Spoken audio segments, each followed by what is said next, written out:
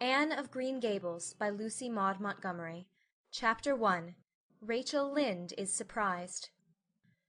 Mrs. Rachel Lynde lived just where the Avonlea main road dipped down into a little hollow, fringed with alders and ladies' eardrops, and traversed by a brook that had its source away back in the woods of the old Cuthbert place.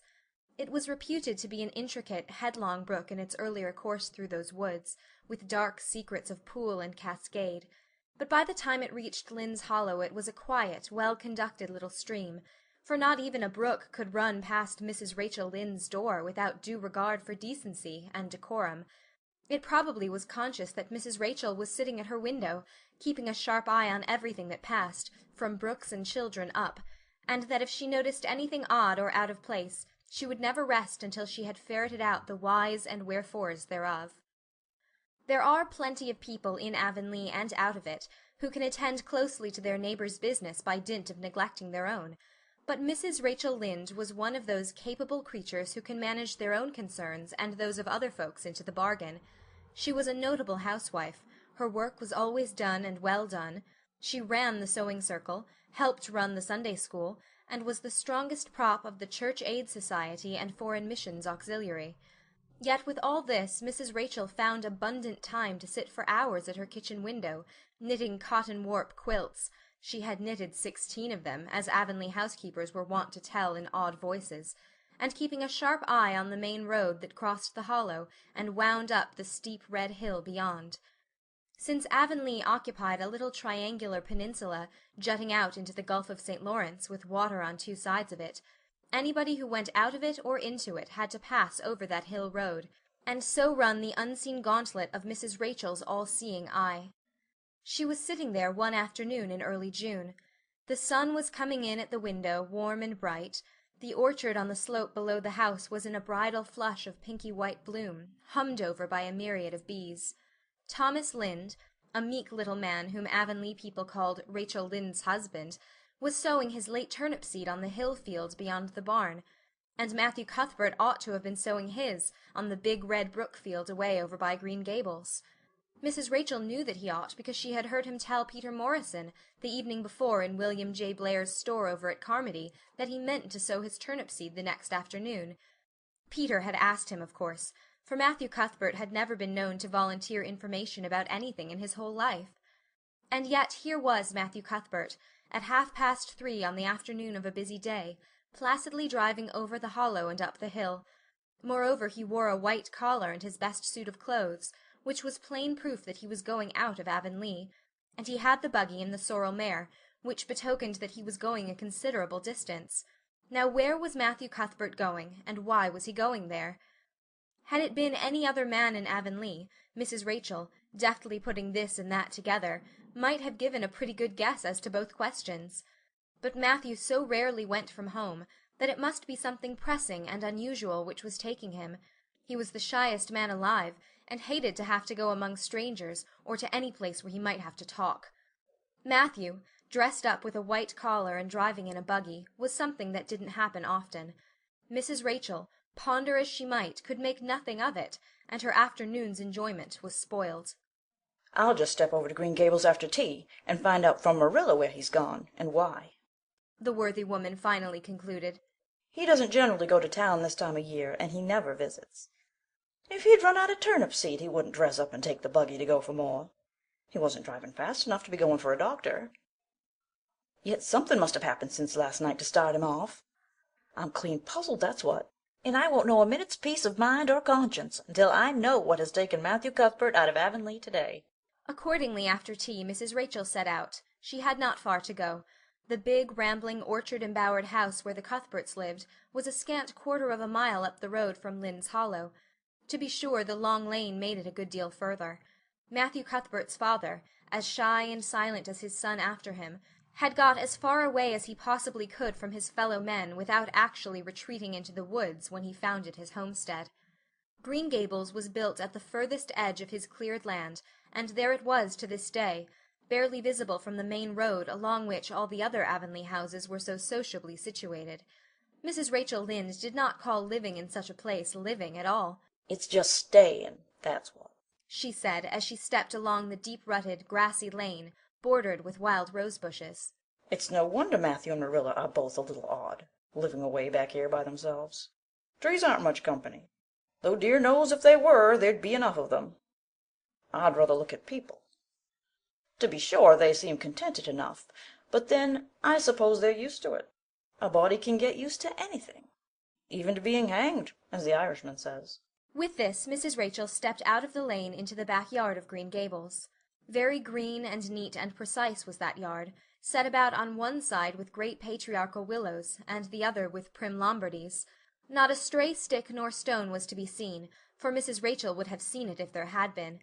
Privately she was of the opinion that Marilla Cuthbert swept that yard over as often as she swept her house. One could have eaten a meal off the ground without overbrimming the proverbial peck of dirt. Mrs. Rachel rapped smartly at the kitchen door, and stepped in when bidden to do so. The kitchen at Green Gables was a cheerful apartment, or would have been cheerful if it had not been so painfully clean as to give it something of the appearance of an unused parlor. Its windows looked east and west. Through the west one, looking out on the backyard, came a flood of mellow June sunlight. But the east one, whence you got a glimpse of the bloom-white cherry-trees in the left orchard, and nodding, slender birches down in the hollow by the brook, was greened over by a tangle of vines. Here sat Marilla Cuthbert, when she sat at all, always slightly distrustful of sunshine, which seemed to her too dancing and irresponsible a thing for a world which was meant to be taken seriously. And here she sat now, knitting, and the table behind her was laid for supper. Mrs. Rachel, before she had fairly closed the door, had taken a mental note of everything that was on that table.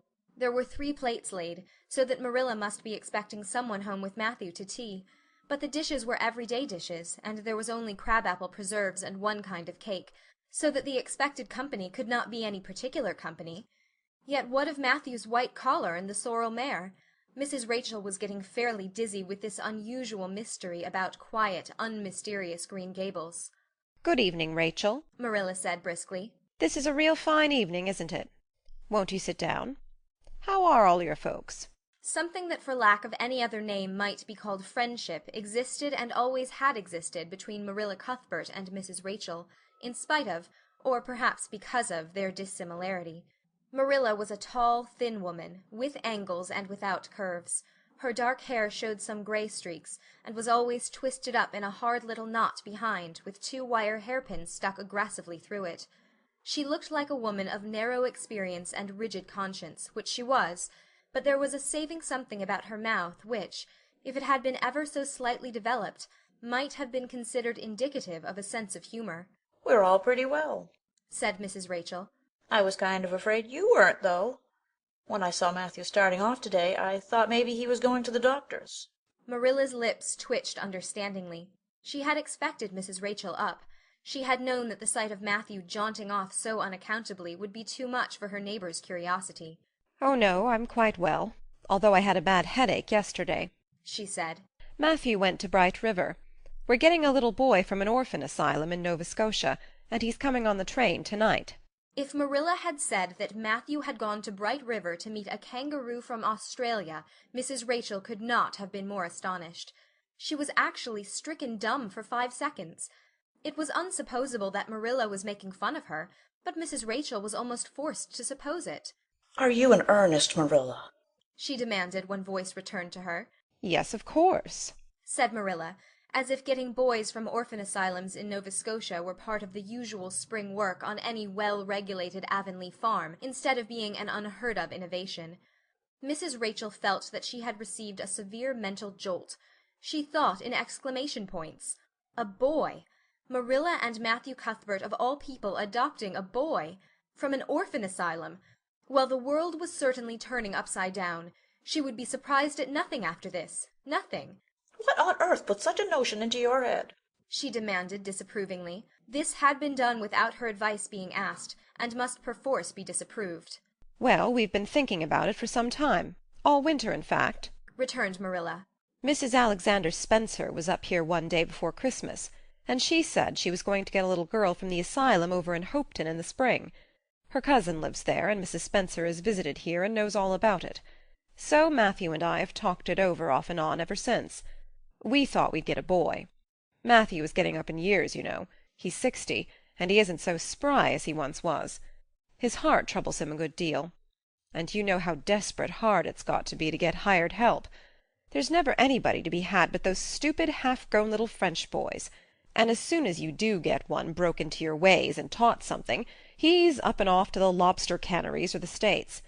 At first Matthew suggested getting a home boy, but I said no flat to that. They may be all right, I'm not saying they're not, but no London street Arabs for me, I said. Give me a native born at least.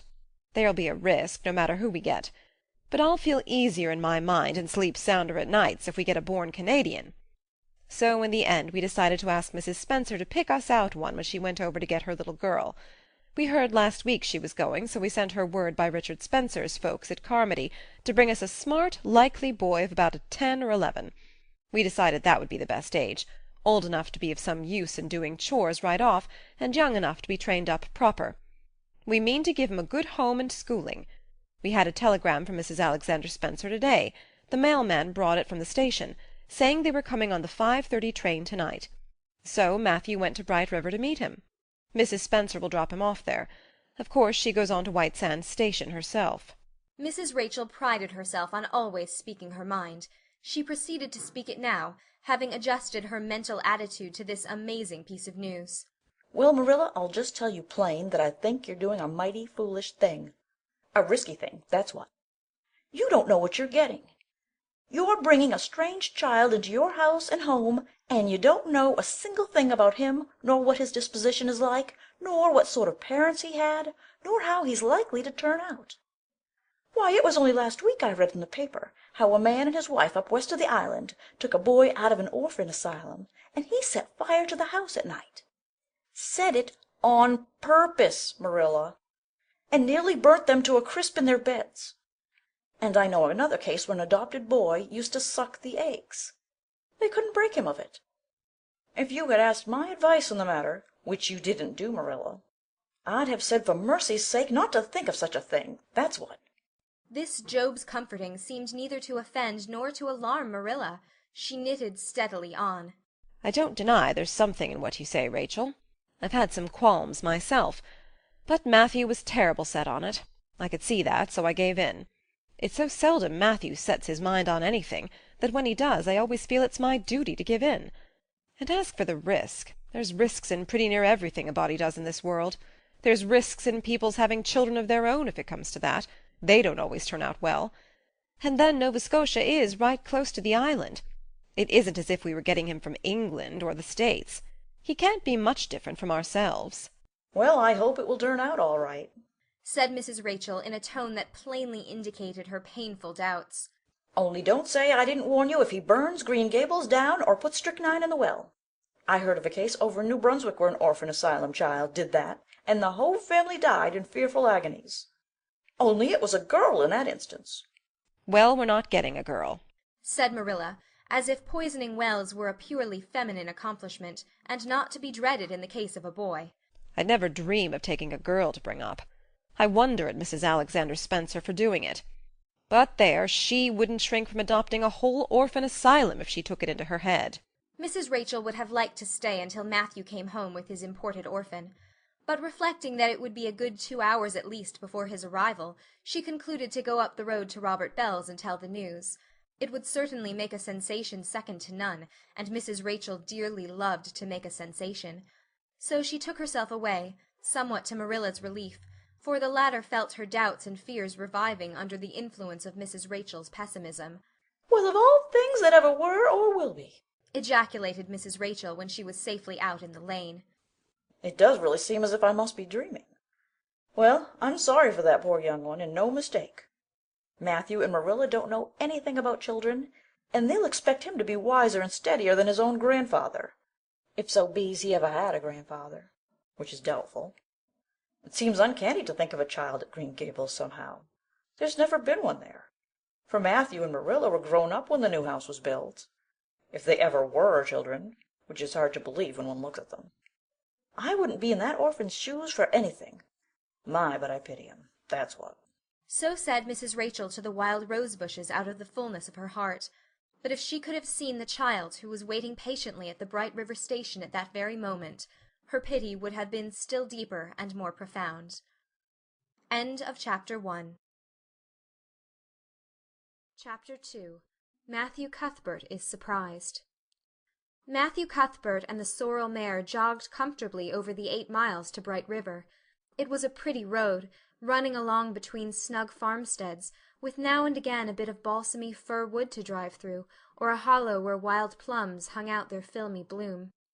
The air was sweet with the breath of many apple orchards, and the meadows sloped away in the distance to horizon mists of pearl and purple, while the little birds sang as if it were the one day of summer in all the year. Matthew enjoyed the drive after his own fashion, except during the moments when he met women and had to nod to them, for in Prince Edward Island you are supposed to nod to all and sundry you meet on the road, whether you know them or not. Matthew dreaded all women except Marilla and Mrs. Rachel. He had an uncomfortable feeling that the mysterious creatures were secretly laughing at him. He may have been quite right in thinking so, for he was an odd-looking personage, with an ungainly figure and long iron-gray hair that touched his stooping shoulders, and a full, soft brown beard which he had worn ever since he was 20. In fact, he had looked at 20 very much as he looked at 60, lacking a little of the grayness. When he reached Bright River there was no sign of any train. He thought he was too early, so he tied his horse in the yard of the small Bright River Hotel and went over to the station house.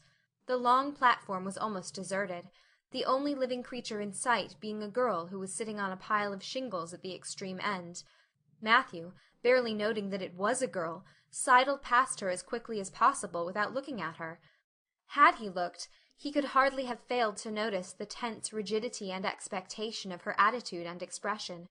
She was sitting there waiting for something or somebody, and, since sitting and waiting was the only thing to do just then, she sat and waited with all her might and main.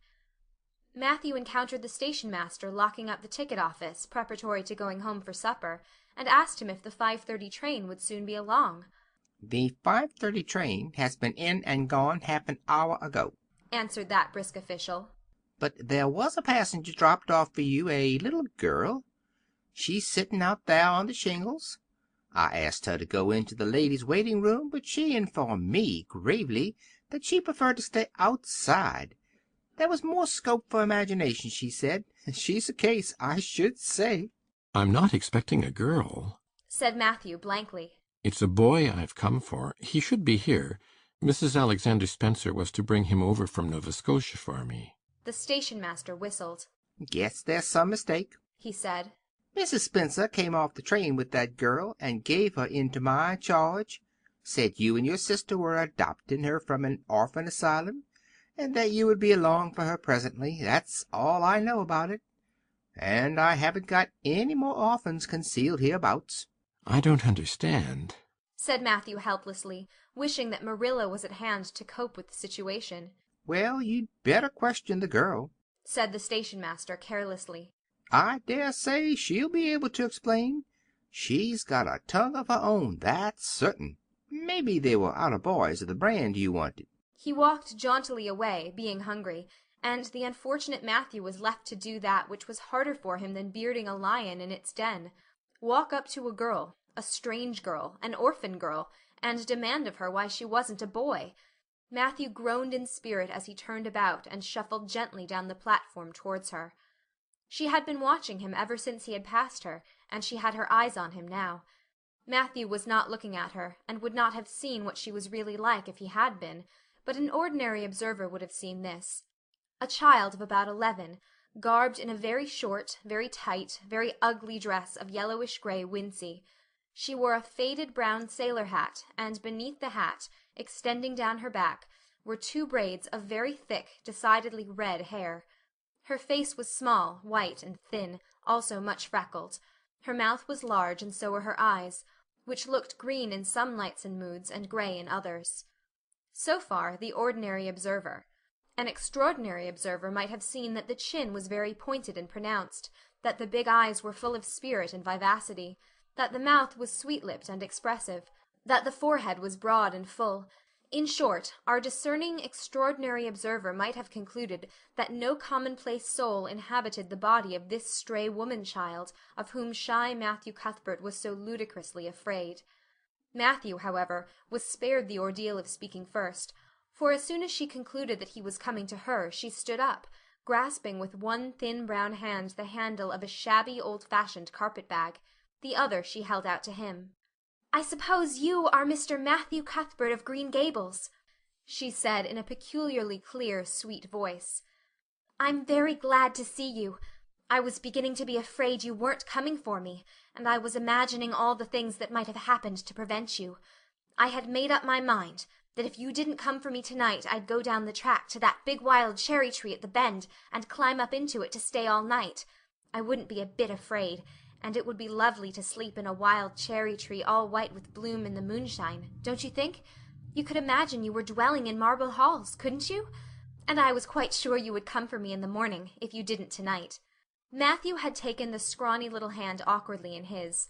Then and there he decided what to do. He could not tell this child with the glowing eyes that there had been a mistake. He would take her home and let Marilla do that. She couldn't be left at Bright River anyhow, no matter what mistake had been made, so all questions and explanations might as well be deferred until he was safely back at Green Gables. I'm sorry I was late. He said shyly.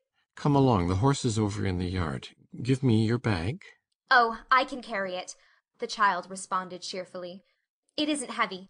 I've got all my worldly goods in it, but it isn't heavy. And if it isn't carried in just a certain way the handle pulls out, so I'd better keep it because I know the exact knack of it. It's an extremely old carpet-bag. Oh, I'm very glad you've come, even if it would have been nice to sleep in a wild cherry tree. We've got to drive a long piece, haven't we? Mrs. Spencer said it was 8 miles. I'm glad, because I love driving. Oh, it seems so wonderful that I'm going to live with you and belong to you. I've never belonged to anybody. Not really. But the asylum was the worst. I've only been in it 4 months, but that was enough. I don't suppose you ever were an orphan in an asylum, so you can't possibly understand what it is like. It's worse than anything you could imagine. Mrs. Spencer said it was wicked of me to talk like that, but I didn't mean to be wicked. It's so easy to be wicked without knowing it, isn't it? They were good, you know, the asylum people. But there is so little scope for the imagination in an asylum, only just in the other orphans. It was pretty interesting to imagine things about them. To imagine that perhaps the girl who sat next to you was really the daughter of a belted earl who had been stolen away from her parents in her infancy by a cruel nurse who died before she could confess. I used to lie awake at nights and imagine things like that, because I didn't have time in the day. I guess that's why I'm so thin. I am dreadful thin, ain't I? There isn't a pick on my bones. I do love to imagine I'm nice and plump, with dimples in my elbows. With this, Matthew's companion stopped talking, partly because she was out of breath and partly because they had reached the buggy. Not another word did she say until they had left the village and were driving down a steep little hill, the road part of which had been cut so deeply into the soft soil that the banks, fringed with blooming wild cherry trees and slim white birches, were several feet above their heads. The child put out her hand and broke off a branch of wild plum that brushed against the side of the buggy. "Isn't that beautiful? What did that tree, leaning out from the bank, all white and lacy, make you think of?" she asked. Well, now, I dunno, said Matthew. "Why, a bride, of course. A bride all in white with a lovely misty veil. I've never seen one, but I can imagine what she would look like. I don't ever expect to be a bride myself. I'm so homely nobody will ever want to marry me, unless it might be a foreign missionary. I suppose a foreign missionary mightn't be very particular. But I do hope that some day I shall have a white dress. That is my highest ideal of earthly bliss. I just love pretty clothes, and I've never had a pretty dress in my life that I can remember. But of course it's all the more to look forward to, isn't it? And then I can imagine that I'm dressed gorgeously. This morning when I left the asylum I felt so ashamed because I had to wear this horrid old wincey dress. All the orphans had to wear them, you know.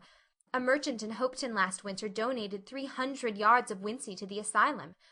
Some people said it was because he couldn't sell it, but I'd rather believe that it was out of the kindness of his heart, wouldn't you?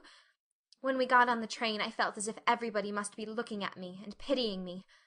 But I just went to work and imagined that I had on the most beautiful pale blue silk dress, because when you are imagining, you might as well imagine something worthwhile. And a big hat, all flowers and nodding plumes, and a gold watch, and kid gloves and boots. I felt cheered up right away, and I enjoyed my trip to the island with all my might. I wasn't a bit sick coming over in the boat, Neither was Mrs. Spencer, although she generally is. She said she hadn't time to get sick watching to see that I didn't fall overboard. She said she never saw the beat of me for prowling about. But if it kept her from being seasick, it's a mercy I did prowl, isn't it? And I wanted to see everything that was to be seen on that boat, because I didn't know whether I'd ever have another opportunity. Oh, there are a lot more cherry trees all in bloom. This island is the bloomiest place. I just love it already, and I'm so glad I'm going to live here. I've always heard that Prince Edward Island was the prettiest place in the world, and I used to imagine I was living here, but I never really expected I would. It's delightful when your imaginations come true, isn't it? But those red roads are so funny.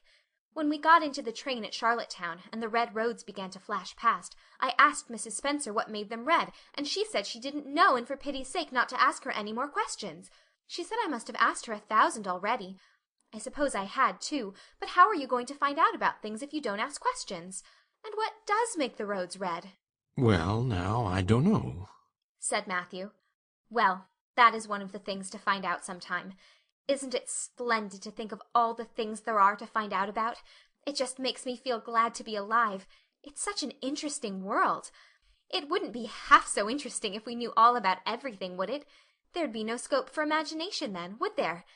But am I talking too much? People are always telling me I do. Would you rather I didn't talk? If you say so, I'll stop. I can stop when I make up my mind to it, although it's difficult. Matthew, much to his own surprise, was enjoying himself. Like most quiet folks, he liked talkative people when they were willing to do the talking themselves, and did not expect him to keep up his end of it. But he had never expected to enjoy the society of a little girl. Women were bad enough in all conscience, but little girls were worse. He detested the way they had of sidling past him timidly, with sidewise glances, as if they expected him to gobble them up at a mouthful if they ventured to say a word. That was the Avonlea type of well-bred little girl.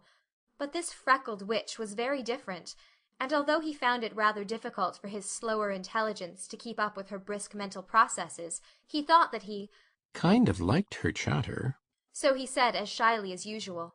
Oh, you can talk as much as you like. I don't mind. Oh, I'm so glad. I know you and I are going to get along together fine.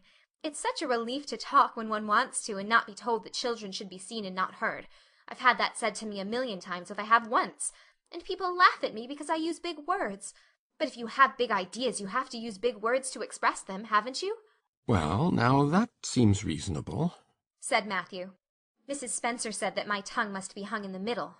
But it isn't. It's firmly fastened at one end. Mrs. Spencer said your place was named Green Gables. I asked her all about it. And she said there were trees all around it. I was gladder than ever. I just love trees. And there weren't any at all about the asylum, only a few poor weeny-teeny things out in front with little whitewashed cagey things about them. They just looked like orphans themselves, those trees did. It used to make me want to cry to look at them. I used to say to them, "Oh, you poor little things! If you were out in a great big woods with other trees all around you and little mosses and June bells growing over your roots and a brook not far away and birds singing in your branches, you could grow, couldn't you? But you can't where you are. I know just exactly how you feel, little trees. I felt sorry to leave them behind this morning. You do get so attached to things like that, don't you? Is there a brook anywhere near Green Gables? I forgot to ask Mrs. Spencer that." Well, now, yes, there's one right below the house. Fancy! It's always been one of my dreams to live near a brook. I never expected I would, though. Dreams don't often come true, do they? Wouldn't it be nice if they did? But just now I feel pretty nearly perfectly happy. I can't feel exactly perfectly happy because, well, what color would you call this? She twitched one of her long glossy braids over her thin shoulder and held it up before Matthew's eyes. Matthew was not used to deciding on the tints of ladies' tresses, but in this case there couldn't be much doubt. It's red, ain't it? He said. The girl let the braid drop back with a sigh that seemed to come from her very toes and to exhale forth all the sorrows of the ages. "Yes, it's red," she said resignedly. "Now you see why I can't be perfectly happy. Nobody could who has red hair. I don't mind the other things so much, the freckles and the green eyes and my skinniness. I can imagine them away. I can imagine that I have a beautiful rose-leaf complexion and lovely starry violet eyes. But I cannot imagine that red hair away. I do my best. I think to myself, Now my hair is a glorious black, black as the raven's wing. But all the time I know it is just plain red, and it breaks my heart. It will be my lifelong sorrow. I read of a girl once in a novel who had a lifelong sorrow, but it wasn't red hair. Her hair was pure gold rippling back from her alabaster brow. What is an alabaster brow? I never could find out. Can you tell me? Well, now, I'm afraid I can't, said Matthew, who was getting a little dizzy. He felt as he had once felt in his rash youth when another boy had enticed him on the merry-go-round at a picnic. Well, whatever it was, it must have been something nice because she was divinely beautiful. Have you ever imagined what it must feel like to be divinely beautiful? Well, now, no, I haven't, confessed Matthew ingenuously. I have, often. Which would you rather be if you had the choice? Divinely beautiful, or dazzlingly clever, or angelically good? Well, now, I don't know exactly. Neither do I.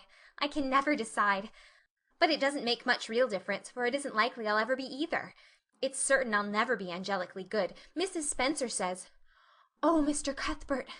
Oh, Mr. Cuthbert! Oh, Mr. Cuthbert!" That was not what Mrs. Spencer had said. Neither had the child tumbled out of the buggy, nor had Matthew done anything astonishing. They had simply rounded a curve in the road and found themselves in the avenue.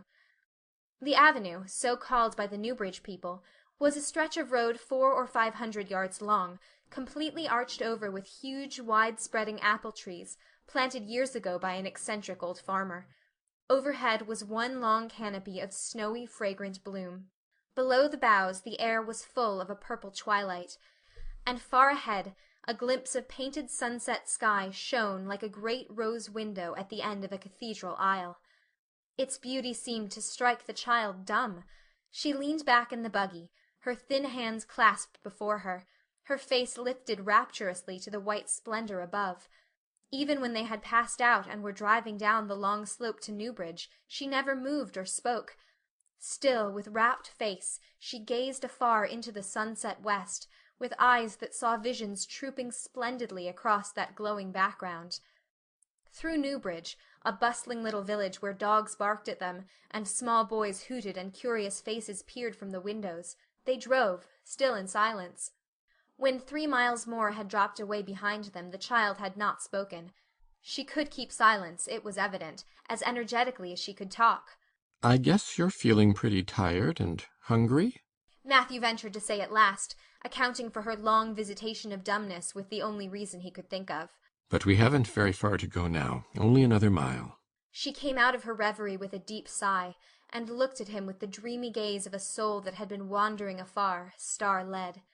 "Oh, Mr. Cuthbert," she whispered, "that place we came through, that white place, what was it?" Well, now, you must mean the avenue, said Matthew after a few moments' profound reflection. It is a kind of pretty place. Pretty? Oh, pretty doesn't seem the right word to use. Nor beautiful either. They don't go far enough. Oh, it was wonderful, wonderful. It's the first thing I ever saw that couldn't be improved upon by imagination. It just satisfies me here. She put one hand on her breast. It made a queer, funny ache, and yet it was a pleasant ache. Did you ever have an ache like that, Mr. Cuthbert? Well, now, I just can't recollect that I ever had. I have it lots of times, whenever I see anything royally beautiful. But they shouldn't call that lovely place the Avenue. There is no meaning in a name like that. They should call it, let me see, the White Way of Delight. Isn't that a nice imaginative name? When I don't like the name of a place or a person, I always imagine a new one, and always think of them so. There was a girl at the asylum whose name was Hepzibah Jenkins, but I always imagined her as Rosalia de Vere. Other people may call that place the Avenue, but I shall always call it the White Way of Delight. Have we really only another mile to go before we get home? I'm glad and I'm sorry.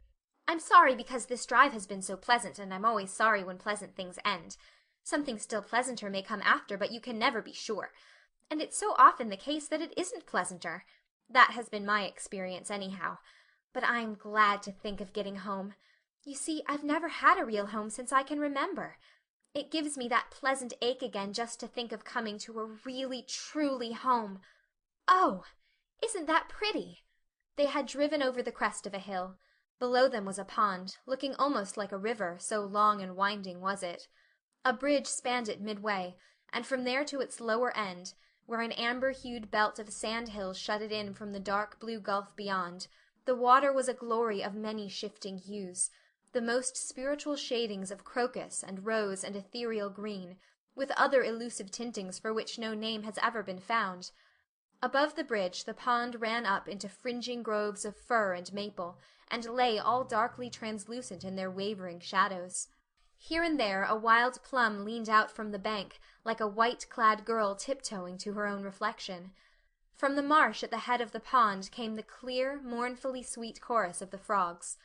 There was a little gray house peering around a white apple orchard on a slope beyond, and, although it was not yet quite dark, a light was shining from one of its windows. That's Barry's Pond, said Matthew. Oh, I don't like that name either. I shall call it, let me see, the Lake of Shining Waters. Yes, that is the right name for it. I know because of the thrill.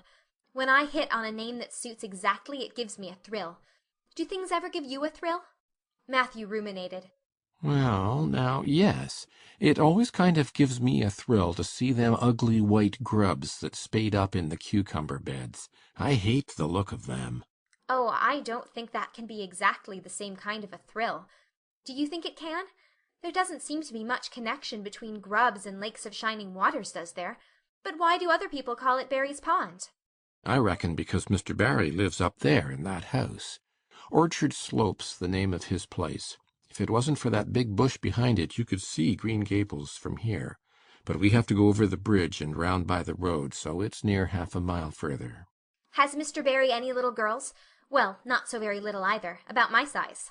He's got one about 11. Her name is Diana. Oh, with a long indrawing of breath. What a perfectly lovely name.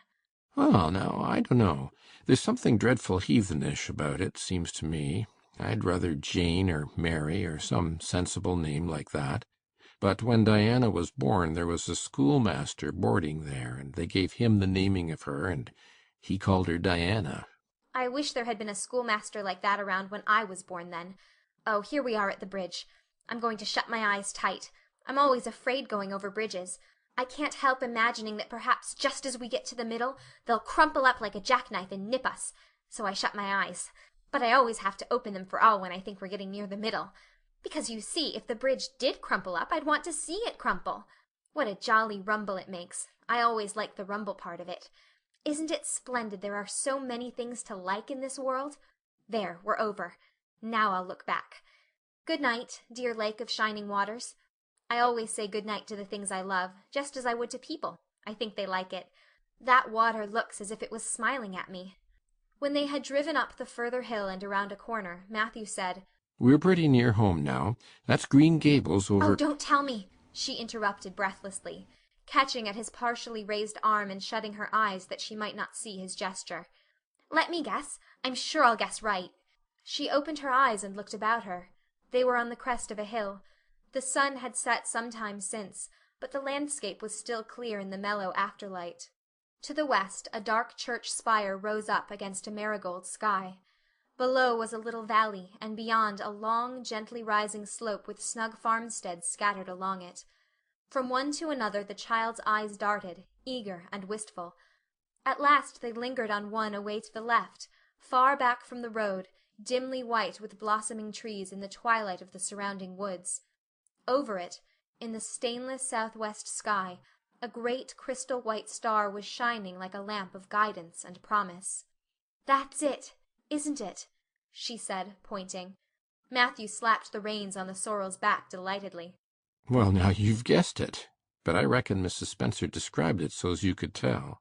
No, she didn't. Really, she didn't. All she said might just as well have been about most of those other places. I hadn't any real idea what it looked like. But just as soon as I saw it, I felt I was home. Oh, it seems as if I must be in a dream. Do you know, my arm must be black and blue from the elbow up, for I've pinched myself so many times today. Every little while a horrible, sickening feeling would come over me, and I'd be so afraid it was all a dream. Then I'd pinch myself to see if it was real. until suddenly I remembered that even supposing it was only a dream, I'd better go on dreaming as long as I could, so I stopped pinching. But it is real, and we're nearly home. With a sigh of rapture she relapsed into silence. Matthew stirred uneasily. He felt glad that it would be Marilla and not he who would have to tell this waif of the world that the home she longed for was not to be hers after all. They drove over Lynde's Hollow, where it was already quite dark, but not so dark that Mrs. Rachel could not see them from her window vantage, and up the hill, and into the long lane of Green Gables. By the time they arrived at the house, Matthew was shrinking from the approaching revelation with an energy he did not understand. It was not of Marilla or himself he was thinking, or of the trouble this mistake was probably going to make for them, but of the child's disappointment. When he thought of that rapt light being quenched in her eyes, he had an uncomfortable feeling that he was going to assist at murdering something, much the same feeling that came over him when he had to kill a lamb or calf or any other innocent little creature. The yard was quite dark as they turned into it, and the poplar leaves were rustling silkily all round it. "Listen to the trees talking in their sleep," she whispered, as he lifted her to the ground. "What nice dreams they must have." Then, holding tightly to the carpet-bag which contained all her worldly goods, she followed him into the house. End of Chapter 2. Chapter 3.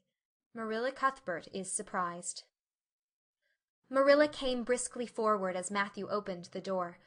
But when her eyes fell on the odd little figure in the stiff, ugly dress, with the long braids of red hair and the eager, luminous eyes, she stopped short in amazement. Matthew Cuthbert! Who's that? She ejaculated. Where is the boy? There wasn't any boy. Said Matthew wretchedly. There was only her. He nodded at the child, remembering that he had never even asked her name. No boy? But there must have been a boy, insisted Marilla. We sent word to Mrs. Spencer to bring a boy. Well, she didn't. She brought her. I asked the station master, and I had to bring her home. She couldn't be left there, no matter where the mistake had come in. Well, this is a pretty piece of business, ejaculated Marilla. During this dialogue the child had remained silent, her eyes roving from one to the other, all the animation fading out of her face. Suddenly she seemed to grasp the full meaning of what had been said. Dropping her precious carpet-bag, she sprang forward a step and clasped her hands. "You don't want me," she cried. "You don't want me because I'm not a boy. I might have expected it. Nobody ever did want me. I might have known it was all too beautiful to last. I might have known nobody really did want me. Oh, what shall I do? I'm going to burst into tears." Burst into tears she did. Sitting down on a chair by the table, flinging her arms out upon it and burying her face in them, she proceeded to cry stormily. Marilla and Matthew looked at each other deprecatingly across the stove. Neither of them knew what to say or do. Finally Marilla stepped lamely into the breach. Well, well, there's no need to cry so about it. Yes, there is need. The child raised her head quickly, revealing a tear-stained face and trembling lips. You would cry too if you were an orphan and had come to a place you thought was going to be home and found that they didn't want you because you weren't a boy. Oh, this is the most tragical thing that ever happened to me. Something like a reluctant smile, rather rusty from long disuse, mellowed Marilla's grim expression. Well, don't cry any more. We're not going to turn you out of doors tonight. You'll have to stay here until we investigate this affair. What's your name? The child hesitated for a moment. Will you please call me Cordelia? She said eagerly. Call you Cordelia? Is that your name? No, it's not exactly my name, but I would love to be called Cordelia. It's such a perfectly elegant name. I don't know what on earth you mean. If Cordelia isn't your name, what is? Anne Shirley, reluctantly faltered forth the owner of that name. But oh, please do call me Cordelia. It can't matter much to you what you call me if I'm only going to be here a little while, can it? And Anne is such an unromantic name.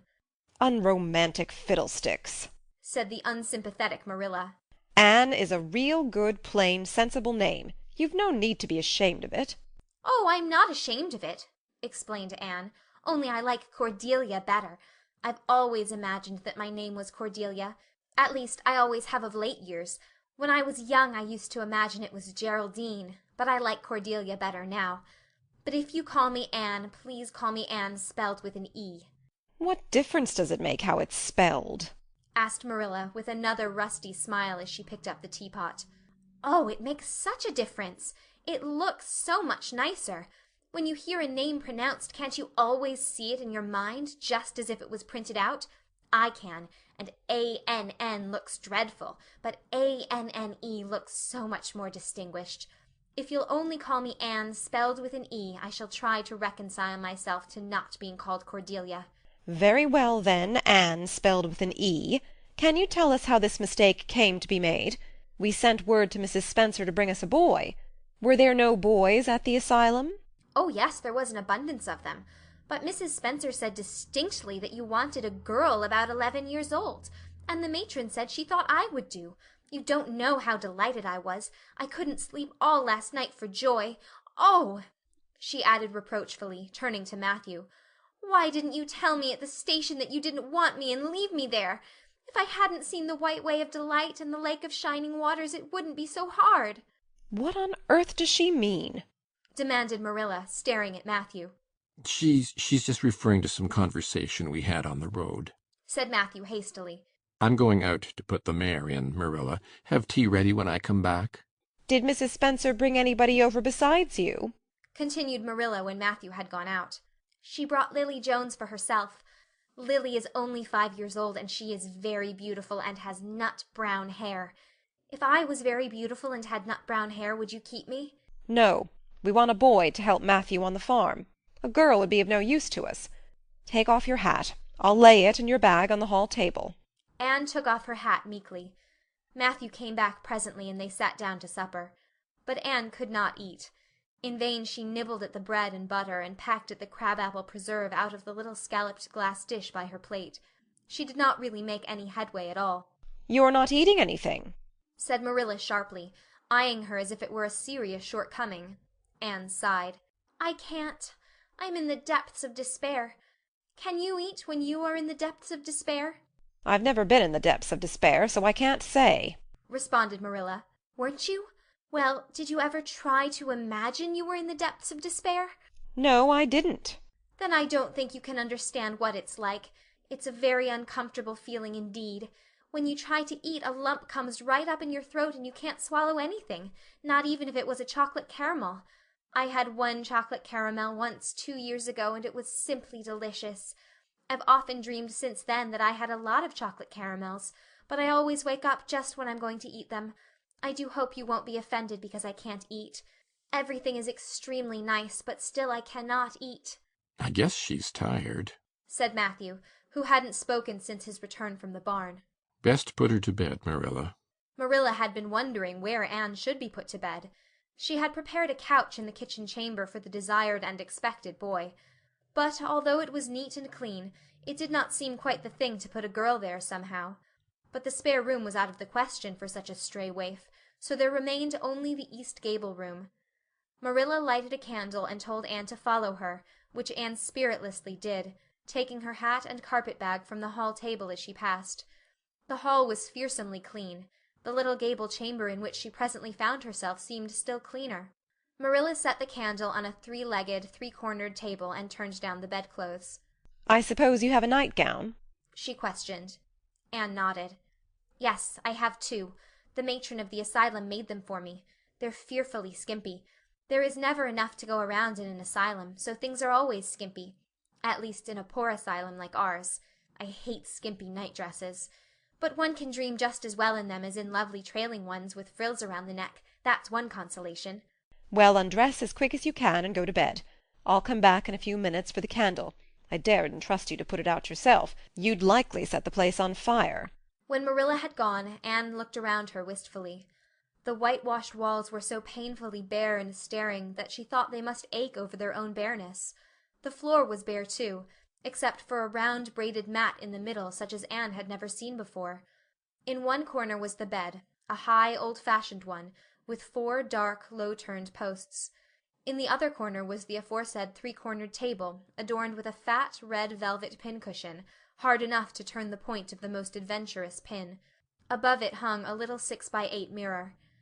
Midway between table and bed was the window, with an icy white muslin frill over it, and opposite it was the washstand. The whole apartment was of a rigidity not to be described in words, but which sent a shiver to the very marrow of Anne's bones. With a sob she hastily discarded her garments, put on the skimpy nightgown, and sprang into bed, where she burrowed face downward into the pillow and pulled the clothes over her head. When Marilla came up for the light, various skimpy articles of raiment scattered most untidily over the floor, and a certain tempestuous appearance of the bed, were the only indications of any presence save her own. She deliberately picked up Anne's clothes, placed them neatly on a prim yellow chair, and then, taking up the candle, went over to the bed. "Good night," she said, a little awkwardly but not unkindly. Anne's white face and big eyes appeared over the bedclothes with a startling suddenness. "How can you call it a good night, when you know it must be the very worst night I've ever had?" she said reproachfully. Then she dived down into invisibility again. Marilla went slowly down to the kitchen and proceeded to wash the supper dishes. Matthew was smoking, a sure sign of perturbation of mind. He seldom smoked, for Marilla set her face against it as a filthy habit, but at certain times and seasons he felt driven to it, and then Marilla winked at the practice, realizing that a mere man must have some vent for his emotions. "Well, this is a pretty kettle of fish," she said wrathfully. "This is what comes of sending word instead of going ourselves. Richard Spencer's folks have twisted that message somehow. One of us will have to drive over and see Mrs. Spencer tomorrow, that's certain. This girl will have to be sent back to the asylum." Yes, I suppose so, said Matthew reluctantly. "You suppose so? Don't you know it?" Well, now, she's a real nice little thing, Marilla. It's kind of a pity to send her back when she's so set on staying here. "Matthew Cuthbert, you don't mean to say you think we ought to keep her?" Marilla's astonishment could not have been greater if Matthew had expressed a predilection for standing on his head. Well, now, no, I suppose not. Not exactly. Stammered Matthew, uncomfortably driven into a corner for his precise meaning. I suppose we could hardly be expected to keep her. "I should say not. What good would she be to us?" We might be some good to her," said Matthew suddenly and unexpectedly. "Matthew Cuthbert, I believe that child has bewitched you. I can see as plain that you want to keep her." Well, now, she's a real interesting little thing, persisted Matthew. You should have heard her talk coming from the station. "Oh, she can talk fast enough. I saw that at once. It's nothing in her favour either. I don't like children who have so much to say. I don't want an orphan girl, and if I did she isn't the style I'd pick out. There's something I don't understand about her. No, she's got to be dispatched straightway back to where she came from." I could hire a French boy to help me, said Matthew. and she'd be company for you. "I'm not suffering for company," said Marilla shortly. "and I'm not going to keep her." Well, now, it's just as you say, of course, Marilla, said Matthew, rising and putting his pipe away. I'm going to bed. To bed went Matthew, and to bed, when she had put her dishes away, went Marilla, frowning most resolutely. And upstairs in the east gable, a lonely, heart-hungry, friendless child cried herself to sleep. End of Chapter 3. Chapter 4. Morning at Green Gables. It was broad daylight when Anne awoke and sat up in bed, staring confusedly at the window, through which a flood of cheery sunshine was pouring, and outside of which something white and feathery waved across glimpses of blue sky. For a moment she could not remember where she was. First came a delightful thrill as something very pleasant, then a horrible remembrance. This was Green Gables, and they didn't want her because she wasn't a boy. But it was morning, and yes, it was a cherry-tree in full bloom outside of her window. With a bound she was out of bed and across the floor.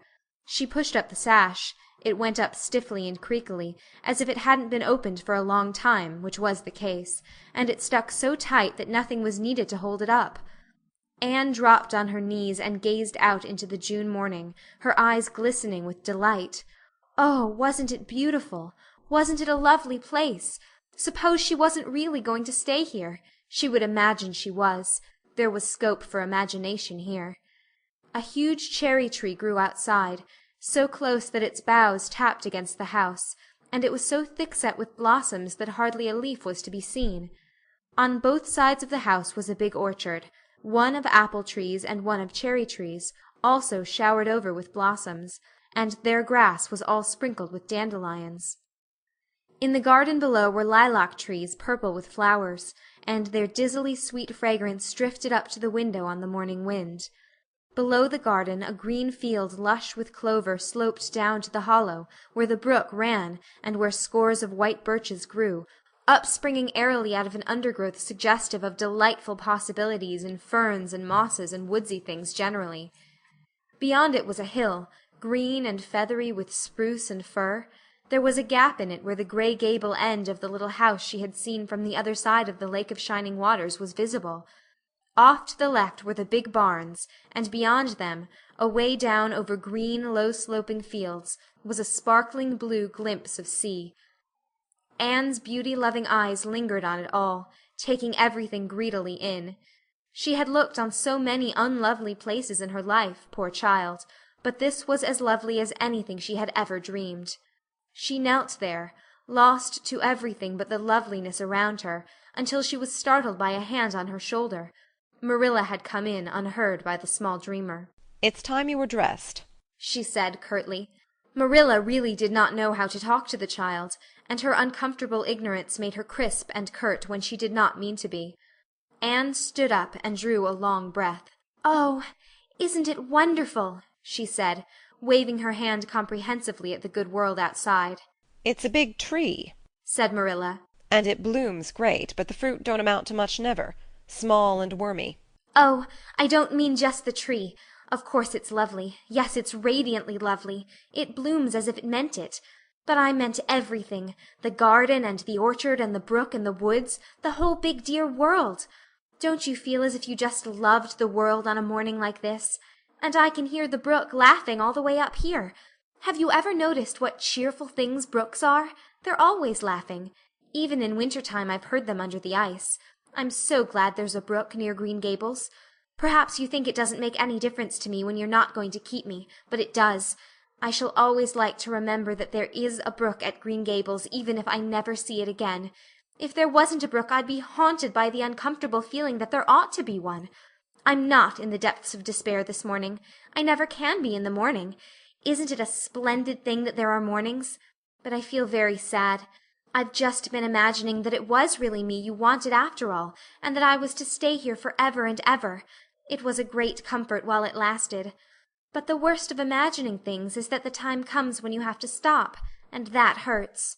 "You'd better get dressed and come downstairs, and never mind your imaginings," said Marilla, as soon as she could get a word in edgewise. "Breakfast is waiting. Wash your face and comb your hair. Leave the window up and turn your bedclothes back over the foot of the bed. Be as smart as you can." Anne could evidently be smart to some purpose, for she was downstairs in 10 minutes' time, with her clothes neatly on, her hair brushed and braided, her face washed, and a comfortable consciousness pervading her soul that she had fulfilled all Marilla's requirements. As a matter of fact, however, she had forgotten to turn back the bedclothes. "I'm pretty hungry this morning," she announced as she slipped into the chair Marilla placed for her. "The world doesn't seem such a howling wilderness as it did last night. I'm so glad it's a sunshiny morning. But I like rainy mornings real well, too. All sorts of mornings are interesting, don't you think? You don't know what's going to happen through the day, and there's so much scope for imagination. But I'm glad it's not rainy today, because it's easier to be cheerful and bear up under affliction on a sunshiny day. I feel that I have a good deal to bear up under. It's all very well to read about sorrows and imagine yourself living through them heroically, but it's not so nice when you really come to have them, is it?" "For pity's sake, hold your tongue," said Marilla. "You talk entirely too much for a little girl." Thereupon Anne held her tongue so obediently and thoroughly that her continued silence made Marilla rather nervous, as if in the presence of something not exactly natural. Matthew also held his tongue, but this was natural, so that the meal was a very silent one. As it progressed, Anne became more and more abstracted, eating mechanically, with her big eyes fixed unswervingly and unseeingly on the sky outside the window. This made Marilla more nervous than ever. She had an uncomfortable feeling that while this odd child's body might be there at the table, Her spirit was far away in some remote airy cloudland, borne aloft on the wings of imagination. Who would want such a child about the place? Yet Matthew wished to keep her, of all unaccountable things. Marilla felt that he wanted it just as much this morning as he had the night before, and that he would go on wanting it. That was Matthew's way. Take a whim into his head and cling to it with the most amazing silent persistency, a persistency 10 times more potent and effectual in its very silence than if he had talked it out. When the meal was ended, Anne came out of her reverie and offered to wash the dishes. "Can you wash dishes right?" asked Marilla distrustfully.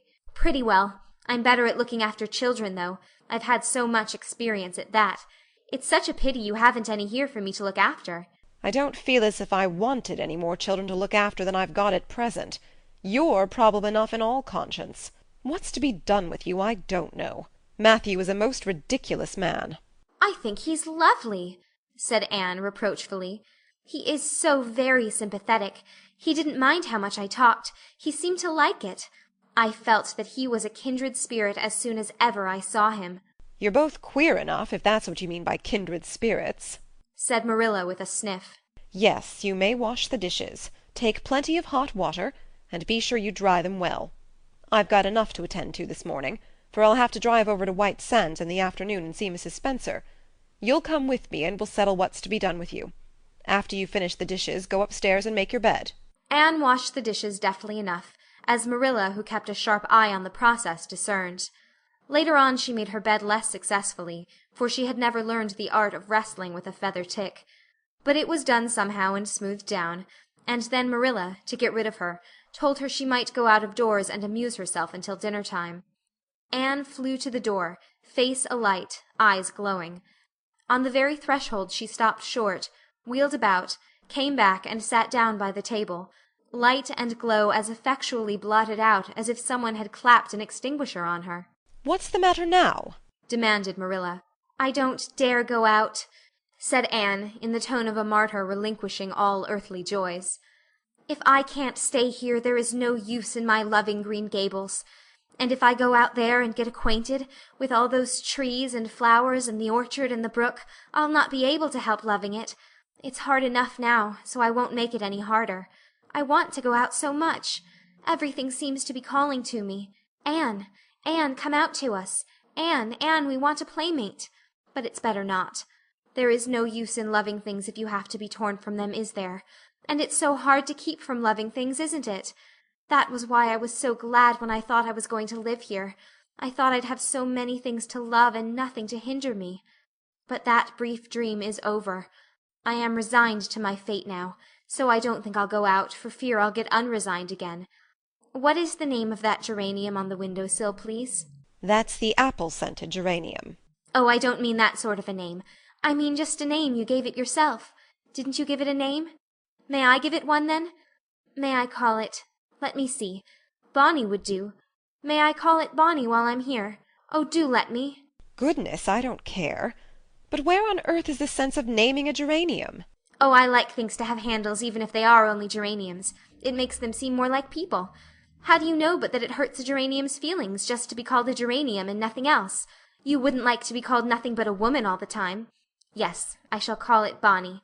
I named that cherry tree outside my bedroom window this morning. I called it Snow Queen because it was so white. Of course it won't always be in blossom, but one can imagine that it is, can't one? "I never in all my life saw or heard anything to equal her," muttered Marilla, beating a retreat down to the cellar after potatoes. "She is kind of interesting, as Matthew says. I can feel already that I'm wondering what on earth she'll say next. She'll be casting a spell over me, too. She's cast it over Matthew. That look he gave me when he went out said everything he said or hinted last night over again. I wish he was like other men and would talk things out. A body could answer back then and argue him into reason. But what's to be done with a man who just looks?" Anne had relapsed into reverie, with her chin in her hands and her eyes on the sky, when Marilla returned from her cellar pilgrimage. There Marilla left her until the early dinner was on the table. "I suppose I can have the mare and buggy this afternoon, Matthew?" said Marilla. Matthew nodded and looked wistfully at Anne. Marilla intercepted the look and said grimly, "I'm going to drive over to White Sands and settle this thing. I'll take Anne with me, and Mrs. Spencer will probably make arrangements to send her back to Nova Scotia at once. I'll set your tea out for you and be home in time to milk the cows." Still Matthew said nothing, and Marilla had a sense of having wasted words and breath. There is nothing more aggravating than a man who won't talk back, unless it is a woman who won't. Matthew hitched the sorrel into the buggy in due time, and Marilla and Anne set off. Matthew opened the yard gate for them, and as they drove slowly through, he said, to nobody in particular as it seemed, Little Jerry Biot from the creek was here this morning, and I told him I guessed I'd hire him for the summer. Marilla made no reply, but she hit the unlucky sorrel such a vicious clip with the whip that the fat mare, unused to such treatment, whizzed indignantly down the lane at an alarming pace. Marilla looked back once as the buggy bounced along, and saw that aggravating Matthew leaning over the gate, looking wistfully after them. End of Chapter 4. Chapter 5. Anne's History. "Do you know," said Anne confidentially, "I've made up my mind to enjoy this drive. It's been my experience that you can nearly always enjoy things if you make up your mind firmly that you will. Of course you must make it up firmly. I am not going to think about going back to the asylum while we're having our drive. I'm just going to think about the drive. Oh, look, there's one little early wild rose out. Isn't it lovely? Don't you think it must be glad to be a rose? Wouldn't it be nice if roses could talk? I'm sure they could tell us such lovely things. And isn't pink the most bewitching color in the world? I love it, but I can't wear it. Red-headed people can't wear pink, not even in imagination. Did you ever know of anybody whose hair was red when she was young, but got to be another color when she grew up?" "No, I don't know as ever I did," said Marilla mercilessly. "and I shouldn't think it likely to happen in your case either." Anne sighed. "Well, that is another hope gone. My life is a perfect graveyard of buried hopes. That's a sentence I read in a book once, and I say it over to comfort myself whenever I'm disappointed in anything," "I don't see where the comforting comes in myself," said Marilla. "Why, because it sounds so nice and romantic, just as if I were a heroine in a book, you know. I am so fond of romantic things, and a graveyard full of buried hopes is about as romantic a thing as one can imagine, isn't it? I'm rather glad I have one. Are we going across the Lake of Shining Waters today?" "We're not going over Barry's Pond, if that's what you mean by your Lake of Shining Waters. We're going by the shore road." "Shore road sounds nice," said Anne dreamily. "Is it as nice as it sounds? Just when you said shore road I saw it in a picture in my mind as quick as that. And White Sands is a pretty name too, but I don't like it as well as Avonlea. Avonlea is a lovely name. It just sounds like music. How far is it to White Sands?" "It's 5 miles. And as you're evidently bent on talking, you might as well talk to some purpose by telling me what you know about yourself." "Oh, what I know about myself isn't really worth telling," said Anne eagerly. "If you'll only let me tell you what I imagine about myself, you'll think it ever so much more interesting." "No, I don't want any of your imaginings. Just you stick to bald facts. Begin at the beginning. Where were you born, and how old are you?" "I was 11 last March," said Anne, resigning herself to bald facts with a little sigh. "And I was born in Bolingbroke, Nova Scotia. My father's name was Walter Shirley, and he was a teacher in the Bolingbroke High School. My mother's name was Bertha Shirley. Aren't Walter and Bertha lovely names? I'm so glad my parents had nice names. It would be a real disgrace to have a father named, well, say Jedediah, wouldn't it?" "I guess it doesn't matter what a person's name is, as long as he behaves himself," said Marilla, feeling herself called upon to inculcate a good and useful moral. "Well, I don't know." Anne looked thoughtful. "I read in a book once that a rose by any other name would smell as sweet, but I've never been able to believe it. I don't believe a rose would be as nice if it was called a thistle or a skunk cabbage. I suppose my father could have been a good man even if he had been called Jedediah, but I'm sure it would have been a cross. Well, my mother was a teacher in the high school too, but when she married father she gave up teaching, of course. A husband was enough responsibility. Mrs. Thomas said that they were a pair of babies and as poor as church mice. They went to live in a weeny-teeny little yellow house in Bolingbroke. I've never seen that house, but I've imagined it thousands of times. I think it must have had honeysuckle over the parlor window, and lilacs in the front yard, and lilies of the valley just inside the gate. Yes, and muslin curtains in all the windows. Muslin curtains give a house such an air. I was born in that house. Mrs. Thomas said I was the homeliest baby she ever saw. I was so scrawny and tiny and nothing but eyes, but that Mother thought I was perfectly beautiful. I should think a mother would be a better judge than a poor woman who came into scrub, wouldn't you? I'm glad she was satisfied with me anyhow. I would feel so sad if I thought I was a disappointment to her, because she didn't live very long after that, you see. She died of fever when I was just 3 months old.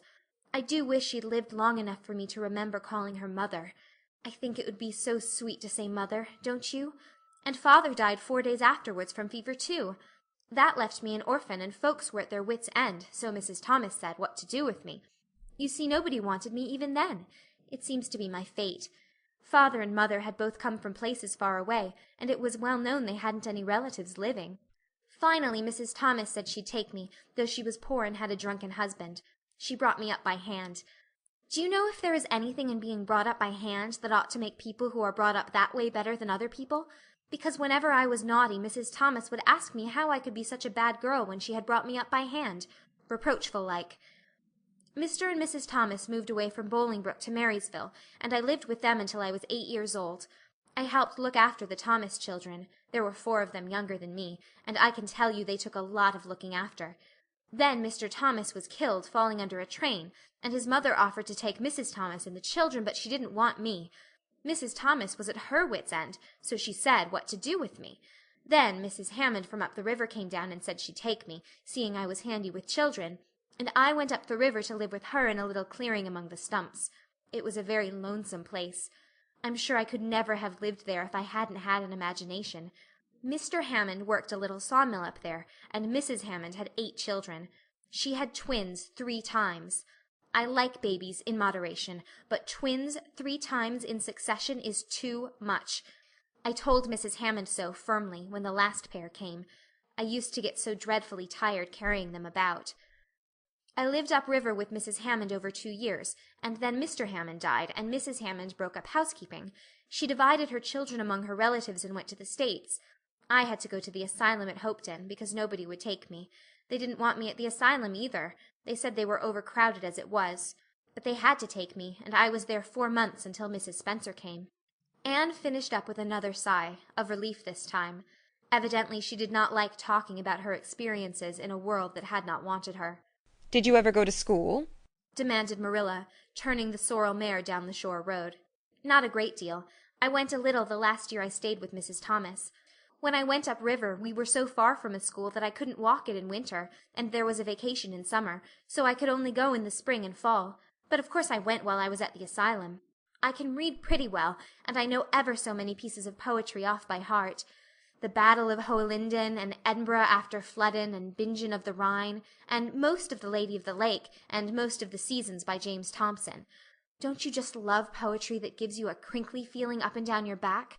There is a piece in the 5th Reader, The Downfall of Poland, that is just full of thrills. Of course, I wasn't in the 5th Reader. I was only in the 4th, but the big girls used to lend me theirs to read. Were those women, Mrs. Thomas and Mrs. Hammond, good to you? Asked Marilla, looking at Anne out of the corner of her eye. Oh, faltered Anne. Her sensitive face suddenly flushed scarlet, and embarrassment sat on her brow. Oh, they meant to be. I know they meant to be just as good and kind as possible. And when people mean to be good to you, you don't mind very much when they're not quite. Always. They had a good deal to worry them, you know. It's very trying to have a drunken husband, you see, and it must be very trying to have twins 3 times in succession, don't you think? But I feel sure they meant to be good to me. Marilla asked no more questions. Anne gave herself up to a silent rapture over the shore road, and Marilla guided the sorrel abstractedly while she pondered deeply. Pity was suddenly stirring in her heart for the child. What a starved, unloved life she had had, a life of drudgery and poverty and neglect, for Marilla was shrewd enough to read between the lines of Anne's history and divine the truth. No wonder she had been so delighted at the prospect of a real home. It was a pity she had to be sent back. What if she, Marilla, should indulge Matthew's unaccountable whim and let her stay? He was set on it, and the child seemed a nice, teachable little thing. She's got too much to say, thought Marilla. But she might be trained out of that. And there's nothing rude or slangy in what she does say. She's ladylike. It's likely her people were nice folks. The shore road was woodsy and wild and lonesome. On the right hand, scrub firs, their spirits quite unbroken by long years of tussle with the Gulf winds, grew thickly. On the left were the steep red sandstone cliffs, so near the track in places that a mare of less steadiness than the sorrel might have tried the nerves of the people behind her. Down at the base of the cliffs were heaps of surf-worn rocks, or little sandy coves inlaid with pebbles as with ocean jewels. Beyond lay the sea, shimmering and blue, and over it soared the gulls, their pinions flashing silvery in the sunlight. "Isn't the sea wonderful?" said Anne, rousing from a long, wide-eyed silence. "Once, when I lived in Marysville, Mr. Thomas hired an express wagon and took us all to spend the day at the shore 10 miles away. I enjoyed every moment of that day, even if I had to look after the children all the time. I lived it over in happy dreams for years. But this shore is nicer than the Marysville shore. Aren't those gulls splendid? Wouldn't you like to be a gull?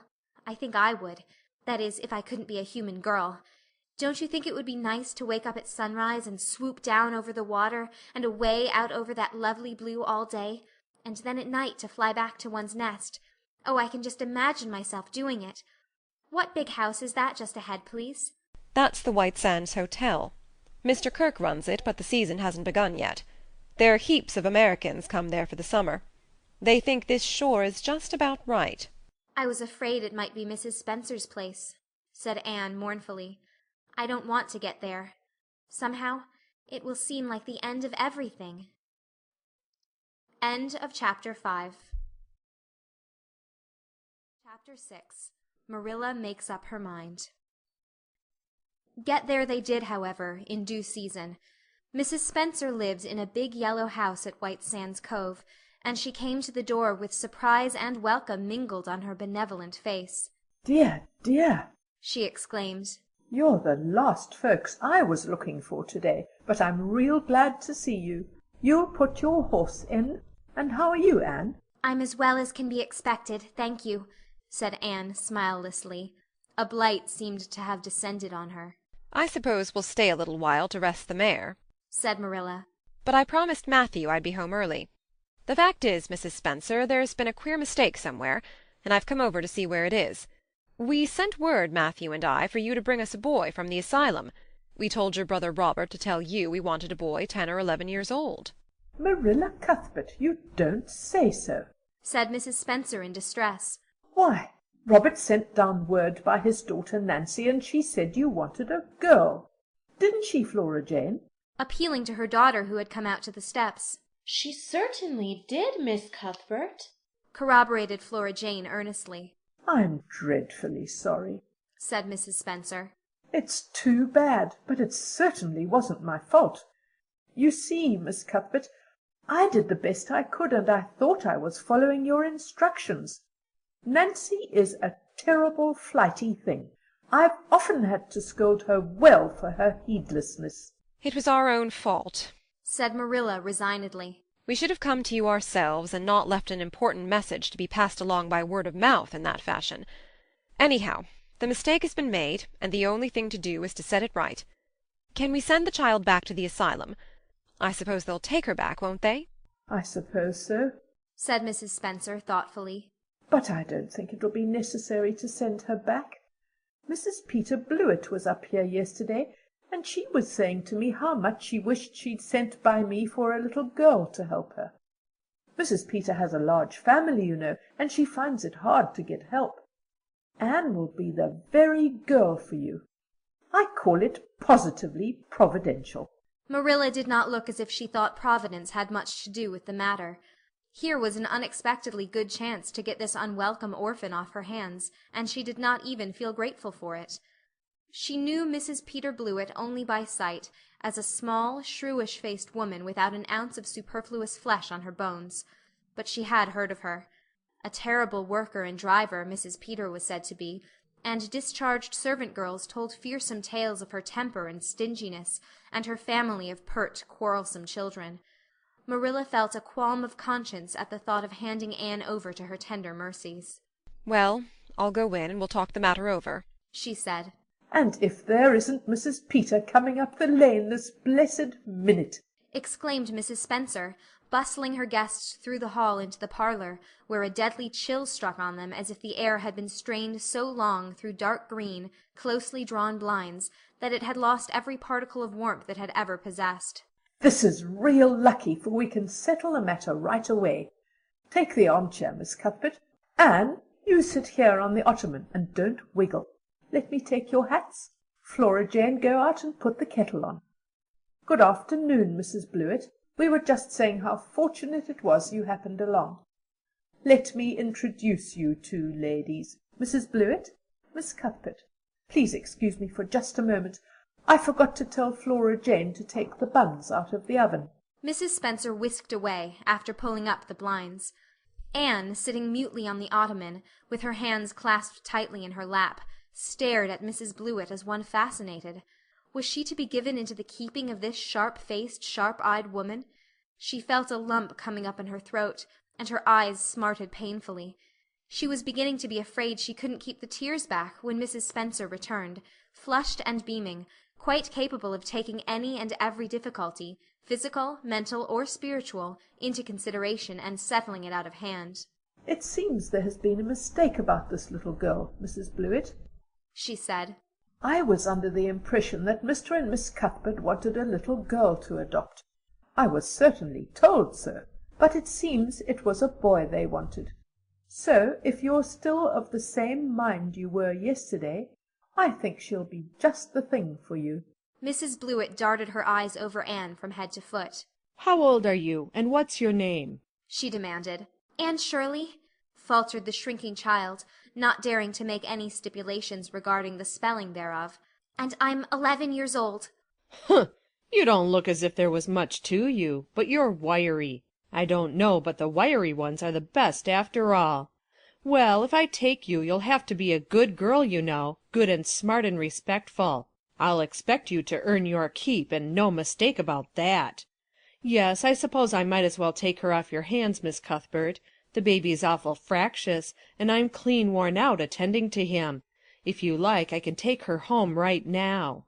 Marilla looked at Anne, and softened at sight of the child's pale face with its look of mute misery, the misery of a helpless little creature who finds itself once more caught in the trap from which it had escaped.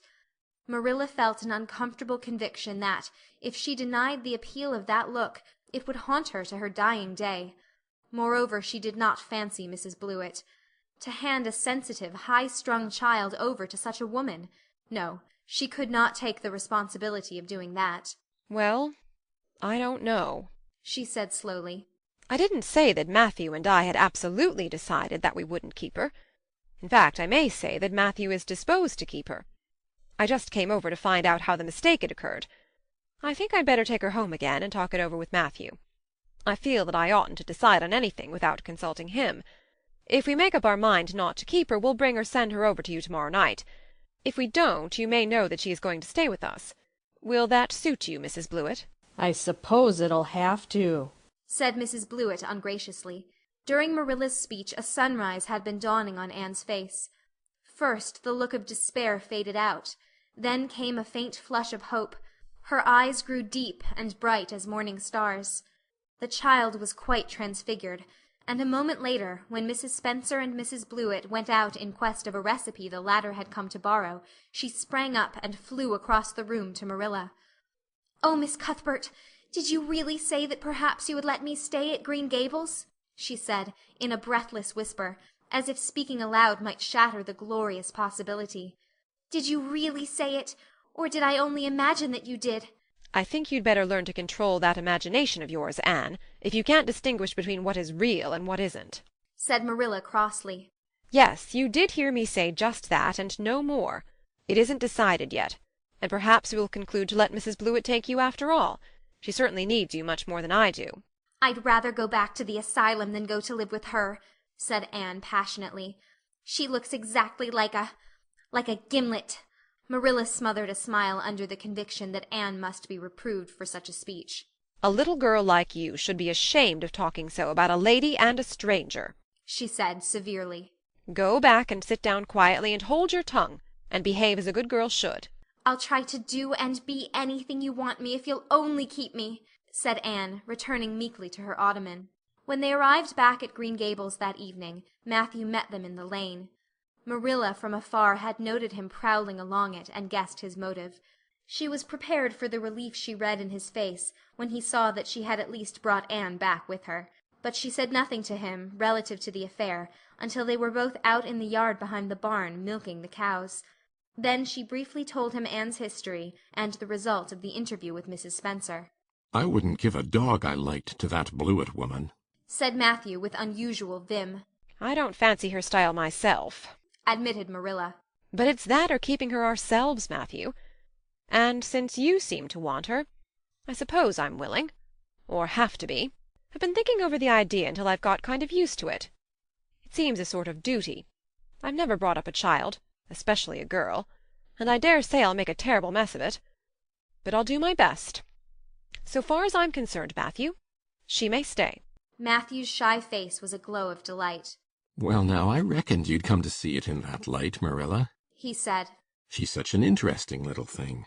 It'd be more to the point if you could say she was a useful little thing, retorted Marilla. But I'll make it my business to see she's trained to be that. And mind, Matthew, you're not to go interfering with my methods. Perhaps an old maid doesn't know much about bringing up a child, but I guess she knows more than an old bachelor. So you just leave me to manage her. When I fail, it'll be time enough to put your oar in. There, Marilla, you can have your own way, said Matthew reassuringly. Only be as good and kind to her as you can without spoiling her. I kind of think she's one of the sort you can do anything with if you only get her to love you. Marilla sniffed, to express her contempt for Matthew's opinions concerning anything feminine, and walked off to the dairy with the pails. I won't tell her tonight that she can stay, she reflected, as she strained the milk into the creamers. She'd be so excited that she wouldn't sleep a wink. Marilla Cuthbert, you're fairly in for it. Did you ever suppose you'd see the day when you'd be adopting an orphan girl? It's surprising enough, but not so surprising as that Matthew should be at the bottom of it, him that always seemed to have such a mortal dread of little girls. Anyhow, we've decided on the experiment, and goodness only knows what will come of it. End of Chapter 6. Chapter 10. Anne's Apology. Marilla said nothing to Matthew about the affair that evening, but when Anne proved still refractory the next morning, an explanation had to be made to account for her absence from the breakfast table. Marilla told Matthew the whole story, taking pains to impress him with a due sense of the enormity of Anne's behavior. It's a good thing Rachel Lynde got a calling down. She's a meddlesome old gossip, was Matthew's consolatory rejoinder. Matthew Cuthbert, I'm astonished at you. You know that Anne's behavior was dreadful, and yet you take her part. I suppose you'll be saying next thing that she oughtn't to be punished at all. Well, now, no, not exactly, said Matthew uneasily. I reckon she ought to be punished a little, but don't be too hard on her, Marilla. Recollect she hasn't ever had anyone to teach her right. You're going to give her something to eat, aren't you? When did you ever hear of me starving people into good behavior? Demanded Marilla indignantly. She'll have her meals regular, and I'll carry them up to her myself. But she'll stay up there until she's willing to apologize to Mrs. Lynde, and that's final, Matthew. Breakfast, dinner, and supper were very silent meals, for Anne still remained obdurate. After each meal Marilla carried a well-filled tray to the east gable and brought it down later on, not noticeably depleted. Matthew eyed its last descent with a troubled eye. Had Anne eaten anything at all? When Marilla went out that evening to bring the cows from the back pasture, Matthew, who had been hanging about the barns and watching, slipped into the house with the air of a burglar and crept upstairs. As a general thing, Matthew gravitated between the kitchen and the little bedroom off the hall where he slept. Once in a while he ventured uncomfortably into the parlor or sitting-room when the minister came to tea. But he had never been upstairs in his own house since the spring he helped Marilla paper the spare bedroom, and that was 4 years ago. He tiptoed along the hall and stood for several minutes outside the door of the east gable before he summoned courage to tap on it with his fingers and then open the door to peep in. Anne was sitting on the yellow chair by the window, gazing mournfully out into the garden. Very small and unhappy she looked, and Matthew's heart smote him. He softly closed the door and tiptoed over to her. Anne, he whispered, as if afraid of being overheard. How are you making it, Anne? Anne smiled wanly. Pretty well. I imagine a good deal, and that helps to pass the time. Of course it's rather lonesome, but then I may as well get used to that." Anne smiled again, bravely facing the long years of solitary imprisonment before her. Matthew recollected that he must say what he had come to say without loss of time, lest Marilla return prematurely. "Well now, Anne, don't you think you'd better do it and have it over with?" he whispered.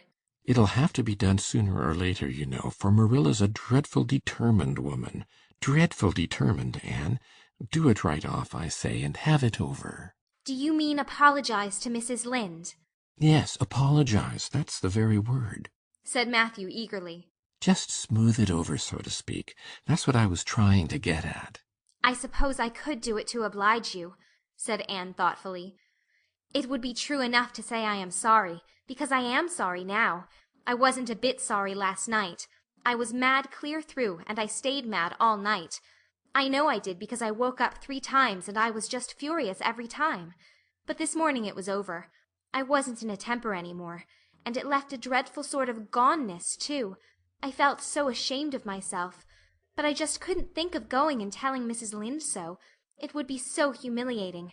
I made up my mind I'd stay shut up here forever rather than do that. But still, I'd do anything for you, if you really want me to." "Well now, of course I do. It's terrible lonesome downstairs without you. Just go and smooth things over. That's a good girl." "Very well," said Anne resignedly. "I'll tell Marilla as soon as she comes in I've repented." That's right, Anne. But don't tell Marilla I said anything about it. She might think I was putting my oar in, and I promised not to do that." "Wild horses won't drag the secret from me," promised Anne solemnly. "How would wild horses drag a secret from a person anyhow?" But Matthew was gone, scared at his own success. He fled hastily to the remotest corner of the horse pasture, lest Marilla should suspect what he had been up to. Marilla herself, upon her return to the house, was agreeably surprised to hear a plaintive voice calling, "Marilla," over the banisters. "Well?" she said, going into the hall. "I'm sorry I lost my temper and said rude things, and I'm willing to go and tell Mrs. Lynde so." "Very well." Marilla's crispness gave no sign of her relief. She had been wondering what under the canopy she should do if Anne did not give in. "I'll take you down after milking." Accordingly, after milking, behold Marilla and Anne walking down the lane, the former erect and triumphant, the latter drooping and dejected. But halfway down Anne's dejection vanished as if by enchantment. She lifted her head and stepped lightly along, her eyes fixed on the sunset sky and an air of subdued exhilaration about her. Marilla beheld the change disapprovingly. This was no meek penitent, such as it behooved her to take into the presence of the offended Mrs. Lynde. "What are you thinking of, Anne?" she asked sharply. "I'm imagining out what I must say to Mrs. Lynde," answered Anne dreamily. This was satisfactory, or should have been so. But Marilla could not rid herself of the notion that something in her scheme of punishment was going askew. Anne had no business to look so rapt and radiant.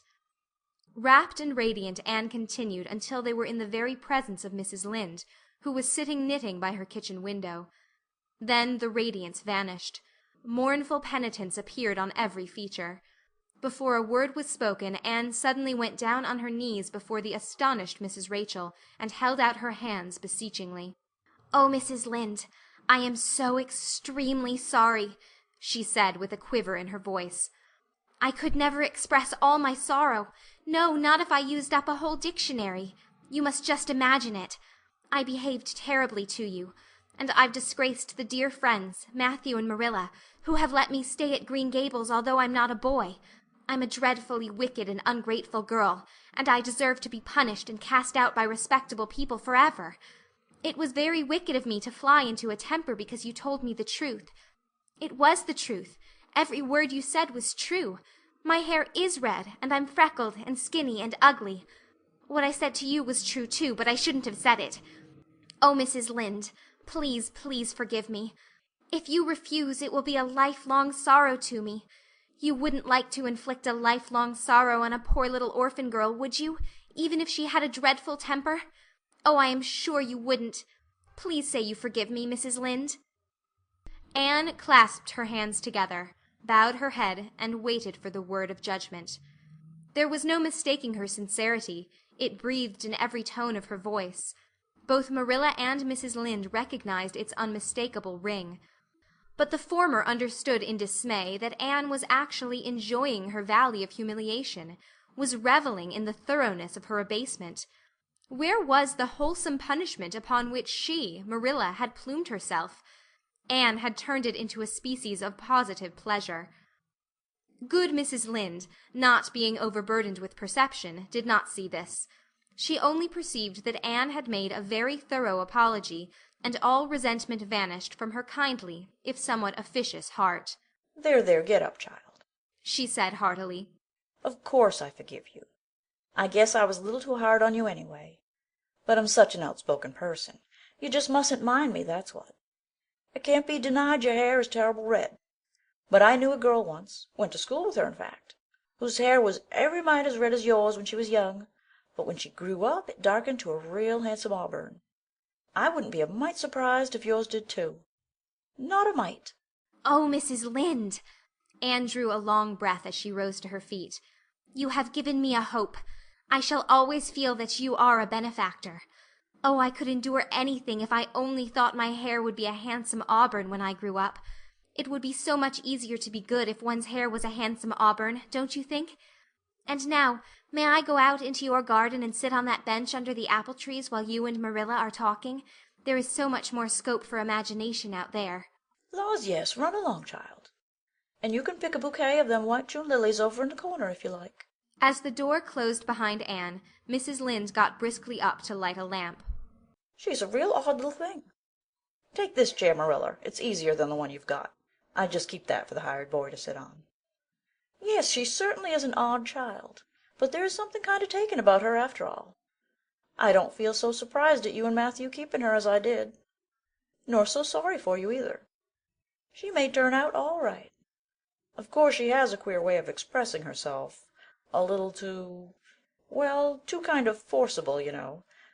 But she's likely to get over that now that she's come to live among civilized folks. And then her temper's pretty quick, I guess. But there's one comfort. A child that has a quick temper, just blaze up and cool down, ain't never likely to be sly or deceitful. Preserve me from a sly child, that's what. On the whole, Marilla, I kind of like her. When Marilla went home, Anne came out of the fragrant twilight of the orchard with a sheaf of white narcissi in her hands. I apologized pretty well, didn't I? She said proudly as they went down the lane. I thought since I had to do it I might as well do it thoroughly. You did it thoroughly, all right enough, was Marilla's comment. Marilla was dismayed at finding herself inclined to laugh over the recollection. She had also an uneasy feeling that she ought to scold Anne for apologizing so well, but then that was ridiculous.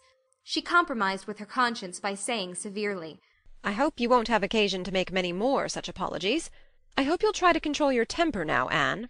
That wouldn't be so hard if people wouldn't twit me about my looks, said Anne with a sigh. I don't get cross about other things, but I'm so tired of being twitted about my hair, and it just makes me boil right over. Do you suppose my hair will really be a handsome auburn when I grow up? You shouldn't think so much about your looks, Anne. I'm afraid you are a very vain little girl. How can I be vain when I know I'm homely? Protested Anne. I love pretty things, and I hate to look in the glass and see something that isn't pretty. It makes me feel so sorrowful, just as I feel when I look at any ugly thing. I pity it because it isn't beautiful. Handsome is as handsome does, quoted Marilla. I've had that said to me before, but I have my doubts about it, remarked skeptical Anne, sniffing at her narcissi. Oh, aren't these flowers sweet? It was lovely of Mrs. Lynde to give them to me. I have no hard feelings against Mrs. Lynde now. It gives you a lovely, comfortable feeling to apologize and be forgiven, doesn't it? Aren't the stars bright tonight? If you could live in a star, which one would you pick? I'd like that lovely, clear, big one away over there above that dark hill. Anne, do hold your tongue, said Marilla, thoroughly worn out trying to follow the gyrations of Anne's thoughts. Anne said no more until they turned into their own lane. A little gypsy wind came down it to meet them, laden with the spicy perfume of young, dew-wet ferns. Far up in the shadows a cheerful light gleamed out through the trees from the kitchen at Green Gables. Anne suddenly came close to Marilla and slipped her hand into the older woman's hard palm. "It's lovely to be going home and know it's home," she said. "I love Green Gables already, and I never loved any place before. No place ever seemed like home. Oh, Marilla, I'm so happy. I could pray right now and not find it a bit hard." Something warm and pleasant welled up in Marilla's heart at touch of that thin little hand in her own. A throb of the maternity she had missed, perhaps. Its very unaccustomedness and sweetness disturbed her. She hastened to restore her sensations to their normal calm by inculcating a moral. "If you'll be a good girl, you'll always be happy, Anne. And you should never find it hard to say your prayers." "Saying one's prayers isn't exactly the same thing as praying," said Anne meditatively. "But I'm going to imagine that I'm the wind that is blowing up there in those treetops. When I get tired of the trees, I'll imagine I'm gently waving down here in the ferns. And then I'll fly over to Mrs. Lynde's garden and set the flowers dancing. And then I'll go with one great swoop over the clover field. And then I'll blow over the lake of shining waters and ripple it all up into little sparkling waves. Oh, there's so much scope for imagination in a wind. So I'll not talk any more just now, Marilla." "Thanks be to goodness for that," breathed Marilla in devout relief. End of Chapter 10. Chapter 9. Mrs. Rachel Lynde is properly horrified. Anne had been a fortnight at Green Gables before Mrs. Lynde arrived to inspect her. Mrs. Rachel, to do her justice, was not to blame for this. A severe and unseasonable attack of grippe had confined that good lady to her house ever since the occasion of her last visit to Green Gables. Mrs. Rachel was not often sick, and had a well-defined contempt for people who were, but grippe, she asserted, was like no other illness on earth, and could only be interpreted as one of the special visitations of Providence. As soon as her doctor allowed her to put her foot out of doors, she hurried up to Green Gables, bursting with curiosity to see Matthew and Marilla's orphan, concerning whom all sorts of stories and suppositions had gone abroad in Avonlea. Anne had made good use of every waking moment of that fortnight. Already she was acquainted with every tree and shrub about the place. She had discovered that a lane opened out below the apple orchard and ran up through a belt of woodland, and she had explored it to its furthest end in all its delicious vagaries of brook and bridge, fir coppice and wild cherry arch, corners thick with fern and branching byways of maple and mountain ash. She had made friends with the spring down in the hollow, that wonderful deep, clear, icy-cold spring. It was set about with smooth red sandstones and rimmed in by great palm-like clumps of water-fern, and beyond it was a log bridge over the brook. That bridge led Anne's dancing feet up over a wooded hill beyond, where perpetual twilight reigned under the straight, thick-growing firs and spruces. The only flowers there were myriads of delicate June bells, those shyest and sweetest of woodland blooms, and a few pale aerial star-flowers, like the spirits of last year's blossoms. Gossamers glimmered like threads of silver among the trees, and the fir boughs and tassels seemed to utter friendly speech. All these raptured voyages of exploration were made in the odd half-hours which she was allowed for play, and Anne talked Matthew and Marilla half-deaf over her discoveries. Not that Matthew complained, to be sure. He listened to it all with a wordless smile of enjoyment on his face. Marilla permitted the chatter until she found herself becoming too interested in it, whereupon she always promptly quenched Anne by a curt command to hold her tongue. Anne was out in the orchard when Mrs. Rachel came, wandering at her own sweet will through the lush, tremulous grasses, splashed with ruddy evening sunshine. So that good lady had an excellent chance to talk her illness fully over, describing every ache and pulse-beat with such evident enjoyment that Marilla thought even grippe must bring its compensations. When details were exhausted, Mrs. Rachel introduced the real reason of her call. "I've been hearing some surprising things about you and Matthew." "I don't suppose you are any more surprised than I am myself," said Marilla. "I'm getting over my surprise now."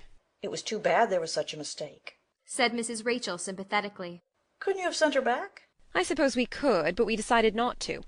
Matthew took a fancy to her. And I must say I like her myself, although I admit she has her faults. The house seems a different place already. She's a real bright little thing." Marilla said more than she had intended to say when she began, for she read disapproval in Mrs. Rachel's expression. "It's a great responsibility you've taken on yourself," said that lady gloomily. especially when you've never had any experience with children. You don't know much about her, or her real disposition, I suppose, and there's no guessing how a child like that will turn out. But I don't want to discourage you, I'm sure, Marilla." I'm not feeling discouraged, was Marilla's dry response. When I make my mind up to do a thing, it stays made up. I suppose you'd like to see Anne. I'll call her in. Anne came running in presently, her face sparkling with the delight of her orchard rovings. But, abashed at finding herself in the unexpected presence of a stranger, she halted confusedly inside the door. She certainly was an odd-looking little creature in the short, tight, wincey dress she had worn from the asylum, below which her thin legs seemed ungracefully long. Her freckles were more numerous and obtrusive than ever. The wind had ruffled her hatless hair into over-brilliant disorder. It had never looked redder than at that moment. "Well, they didn't pick you for your looks, that's sure and certain," was Mrs. Rachel Lynde's emphatic comment. Mrs. Rachel was one of those delightful and popular people who pride themselves on speaking their mind without fear or favor. "She's terrible skinny and homely, Marilla. Come here, child, and let me have a look at you. Lawful heart, did anyone ever see such freckles? And hair as red as carrots. Come here, child, I say." Anne came there, but not exactly as Mrs. Rachel expected. With one bound she crossed the kitchen floor and stood before Mrs. Rachel, her face scarlet with anger, her lips quivering, and her whole slender form trembling from head to foot. "I hate you!" she cried in a choked voice, stamping her foot on the floor. "I hate you! I hate you! I hate you!" A louder stamp with each assertion of hatred. "How dare you call me skinny and ugly? How dare you say I'm freckled and red-headed? You are a rude, impolite, unfeeling woman!" "Anne!" exclaimed Marilla in consternation. But Anne continued to face Mrs. Rachel undauntedly, head up, eyes blazing, hands clenched, passionate indignation exhaling from her like an atmosphere. "How dare you say such things about me?" she repeated vehemently. "How would you like to have such things said about you? How would you like to be told that you are fat and clumsy and probably hadn't a spark of imagination in you? I don't care if I do hurt your feelings by saying so. I hope I hurt them. You have hurt mine worse than they were ever hurt before, even by Mrs. Thomas's intoxicated husband. And I'll never forgive you for it. Never, never." Stamp, stamp. "Did anybody ever see such a temper?" exclaimed the horrified Mrs. Rachel. "Anne, go to your room and stay there until I come up," said Marilla, recovering her powers of speech with difficulty. Anne, bursting into tears, rushed to the hall door, slammed it until the tins on the porch wall outside rattled in sympathy, and fled through the hall and up the stairs like a whirlwind. A subdued slam above told that the door of the east gable had been shut with equal vehemence. "Well, I don't envy you your job bringing that up, Marilla," said Mrs. Rachel with unspeakable solemnity. Marilla opened her lips to say she knew not what of apology or deprecation. What she did say was a surprise to herself then and ever afterwards. "You shouldn't have twitted her about her looks, Rachel." "Marilla Cuthbert, you don't mean to say that you are upholding her in such a terrible display of temper as we've just seen?" demanded Mrs. Rachel indignantly. "No," said Marilla slowly. "I'm not trying to excuse her. She's been very naughty, and I'll have to give her a talking to about it. But we must make allowances for her. She's never been taught what is right. And you were too hard on her, Rachel." Marilla could not help tacking on that last sentence, although she was again surprised at herself for doing it. Mrs. Rachel got up with an air of offended dignity. "Well, I see that I'll have to be very careful what I say after this, Marilla, since the fine feelings of orphans, brought from goodness knows where, have to be considered before anything else. Oh, no, I'm not vexed, don't worry yourself. I'm too sorry for you to leave any room for anger in my mind. You'll have your own troubles with that child. But if you'll take my advice, which I suppose you won't do, although I've brought up 10 children and buried 2, you'll do that talking to you mention with a fair-sized birch switch. I should think that would be the most effective language for that kind of a child. Her temper matches her hair, I guess. Well, good evening, Marilla. I hope you'll come down to see me often as usual. But you can't expect me to visit here again in a hurry, if I'm liable to be flown at and insulted in such a fashion. It's something new in my experience." Whereat Mrs. Rachel swept out and away, if a fat woman who always waddled could be said to sweep away, and Marilla, with a very solemn face, betook herself to the east gable. On the way upstairs she pondered uneasily as to what she ought to do. She felt no little dismay over the scene that had just been enacted. How unfortunate that Anne should have displayed such temper before Mrs. Rachel Lynde, of all people! Then Marilla suddenly became aware of an uncomfortable and rebuking consciousness that she felt more humiliation over this than sorrow over the discovery of such a serious defect in Anne's disposition. And how was she to punish her? The amiable suggestion of the birch switch, to the efficiency of which all of Mrs. Rachel's own children could have borne smarting testimony, did not appeal to Marilla. She did not believe she could whip a child. No, some other method of punishment must be found to bring Anne to a proper realization of the enormity of her offense. Marilla found Anne face downward on her bed, crying bitterly, quite oblivious of muddy boots on a clean counterpane. "Anne," she said not ungently. No answer. "Anne," with greater severity. "get off that bed this minute and listen to what I have to say to you." Anne squirmed off the bed and sat rigidly on a chair beside it, her face swollen and tear-stained, and her eyes fixed stubbornly on the floor. "This is a nice way for you to behave. Anne, aren't you ashamed of yourself?" "She hadn't any right to call me ugly and red-headed," retorted Anne, evasive and defiant. "You hadn't any right to fly into such a fury and talk the way you did to her, Anne. I was ashamed of you, thoroughly ashamed of you. I wanted you to behave nicely to Mrs. Lynde, and instead of that you have disgraced me. I'm sure I don't know why you should lose your temper like that just because Mrs. Lynde said you were red-haired and homely. You say it yourself often enough." "Oh, but there's such a difference between saying a thing yourself and hearing other people say it," wailed Anne.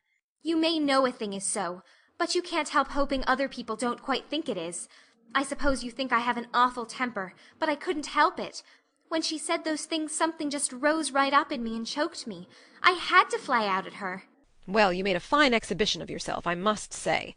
Mrs. Lynde will have a nice story to tell about you everywhere, and she'll tell it, too.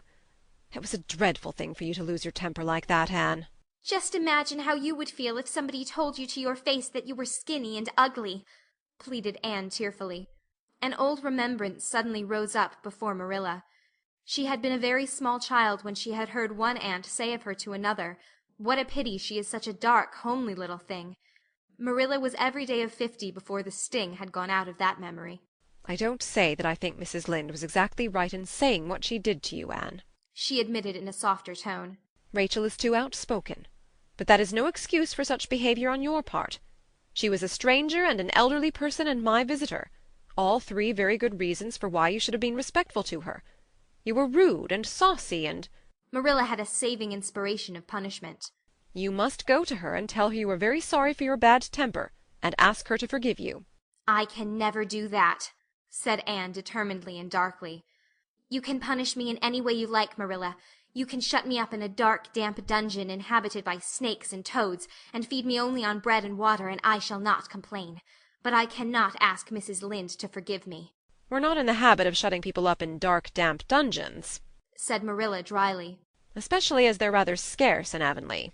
But apologize to Mrs. Lynde you must and shall, and you'll stay here in your room until you can tell me you're willing to do it." "I shall have to stay here forever then," said Anne mournfully, "because I can't tell Mrs. Lynde I'm sorry I said those things to her.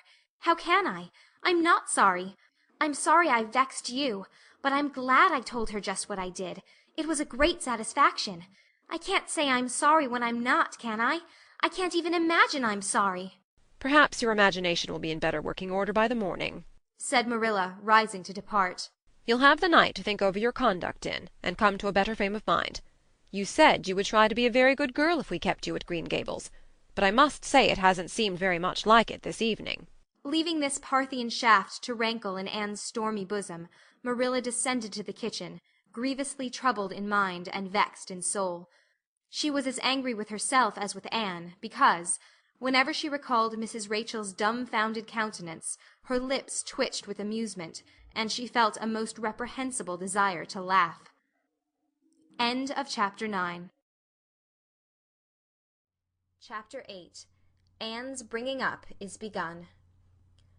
For reasons best known to herself, Marilla did not tell Anne that she was to stay at Green Gables until the next afternoon. During the forenoon she kept the child busy with various tasks and watched over her with a keen eye while she did them. By noon she had concluded that Anne was smart and obedient, willing to work and quick to learn. Her most serious shortcoming seemed to be a tendency to fall into daydreams in the middle of a task, and forget all about it, until such time as she was sharply recalled to earth by a reprimand or a catastrophe. When Anne had finished washing the dinner dishes, she suddenly confronted Marilla with the air and expression of one desperately determined to learn the worst. Her thin little body trembled from head to foot. Her face flushed, and her eyes dilated until they were almost black. She clasped her hands tightly, and said in an imploring voice, "Oh, please, Miss Cuthbert, won't you tell me if you are going to send me away or not? I've tried to be patient all the morning, but I really feel that I cannot bear not knowing any longer. It's a dreadful feeling. Please tell me." "You haven't scalded the dishcloth in clean hot water as I told you to do," said Marilla immovably. "Just go and do it before you ask any more questions, Anne." Anne went and attended to the dishcloth. Then she returned to Marilla and fastened imploring eyes on the latter's face. "Well," said Marilla, unable to find any excuse for deferring her explanation longer. "I suppose I might as well tell you. Matthew and I have decided to keep you. That is, if you will try to be a good little girl and show yourself grateful. Why, child, whatever is the matter?" "I'm crying," said Anne in a tone of bewilderment. "I can't think why. I'm as glad can be. Oh, glad doesn't seem the right word at all. I was glad about the White Way and the cherry blossoms. But this, oh, it's something more than glad. I'm so happy. I'll try to be so good. It will be uphill work, I expect, for Mrs. Thomas often told me I was desperately wicked. However, I'll do my very best. But can you tell me why I'm crying?" "I suppose it's because you're all excited and worked up," said Marilla disapprovingly. "Sit down on that chair and try to calm yourself. I'm afraid you both cry and laugh far too easily. Yes, you can stay here, and we will try to do right by you. You must go to school, but it's only a fortnight till vacation, so it isn't worth while for you to start before it opens again in September." "What am I to call you?" asked Anne. "Shall I always say Miss Cuthbert? Can I call you Aunt Marilla?" "No, you'll just call me plain Marilla. I'm not used to being called Miss Cuthbert, and it would make me nervous." "It sounds awfully disrespectful to just say Marilla," protested Anne. "I guess there'll be nothing disrespectful in it if you're careful to speak respectfully. Everybody, young and old, in Avonlea calls me Marilla, except the minister. He says Miss Cuthbert, when he thinks of it." "I'd love to call you Aunt Marilla," said Anne wistfully. "I've never had an aunt or any relation at all, not even a grandmother. It would make me feel as if I really belonged to you. Can't I call you Aunt Marilla?" "No, I'm not your aunt, and I don't believe in calling people names that don't belong to them." "But we could imagine you were my aunt," "I couldn't," said Marilla grimly. "Do you never imagine things different from what they really are?"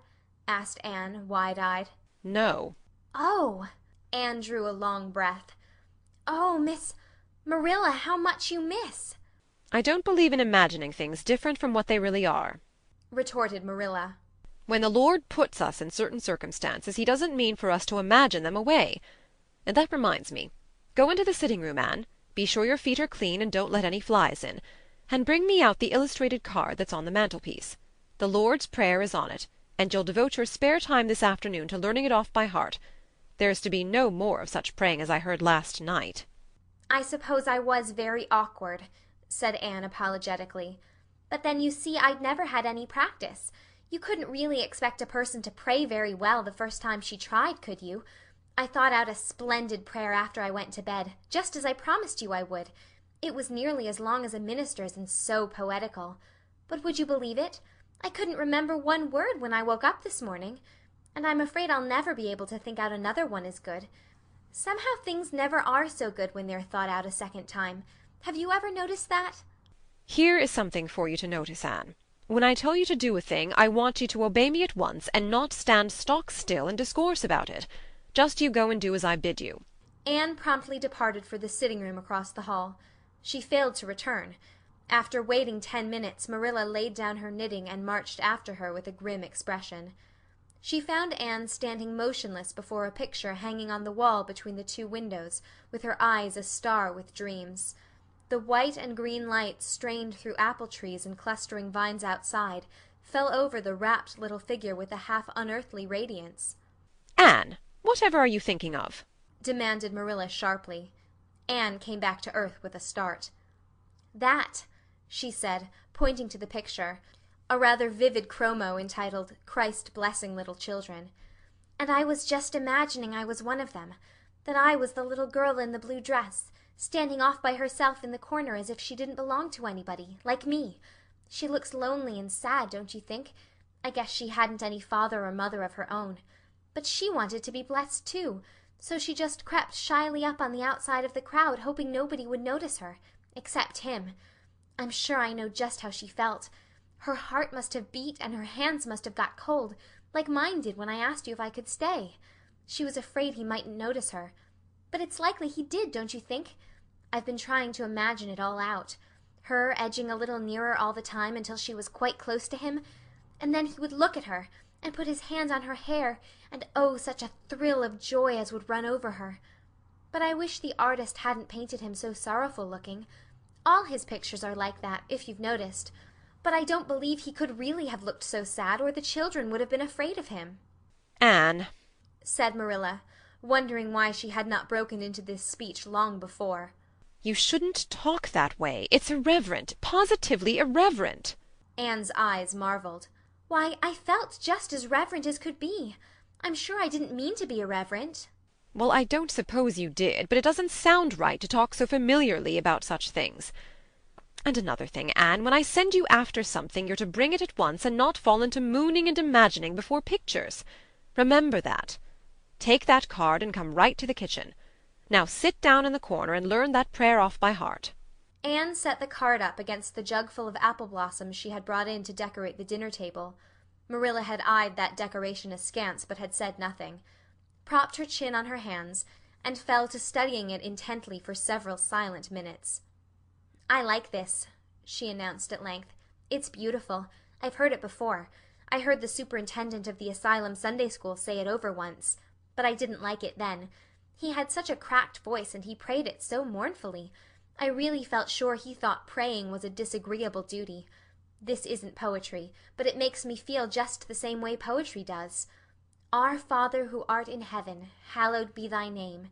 That is just like a line of music. Oh, I'm so glad you thought of making me learn this, Miss Marilla," "Well, learn it and hold your tongue," said Marilla shortly. Anne tipped the vase of apple blossoms near enough to bestow a soft kiss on a pink-cupped bud, and then studied diligently for some moments longer. "Marilla," she demanded presently, "do you think that I shall ever have a bosom friend in Avonlea?" A what kind of friend?" "A bosom friend. An intimate friend, you know. A really kindred spirit to whom I can confide my inmost soul. I've dreamed of meeting her all my life. I never really supposed I would, but so many of my loveliest dreams have come true all at once that perhaps this one will too. Do you think it's possible?" "Diana Barry lives over at Orchard Slope, and she's about your age. She's a very nice little girl, and perhaps she will be a playmate for you when she comes home. She's visiting her aunt over at Carmody just now. You'll have to be careful how you behave yourself, though. Mrs. Barry is a very particular woman. She won't let Diana play with any little girl who isn't nice and good." Anne looked at Marilla through the apple blossoms, her eyes aglow with interest. "What is Diana like? Her hair isn't red, is it? Oh, I hope not. It's bad enough to have red hair myself, but I positively couldn't endure it in a bosom friend." "Diana is a very pretty little girl. She has black eyes and hair and rosy cheeks, and she is good and smart, which is better than being pretty." Marilla was as fond of morals as the Duchess of Wonderland, and was firmly convinced that one should be tacked on to every remark made to a child who was being brought up. But Anne waved the moral inconsequently aside, and seized only on the delightful possibilities before it. "Oh, I'm so glad she's pretty. Next to being beautiful oneself, and that's impossible in my case, it would be best to have a beautiful bosom friend. When I lived with Mrs. Thomas she had a bookcase in her sitting room with glass doors. There weren't any books in it. Mrs. Thomas kept her best china and her preserves there, when she had any preserves to keep. One of the doors was broken. Mr. Thomas smashed it one night when he was slightly intoxicated. But the other was whole, and I used to pretend that my reflection in it was another little girl who lived in it. I called her Katie Maurice, and we were very intimate. I used to talk to her by the hour, especially on Sunday, and tell her everything. Katy was the comfort and consolation of my life.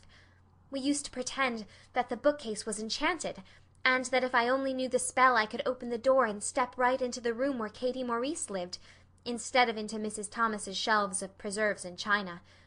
And then Katy Maurice would have taken me by the hand and led me out into a wonderful place, all flowers and sunshine and fairies, and we would have lived there happy forever after. When I went to live with Mrs. Hammond it just broke my heart to leave Katy Maurice. She felt it dreadfully too.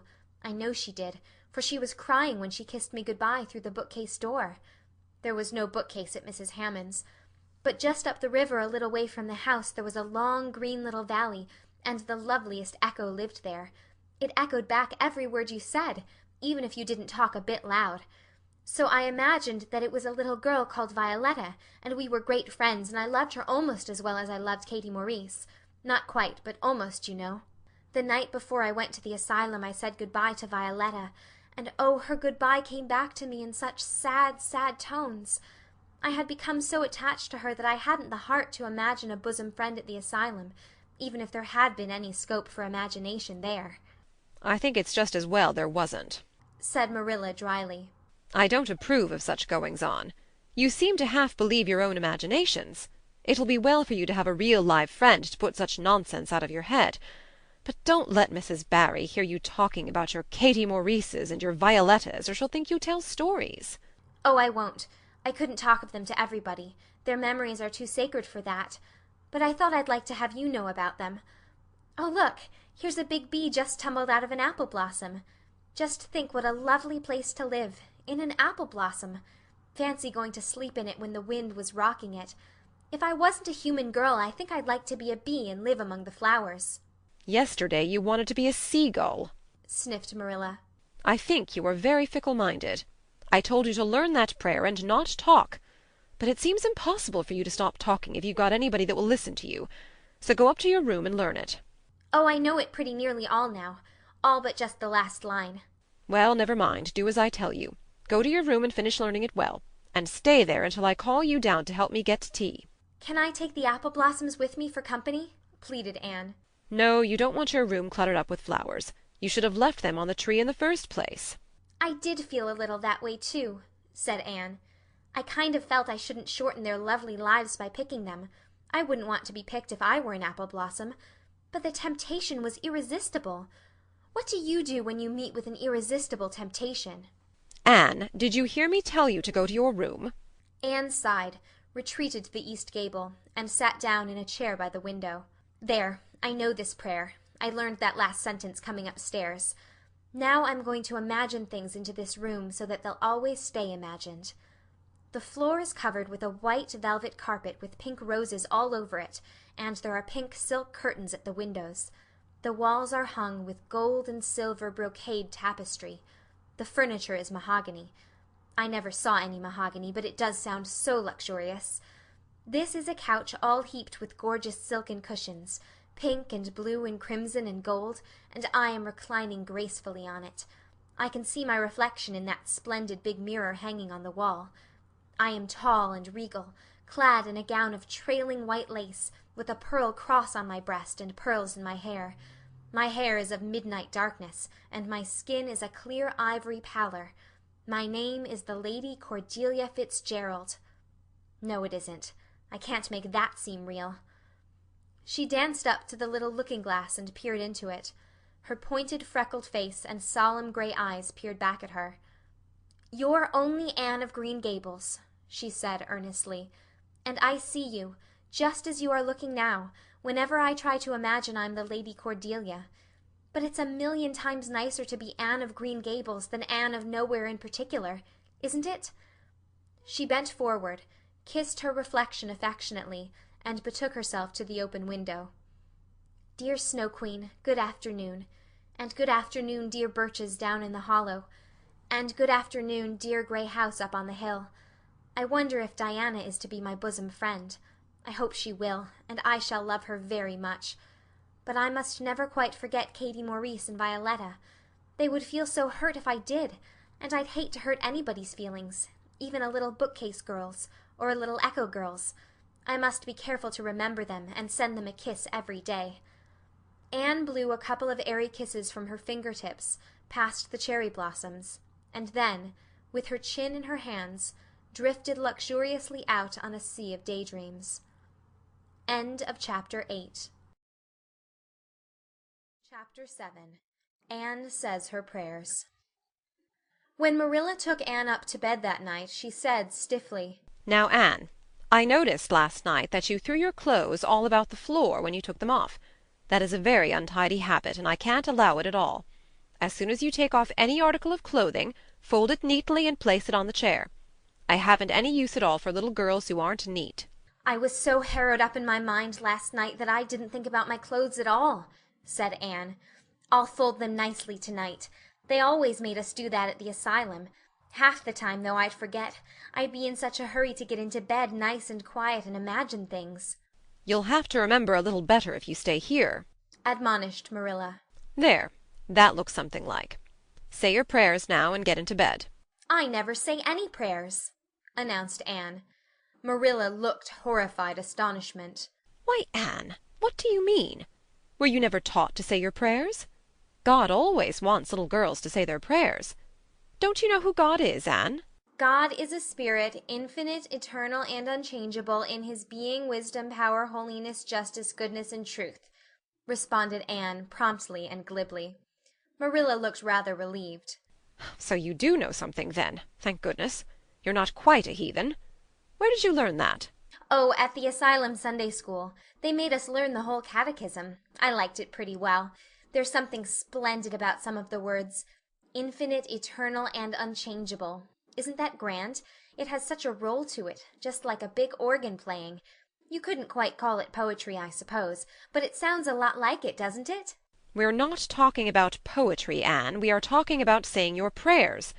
Don't you know it's a terrible wicked thing not to say your prayers every night? I'm afraid you are a very bad little girl." "You'd find it easier to be bad than good if you had red hair," said Anne reproachfully. "People who haven't red hair don't know what trouble is. Mrs. Thomas told me that God made my hair red on purpose, and I've never cared about him since. And anyhow, I'd always be too tired at night to bother saying prayers. People who have to look after twins can't be expected to say their prayers. Now, do you honestly think they can?" Marilla decided that Anne's religious training must be begun at once. Plainly there was no time to be lost. "You must say your prayers while you are under my roof, Anne."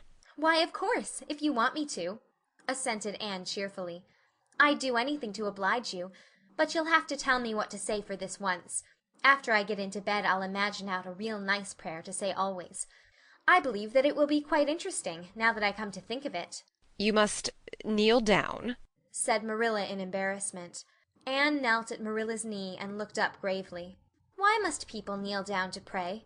If I really wanted to pray, I'll tell you what I'd do. I'd go out into a great big field all alone, or into the deep, deep woods, and I'd look up into the sky, up, up, up into that lovely blue sky that looks as if there was no end to its blueness. And then I'd just feel a prayer. Well, I'm ready. What am I to say?" Marilla felt more embarrassed than ever. She had intended to teach Anne the childish classic, "Now I lay me down to sleep." But she had, as I have told you, the glimmerings of a sense of humor, which is simply another name for a sense of fitness of things, and it suddenly occurred to her that that simple little prayer, sacred to white-robed childhood lisping at motherly knees, was entirely unsuited to this freckled witch of a girl who knew and cared nothing about God's love, since she had never had it translated to her through the medium of human love. "You're old enough to pray for yourself, Anne," she said finally. "Just thank God for your blessings and ask him humbly for the things you want." "Well, I'll do my best," promised Anne, burying her face in Marilla's lap. "Gracious Heavenly Father," that's the way the ministers say it in church, so I suppose it's all right in private prayer, isn't it?" she interjected, lifting her head for a moment. "Gracious Heavenly Father, I thank thee for the white way of delight, and the lake of shining waters, and Bonnie and the Snow Queen. I'm really extremely grateful for them, and that's all the blessings I can think of just now to thank thee for. As for the things I want, they're so numerous that it would take a great deal of time to name them all, so I will only mention the two most important. Please let me stay at Green Gables, and please let me be good-looking when I grow up.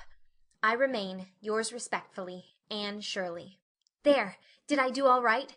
She asked eagerly, getting up. I could have made it much more flowery if I'd had a little more time to think it over. Poor Marilla was only preserved from complete collapse by remembering that it was not irreverence, but simply spiritual ignorance on the part of Anne that was responsible for this extraordinary petition. She tucked the child up in bed, mentally vowing that she should be taught a prayer the very next day, and was leaving the room with the light when Anne called her back. "I've just thought of it now. I should have said Amen in place of yours respectfully, shouldn't I? The way the ministers do. I'd forgotten it, but I felt a prayer should be finished off in some way, so I put in the other. Do you suppose it will make any difference?" I don't suppose it will," said Marilla. "Go to sleep now like a good child. Good night." "I can say good night tonight with a clear conscience," said Anne, cuddling luxuriously down among her pillows. Marilla retreated to the kitchen, set the candle firmly on the table, and glared at Matthew. "Matthew Cuthbert! It's about time somebody adopted that child and taught her something. She's next door to a perfect heathen. Will you believe that she never said a prayer in her life till tonight? I'll send her to the manse tomorrow, and borrow the Peep of the Day series, that's what I'll do. And she shall go to Sunday school just as soon as I can get some suitable clothes made for her. I foresee that I shall have my hands full. Well, well, we can't get through this world without our share of trouble. I've had a pretty easy life of it so far, but my time has come at last, and I suppose I'll just have to make the best of it." End of Chapter 7. Chapter 12. A Solemn Vow and Promise. It was not until the next Friday that Marilla heard the story of the flower-wreathed hat.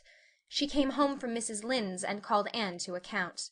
"Anne, Mrs. Rachel says you went to church last Sunday with your hat rigged out ridiculous with roses and buttercups. What on earth put you up to such a caper? A pretty-looking object you must have been." "Oh, I know pink and yellow aren't becoming to me," began Anne. "Becoming fiddlesticks! It was putting flowers on your hat at all, no matter what color they were, that was ridiculous. You are the most aggravating child." "I don't see why it's any more ridiculous to wear flowers on your hat than on your dress," protested Anne. "Lots of little girls there had bouquets pinned on their dresses. What's the difference?" Marilla was not to be drawn from the safe concrete into dubious paths of the abstract. "Don't answer me back like that, Anne. It was very silly of you to do such a thing. Never let me catch you at such a trick again. Mrs. Rachel says she thought she would sink through the floor when she saw you come in all rigged out like that. She couldn't get near enough to tell you to take them off till it was too late. She says people talked about it something dreadful. Of course they would think I had no better sense than to let you go decked out like that." "Oh, I'm so sorry," said Anne, tears welling into her eyes. "I never thought you'd mind. The roses and buttercups were so sweet and pretty I thought they'd look lovely on my hat. Lots of the little girls had artificial flowers on their hats. I'm afraid I'm going to be a dreadful trial to you. Maybe you'd better send me back to the asylum. That would be terrible. I don't think I could endure it. Most likely I would go into consumption. I'm so thin as it is, you see. But that would be better than being a trial to you." "Nonsense," said Marilla, vexed at herself for having made the child cry. "I don't want to send you back to the asylum, I'm sure. All I want is that you should behave like other little girls and not make yourself ridiculous. Don't cry any more. I've got some news for you. Diana Barry came home this afternoon. I'm going up to see if I can borrow a skirt pattern from Mrs. Barry, and if you like, you can come with me and get acquainted with Diana." Anne rose to her feet, with clasped hands, the tears still glistening on her cheeks. The dish-towel she had been hemming slipped unheeded to the floor. "Oh, Marilla, I'm frightened. Now that it has come, I'm actually frightened. What if she shouldn't like me? It would be the most tragical disappointment of my life." "Now don't get into a fluster. And I do wish you wouldn't use such long words. It sounds so funny in a little girl. I guess Diana will like you well enough. It's her mother you've got to reckon with. If she doesn't like you, it won't matter how much Diana does. If she has heard about your outburst to Mrs. Lynde, and going to church with buttercups round your hat, I don't know what she'll think of you. You must be polite and well-behaved, and don't make any of your startling speeches.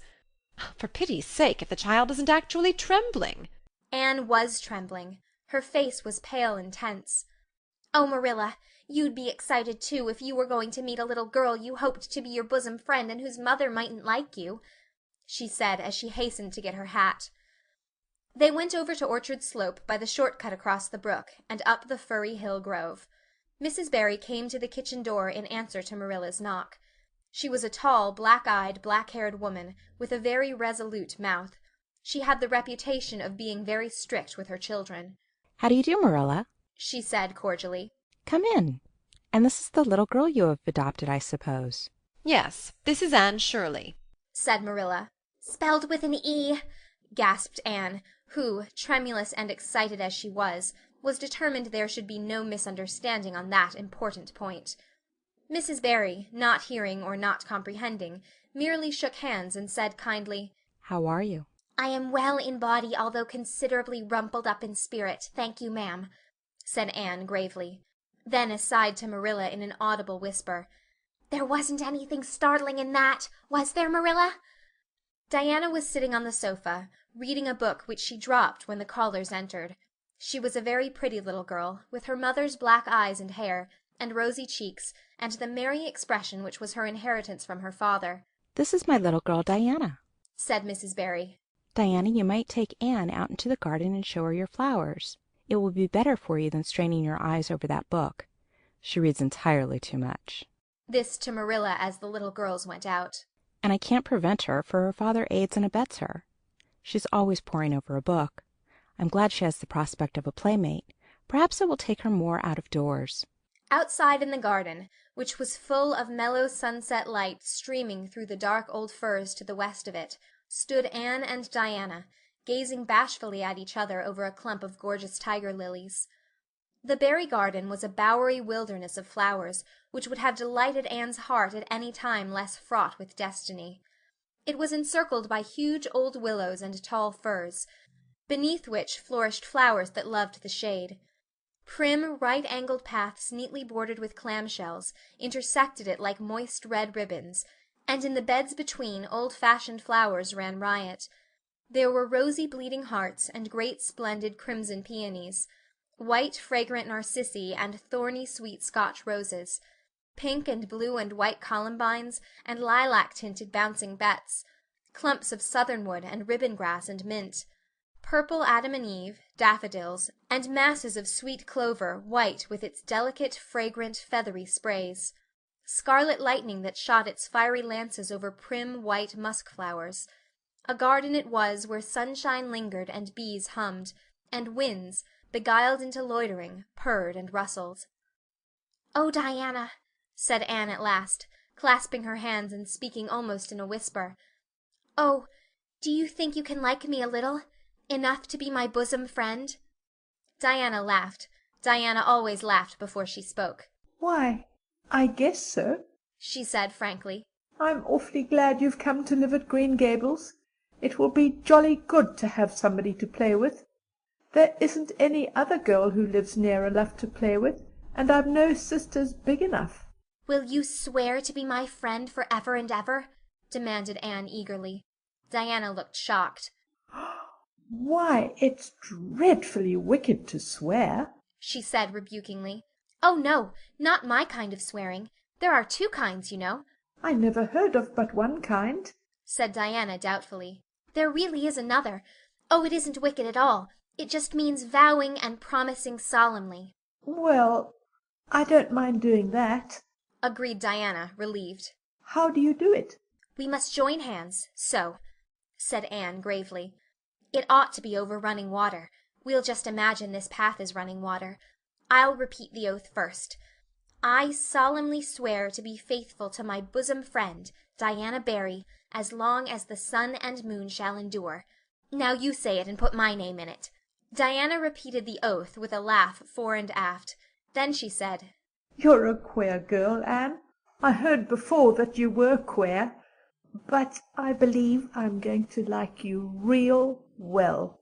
When Marilla and Anne went home, Diana went with them as far as the log bridge. The two little girls walked with their arms about each other. At the brook they parted, with many promises to spend the next afternoon together. Well, did you find Diana a kindred spirit? Asked Marilla as they went up through the garden of Green Gables. "Oh, yes," sighed Anne, blissfully unconscious of any sarcasm on Marilla's part. "Oh, Marilla, I'm the happiest girl on Prince Edward Island this very moment. I assure you I'll say my prayers with a right good will tonight. Diana and I are going to build a playhouse in Mr. William Bell's birch grove tomorrow. Can I have those broken pieces of china that are out in the woodshed? Diana's birthday is in February, and mine is in March. Don't you think that is a very strange coincidence? Diana is going to lend me a book to read. She says it's perfectly splendid and tremendously exciting. She's going to show me a place back in the woods where rice lilies grow. Don't you think Diana has got very soulful eyes? I wish I had soulful eyes. Diana is going to teach me to sing a song called Nellie in the Hazel Dell. She's going to give me a picture to put up in my room. It's a perfectly beautiful picture, she says. A lovely lady in a pale blue silk dress. A sewing machine agent gave it to her. I wish I had something to give Diana. I'm an inch taller than Diana, but she is ever so much fatter. She says she'd like to be thin because it's so much more graceful, but I'm afraid she only said it to soothe my feelings. We're going to the shore some day to gather shells. We have agreed to call the spring down by the log bridge the Dryad's Bubble. Isn't that a perfectly elegant name? I read a story once about a spring called that. A dryad is sort of a grown-up fairy, I think. Well, all I hope is you won't talk Diana to death, said Marilla. But remember this in all your planning, Anne. You're not going to play all the time, nor most of it. You'll have your work to do, and it'll have to be done first.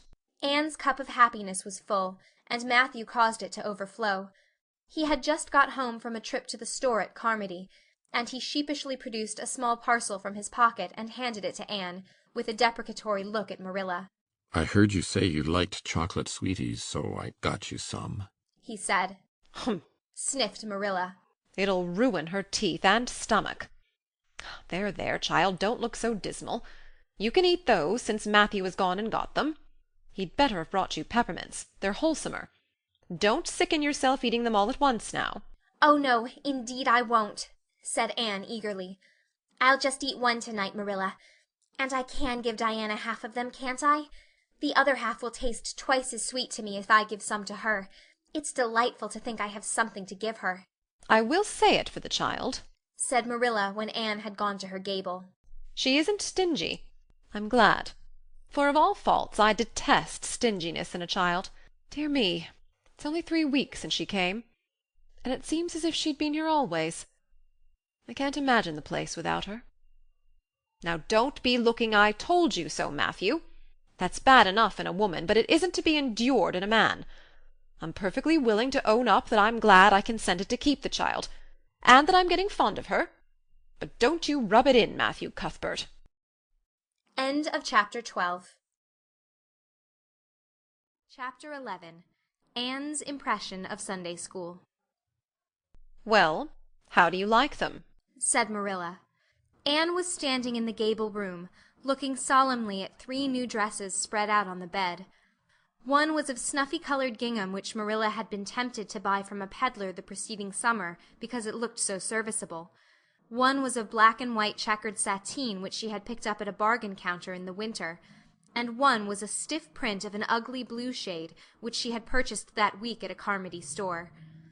She had made them up herself, and they were all made alike, plain skirts fulled tightly to plain waists, with sleeves as plain as waist and skirt and tight as sleeves could be.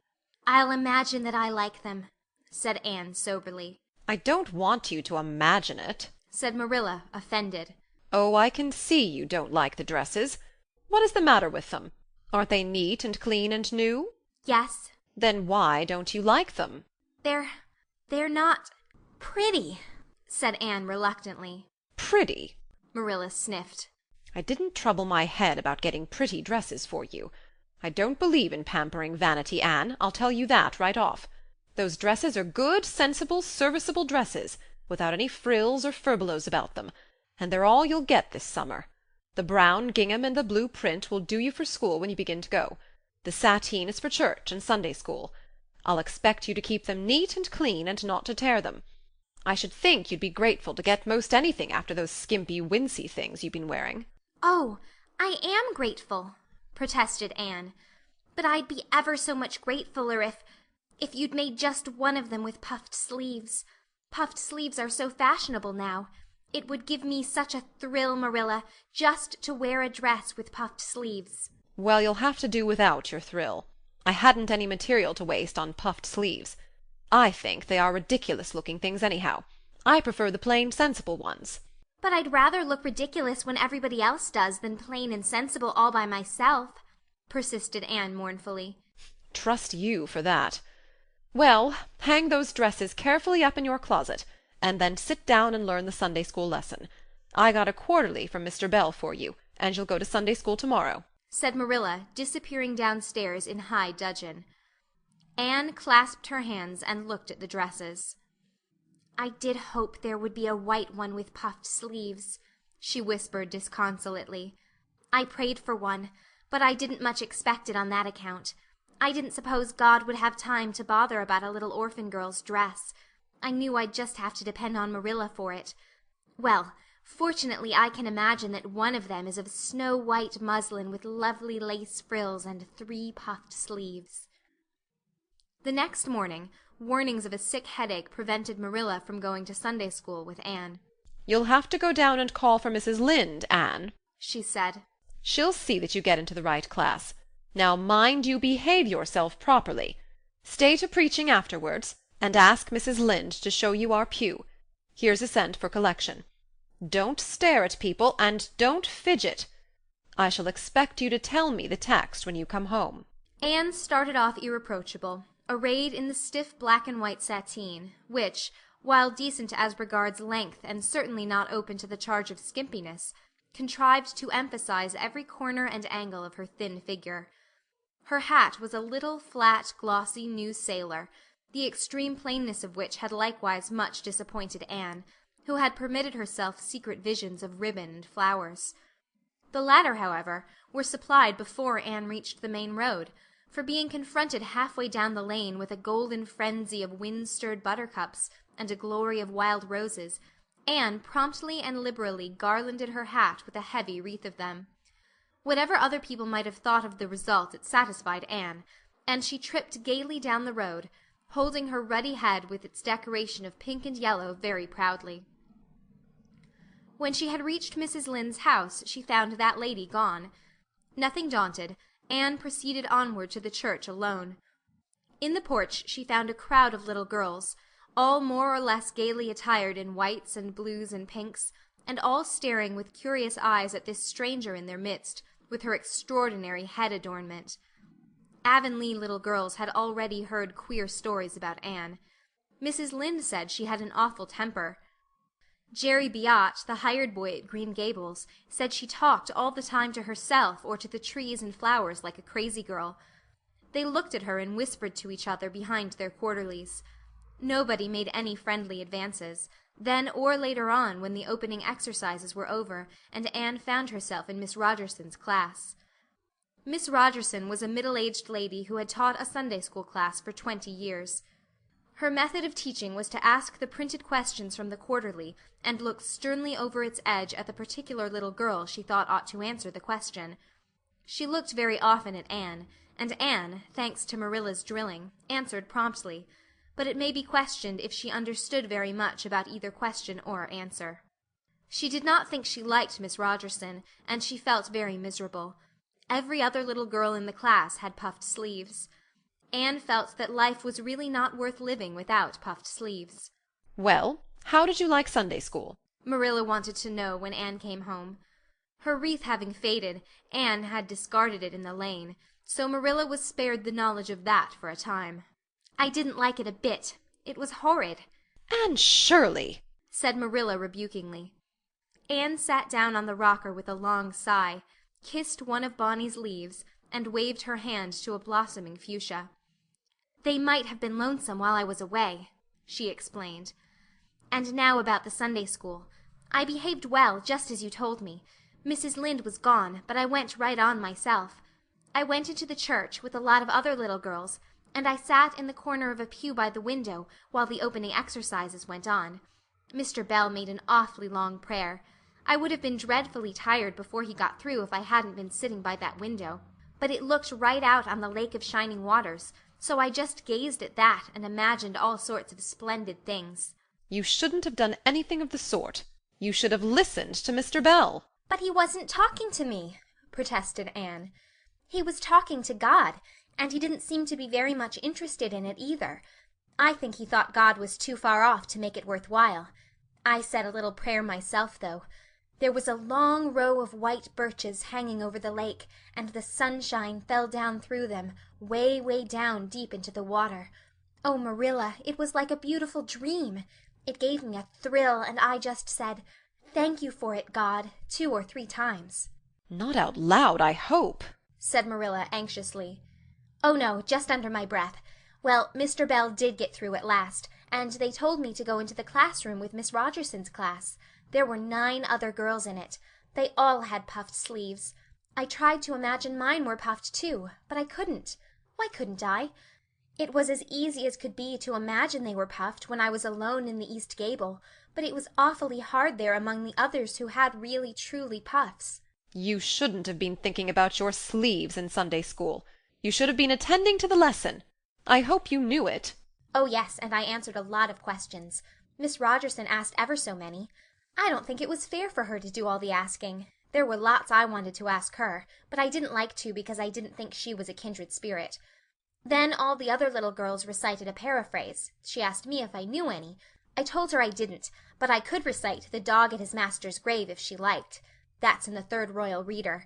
It isn't a really, truly religious piece of poetry, but it's so sad and melancholy that it might as well be. She said it wouldn't do, and she told me to learn the 19th paraphrase for next Sunday. I read it over in church afterwards, and it's splendid. There are 2 lines in particular that just thrill me. "Quick as the slaughtered squadrons fell in Midian's evil day." I don't know what squadrons means, nor Midian either, but it sounds so tragical. I can hardly wait until next Sunday to recite it. I'll practice it all the week. After Sunday school I asked Miss Rogerson, because Mrs. Lynde was too far away, to show me your pew. I sat just as still as I could, and the text was Revelations, 3rd chapter, 2nd and 3rd verses. It was a very long text. If I was a minister, I'd pick the short and snappy ones. The sermon was awfully long, too. I suppose the minister had to match it to the text. I didn't think he was a bit interesting. The trouble with him seems to be that he hasn't enough imagination. I didn't listen to him very much. I just let my thoughts run, and I thought of the most surprising things.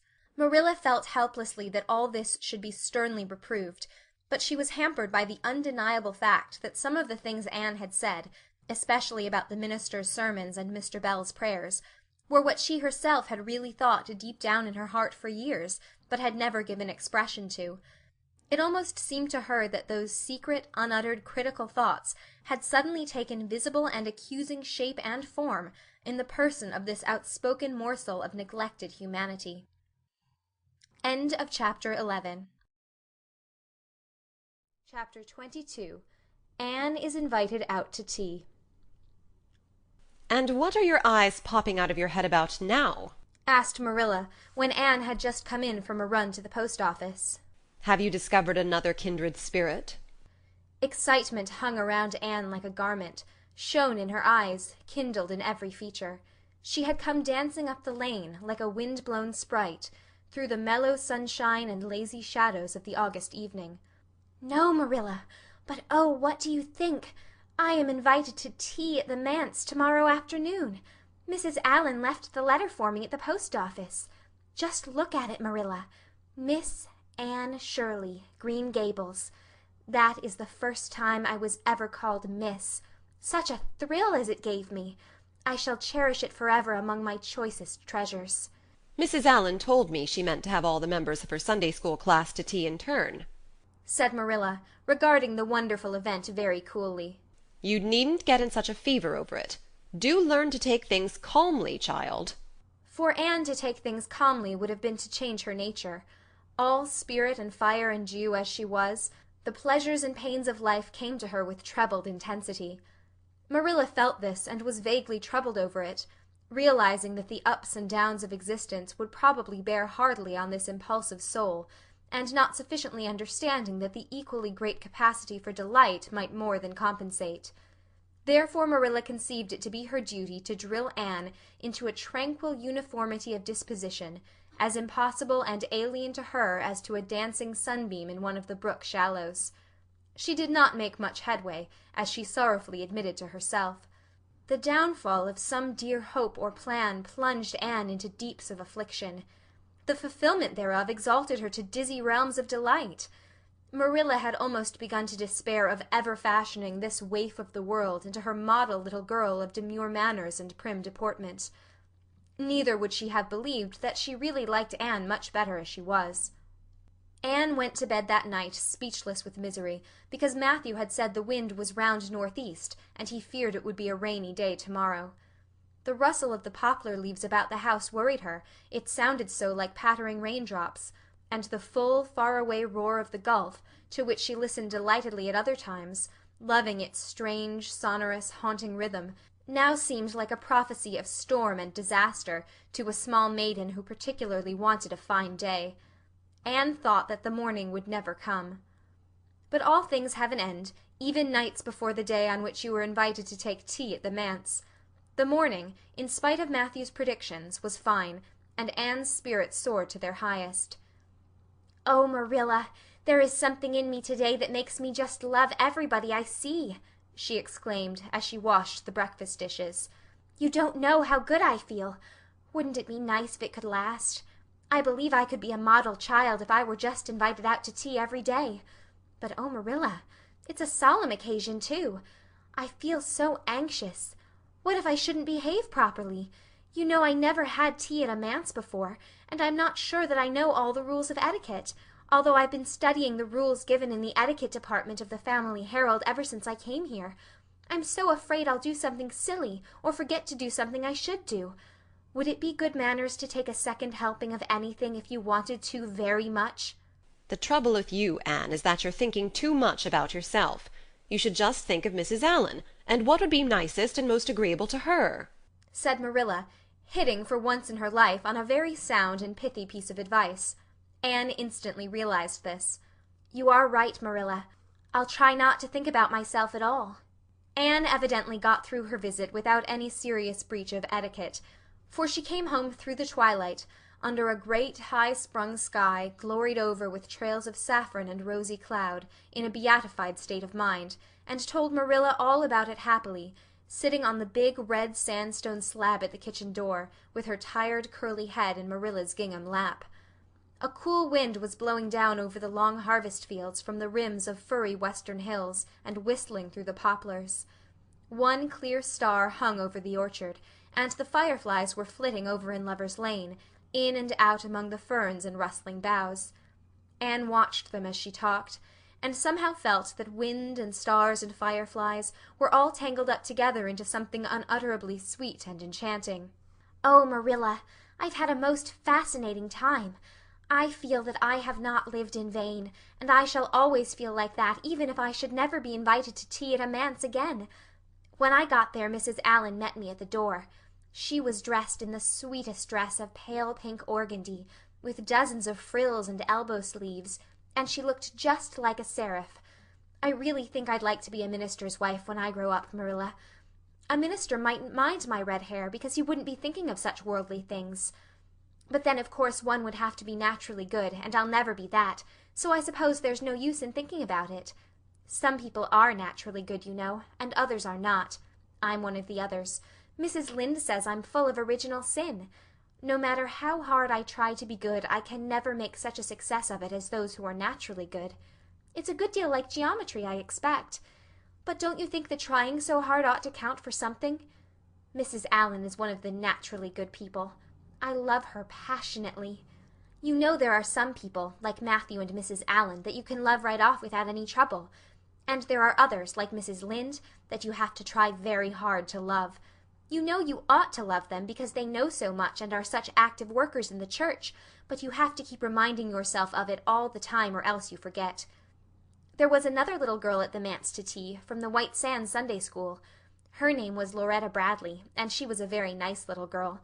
Not exactly a kindred spirit, you know, but still very nice. We had an elegant tea, and I think I kept all the rules of etiquette pretty well. After tea Mrs. Allan played and sang, and she got Loretta and me to sing too. Mrs. Allan says I have a good voice, and she says I must sing in the Sunday school choir after this. You can't think how I was thrilled at the mere thought. I've longed so to sing in the Sunday school choir, as Diana does, but I feared it was an honor I could never aspire to. Loretta had to go home early, because there is a big concert in the White Sands Hotel tonight, and her sister is to recite at it. Loretta says that the Americans at the hotel give a concert every fortnight in aid of the Charlottetown Hospital, and they ask lots of the White Sands people to recite. Loretta said she expected to be asked herself some day. I just gazed at her in awe. After she had gone, Mrs. Allan and I had a heart-to-heart talk. I told her everything. About Mrs. Thomas and the twins and Katie Maurice and Violetta and coming to Green Gables and my troubles over geometry. And would you believe it, Marilla? Mrs. Allan told me she was a dunce at geometry too. You don't know how that encouraged me. Mrs. Lynde came to the manse just before I left, and what do you think, Marilla? The trustees have hired a new teacher, and it's a lady. Her name is Miss Muriel Stacy. Isn't that a romantic name? Mrs. Lynde says they've never had a female teacher in Avonlea before, and she thinks it is a dangerous innovation. But I think it will be splendid to have a lady teacher, and I really don't see how I'm going to live through the 2 weeks before school begins. I'm so impatient to see her. End of Chapter 22. Chapter 21. A New Departure in Flavorings. Dear me, there is nothing but meetings and partings in this world, as Mrs. Lynde says, remarked Anne plaintively, putting her slate and books down on the kitchen table on the last day of June, and wiping her red eyes with a very damp handkerchief. Wasn't it fortunate, Marilla, that I took an extra handkerchief to school today? I had a presentiment that it would be needed. I never thought you were so fond of Mr. Phillips that you'd require 2 handkerchiefs to dry your tears just because he was going away, said Marilla. I don't think I was crying because I was really so very fond of him, reflected Anne. I just cried because all the others did. It was Ruby Gillis started it. Ruby Gillis has always declared she hated Mr. Phillips, but just as soon as he got up to make his farewell speech she burst into tears. Then all the girls began to cry, one after the other. I tried to hold out, Marilla. I tried to remember the time Mr. Phillips made me sit with a boy, and the time he spelled my name without an E on the blackboard, and how he said I was the worst dunce he ever saw at geometry and laughed at my spelling, and all the times he had been so horrid and sarcastic. But somehow I couldn't, Marilla, and I just had to cry too. Jane Andrews has been talking for a month about how glad she'd be when Mr. Phillips went away, and she declared she'd never shed a tear. Well, she was worse than any of us and had to borrow a handkerchief from her brother. Of course the boys didn't cry, because she hadn't brought one of her own, not expecting to need it. Oh, Marilla, it was heartrending. Mr. Phillips made such a beautiful farewell speech beginning, "The time has come for us to part." It was very affecting, and he had tears in his eyes too, Marilla. Oh, I felt dreadfully sorry and remorseful for all the times I'd talked in school and drawn pictures of him on my slate and made fun of him and Prissy. I can tell you I wished I'd been a model pupil like Minnie Andrews. She hadn't anything on her conscience. The girls cried all the way home from school. Carrie Sloane kept saying every few minutes, "The time has come for us to part," and that would start us off again whenever we were in any danger of cheering up. I do feel dreadfully sad, Marilla, but one can't feel quite in the depths of despair with 2 months' vacation before them, can they, Marilla? And besides, we met the new minister and his wife coming from the station. For all I was feeling so bad about Mr. Phillips going away, I couldn't help taking a little interest in a new minister, could I? His wife is very pretty. Not exactly regally lovely, of course. It wouldn't do, I suppose, for a minister to have a regally lovely wife, because it might set a bad example. Mrs. Lynde says the minister's wife over at Newbridge sets a very bad example because she dresses so fashionably.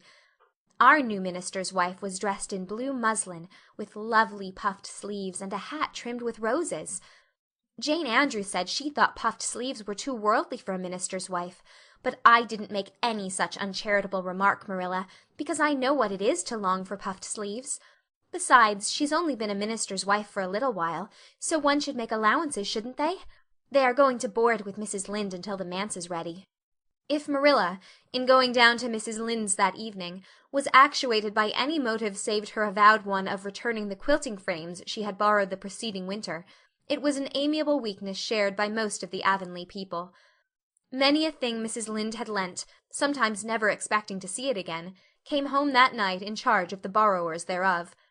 A new minister, and moreover a minister with a wife, was a lawful object of curiosity in a quiet little country settlement where sensations were few and far between. Old Mr. Bentley, the minister whom Anne had found lacking in imagination, had been pastor of Avonlea for 18 years. He was a widower when he came, and a widower he remained, despite the fact that gossip regularly married him to this or that or the other one every year of his sojourn.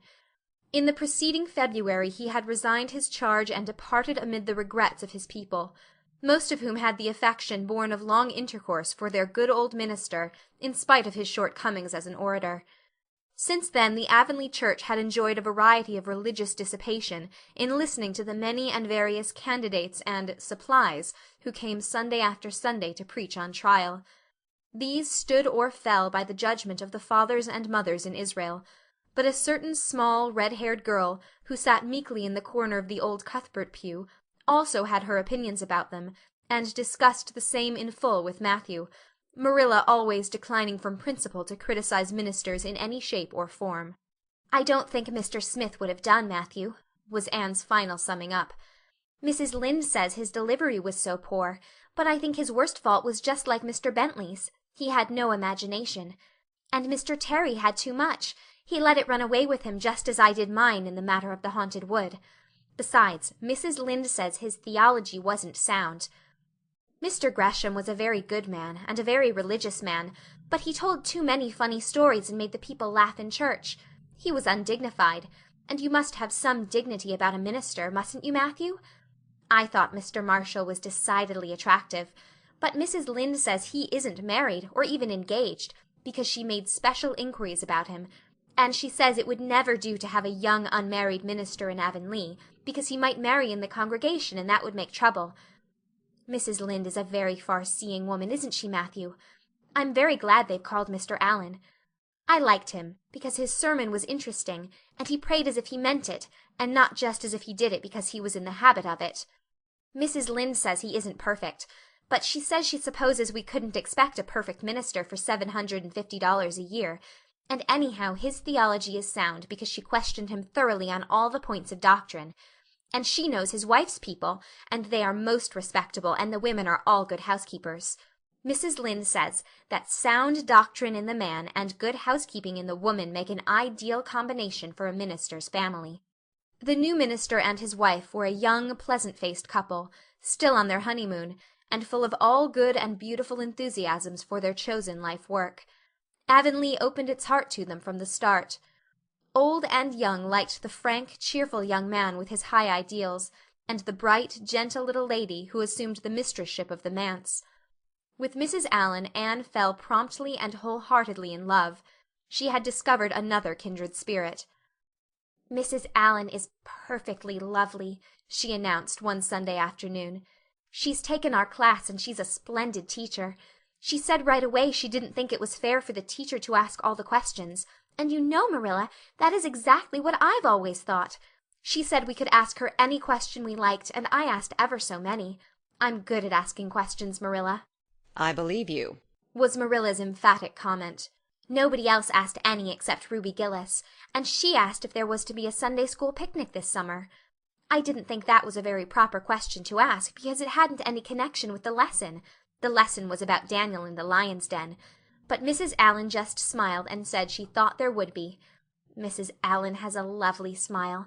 She has such exquisite dimples in her cheeks. I wish I had dimples in my cheeks, Marilla. I'm not half so skinny as I was when I came here, but I have no dimples yet. If I had, perhaps I could influence people for good. Mrs. Allen said we ought always to try to influence other people for good. She talked so nicely about everything. I never knew before that religion was such a cheerful thing. I always thought it was kind of melancholy, but Mrs. Allen's isn't, and I'd like to be a Christian if I could be one like her. I wouldn't want to be one like Mr. Superintendent Bell." "It's very naughty of you to speak so about Mr. Bell," said Marilla severely. Mr. Bell is a real good man." "Oh, of course he's good," agreed Anne, "but he doesn't seem to get any comfort out of it. If I could be good I'd dance and sing all day because I was glad of it. I suppose Mrs. Allan is too old to dance and sing, and of course it wouldn't be dignified in a minister's wife. But I can just feel she's glad she's a Christian, and that she'd be one even if she could get to heaven without it." "I suppose we must have Mr. and Mrs. Allan up to tea some day soon," said Marilla reflectively. "They've been most everywhere but here. Let me see. Next Wednesday would be a good time to have them. But don't say a word to Matthew about it, for if he knew they were coming he'd find some excuse to be away that day. He'd got so used to Mr. Bentley he didn't mind him, but he's going to find it hard to get acquainted with a new minister, and a new minister's wife will frighten him to death." "I'll be as secret as the dead," assured Anne. "But oh, Marilla, will you let me make a cake for the occasion? I'd love to do something for Mrs. Allan, and you know I can make a pretty good cake by this time." "You can make a layer cake," promised Marilla. Monday and Tuesday great preparations went on at Green Gables. Having the minister and his wife to tea was a serious and important undertaking, and Marilla was determined not to be eclipsed by any of the Avonlea housekeepers. Anne was wild with excitement and delight. She talked it all over with Diana Tuesday night in the twilight, as they sat on the big red stones by the Dryad's Bubble and made rainbows in the water with little twigs dipped in fir balsam. "Everything is ready, Diana, except my cake, which I'm to make in the morning, and the baking powder biscuits, which Marilla will make just before tea time. I assure you, Diana, that Marilla and I have had a busy 2 days of it. It's such a responsibility having a minister's family to tea. I never went through such an experience before. You should just see our pantry. It's a sight to behold. We're going to have jellied chicken and cold tongue. We're to have 2 kinds of jelly, red and yellow, and whipped cream and lemon pie, and cherry pie, and 3 kinds of cookies, and fruit cake, and Marilla's famous yellow plum preserves that she keeps especially for ministers, and pound cake and layer cake, and biscuits as aforesaid, and new bread and old both, in case the minister is dyspeptic and can't eat new. Mrs. Lynde says ministers are dyspeptic, but I don't think Mr. Allan has been a minister long enough for it to have had a bad effect on him. I just grow cold when I think of my layer cake. Oh, Diana, what if it shouldn't be good? I dreamed last night that I was chased all around by a fearful goblin with a big layer cake for a head," "It'll be good, all right," assured Diana, who was a very comfortable sort of friend. "I'm sure that piece of the one you made that we had for lunch in Idlewild 2 weeks ago was perfectly elegant." "Yes, but cakes have such a terrible habit of turning out bad just when you especially want them to be good," sighed Anne, setting a particularly well-balsamed twig afloat. "However, I suppose I shall just have to trust to Providence and be careful to put in the flour. Oh, look, Diana, what a lovely rainbow! Do you suppose the Dryad will come out after we go away and take it for a scarf?" "You know there's no such thing as a Dryad," said Diana. Diana's mother had found out about the haunted wood and had been decidedly angry over it. As a result, Diana had abstained from any further imitative flights of imagination, and did not think it prudent to cultivate a spirit of belief even in harmless dryads. "But it's so easy to imagine there is," said Anne. "Every night before I go to bed, I look out of my window and wonder if the Dryad is really sitting here, combing her locks with the spring for a mirror. Sometimes I look for her footprints in the dew in the morning. Oh, Diana, don't give up your faith in the Dryad." Wednesday morning came. Anne got up at sunrise because she was too excited to sleep. She had caught a severe cold in the head by reason of her dabbling in the spring on the preceding evening, but nothing short of absolute pneumonia could have quenched her interest in culinary matters that morning. After breakfast she proceeded to make her cake. When she finally shut the oven door upon it she drew a long breath. "I'm sure I haven't forgotten anything this time, Marilla. But do you think it will rise? Just suppose perhaps the baking powder isn't good. I used it out of the new can. And Mrs. Lynde says you can never be sure of getting good baking powder nowadays when everything is so adulterated. Mrs. Lynde says the government ought to take the matter up, but she says we'll never see the day when a Tory government will do it. Marilla, what if that cake doesn't rise?" "We'll have plenty without it," was Marilla's unimpassioned way of looking at the subject. The cake did rise, however, and came out of the oven as light and feathery as golden foam. Anne, flushed with delight, clapped it together with layers of ruby jelly, and, in imagination, saw Mrs. Allan eating it and possibly asking for another piece. "You'll be using the best tea set, of course, Marilla," she said. "Can I fix the table with ferns and wild roses?" I think that's all nonsense, sniffed Marilla. In my opinion, it's the eatables that matter, and not flummery decorations. "Mrs. Barry had her table decorated," said Anne, who was not entirely guiltless of the wisdom of the serpent. "And the minister paid her an elegant compliment. He said it was a feast for the eye as well as the palate." Well, do as you like, said Marilla, who was quite determined not to be surpassed by Mrs. Barry or anybody else. only mind you leave enough room for the dishes and the food. Anne laid herself out to decorate in a manner and after a fashion that should leave Mrs. Barry's nowhere. Having abundance of roses and ferns and a very artistic taste of her own, she made that tea-table such a thing of beauty that when the minister and his wife sat down to it, they exclaimed in chorus over its loveliness. It's Anne's doings, said Marilla, grimly just, and Anne felt that Mrs. Allen's approving smile was almost too much happiness for this world. Matthew was there, having been inveigled into the party only goodness and Anne knew how. He had been in such a state of shyness and nervousness that Marilla had given him up in despair, but Anne took him in hand so successfully that he now sat at the table in his best clothes and white collar, and talked to the minister not uninterestingly. He never said a word to Mrs. Allen, but that perhaps was not to be expected. All went merry as a marriage bell until Anne's layer cake was passed. Mrs. Allen, having already been helped to a bewildering variety, declined it. But Marilla, seeing the disappointment on Anne's face, said smilingly, "Oh, you must take a piece of this, Mrs. Allen. Anne made it on purpose for you." "In that case I must sample it," laughed Mrs. Allen, helping herself to a plump triangle, as did also the minister and Marilla. Mrs. Allen took a mouthful of hers, and a most peculiar expression crossed her face. Not a word did she say, however, but steadily ate away at it. Marilla saw the expression and hastened to taste the cake. "Anne Shirley!" she exclaimed. "What on earth did you put into that cake?" "Nothing but what the recipe said, Marilla," cried Anne with a look of anguish. "Oh, isn't it all right?" "All right? It's simply horrible. Mr. Allen, don't try to eat it. Anne, taste it yourself. What flavoring did you use?"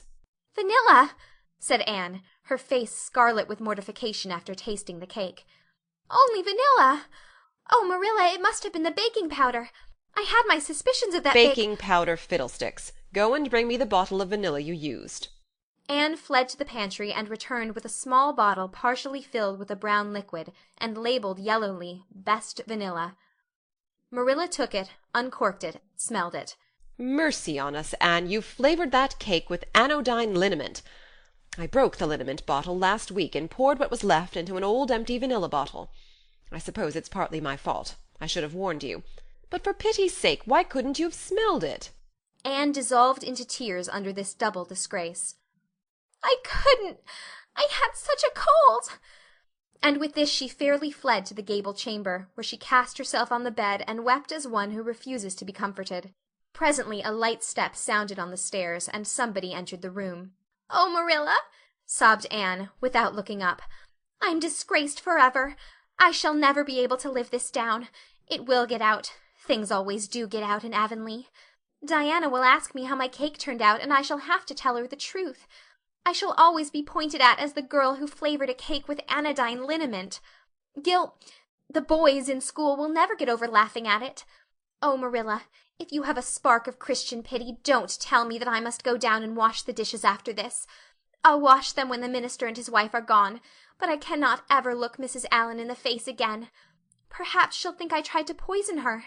Mrs. Lynde says she knows an orphan girl who tried to poison her benefactor. But the liniment isn't poisonous. It's meant to be taken internally, although not in cakes. Won't you tell Mrs. Allen so, Marilla?" "Suppose you jump up and tell her so yourself," said a merry voice. Anne flew up, to find Mrs. Allen standing by her bed, surveying her with laughing eyes. "My dear little girl, you mustn't cry like this," she said, genuinely disturbed by Anne's tragic face. "Why, it's all just a funny mistake that anybody might make." "Oh, no, it takes me to make such a mistake," said Anne forlornly. "And I wanted to have that cake so nice for you, Mrs. Allen." "Yes, I know, dear. And I assure you I appreciate your kindness and thoughtfulness just as much as if it had turned out all right. Now you mustn't cry any more, but come down with me and show me your flower garden. Miss Cuthbert tells me you have a little plot all your own. I want to see it, for I'm very much interested in flowers." Anne permitted herself to be led down and comforted, reflecting that it was really providential that Mrs. Allan was a kindred spirit. Nothing more was said about the liniment cake, and when the guests went away, Anne found that she had enjoyed the evening more than could have been expected, considering that terrible incident. Nevertheless, she sighed deeply. "Marilla, isn't it nice to think that tomorrow is a new day with no mistakes in it yet?" "I'll warrant you'll make plenty in it," said Marilla. "I never saw your beat for making mistakes, Anne." "Yes, and well I know it," admitted Anne mournfully. "But have you ever noticed one encouraging thing about me, Marilla? I never make the same mistake twice." "I don't know as that's much benefit when you're always making new ones." "Oh, don't you see, Marilla? There must be a limit to the mistakes one person can make, and when I get to the end of them, then I'll be through with them. That's a very comforting thought." "Well, you'd better go and give that cake to the pigs," said Marilla.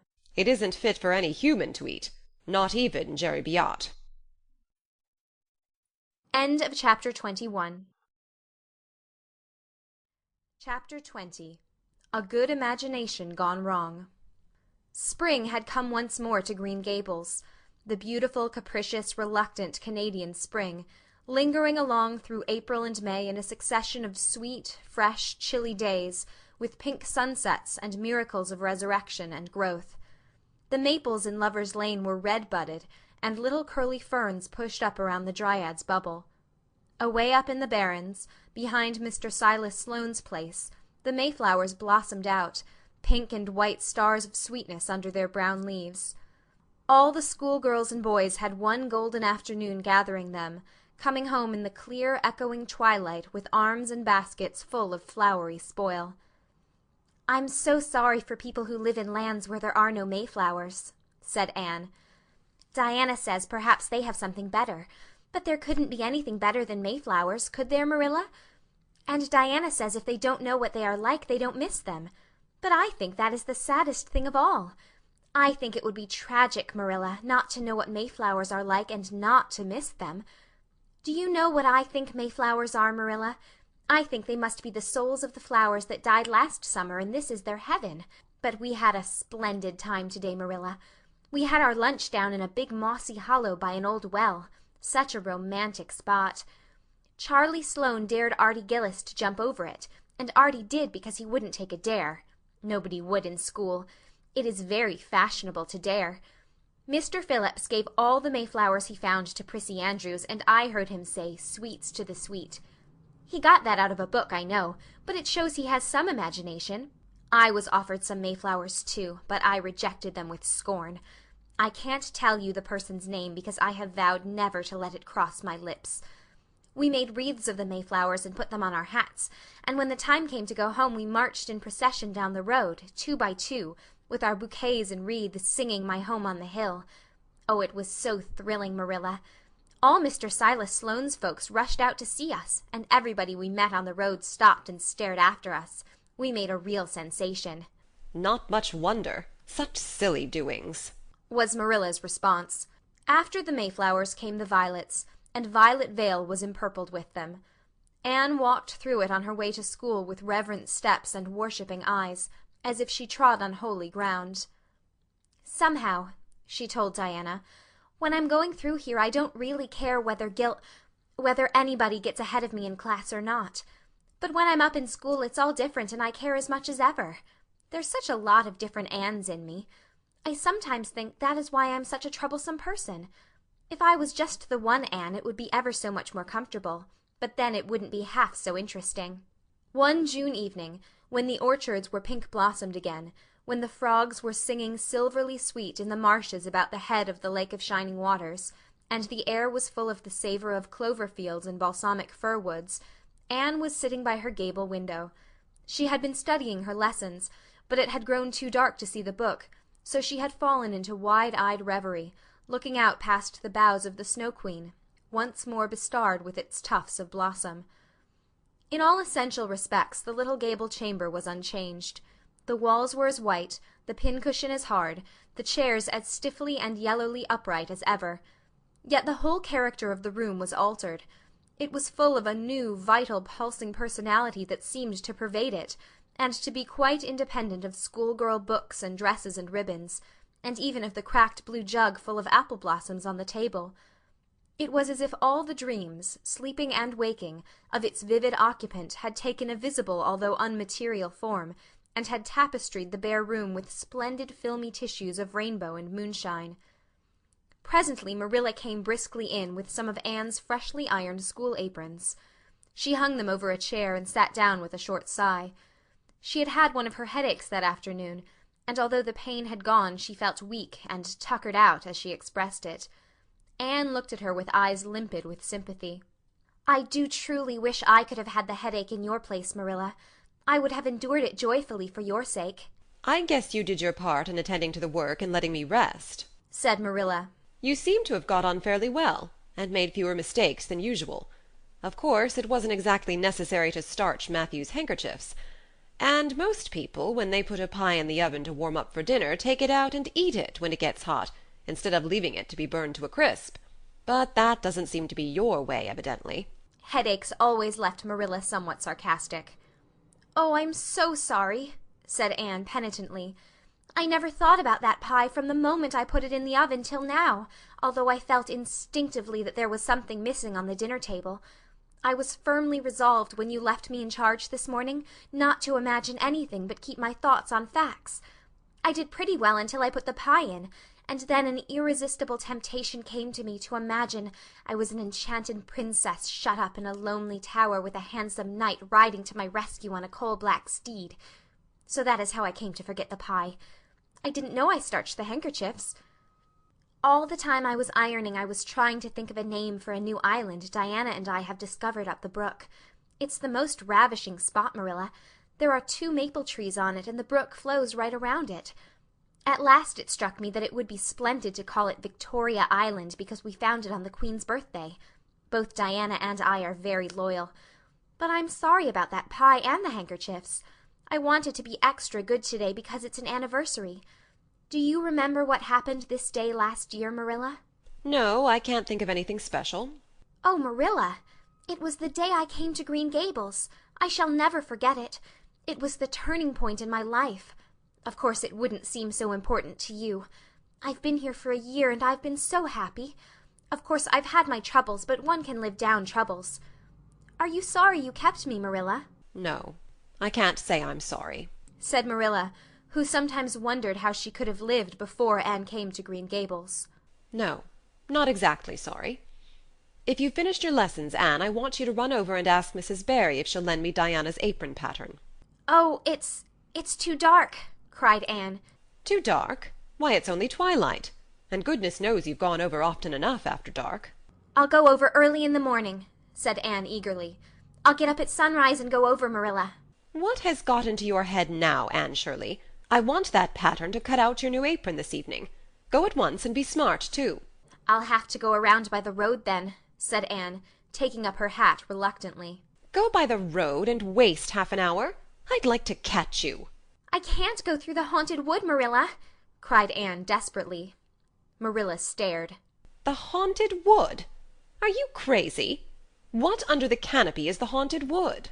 "The spruce wood over the brook," said Anne in a whisper. "Fiddlesticks! There is no such thing as a haunted wood anywhere. Who has been telling you such stuff?"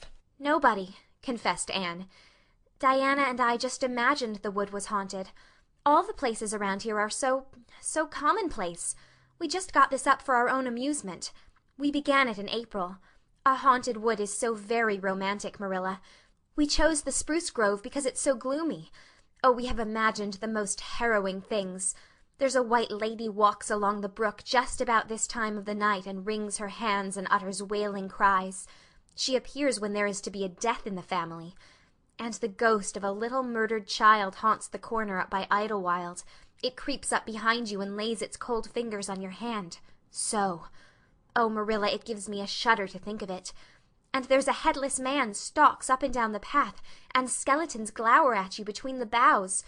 Oh, Marilla, I wouldn't go through the haunted wood after dark now for anything. I'd be sure that white things would reach out from behind the trees and grab me." "Did ever anyone hear the like?" ejaculated Marilla, who had listened in dumb amazement. "Anne Shirley, do you mean to tell me you believe all that wicked nonsense of your own imagination?" Not believe exactly, faltered Anne. At least I don't believe it in daylight. But after dark, Marilla, it's different. That is when ghosts walk. "There are no such things as ghosts, Anne." Oh, but there are, Marilla, cried Anne eagerly. I know people who have seen them, and they are respectable people. Charlie Sloane says that his grandmother saw his grandfather driving home the cows one night after he'd been buried for a year. You know Charlie Sloane's grandmother wouldn't tell a story for anything. She's a very religious woman. And Mrs. Thomas's father was pursued home one night by a lamb of fire with its head cut off, hanging by a strip of skin. He said he knew it was the spirit of his brother, and that it was a warning he would die within 9 days. He didn't, but he died 2 years after, so you see it was really true. And Ruby Gillis says— "Anne Shirley," interrupted Marilla firmly, "I never want to hear you talking in this fashion again. I've had my doubts about that imagination of yours right along, and if this is going to be the outcome of it, I won't countenance any such doings. You'll go right over to Barry's, and you'll go through that spruce grove just for a lesson and a warning to you. And never let me hear a word out of your head about haunted woods again." Anne might plead and cry as she liked, and she did, for her terror was very real. Her imagination had run away with her, and she held the spruce grove in mortal dread after nightfall. But Marilla was inexorable. She marched the shrinking ghost-seer down to the spring, and ordered her to proceed straightaway over the bridge and into the dusky retreats of wailing ladies and headless spectres beyond. "Oh, Marilla, how can you be so cruel?" sobbed Anne. "What would you feel like if a white thing did snatch me up and carry me off?" "I'll risk it," said Marilla unfeelingly. "You know I always mean what I say. I'll cure you of imagining ghosts into places. March now." Anne marched.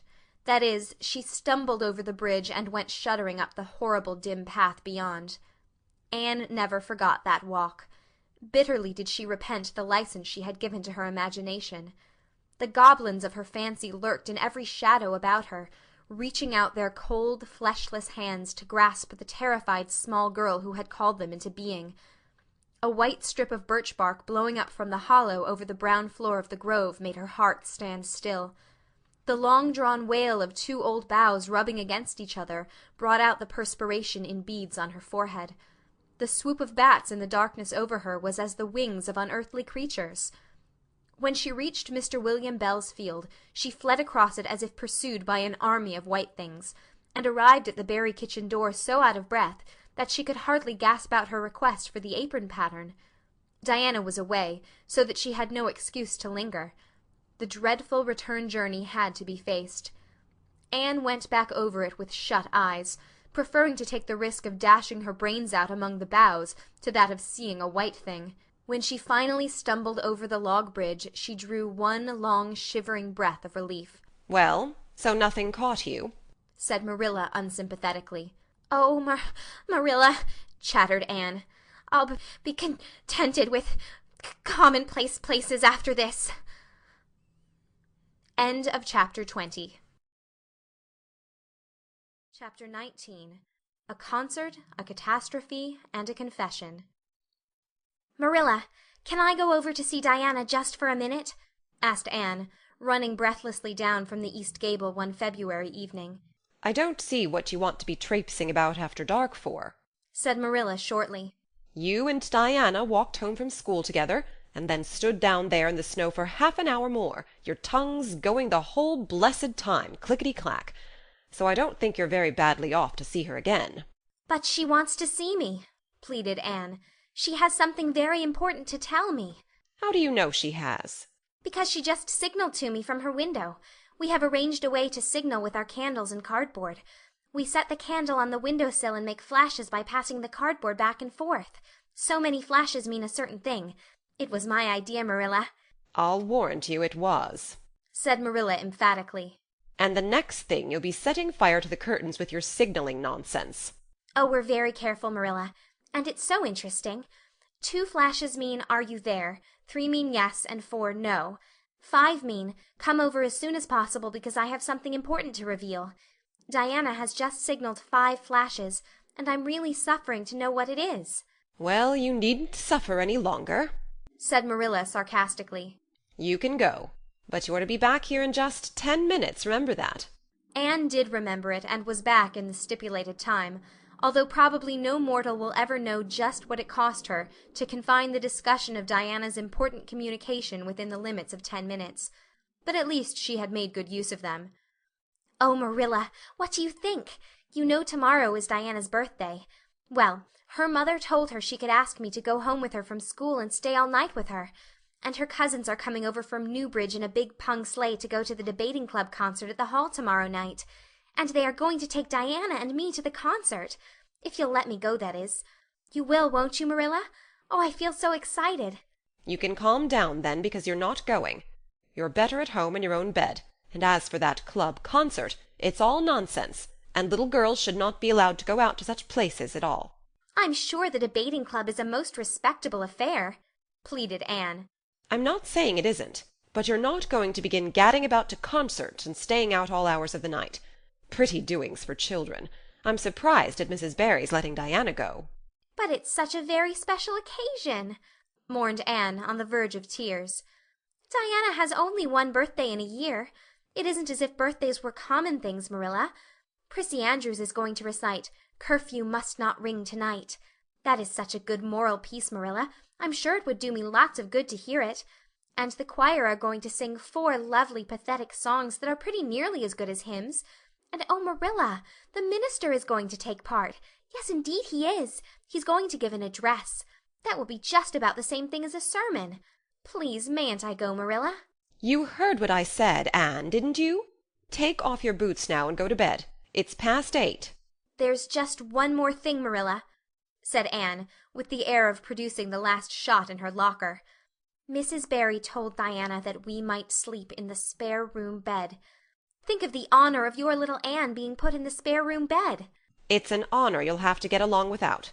Go to bed, Anne, and don't let me hear another word out of you." When Anne, with tears rolling over her cheeks, had gone sorrowfully upstairs, Matthew, who had been apparently sound asleep on the lounge during the whole dialogue, opened his eyes and said decidedly, Well, now, Marilla, I think you ought to let Anne go. I don't, then, retorted Marilla. Who's bringing this child up, Matthew? You or me? Well, now, you. Admitted Matthew. Don't interfere, then. Well, now, I ain't interfering. It ain't interfering to have your own opinion.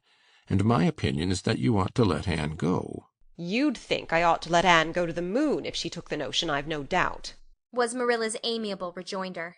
I might have let her spend the night with Diana, if that was all. But I don't approve of this concert plan. She'd go there and catch cold, like as not, and have her head filled up with nonsense and excitement.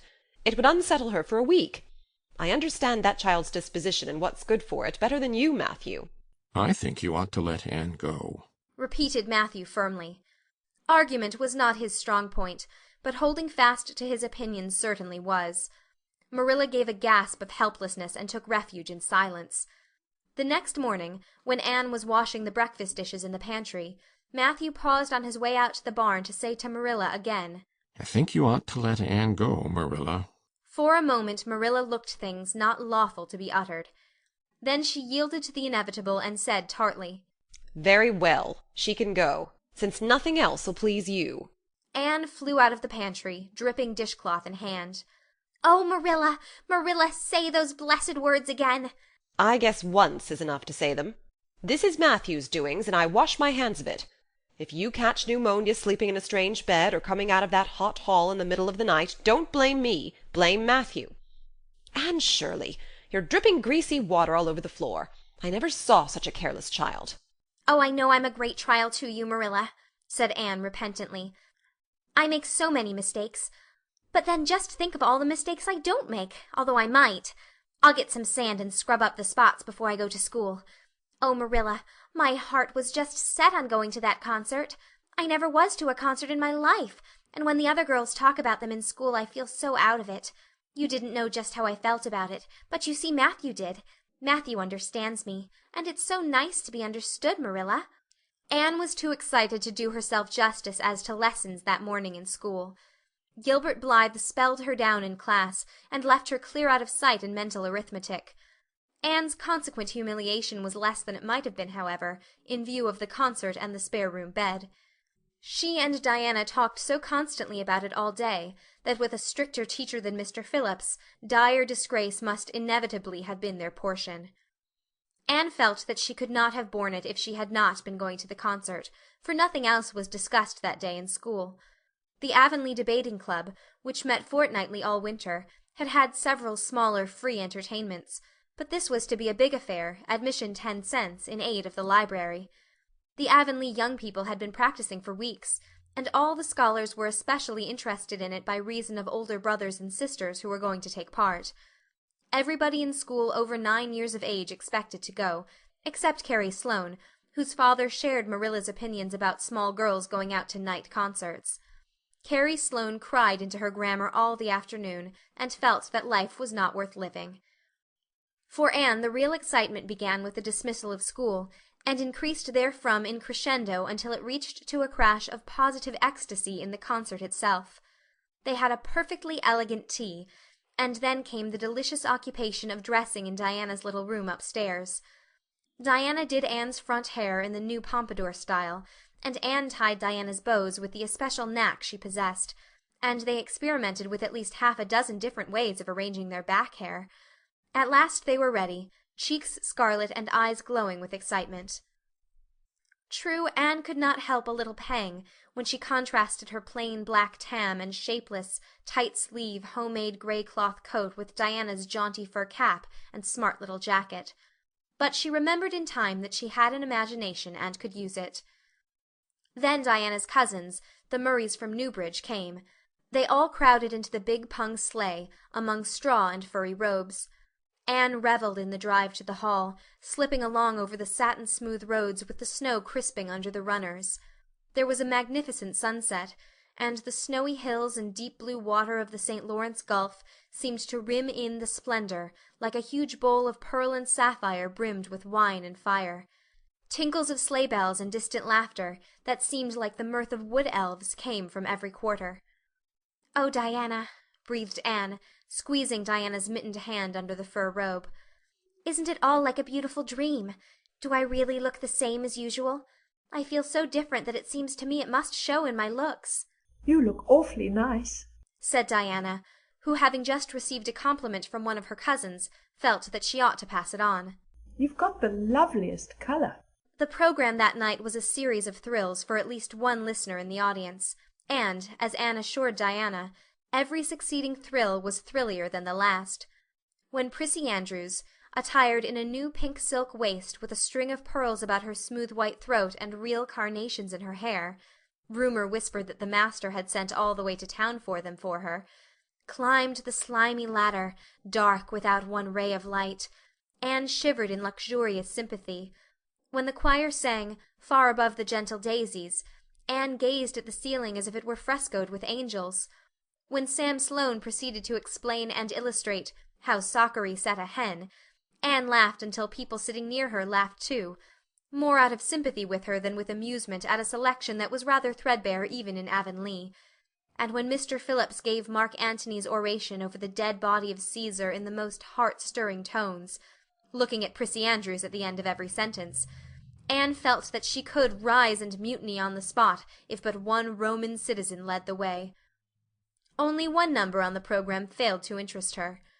When Gilbert Blythe recited "Bingen on the Rhine," Anne picked up Rhoda Murray's library book and read it until he had finished, when she sat rigidly stiff and motionless while Diana clapped her hands until they tingled.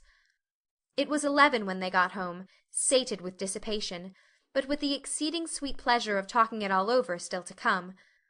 Everybody seemed asleep, and the house was dark and silent. Anne and Diana tiptoed into the parlor, a long narrow room out of which the spare room opened. It was pleasantly warm, and dimly lighted by the embers of a fire in the grate. "Let's undress here," said Diana. "It's so nice and warm." "Hasn't it been a delightful time?" sighed Anne rapturously. "It must be splendid to get up and recite there. Do you suppose we will ever be asked to do it, Diana?" "Yes, of course, some day.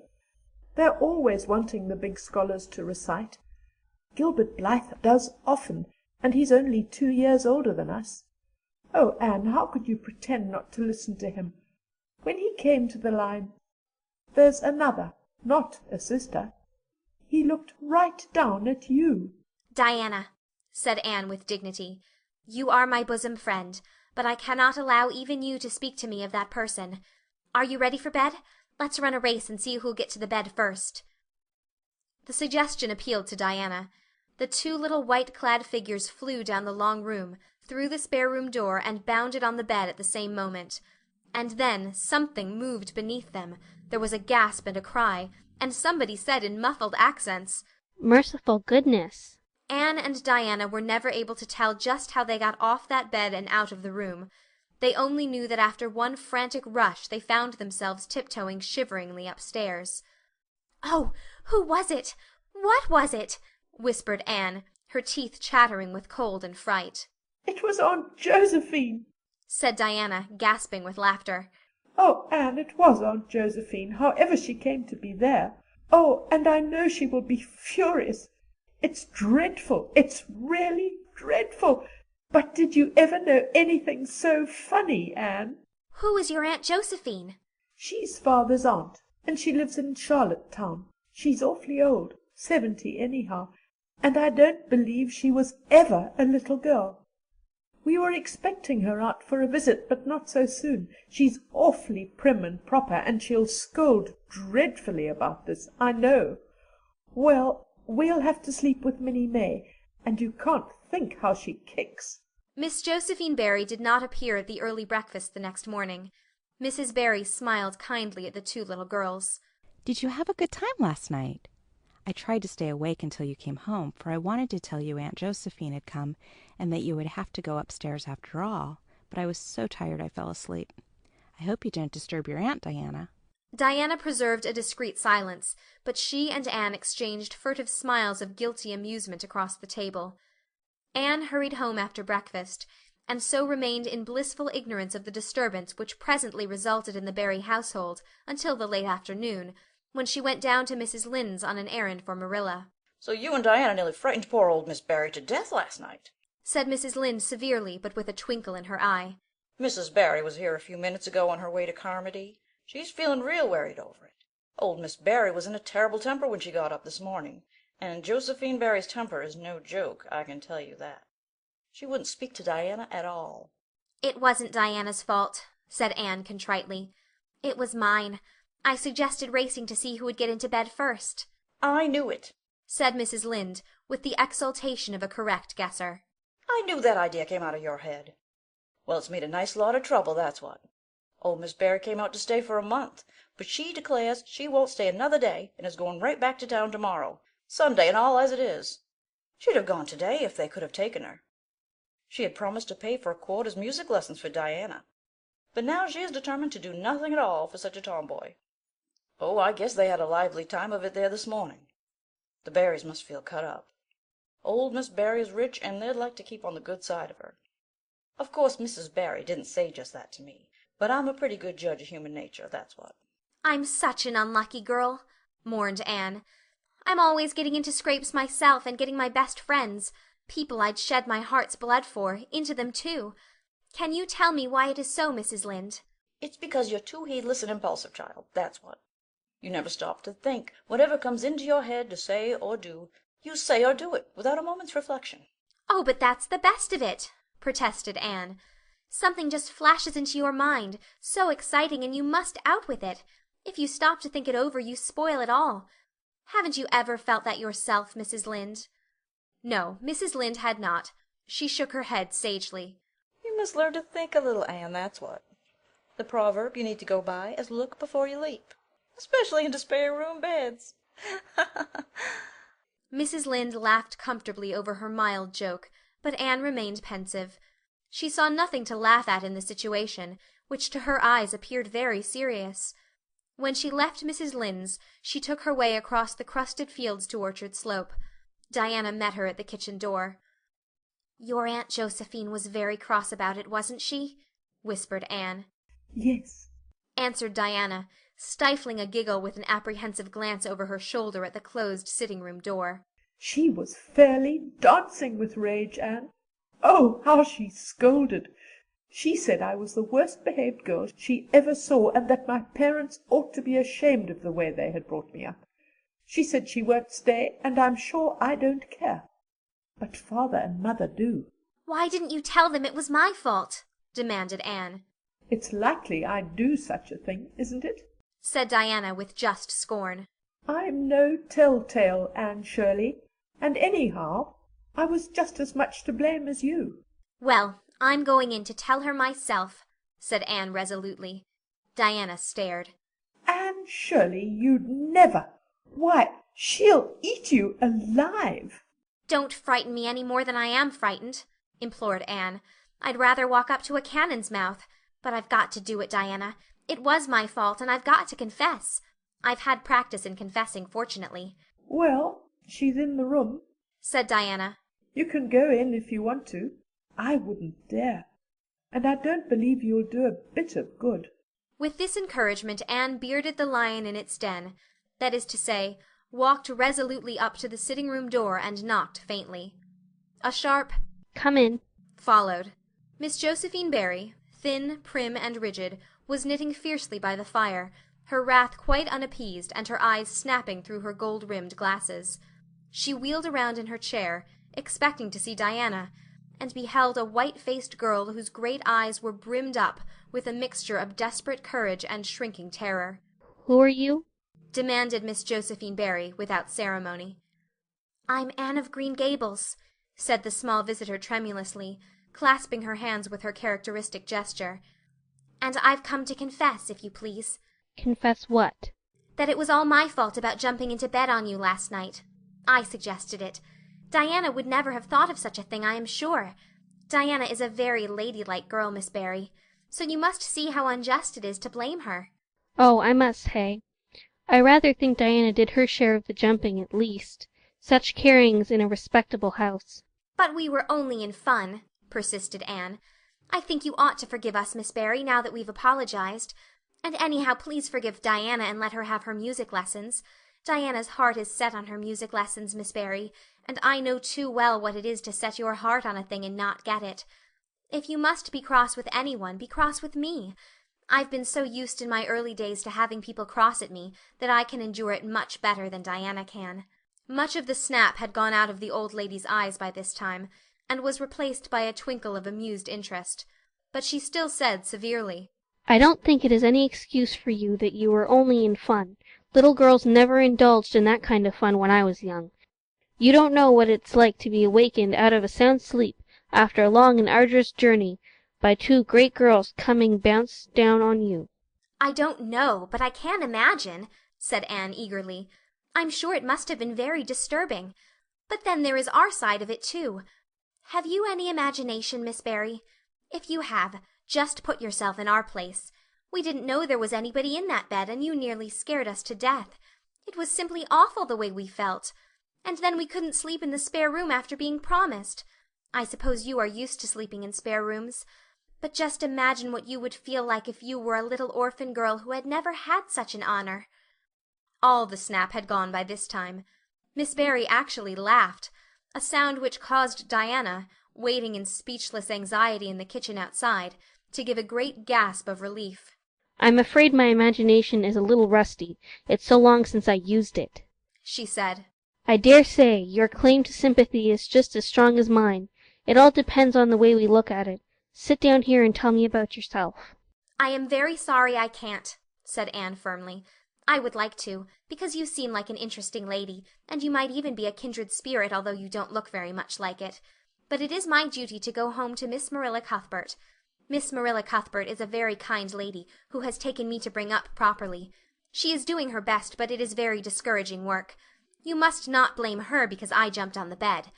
But before I go, I do wish you would tell me if you will forgive Diana, and stay just as long as you meant to in Avonlea." "I think perhaps I will, if you will come over and talk to me occasionally," said Miss Barry. That evening Miss Barry gave Diana a silver bangle bracelet, and told the senior members of the household that she had unpacked her valise. "I've made up my mind to stay, simply for the sake of getting better acquainted with that Anne girl," she said frankly. "She amuses me, and at my time of life an amusing person is a rarity. Marilla's only comment when she heard the story was, "I told you so." This was for Matthew's benefit. Miss Barry stayed her month out and over. She was a more agreeable guest than usual, for Anne kept her in good humour. They became firm friends. When Miss Barry went away, she said, "Remember, you Anne girl, when you come to town you're to visit me, and I'll put you in my very sparest spare-room bed to sleep." Miss Barry was a kindred spirit after all, Anne confided to Marilla. You wouldn't think so to look at her, but she is. You don't find it right out at first, as in Matthew's case, but after a while you come to see it. Kindred spirits are not so scarce as I used to think. It's splendid to find out there are so many of them in the world. End of Chapter 19. Chapter 18. Anne to the rescue. All things great are wound up with all things little. At first glance it might not seem that the decision of a certain Canadian premier to include Prince Edward Island in a political tour could have much or anything to do with the fortunes of little Anne Shirley at Green Gables. But it had. It was a January the premier came, to address his loyal supporters and such of his non-supporters as chose to be present at the monster mass meeting held in Charlottetown. Most of the Avonlea people were on the premier's side of politics. Hence, on the night of the meeting nearly all the men and a goodly proportion of the women had gone to town 30 miles away. Mrs. Rachel Lynde had gone too. Mrs. Rachel Lynde was a red-hot politician, and couldn't have believed that the political rally could be carried through without her, although she was on the opposite side of politics.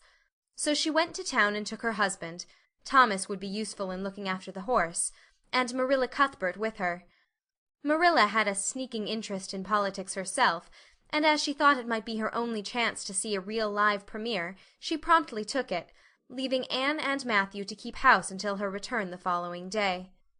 Hence, while Marilla and Mrs. Rachel were enjoying themselves hugely at the mass meeting, Anne and Matthew had the cheerful kitchen at Green Gables all to themselves.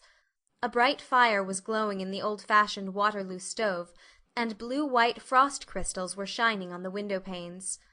Matthew nodded over a Farmer's Advocate on the sofa, and Anne at the table studied her lessons with grim determination, despite sundry wistful glances at the clock-shelf, where lay a new book that Jane Andrews had lent her that day. Jane had assured her that it was warranted to produce any number of thrills, or words to that effect, and Anne's fingers tingled to reach out for it. But that would mean Gilbert Blythe's triumph on the morrow. Anne turned her back on the clock-shelf and tried to imagine it wasn't there. "Matthew, did you ever study geometry when you went to school?" Well, now, no, I didn't, said Matthew, coming out of his doze with a start. "I wish you had," sighed Anne, "because then you'd be able to sympathize with me. You can't sympathize properly if you've never studied it. It is casting a cloud over my whole life. I'm such a dunce at it, Matthew." Well, now, I dunno, said Matthew soothingly. I guess you're all right at anything. Mr. Phillips told me last week in Blair's store at Carmody that you was the smartest scholar in school and was making rapid progress. Rapid progress was his very words. There's them as runs down Teddy Phillips and says he ain't much of a teacher, but I guess he's all right.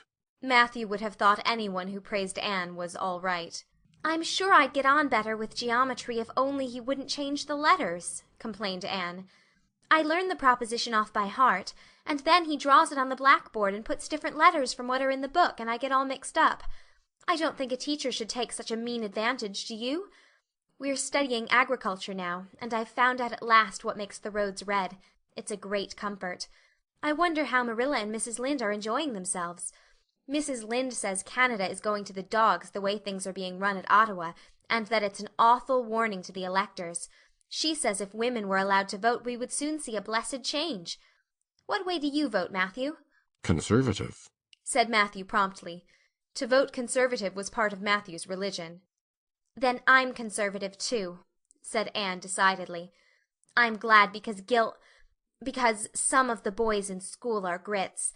I guess Mr. Phillips is a Grit too, because Prissy Andrews's father is one, and Ruby Gillis says that when a man is courting he always has to agree with the girl's mother in religion and her father in politics. Is that true, Matthew?" well, now, I dunno. said Matthew. "Did you ever go courting, Matthew?" Well, now, no, I don't know's I ever did. said Matthew, who had certainly never thought of such a thing in his whole existence. Anne reflected with her chin in her hands. "It must be rather interesting, don't you think, Matthew? Ruby Gillis says when she grows up she's going to have ever so many bows on the string and have them all crazy about her, but I think that would be too exciting. I'd rather have just one in his right mind. But Ruby Gillis knows a great deal about such matters because she has so many big sisters. And Mrs. Lynde says the Gillis girls have gone off like hot cakes. Mr. Phillips goes up to see Prissy Andrews nearly every evening. He says it is to help her with her lessons, but Miranda Sloane is studying for Queen's too, and I should think she needed help a lot more than Prissy because she's ever so much stupider, but he never goes to help her in the evenings at all. There are a great many things in this world that I can't understand very well, Matthew." Well, now, I don't know as I comprehend them all myself, acknowledged Matthew. "Well, I suppose I must finish up my lessons.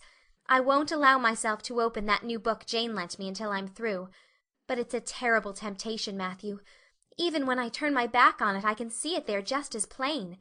Jane said she cried herself sick over it. I love a book that makes me cry. But I think I'll carry that book into the sitting-room and lock it in the jam closet and give you the key. And you must not give it to me, Matthew, until my lessons are done, not even if I implore you on my bended knees. It's all very well to say resist temptation, but it's ever so much easier to resist it if you can't get the key. And then shall I run down the cellar and get some russets, Matthew? Wouldn't you like some russets?" Well, now, I dunno but what I would, said Matthew, who never ate russets but knew Anne's weakness for them.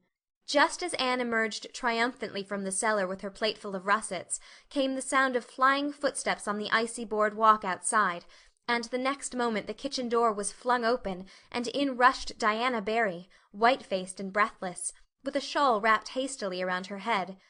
Anne promptly let go of her candle and plate in her surprise, and plate, candle, and apples crashed together down the cellar ladder, and were found at the bottom embedded in melted grease the next day by Marilla, who gathered them up and thanked mercy the house hadn't been set on fire.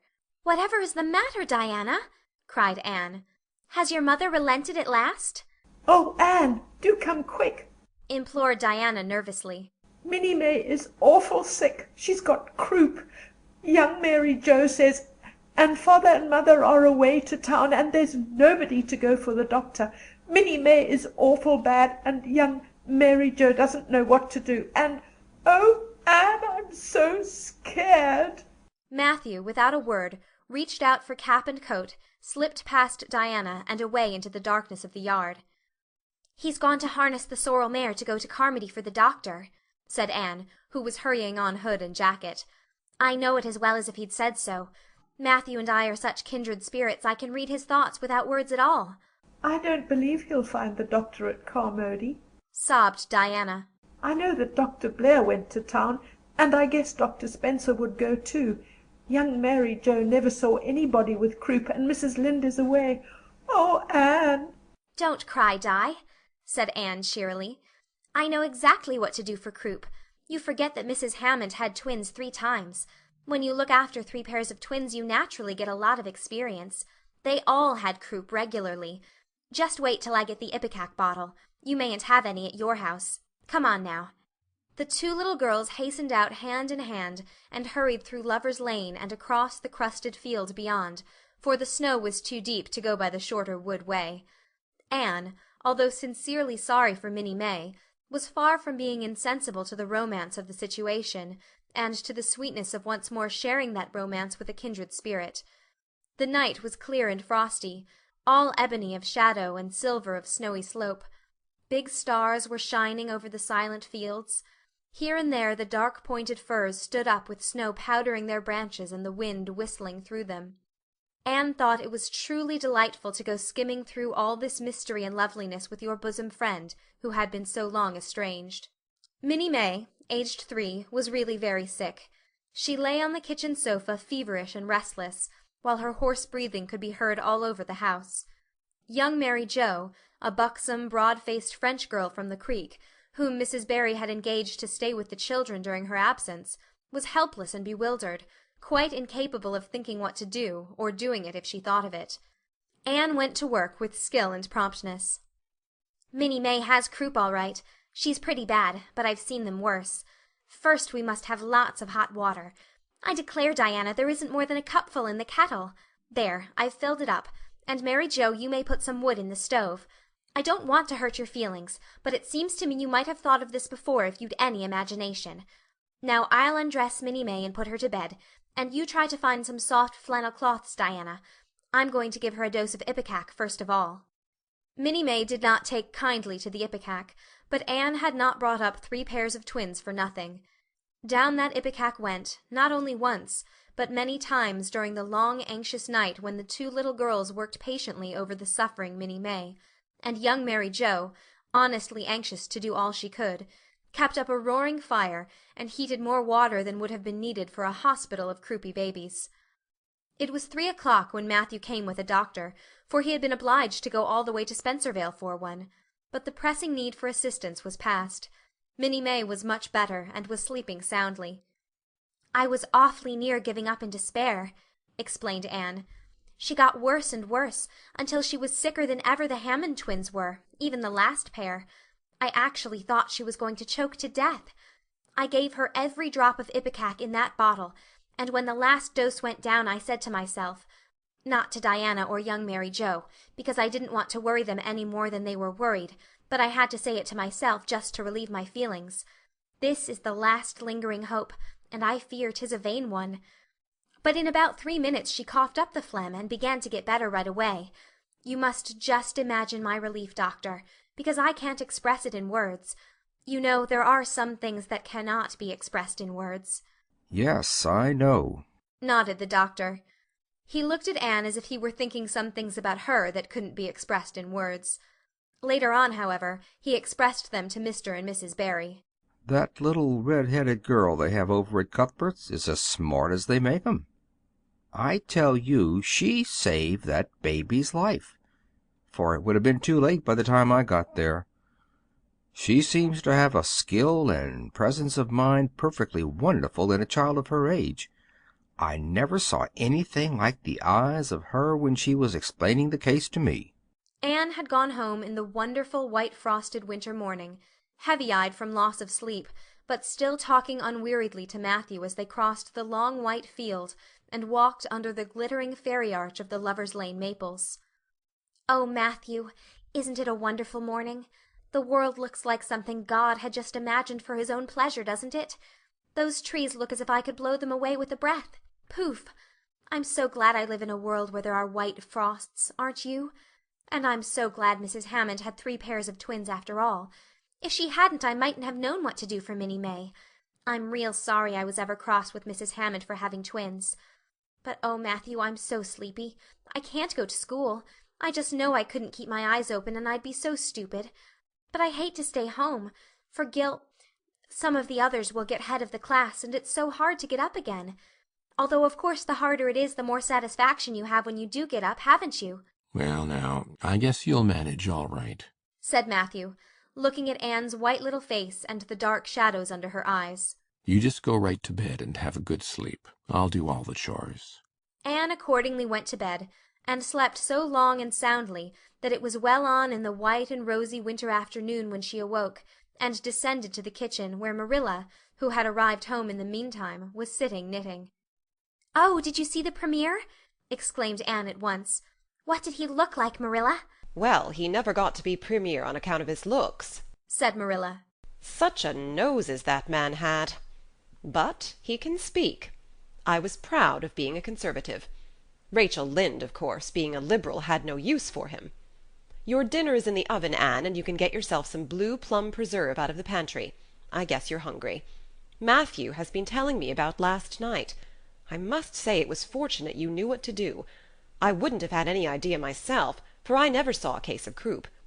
There now, never mind talking till you've had your dinner. I can tell by the look of you that you're just full up with speeches, but they'll keep." Marilla had something to tell Anne, but she did not tell it just then, for she knew if she did Anne's consequent excitement would lift her clear out of the region of such material matters as appetite or dinner. Not until Anne had finished her saucer of blue plums did Marilla say, "Mrs. Barry was here this afternoon, Anne. She wanted to see you, but I wouldn't wake you up. She says you saved Minnie May's life, and she is very sorry she acted as she did in that affair of the currant wine. She says she knows now you didn't mean to set Diana drunk, and she hopes you'll forgive her, and be good friends with Diana again. You're to go over this evening if you like, for Diana can't stir outside the door on account of a bad cold she caught last night. Now, Anne Shirley, for pity's sake, don't fly up into the air." The warning seemed not unnecessary, so uplifted and aerial was Anne's expression and attitude as she sprang to her feet, her face irradiated with the flame of her spirit. "Oh, Marilla, can I go right now, without washing my dishes? I'll wash them when I come back, but I cannot tie myself down to anything so unromantic as dishwashing at this thrilling moment." "Yes, yes, run along," said Marilla indulgently. "Anne Shirley, are you crazy? Come back this instant and put something on you. I might as well call to the wind. She's gone without a cap or wrap. Look at her tearing through the orchard with her hair streaming. It'll be a mercy if she doesn't catch her death of cold." Anne came dancing home in the purple winter twilight across the snowy places. Afar in the southwest was the great shimmering pearl-like sparkle of an evening star in a sky that was pale golden and ethereal rose over gleaming white spaces and dark glens of spruce. The tinkles of sleigh bells among the snowy hills came like elfin chimes through the frosty air, but their music was not sweeter than the song in Anne's heart and on her lips. "You see before you a perfectly happy person, Marilla," she announced. "I'm perfectly happy. Yes, in spite of my red hair. Just at present I have a soul above red hair. Mrs. Barry kissed me and cried and said she was so sorry and she could never repay me. I felt fearfully embarrassed, Marilla, but I just said as politely as I could, 'I have no hard feelings for you, Mrs. Barry. I assure you once for all that I did not mean to intoxicate Diana, and henceforth I shall cover the past with the mantle of oblivion.' That was a pretty dignified way of speaking, wasn't it, Marilla? I felt that I was heaping coals of fire on Mrs. Barry's head, and Diana and I had a lovely afternoon. Diana showed me a new fancy crochet stitch her aunt over at Carmody taught her. Not a soul in Avonlea knows it but us, and we pledged a solemn vow never to reveal it to anyone else. Diana gave me a beautiful card with a wreath of roses on it and a verse of poetry. 'If you love me as I love you, nothing but death can part us two.' And that is true, Marilla. We're going to ask Mr. Phillips to let us sit together in school again, and Gertie Pye can go with Minnie Andrews. We had an elegant tea. Mrs. Barry had the very best china set out, Marilla, just as if I was real company. I can't tell you what a thrill it gave me. Nobody ever used their very best china on my account before. And we had fruit cake and pound cake and doughnuts, and 2 kinds of preserves, Marilla. And Mrs. Barry asked me if I took tea, and said, 'Pa, why don't you pass the biscuits to Anne?'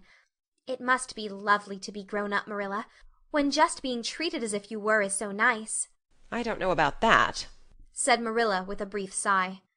"Well, anyway, when I am grown up," said Anne decidedly, "I'm always going to talk to little girls as if they were too, and I'll never laugh when they use big words. I know from sorrowful experience how that hurts one's feelings. After tea Diana and I made taffy. The taffy wasn't very good. I suppose because neither Diana nor I had ever made any before. Diana left me to stir it while she buttered the plates, and I forgot and let it burn. And then when we set it out on the platform to cool, the cat walked over one plate, and that had to be thrown away. But the making of it was splendid fun. Then when I came home, Mrs. Barry asked me to come over as often as I could, and Diana stood at the window and threw kisses to me all the way down Lover's Lane. I assure you, Marilla, that I feel like praying tonight, and I'm going to think out a special brand new prayer in honor of the occasion. End of Chapter 18. Chapter 17. A New Interest in Life. The next afternoon Anne, bending over her patchwork at the kitchen window, happened to glance out and beheld Diana down by the Dryad's Bubble beckoning mysteriously. In a trice Anne was out of the house and flying down to the hollow, astonishment and hope struggling in her expressive eyes. But the hope faded when she saw Diana's dejected countenance. "Your mother hasn't relented," she gasped. Diana shook her head mournfully. "No, and oh, Anne, she says I'm never to play with you again. I've cried, and I told her it wasn't your fault, but it wasn't any use." I had ever such a time coaxing her to let me come down and say good-bye to you. She said I was only to stay 10 minutes, and she's timing me by the clock." 10 minutes isn't very long to say an eternal farewell in, said Anne tearfully. Oh, Diana, will you promise faithfully never to forget me, the friend of your youth, no matter what dearer friends may caress thee?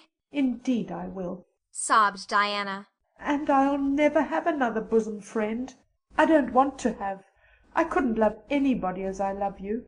Oh, Diana, cried Anne, clasping her hands, do you love me? "Why, of course I do.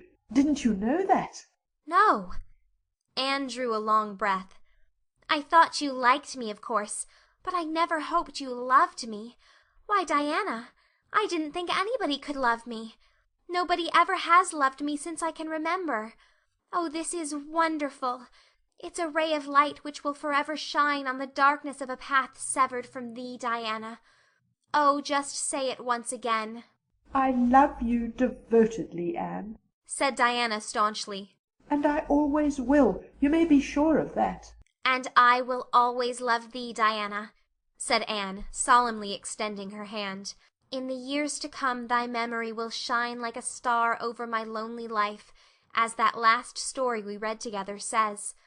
Diana, wilt thou give me a lock of thy jet-black tresses in parting to treasure for evermore?" "Have you got anything to cut it with?" queried Diana, wiping away the tears which Anne's affecting accents had caused to flow afresh, and returning to practicalities. "Yes, I've got my patchwork scissors in my apron pocket, fortunately," said Anne. She solemnly clipped one of Diana's curls. "Fare thee well, my beloved friend. Henceforth we must be as strangers, though living side by side, but my heart will ever be faithful to thee." Anne stood and watched Diana out of sight, mournfully waving her hand to the latter whenever she turned to look back. Then she returned to the house, not a little consoled for the time being by this romantic parting. "It is all over," she informed Marilla. "I shall never have another friend. I'm really worse off than ever before, for I haven't Katie Maurice and Violetta now. And even if I had, it wouldn't be the same. Somehow little dream girls are not satisfying after a real friend. Diana and I had such an affecting farewell down by the spring. It will be sacred in my memory forever. I used the most pathetic language I could think of and said thou and thee. Thou and thee seem much more romantic than you. Diana gave me a lock of her hair, and I'm going to sew it up in a little bag and wear it around my neck all my life. Please see that it is buried with me, for I don't believe I'll live very long. Perhaps when she sees me lying cold and dead before her, Mrs. Barry may feel remorse for what she has done and will let Diana come to my funeral." I don't think there is much fear of you dying of grief as long as you can talk, Anne, said Marilla unsympathetically. The following Monday Anne surprised Marilla by coming down from her room with her basket of books on her arm and hip, and her lips primmed up into a line of determination. "I'm going back to school," she announced. "That is all there is left in life for me, now that my friend has been ruthlessly torn from me. In school I can look at her and muse over days departed." You'd better muse over your lessons and sums, said Marilla, concealing her delight at this development of the situation. If you're going back to school, I hope we'll hear no more of breaking slates over people's heads and such carryings on. Behave yourself, and do just what your teacher tells you. I'll try to be a model pupil, agreed Anne dolefully. There won't be much fun in it, I expect.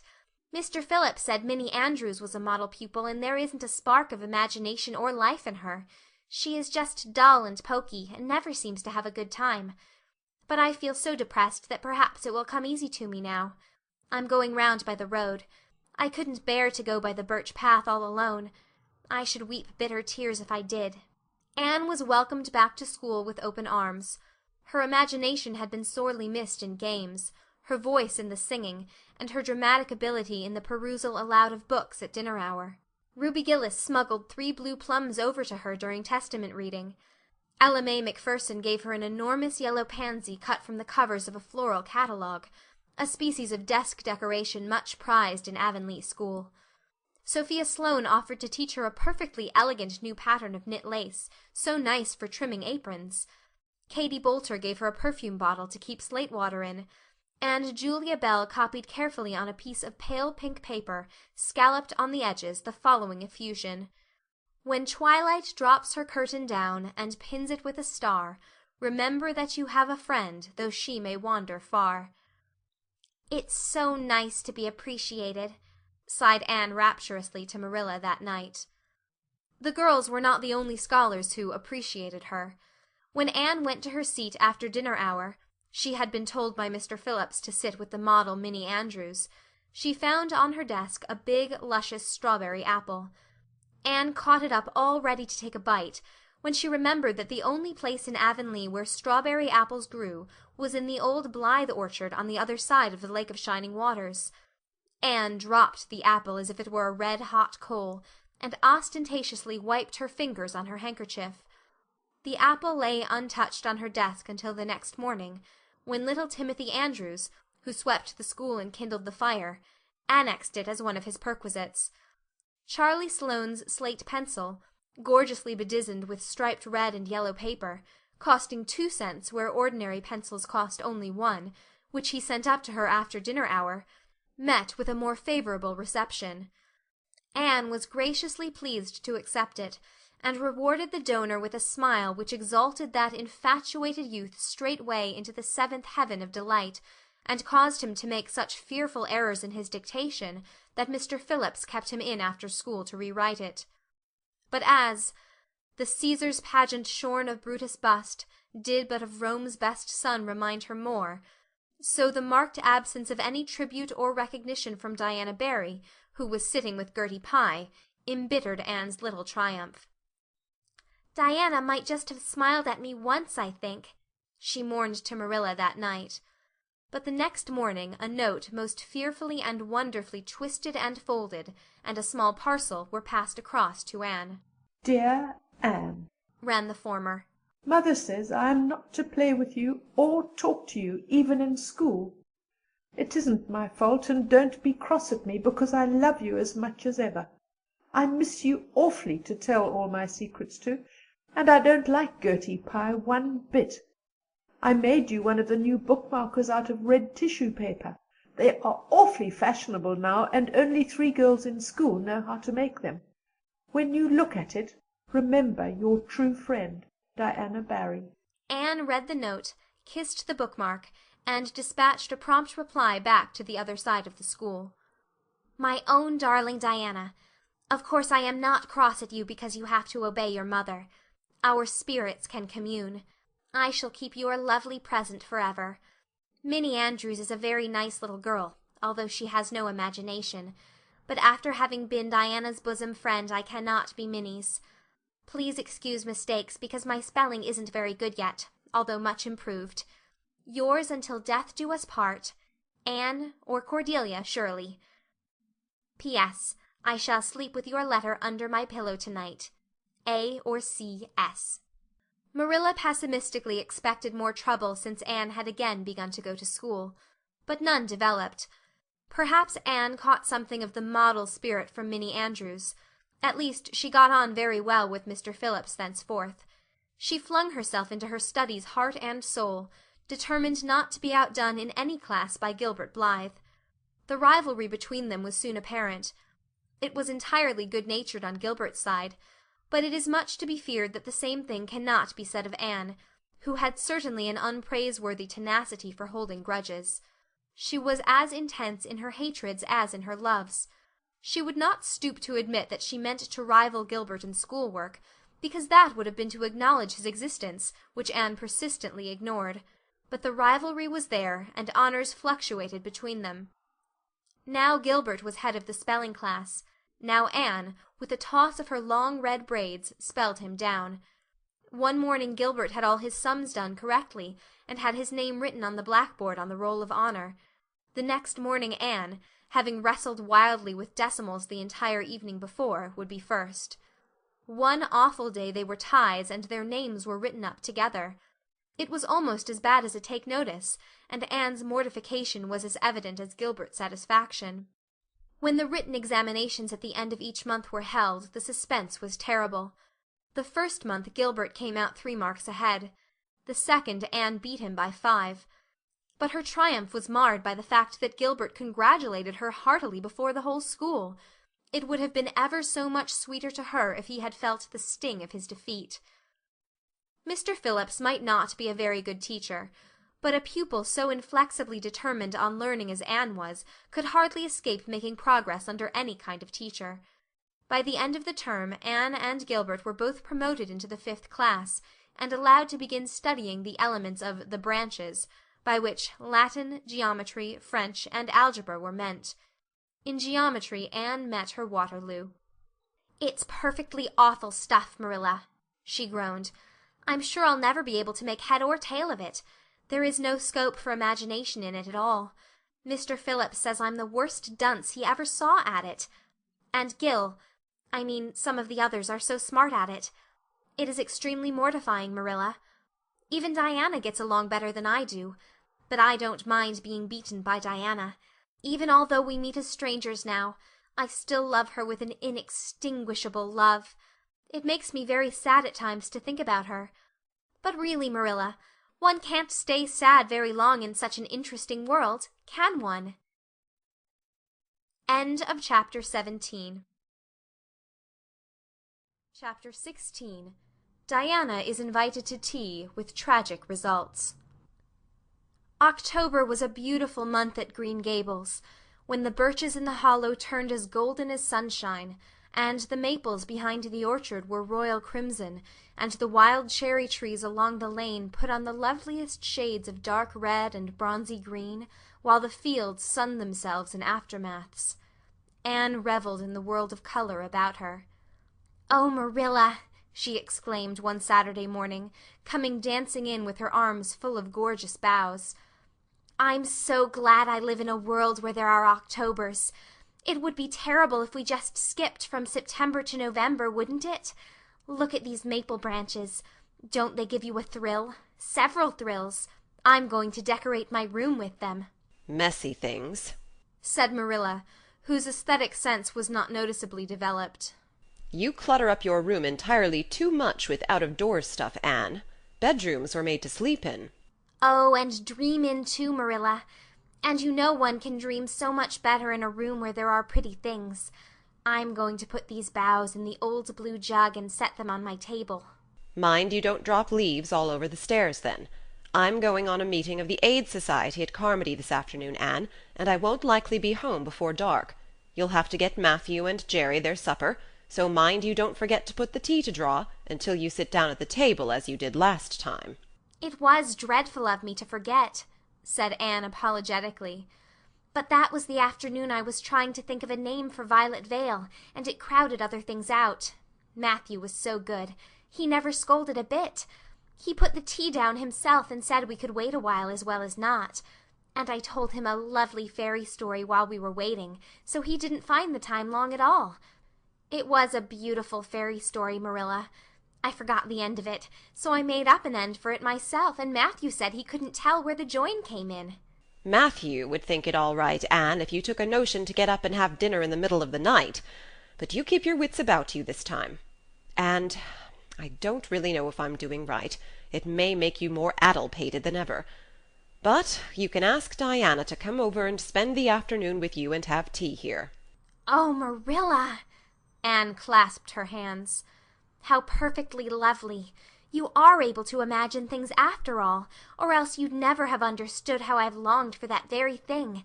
It will seem so nice and grown-uppish. No fear of my forgetting to put the tea to draw when I have company. Oh, Marilla, can I use the rosebud spray tea set?" "No, indeed. The rosebud tea set? Well, what next? You know I never use that except for the minister or the aids.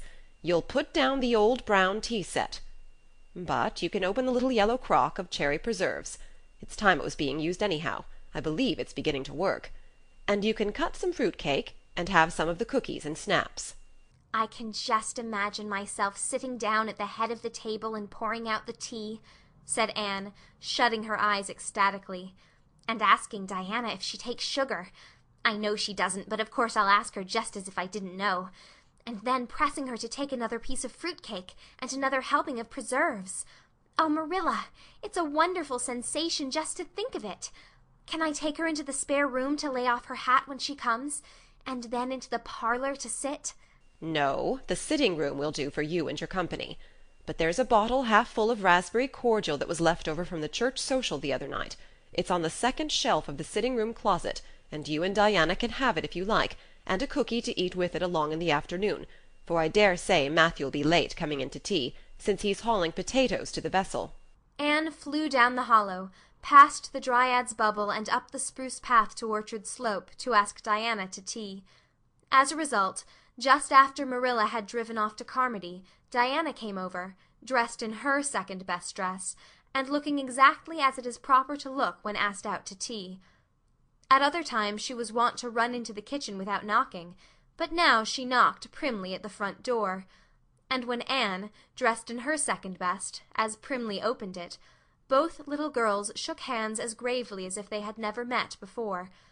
This unnatural solemnity lasted until after Diana had been taken to the east gable to lay off her hat, and then had sat for 10 minutes in the sitting-room, toes in position. "How is your mother?" inquired Anne politely, just as if she had not seen Mrs. Barry picking apples that morning in excellent health and spirits. "She is very well, thank you. I suppose Mr. Cuthbert is hauling potatoes to the lily sands this afternoon, is he?" said Diana, who had ridden down to Mr. Harmon Andrews's that morning in Matthew's cart.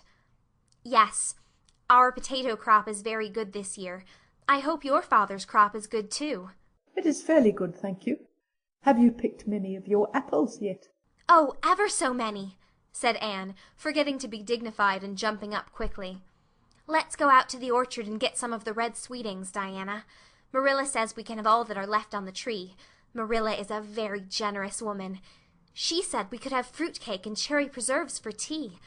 But it isn't good manners to tell your company what you are going to give them to eat, so I won't tell you what she said we could have to drink. Only it begins with an R and a C, and it's a bright red color. I love bright red drinks, don't you? They taste twice as good as any other color."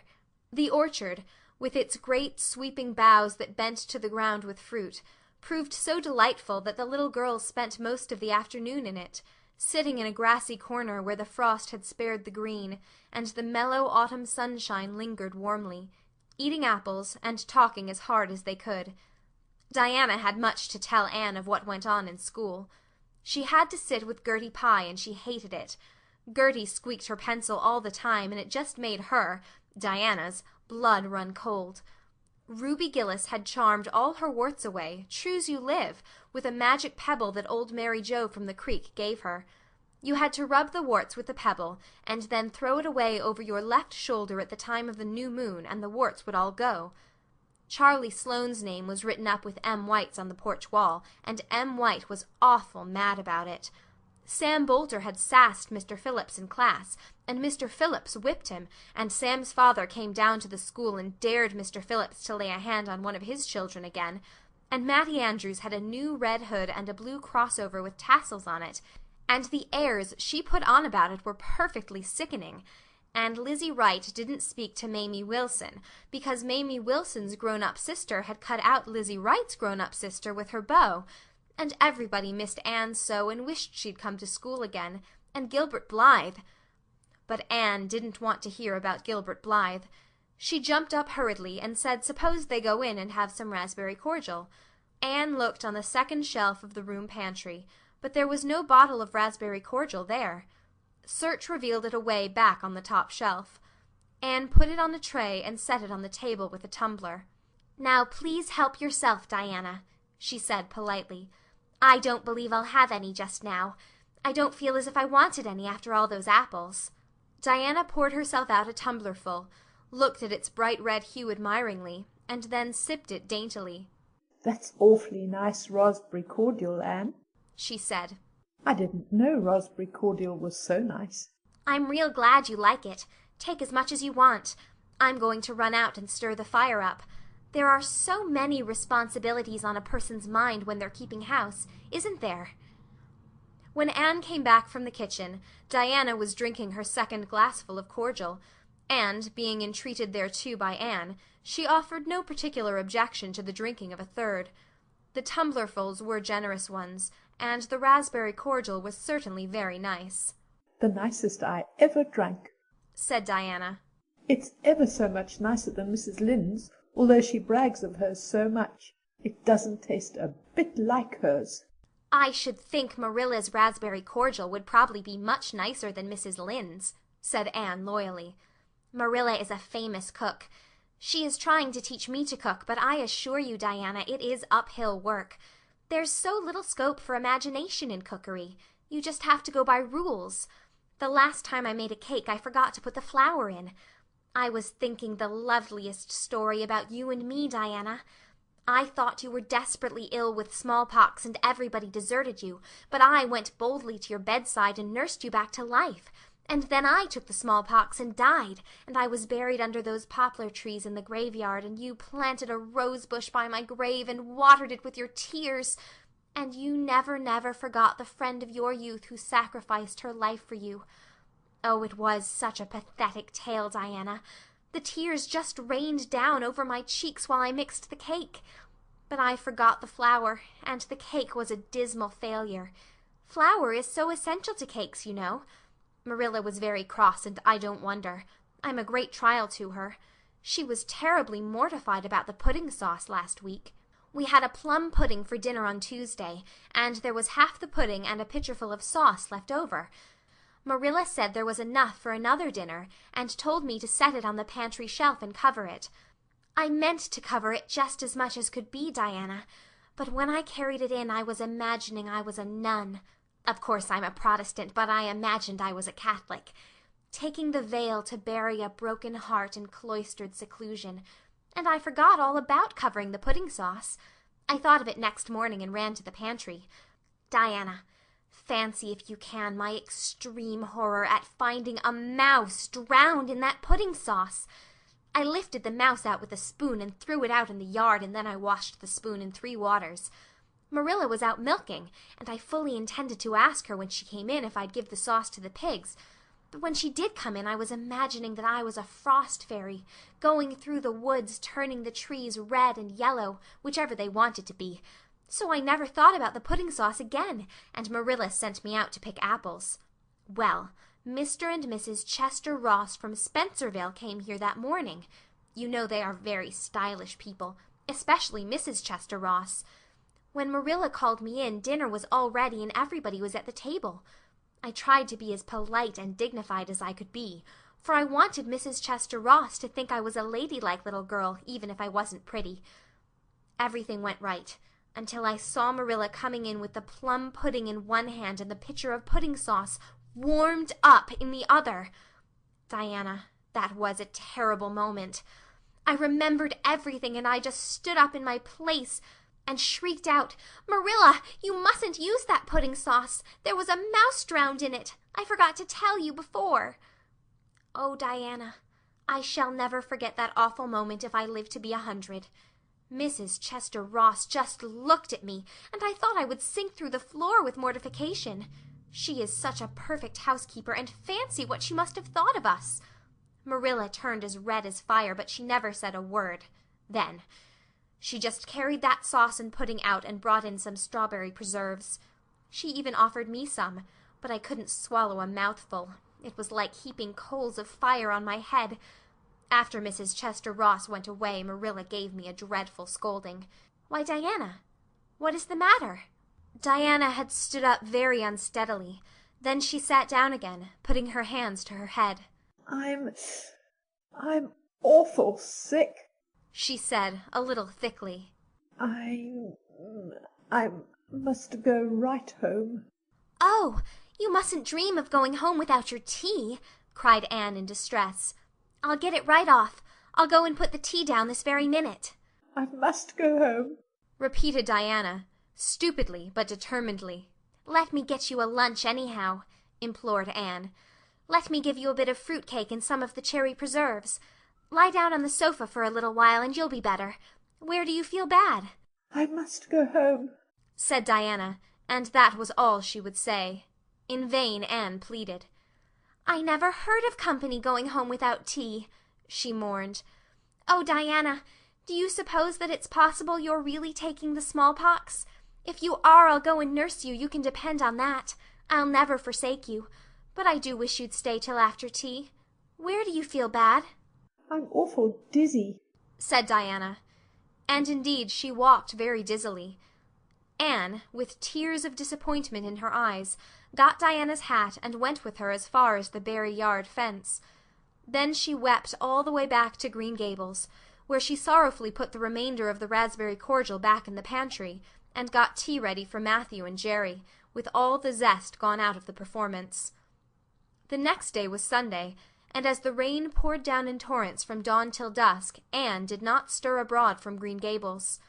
Monday afternoon, Marilla sent her down to Mrs. Lynde's on an errand. In a very short space of time Anne came flying back up the lane with tears rolling down her cheeks. Into the kitchen she dashed and flung herself face downward on the sofa in an agony. "Whatever has gone wrong now, Anne?" queried Marilla in doubt and dismay. "I do hope you haven't gone and been saucy to Mrs. Lynde again." No answer from Anne save more tears and stormier sobs. "Anne Shirley, when I ask you a question I want to be answered. Sit right up this very minute and tell me what you are crying about." Anne sat up, tragedy personified. "Mrs. Lynde was up to see Mrs. Barry today, and Mrs. Barry was in an awful state," she wailed. "She says that I set Diana drunk Saturday and sent her home in a disgraceful condition. And she says that I must be a thoroughly bad, wicked little girl, and she's never, never going to let Diana play with me again. Oh, Marilla, I'm just overcome with woe." Marilla stared in blank amazement. "Set Diana drunk?" she said when she found her voice. "Anne, are you or Mrs. Barry crazy? What on earth did you give her?" "Not a thing but raspberry cordial," sobbed Anne. "I never thought raspberry cordial would set people drunk, Marilla. Not even if they drank 3 big tumblerfuls as Diana did. Oh, it sounds so like Mrs. Thomas's husband. But I didn't mean to set her drunk." "Drunk fiddlesticks," said Marilla, marching to the sitting-room pantry. There on the shelf was a bottle which she at once recognized as one containing some of her 3-year-old home-made currant wine, for which she was celebrated in Avonlea, although certain of the stricter sort, Mrs. Barry among them, disapproved strongly of it. And at the same time Marilla recollected that she had put the bottle of raspberry cordial down in the cellar, instead of in the pantry as she had told Anne. She went back to the kitchen with the wine bottle in her hand. Her face was twitching in spite of herself. "Anne, you certainly have a genius for getting into trouble. You went and gave Diana currant wine instead of raspberry cordial. Didn't you know the difference yourself?" "I never tasted it," said Anne. "I thought it was the cordial. I meant to be so hospitable. Diana got awfully sick and had to go home. Mrs. Barry told Mrs. Lynde she was simply dead drunk. She just laughed silly-like when her mother asked her what was the matter, and went to sleep and slept for hours. Her mother smelled her breath and knew she was drunk. She had a fearful headache all day yesterday. Mrs. Barry is so indignant. She will never believe but what I did it on purpose." "I should think she would better punish Diana for being so greedy as to drink 3 glassfuls of anything," said Marilla shortly. "Why, 3 of those big glasses would have made her sick even if it had only been cordial.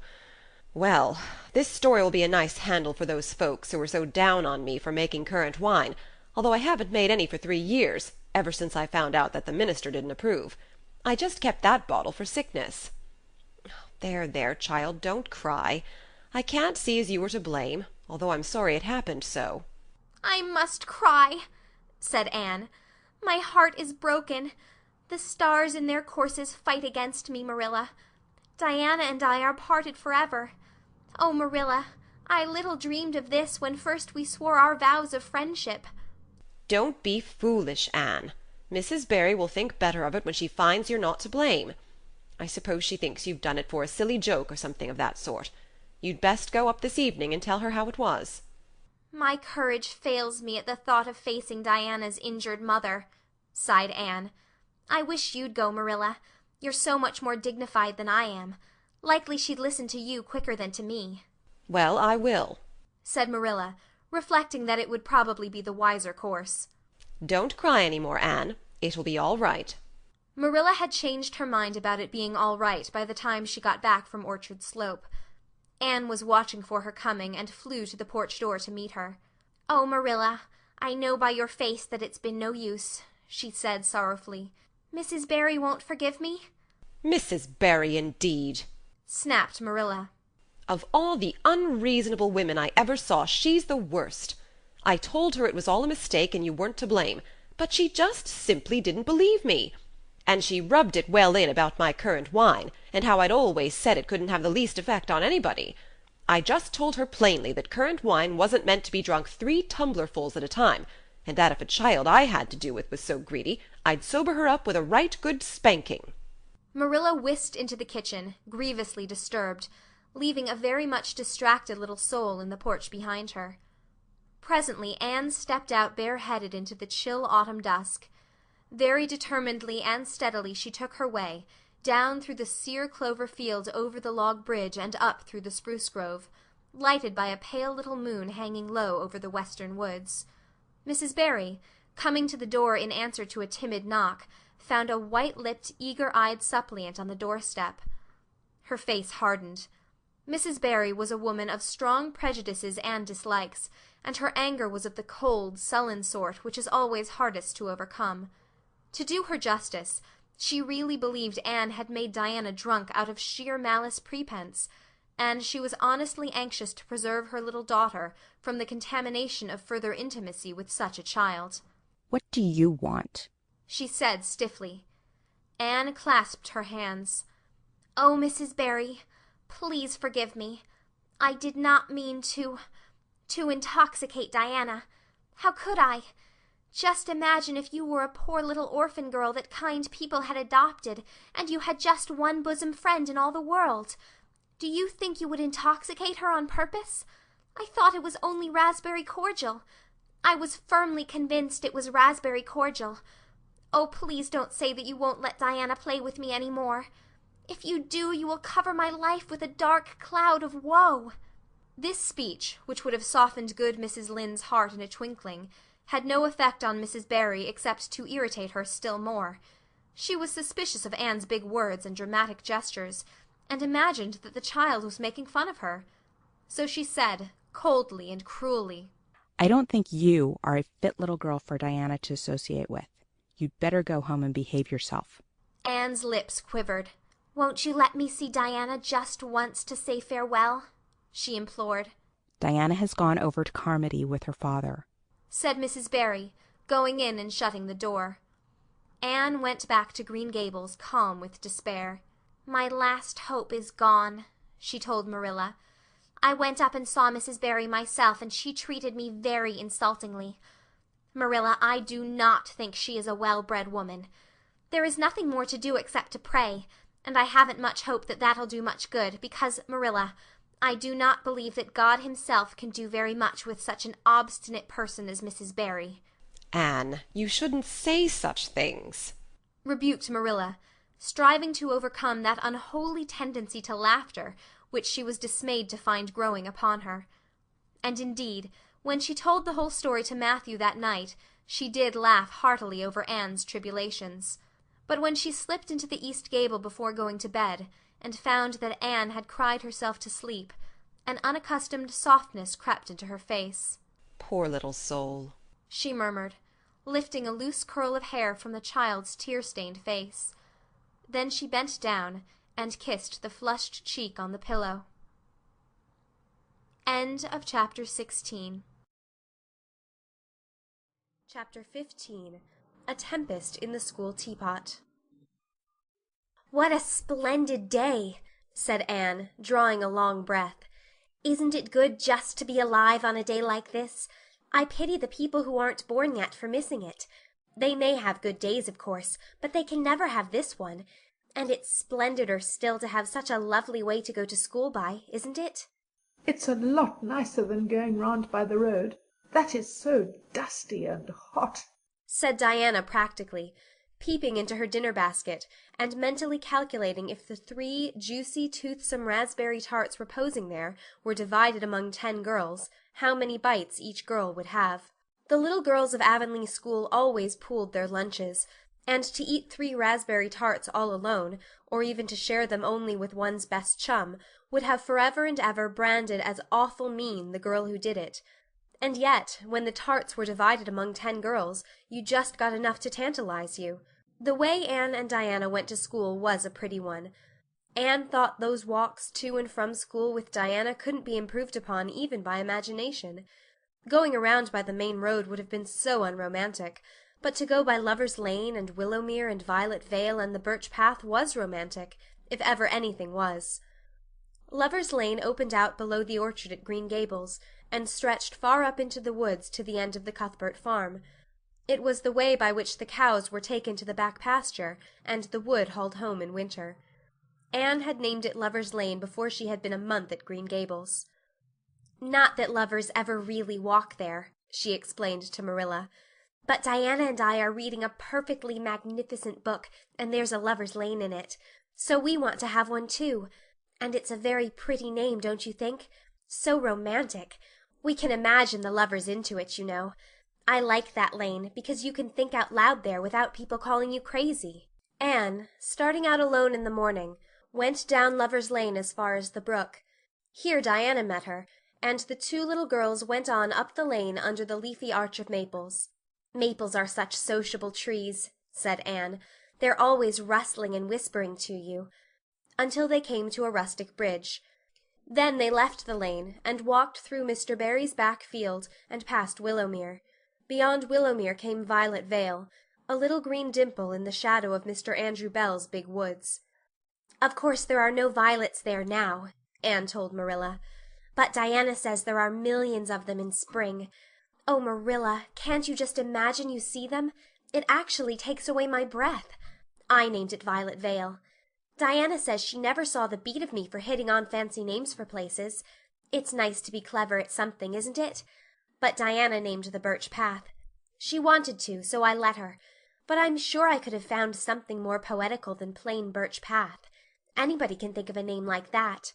But the Birch Path is one of the prettiest places in the world, Marilla." It was. Other people besides Anne thought so when they stumbled on it. It was a little narrow, twisting path, winding down over a long hill straight through Mr. Bell's woods, where the light came down sifted through so many emerald screens that it was as flawless as the heart of a diamond. It was fringed in all its length with slim young birches, white-stemmed and lissom-boughed.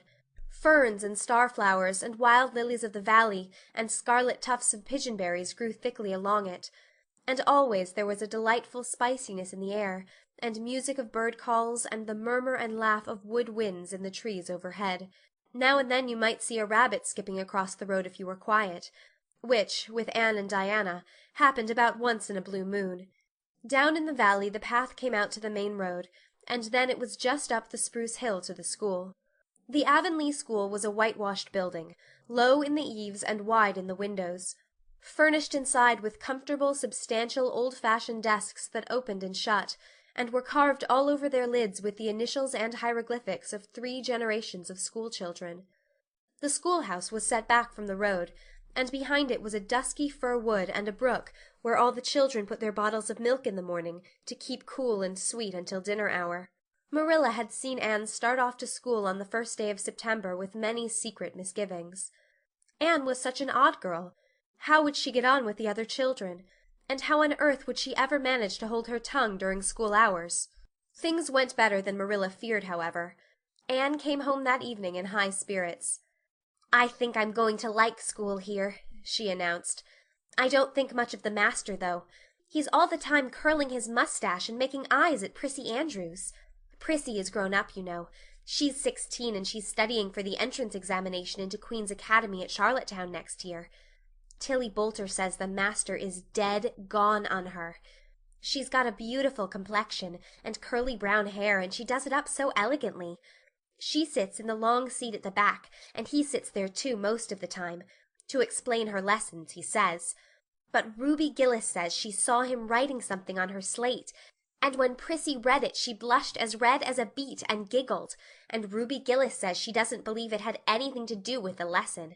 Anne Shirley, don't let me hear you talking about your teacher in that way again, said Marilla sharply. You don't go to school to criticize the master. I guess he can teach you something, and it's your business to learn. And I want you to understand right off that you are not to come home telling tales about him. That is something I won't encourage. I hope you were a good girl. Indeed I was, said Anne comfortably. It wasn't so hard as you might imagine either. I sit with Diana. Our seat is right by the window, and we can look down to the Lake of Shining Waters. There are a lot of nice girls in school, and we had scrumptious fun playing at dinner time. It's so nice to have a lot of little girls to play with. But of course I like Diana best and always will. I adore Diana. I'm dreadfully far behind the others. They're all in the 5th book, and I'm only in the 4th. I feel that it's kind of a disgrace. But there's not one of them has such an imagination as I have, and I soon found that out. We had reading and geography and Canadian history and dictation today. Mr. Phillips said my spelling was disgraceful, and he held up my slate so that everybody could see it all marked over. I felt so mortified, Marilla. He might have been politer to a stranger, I think. Ruby Gillis gave me an apple, and Sophia Sloane lent me a lovely pink card with "May I see you home" on it. I'm to give it back to her tomorrow. And Tilly Boulter let me wear her bead ring all the afternoon. Can I have some of those pearl beads off the old pincushion in the garret to make myself a ring? And oh, Marilla, Jane Andrews told me that Minnie McPherson told her that she heard Prissy Andrews tell Sarah Gillis that I had a very pretty nose. Marilla, that is the first compliment I have ever had in my life, and you can't imagine what a strange feeling it gave me. Marilla, have I really a pretty nose? I know you'll tell me the truth. Your nose is well enough, said Marilla shortly. Secretly she thought Anne's nose was a remarkably pretty one, but she had no intention of telling her so. That was 3 weeks ago, and all had gone smoothly so far. And now, this crisp September morning, Anne and Diana were tripping blithely down the birch path, 2 of the happiest little girls in Avonlea. "I guess Gilbert Blythe will be in school today," said Diana. "He's been visiting his cousins over in New Brunswick all summer, and he only came home Saturday night. He's awfully handsome, Anne, and he teases the girls something terrible. He just torments our lives out." Diana's voice indicated that she rather liked having her life tormented out than not. "Gilbert Blythe," said Anne. "Isn't it his name that's written up on the porch wall with Julia Bell's and a big take notice over them?" "Yes," said Diana, tossing her head. "but I'm sure he doesn't like Julia Bell so very much. I've heard him say he studied the multiplication table by her freckles." "Oh, don't speak about freckles to me," implored Anne. "It isn't delicate when I've got so many. But I do think that writing take notices up on the wall about the boys and girls is the silliest ever. I should just like to see anybody dare to write my name up with the boys. Not, of course," she hastened to add, "that anybody would." Anne sighed. She didn't want her name written up, but it was a little humiliating to know that there was no danger of it. "Nonsense," said Diana, whose black eyes and glossy tresses had played such havoc with the hearts of Avonlea schoolboys that her name figured on the porch walls in 6 take notices. "It's only meant as a joke. And don't you be too sure your name won't ever be written up. Charlie Sloane is dead gone on you. He told his mother, mind you, that you were the smartest girl in school. That's better than being good-looking." "No, it isn't," said Anne, feminine to the core. "I'd rather be pretty than clever. And I hate Charlie Sloane. I can't bear a boy with goggle eyes. If anyone wrote my name up with his, I'd never get over it, Diana Barry. But it is nice to keep head of your class." "You'll have Gilbert in your class after this," said Diana. "and he's used to being head of his class, I can tell you. He's only in the 4th book, although he's nearly 14. 4 years ago his father was sick and had to go out to Alberta for his health, and Gilbert went with him. They were there 3 years, and Gil didn't go to school hardly any until they came back. You won't find it so easy to keep head after this, Anne." "I'm glad," said Anne quickly. I couldn't really feel proud of keeping head of little boys and girls of just 9 or 10. I got up yesterday spelling ebullition. Josie Pye was head, and mind you, she peeped in her book. Mr. Phillips didn't see her. He was looking at Prissy Andrews, but I did. I just swept her a look of freezing scorn, and she got as red as a beet and spelled it wrong after all. Those Pye girls are cheats all round, said Diana indignantly as they climbed the fence of the main road. Gertie Pye actually went and put her milk bottle in my place in the brook yesterday. Did you ever? I don't speak to her now. When Mr. Phillips was in the back of the room hearing Prissy Andrews's Latin, Diana whispered to Anne, "That's Gilbert Blythe sitting across the aisle from you, Anne.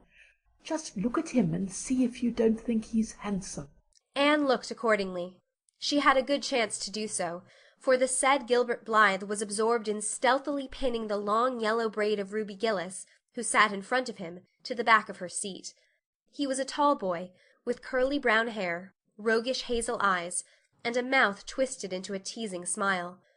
Presently Ruby Gillis started up to take a sum to the master.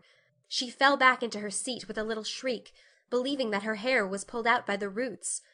Everybody looked at her, and Mr. Phillips glared so sternly that Ruby began to cry.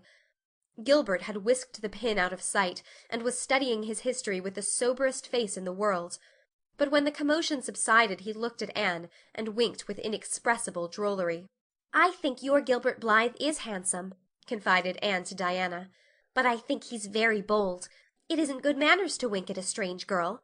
But it was not until the afternoon that things really began to happen. Mr. Phillips was back in the corner explaining a problem in algebra to Prissy Andrews, and the rest of the scholars were doing pretty much as they pleased, eating green apples, whispering, drawing pictures on their slates, and driving crickets harnessed to strings up and down the aisle.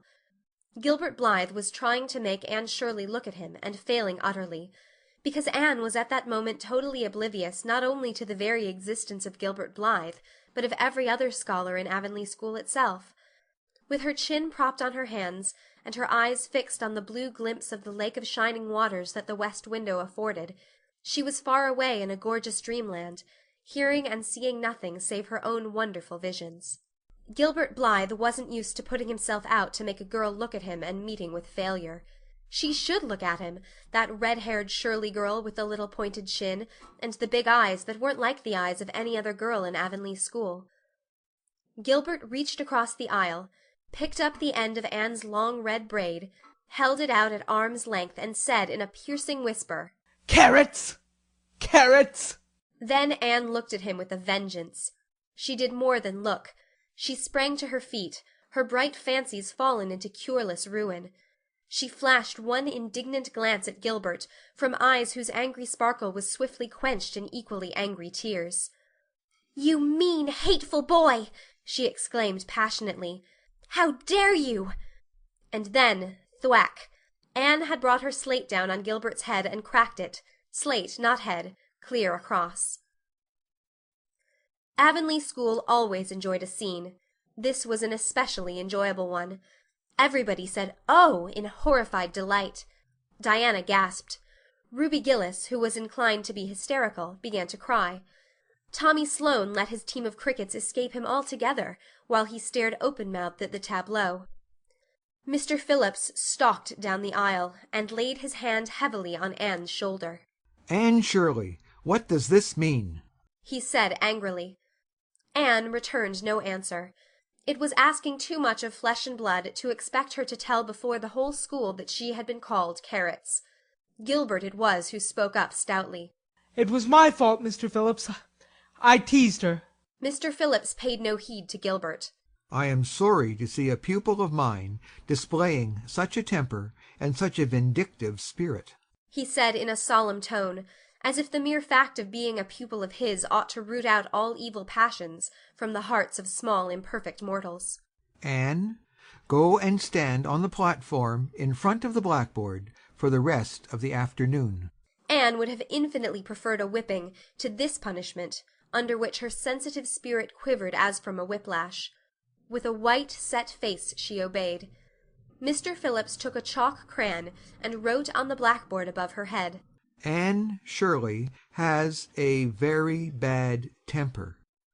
Anne Shirley must learn to control her temper. And then read it out loud, so that even the primer class, who couldn't read writing, should understand it. Anne stood there the rest of the afternoon with that legend above her. She did not cry or hang her head. Anger was still too hot in her heart for that, and it sustained her amid all her agony of humiliation. With resentful eyes and passion-red cheeks, she confronted alike Diana's sympathetic gaze, and Charlie Sloane's indignant nods, and Josie Pye's malicious smiles. As for Gilbert Blythe, she would not even look at him. She would never look at him again. She would never speak to him. When school was dismissed, Anne marched out with her red head held high. Gilbert Blythe tried to intercept her at the porch door.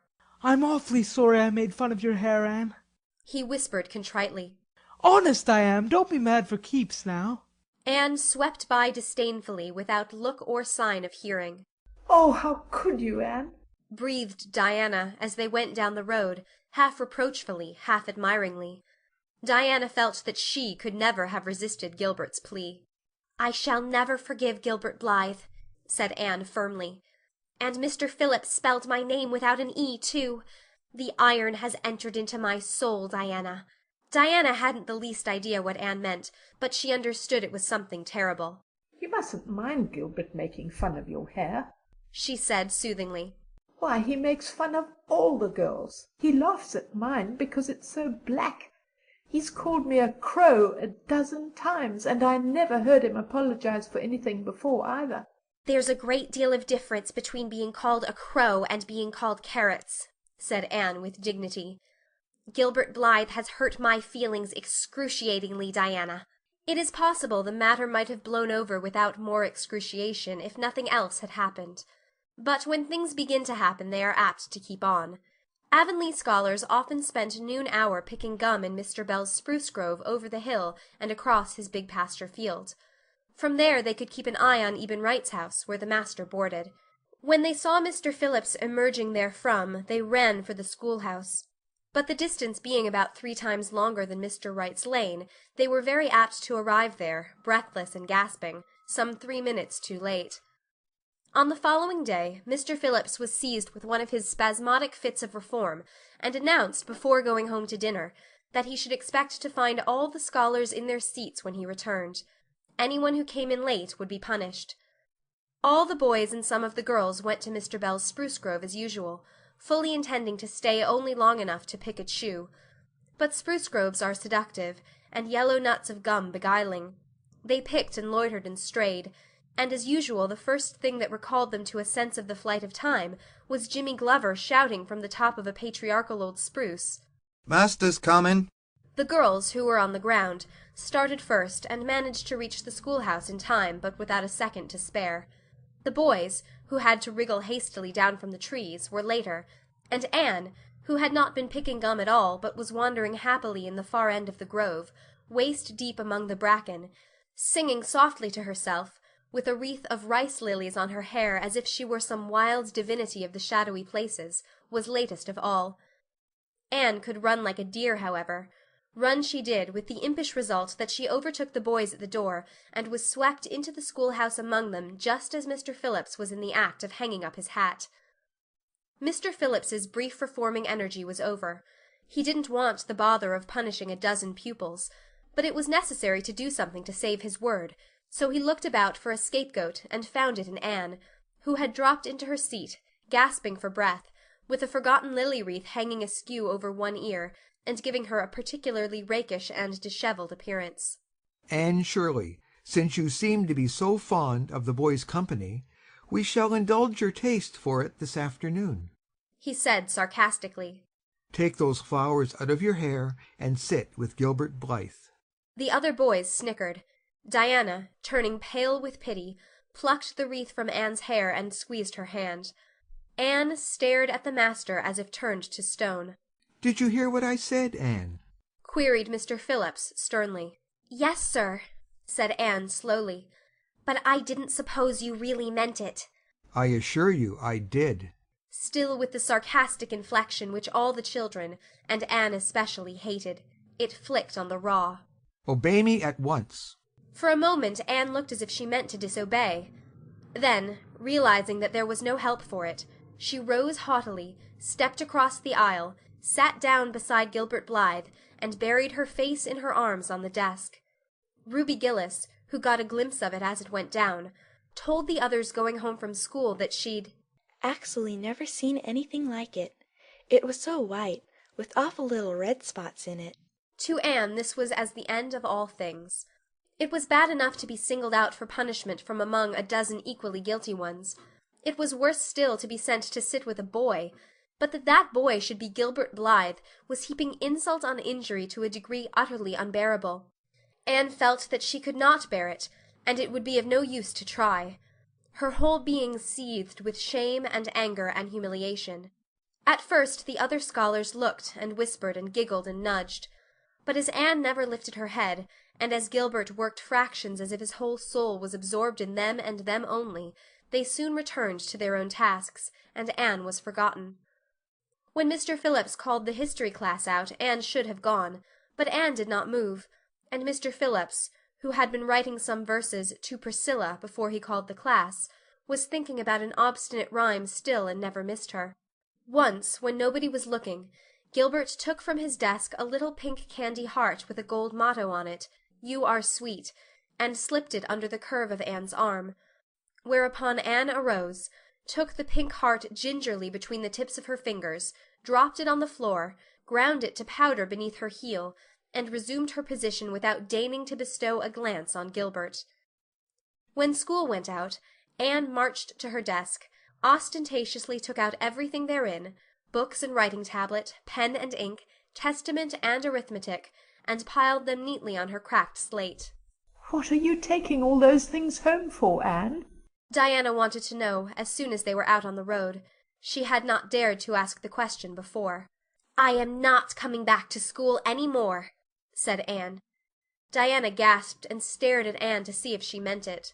"Will Marilla let you stay home?" she asked. "She'll have to," said Anne. "I'll never go to school to that man again." "Oh, Anne!" Diana looked as if she were ready to cry. "I do think you're mean. What shall I do? Mr. Phillips will make me sit with that horrid Gertie Pye. I know he will, because she's sitting alone. Do come back, Anne." "I'd do almost anything in the world for you, Diana," said Anne sadly. "I'd let myself be torn limb from limb if it would do you any good. But I can't do this, so please don't ask it. You harrow up my very soul." "Just think of all the fun you will miss," mourned Diana. "We are going to build the loveliest new house down by the brook, and we'll be playing ball next week, and you've never played ball, Anne.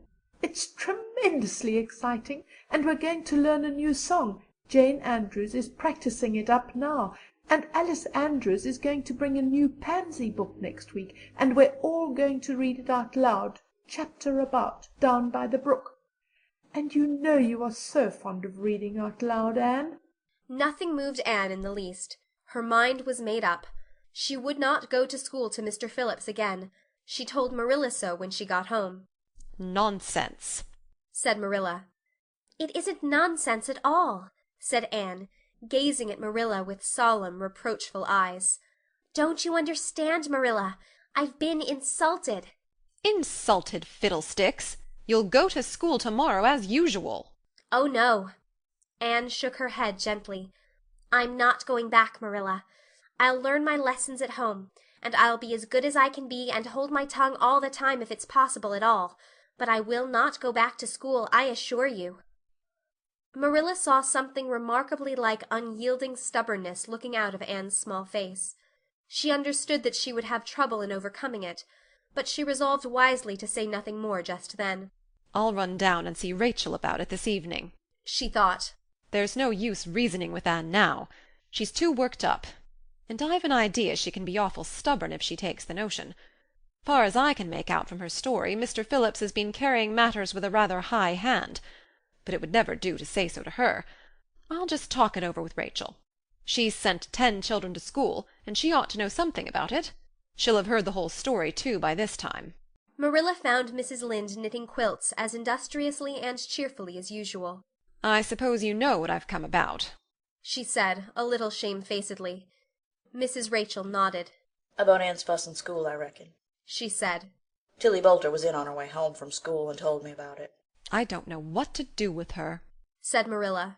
She declares she won't go back to school. I never saw a child so worked up. I've been expecting trouble ever since she started to school. I knew things were going too smooth to last. She's so high-strung. What would you advise, Rachel? Well, since you've asked my advice, Marilla, said Mrs. Lynde amiably. Mrs. Lynde dearly loved to be asked for advice. I'd just humor her a little at first, that's what I'd do. It's my belief that Mr. Phillips was in the wrong.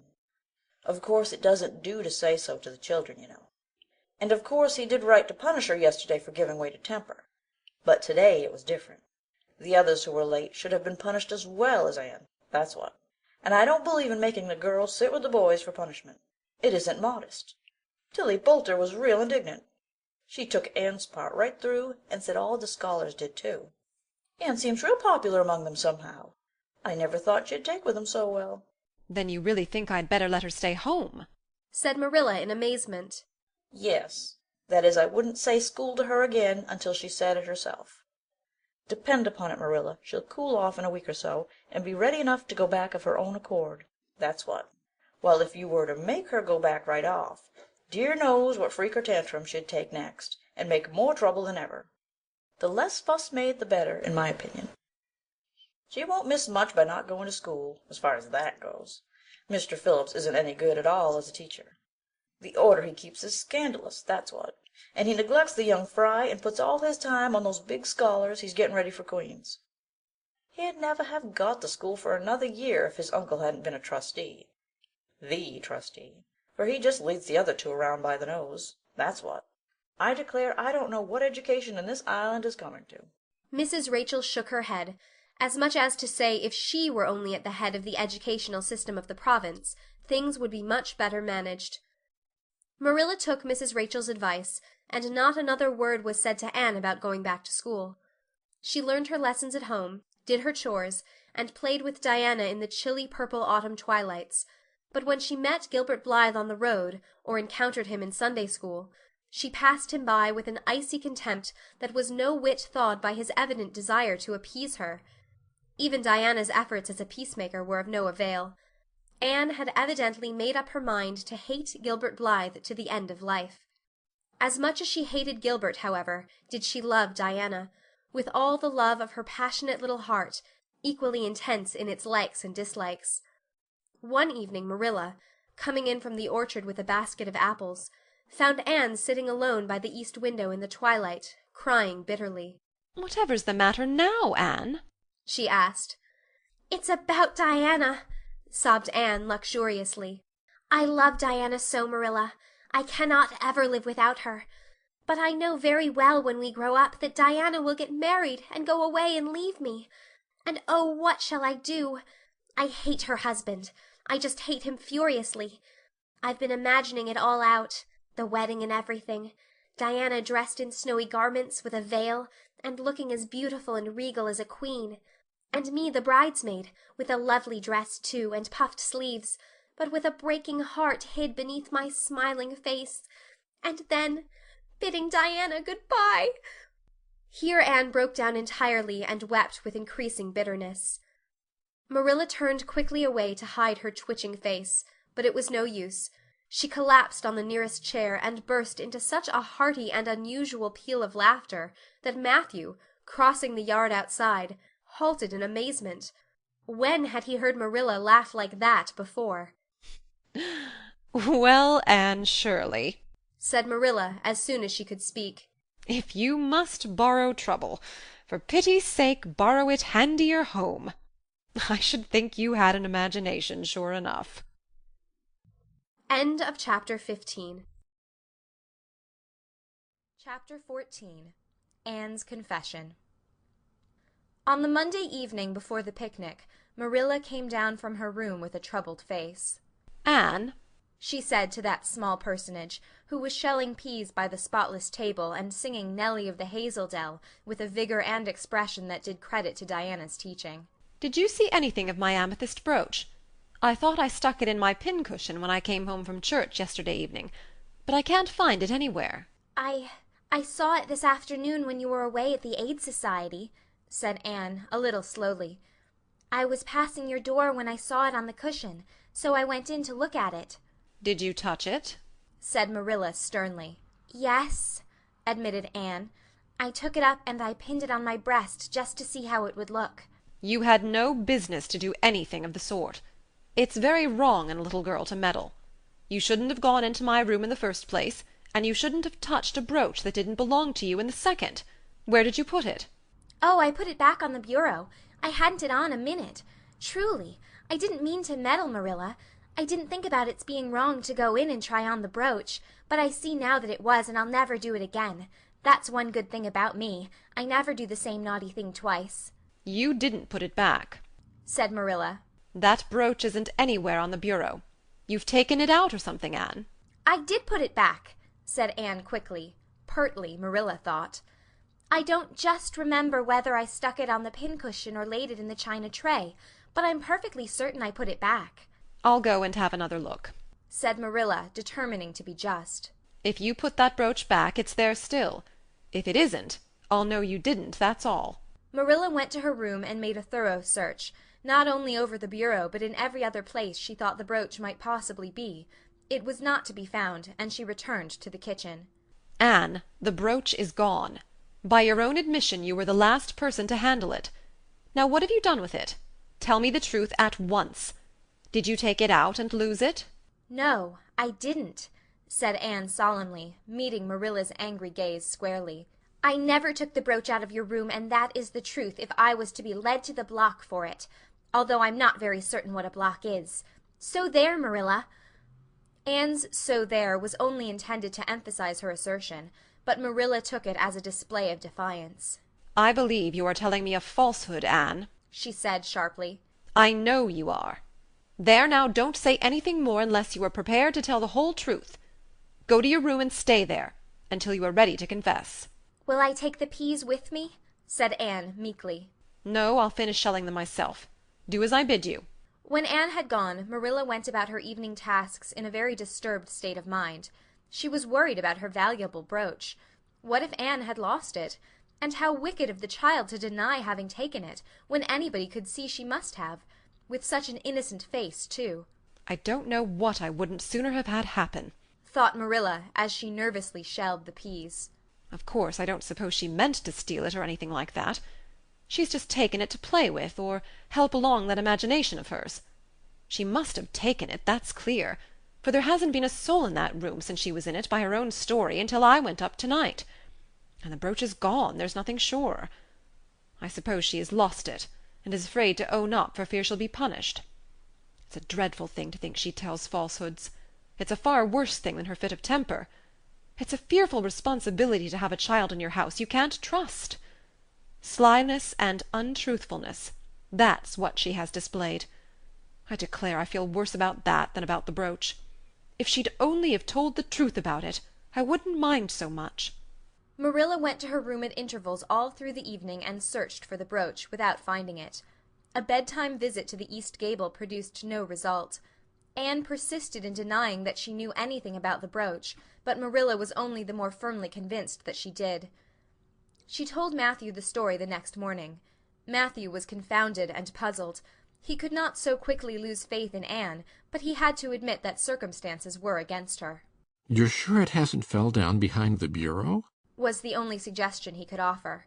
"I've moved the bureau, and I've taken out the drawers, and I've looked in every crack and cranny," was Marilla's positive answer.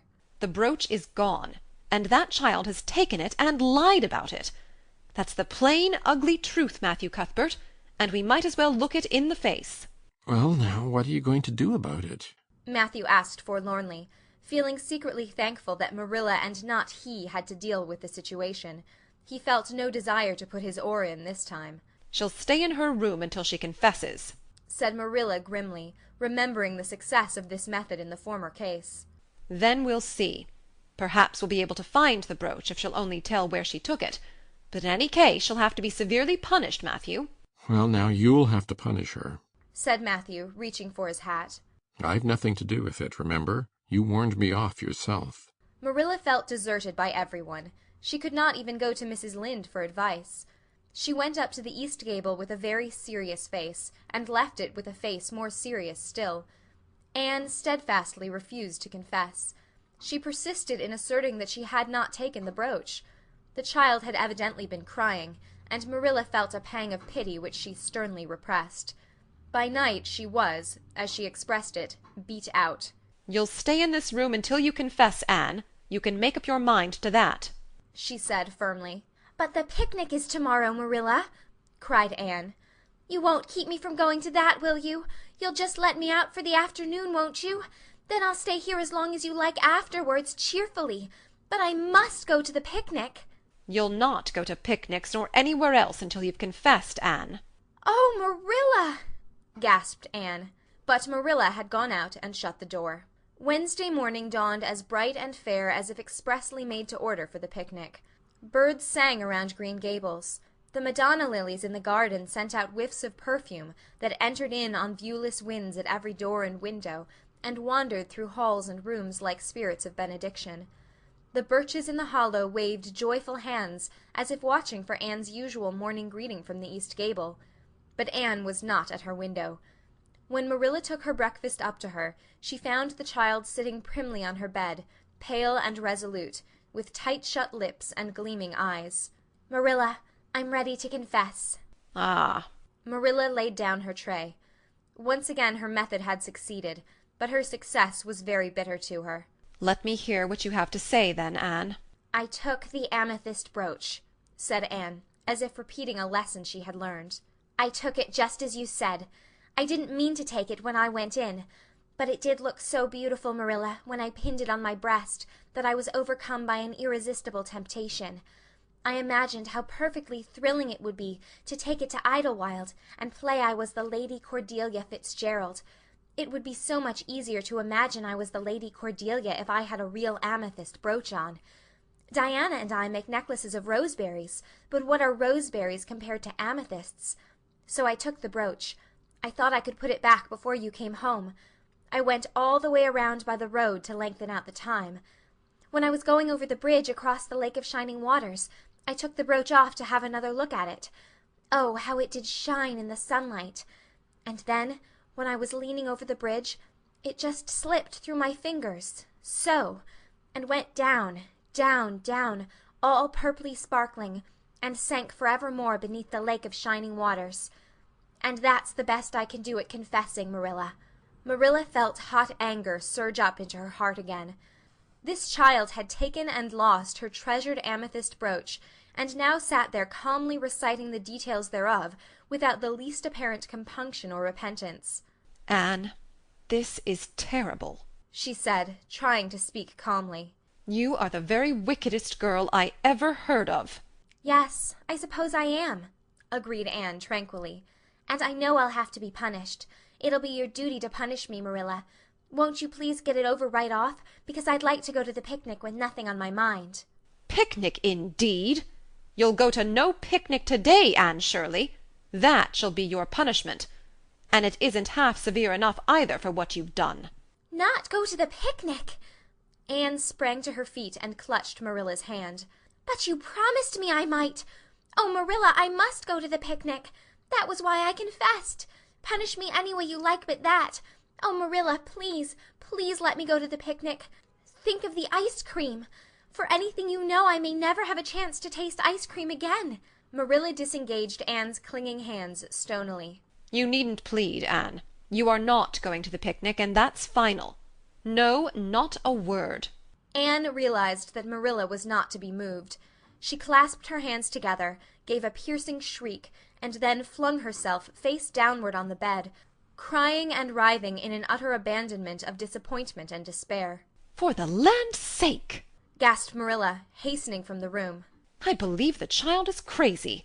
No child in her senses would behave as she does. If she isn't, she's utterly bad. Oh, dear, I'm afraid Rachel was right from the first. But I've put my hand to the plough, and I won't look back." That was a dismal morning. Marilla worked fiercely and scrubbed the porch floor and the dairy shelves when she could find nothing else to do. Neither the shelves nor the porch needed it, but Marilla did. Then she went out and raked the yard. When dinner was ready, she went to the stairs and called Anne. A tear-stained face appeared, looking tragically over the banisters. Come down to your dinner, Anne. I don't want any dinner, Marilla, said Anne sobbingly. I couldn't eat anything. My heart is broken. You'll feel remorse of conscience some day, I expect, for breaking it, Marilla, but I forgive you. Remember, when the time comes, that I forgive you. But please don't ask me to eat anything, especially boiled pork and greens. Boiled pork and greens are so unromantic when one is in affliction. Exasperated, Marilla returned to the kitchen and poured out her tale of woe to Matthew, who, between his sense of justice and his unlawful sympathy with Anne, was a miserable man. Well, now she shouldn't have taken the brooch, Marilla, or told stories about it, he admitted, mournfully surveying his plateful of unromantic pork and greens as if he, like Anne, thought it a food unsuited to crises of feeling. But she's such a little thing, such an interesting little thing. Don't you think it's pretty rough not to let her go to the picnic when she's so set on it? Matthew Cuthbert, I'm amazed at you. I think I've let her off entirely too easy. And she doesn't appear to realize how wicked she's been at all. That's what worries me most. If she'd really felt sorry, it wouldn't be so bad. And you don't seem to realize it neither. You're making excuses for her all the time to yourself. I can see that. Well, now she's such a little thing, feebly reiterated Matthew. And there should be allowances made, Marilla. You know she's never had any bringing up. Well, she's having it now, retorted Marilla. The retort silenced Matthew if it did not convince him. That dinner was a very dismal meal. The only cheerful thing about it was Jerry Biot, the hired boy, and Marilla resented his cheerfulness as a personal insult. When her dishes were washed and her bread sponge set and her hens fed, Marilla remembered that she had noticed a small rent in her best black lace shawl when she had taken it off on Monday afternoon on returning from the Ladies' Aid. She would go and mend it. The shawl was in a box in her trunk. As Marilla lifted it out, the sunlight, falling through the vines that clustered thickly about the window, struck upon something caught in the shawl, something that glimmered and sparkled in facets of violet light. Marilla snatched at it with a gasp. It was the amethyst brooch, hanging to a thread of the lace by its catch.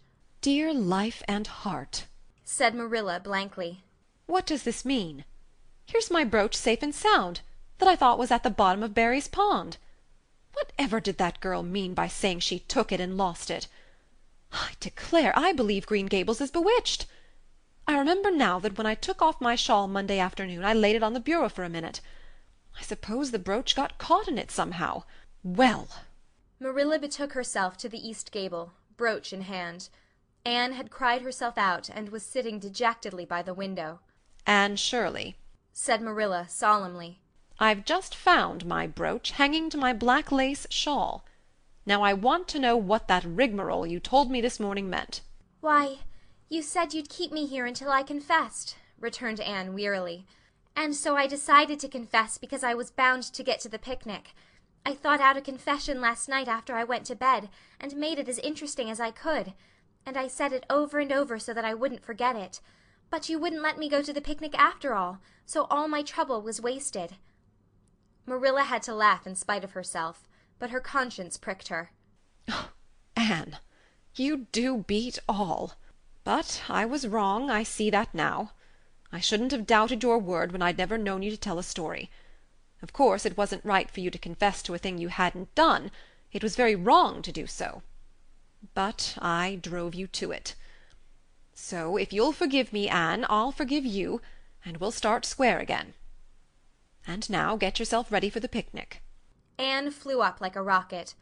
Oh, Marilla, isn't it too late? No, it's only 2:00. They won't be more than well gathered yet, and it'll be an hour before they have tea. Wash your face and comb your hair and put on your gingham. I'll fill a basket for you. There's plenty of stuff baked in the house, and I'll get Jerry to hitch up the sorrel and drive you down to the picnic ground. Oh, Marilla, exclaimed Anne, flying to the washstand. 5 minutes ago I was so miserable I was wishing I'd never been born, and now I wouldn't change places with an angel. That night a thoroughly happy, completely tired-out Anne returned to Green Gables in a state of beatification impossible to describe. Oh, Marilla, I've had a perfectly scrumptious time. Scrumptious is a new word I learned today. I heard Mary Alice Bell use it. Isn't it very expressive? Everything was lovely. We had a splendid tea, and then Mr. Harmon Andrews took us all for a row on the Lake of Shining Waters, 6 of us at a time, and Jane Andrews nearly fell overboard. She was leaning out to pick water lilies, and if Mr. Andrews hadn't caught her by her sash just in the nick of time, she'd fallen in and probably been drowned. I wish it had been me. It would have been such a romantic experience to have been nearly drowned. It would be such a thrilling tale to tell. And we had the ice cream. Words fail me to describe that ice cream. Marilla, I assure you it was sublime. That evening Marilla told the whole story to Matthew over her stocking basket. I'm willing to own up that I made a mistake, she concluded candidly. But I've learned a lesson. I have to laugh when I think of Anne's confession, although I suppose I shouldn't, for it really was a falsehood. But it doesn't seem as bad as the other would have been somehow, and anyway I'm responsible for it. That child is hard to understand in some respects, but I believe she'll turn out all right yet. And there's one thing certain, no house will ever be dull that she's in. End of chapter 14. Chapter 13. The Delights of Anticipation. It's time Anne was in to do her sewing, said Marilla, glancing at the clock and then out into the yellow August afternoon where everything drowsed in the heat. She stayed playing with Diana more than half an hour more'n I gave her leave to, and now she's perched out there on the woodpile talking to Matthew, 19 to the dozen, when she knows perfectly well she ought to be at her work, and of course he's listening to her like a perfect ninny. I never saw such an infatuated man. The more she talks and the odder the things she says, the more he's delighted, evidently. Anne Shirley, you come right in here this minute. Do you hear me? A series of staccato taps on the west window brought Anne flying in from the yard, eyes shining, cheeks faintly flushed with pink, unbraided hair streaming behind her in a torrent of brightness. "Oh, Marilla!" she exclaimed breathlessly. "There's going to be a Sunday school picnic next week, in Mr. Harmon Andrews's field, right near the Lake of Shining Waters. And Mrs. Superintendent Bell and Mrs. Rachel Lynde are going to make ice cream. Think of it, Marilla. Ice cream. And oh, Marilla, can I go to it?" Just look at the clock, if you please, Anne. What time did I tell you to come in? 2 o'clock. But isn't it splendid about the picnic, Marilla? Please, can I go? Oh, I've never been to a picnic. I've dreamed of picnics, but I've never— Yes, I told you to come at 2 o'clock, and it's 2:45. I'd like to know why you didn't obey me, Anne. Why, I meant to, Marilla, as much as could be. But you have no idea how fascinating Idlewild is. And then, of course, I had to tell Matthew about the picnic. Matthew is such a sympathetic listener. Please, can I go? You'll have to learn to resist the fascination of idle whatever you call it. When I tell you to come in at a certain time, I mean that time, and not half an hour later. And you needn't stop to discourse with sympathetic listeners on your way either. As for the picnic, of course you can go. You're a Sunday school scholar, and it's not likely I'd refuse to let you go when all the other little girls are going. But, faltered Anne, Diana says that everybody must take a basket of things to eat. I can't cook, as you know, Marilla, and I don't mind going to a picnic without puffed sleeves so much, but I'd feel terribly humiliated if I had to go without a basket. It's been preying on my mind ever since Diana told me. Well, it needn't prey any longer. I'll bake you a basket. Oh, you dear good Marilla. Oh, you are so kind to me. Oh, I'm so much obliged to you. Getting through with her ohs, Anne cast herself into Marilla's arms and rapturously kissed her sallow cheek. It was the first time in her whole life that childish lips had voluntarily touched Marilla's face. Again that sudden sensation of startling sweetness thrilled her. She was secretly vastly pleased at Anne's impulsive caress, which was probably the reason why she said brusquely, "There, there, never mind your kissing nonsense. I'd sooner see you doing strictly as you're told. As for cooking, I mean to begin giving you lessons in that some of these days. But you're so feather-brained, Anne, I've been waiting to see if you'd sober down a little, and learn to be steady before I begin. You've got to keep your wits about you in cooking, and not stop in the middle of things to let your thoughts rove all over creation. Now get out your patchwork and have your square done before tea-time." "I do not like patchwork," said Anne dolefully, hunting out her work-basket and sitting down before a little heap of red and white diamonds with a sigh. "I think some kinds of sewing would be nice, but there's no scope for imagination in patchwork. It's just one little seam after another and you never seem to be getting anywhere. But of course I'd rather be Anne of Green Gables sewing patchwork than Anne of any other place with nothing to do but play. I wish time went as quick sewing patches as it does when I'm playing with Diana, though. Oh, we do have such elegant times, Marilla. I have to furnish most of the imagination, but I'm well able to do that. Diana is simply perfect in every other way. You know that little piece of land across the brook that runs up between our farm and Mr. Barry's? It belongs to Mr. William Bell, and right in the corner there is a little ring of wild birch trees. The most romantic spot, Marilla. Diana and I have our playhouse there. We call it Idlewild. Isn't that a poetical name? I assure you it took me some time to think it out. I stayed awake nearly a whole night before I invented it. Then, just as I was dropping off to sleep, it came like an inspiration. Diana was enraptured when she heard it. We have got our house fixed up elegantly. You must come and see it, Marilla, won't you? We have great big stones, all covered with moss for seats, and boards from tree to tree for shelves. And we have all our dishes on them. Of course they're all broken, but it's the easiest thing in the world to imagine that they are whole. There's a piece of a plate with a spray of red and yellow ivy on it that is especially beautiful. We keep it in the parlor, and we have the fairy glass there, too. The fairy glass is as lovely as a dream. Diana found it out in the woods behind their chicken house. It's all full of rainbows, just little young rainbows that haven't grown big yet. And Diana's mother told her it was broken off a hanging lamp they once had. But it's nice to imagine the fairies lost it one night when they had a ball, so we call it the fairy glass. Matthew is going to make us a table. Oh, we have named that little round pool over in Mr. Barry's field Willowmere. I got that name out of the book Diana lent me. That was a thrilling book, Marilla. The heroine had 5 lovers. I'd be satisfied with one, wouldn't you? She was very handsome and she went through great tribulations. She could faint as easy as anything. I'd love to be able to faint, wouldn't you, Marilla? It's so romantic. But I'm really very healthy for all I'm so thin. I believe I'm getting fatter, though. Don't you think I am? I look at my elbows every morning when I get up to see if any dimples are coming.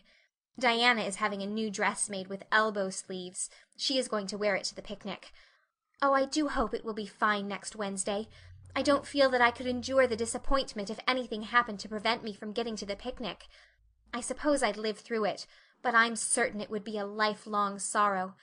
It wouldn't matter if I got to 100 picnics in after years. They wouldn't make up for missing this one. They're going to have boats on the Lake of Shining Waters, and ice cream, as I told you. I have never tasted ice cream. Diana tried to explain what it was like, but I guess ice cream is one of those things that are beyond imagination. "Anne, you have talked even on for 10 minutes by the clock," said Marilla. "Now, just for curiosity's sake, see if you can hold your tongue for the same length of time." Anne held her tongue as desired, but for the rest of the week she talked picnic and thought picnic and dreamed picnic. On Saturday it rained, and she worked herself up into such a frantic state lest it should keep on raining until and over Wednesday, that Marilla made her sew an extra patchwork square by way of steadying her nerves. On Sunday Anne confided to Marilla on the way home from church that she grew actually cold all over with excitement when the minister announced the picnic from the pulpit. "Such a thrill as went up and down my back, Marilla. I don't think I'd ever really believed until then that there was honestly going to be a picnic. I couldn't help fearing I'd only imagined it. But when a minister says a thing in the pulpit you just have to believe it." "You set your heart too much on things, Anne," said Marilla with a sigh. "I'm afraid there'll be a great many disappointments in store for you through life." "Oh, Marilla, looking forward to things is half the pleasure of them," exclaimed Anne. "You mayn't get the things themselves, but nothing can prevent you from having the fun of looking forward to them. Mrs. Lynde says, 'Blessed are they who expect nothing, for they shall not be disappointed.' But I think it would be worse to expect nothing than to be disappointed." Marilla wore her amethyst brooch to church that day as usual. Marilla always wore her amethyst brooch to church. She would have thought it rather sacrilegious to leave it off, as bad as forgetting her Bible or her collection dime. That amethyst brooch was Marilla's most treasured possession. A seafaring uncle had given it to her mother, who in turn had bequeathed it to Marilla. It was an old-fashioned oval, containing a braid of her mother's hair, surrounded by a border of very fine amethysts. Marilla knew too little about precious stones to realize how fine the amethysts actually were, but she thought them very beautiful, and was always pleasantly conscious of their violet shimmer at her throat, above her good brown satin dress, even although she could not see it. Anne had been smitten with delighted admiration when she first saw that brooch. "Oh, Marilla, it's a perfectly elegant brooch. I don't know how you can pay attention to the sermon or the prayers when you have it on. I couldn't, I know. I think amethysts are just sweet. They are what I used to think diamonds were like. Long ago, before I had ever seen a diamond, I read about them, and I tried to imagine what they would be like. I thought they would be lovely, glimmering purple stones. When I saw a real diamond in a lady's ring one day, I was so disappointed I cried. Of course it was very lovely, but it wasn't my idea of a diamond. Will you let me hold the brooch for 1 minute, Marilla? Do you think amethysts can be the souls of good violets?" End of chapter 13. Chapter 25.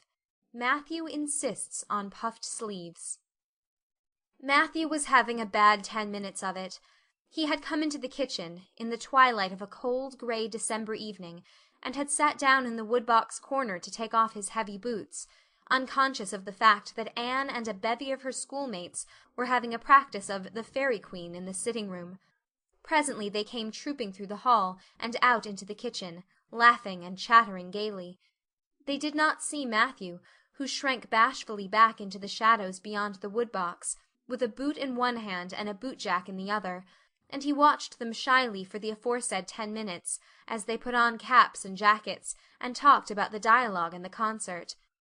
Anne stood among them, bright-eyed and animated as they, but Matthew suddenly became conscious that there was something about her different from her mates, and what worried Matthew was that the difference impressed him as being something that should not exist. Anne had a brighter face, and bigger, starrier eyes, and more delicate features than the others. Even shy, unobservant Matthew had learned to take note of these things, but the difference that disturbed him did not consist in any of these respects.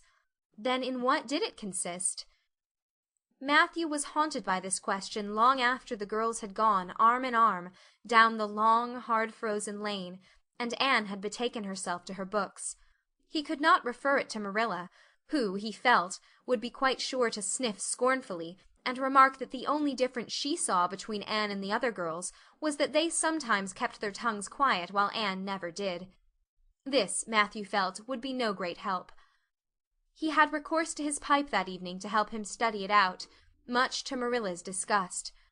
After 2 hours of smoking and hard reflection, Matthew arrived at a solution of his problem. Anne was not dressed like the other girls.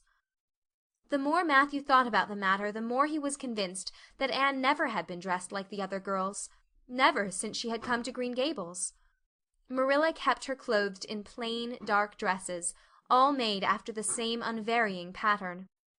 If Matthew knew there was such a thing as fashion in dress, it was as much as he did, but he was quite sure that Anne's sleeves did not look at all like the sleeves the other girls wore. He recalled the cluster of little girls he had seen around her that evening, all gay in waists of red and blue and pink and white, and he wondered why Marilla always kept her so plainly and soberly gowned. Of course it must be all right. Marilla knew best, and Marilla was bringing her up. Probably some wise, inscrutable motive was to be served thereby. But surely it would do no harm to let the child have one pretty dress, something like Diana Barry always wore. Matthew decided that he would give her one. That surely could not be objected to as an unwarranted putting in of his oar. Christmas was only a fortnight off. A nice new dress would be the very thing for a present. Matthew, with a sigh of satisfaction, put away his pipe and went to bed, while Marilla opened all the doors and aired the house. The very next evening Matthew betook himself to Carmody to buy the dress, determined to get the worst over and have done with it. It would be, he felt assured, no trifling ordeal. There were some things Matthew could buy and prove himself no mean bargainer, but he knew he would be at the mercy of shopkeepers when it came to buying a girl's dress. After much cogitation, Matthew resolved to go to Samuel Lawson's store instead of William Blair's. To be sure, the Cuthberts always had gone to William Blair's. It was almost as much a matter of conscience with them as to attend the Presbyterian church and vote Conservative. But William Blair's 2 daughters frequently waited on customers there, and Matthew held them in absolute dread. He could contrive to deal with them when he knew exactly what he wanted and could point it out, but in such a matter as this, requiring explanation and consultation, Matthew felt that he must be sure of a man behind the counter. So he would go to Lawson's, where Samuel or his son would wait on him. Alas, Matthew did not know that Samuel, in the recent expansion of his business, had set up a lady clerk also. She was a niece of his wife's, and a very dashing young person indeed, with a huge drooping pompadour, big rolling brown eyes, and a most extensive and bewildering smile. She was dressed with exceeding smartness, and wore several bangle bracelets that glittered and rattled and tinkled with every movement of her hands. Matthew was covered with confusion at finding her there at all, and those bangles completely wrecked his wits at one fell swoop. "What can I do for you this evening, Mr. Cuthbert?" Miss Lucilla Harris inquired, briskly and ingratiatingly, tapping the counter with both hands. Have you any, well now, say any garden rakes? Stammered Matthew. Miss Harris looked somewhat surprised, as well she might, to hear a man inquiring for garden rakes in the middle of December. "I believe we have 1 or 2 left over," she said. "but they're upstairs in the lumber room. I'll go and see." During her absence Matthew collected his scattered senses for another effort. When Miss Harris returned with the rake and cheerfully inquired, "Anything else tonight, Mr. Cuthbert?" Matthew took his courage in both hands and replied, Well now, since you suggest it, I might as well take, that is, look at, buy some hayseed. Miss Harris had heard Matthew Cuthbert called odd. She now concluded that he was entirely crazy. "We only keep hayseed in the spring," she explained loftily. "We've none on hand just now." Oh, certainly, just as you say, stammered unhappy Matthew, seizing the rake and making for the door. At the threshold he recollected that he had not paid for it, and he turned miserably back. While Miss Harris was counting out his change, he rallied his powers for a final desperate attempt. Well now, if it isn't too much trouble, I might as well, that is, I'd like to look at some sugar. "White or brown?" queried Miss Harris patiently. Oh, well now, brown, said Matthew feebly. "There's a barrel of it over there," said Miss Harris, shaking her bangles at it. "It's the only kind we have." I'll take 20 pounds of it, said Matthew, with beads of perspiration standing on his forehead. Matthew had driven halfway home before he was his own man again. It had been a gruesome experience, but it served him right, he thought, for committing the heresy of going to a strange store. When he reached home he hid the rake in the tool-house, but the sugar he carried in to Marilla. Brown sugar! exclaimed Marilla. Whatever possessed you to get so much? You know I never use it except for the hired man's porridge or black fruit cake. Jerry's gone, and I've made my cake long ago. It's not good sugar either. It's coarse and dark. William Blair doesn't usually keep sugar like that.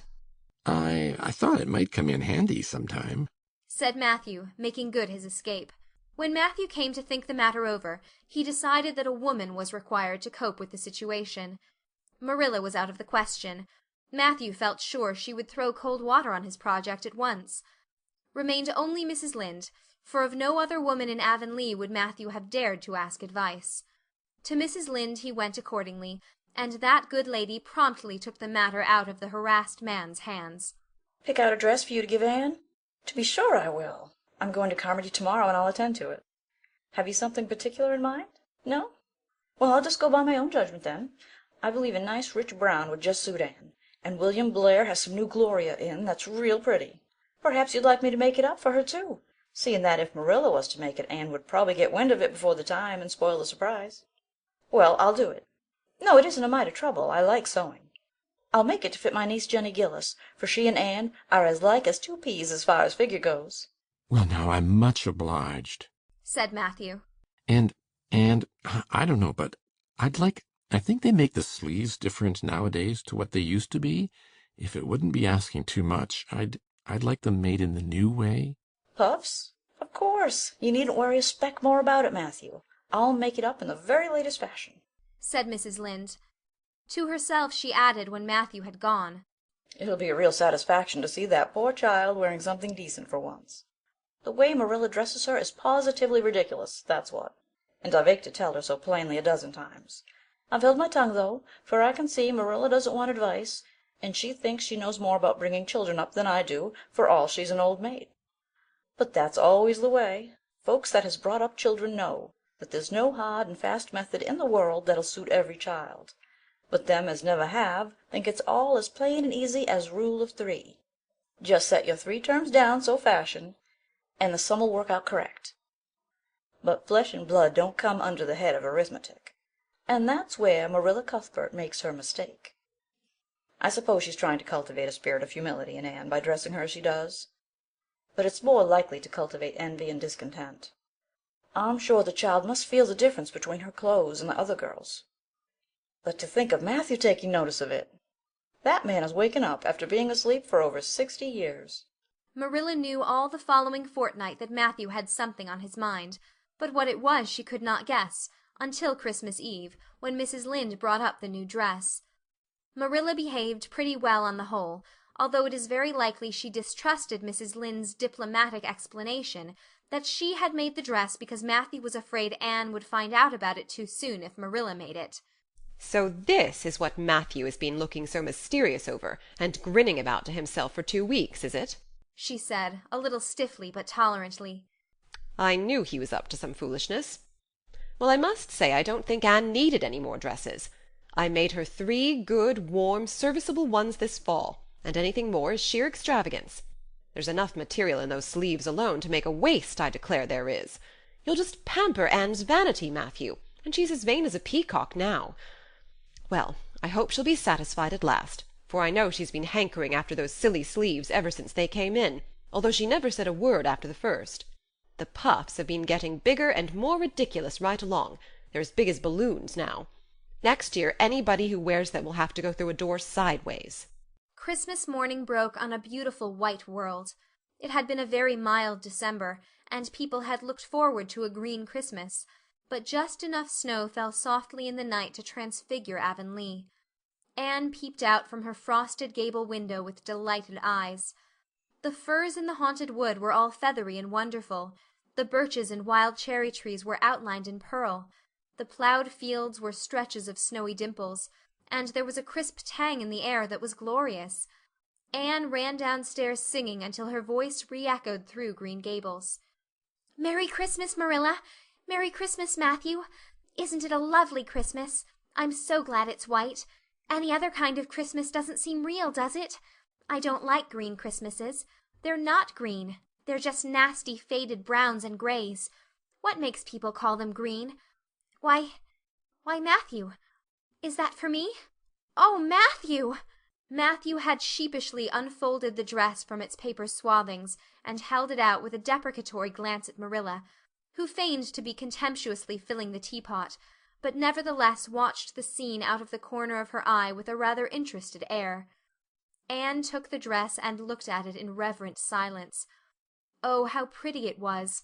A lovely soft brown gloria with all the gloss of silk, a skirt with dainty frills and shirrings, a waist elaborately pin-tucked in the most fashionable way, with a little ruffle of filmy lace at the neck. But the sleeves, they were the crowning glory. Long elbow cuffs, and above them 2 beautiful puffs divided by rows of shirring and bows of brown silk ribbon. That's a Christmas present for you, Anne, said Matthew shyly. Why, Anne, don't you like it? Well, now. For Anne's eyes had suddenly filled with tears. Like it? Oh, Matthew! Anne laid the dress over a chair and clasped her hands. Matthew, it's perfectly exquisite. Oh, I can never thank you enough. Look at those sleeves. Oh, it seems to me this must be a happy dream. Well, let us have breakfast, interrupted Marilla. I must say, Anne, I don't think you needed the dress, but since Matthew has got it for you, see that you take good care of it. There's a hair ribbon Mrs. Lynde left for you. It's brown to match the dress. Come now, sit in. I don't see how I'm going to eat breakfast, said Anne rapturously. Breakfast seems so commonplace at such an exciting moment. I'd rather feast my eyes on that dress. I'm so glad that puffed sleeves are still fashionable. It did seem to me that I'd never get over it if they went out before I had a dress with them. I'd never have felt quite satisfied, you see. It was lovely of Mrs. Lynde to give me the ribbon, too. I feel that I ought to be a very good girl indeed. It's at times like this I'm sorry I'm not a model little girl, and I always resolve that I will be in future. But somehow it's hard to carry out your resolutions when irresistible temptations come. Still, I really will make an extra effort after this. When the commonplace breakfast was over, Diana appeared, crossing the white log bridge in the hollow, a gay little figure in her crimson ulster. Anne flew down the slope to meet her. "Merry Christmas, Diana! And oh, it's a wonderful Christmas. I've something splendid to show you. Matthew has given me the loveliest dress, with such sleeves. I couldn't even imagine any nicer," I've got something more for you, said Diana breathlessly. Here, this box. Aunt Josephine sent us out a big box with ever so many things in it, and this is for you. I'd have brought it over last night, but it didn't come until after dark, and I never feel very comfortable coming through the haunted wood in the dark now. Anne opened the box and peeped in.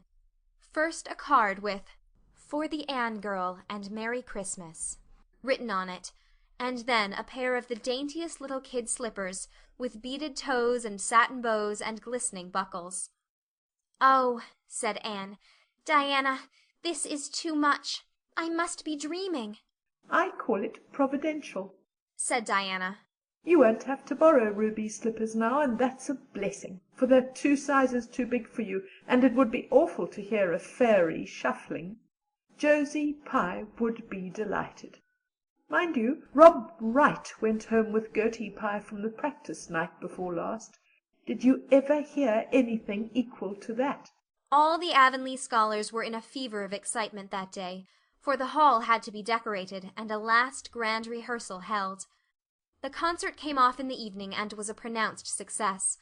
The little hall was crowded.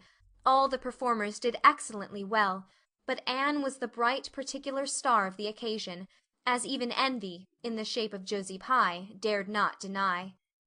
"Oh, hasn't it been a brilliant evening?" sighed Anne, when it was all over and she and Diana were walking home together under a dark, starry sky. Everything went off very well, said Diana practically.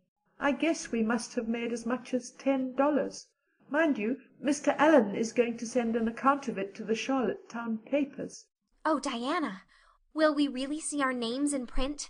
It makes me thrill to think of it. Your solo was perfectly elegant, Diana. I felt prouder than you did when it was encored. I just said to myself, it is my dear bosom friend who is so honored." Well, your recitations just brought down the house, Anne. That sad one was simply splendid. Oh, I was so nervous, Diana. When Mr. Allen called out my name, I really cannot tell how I ever got up on that platform. I felt as if a million eyes were looking at me and through me, and for one dreadful moment I was sure I couldn't begin at all. Then I thought of my lovely puffed sleeves and took courage. I knew that I must live up to those sleeves, Diana. So I started in, and my voice seemed to be coming from ever so far away. I just felt like a parrot. It's providential that I practiced those recitations so often up in the garret, or I'd never have been able to get through.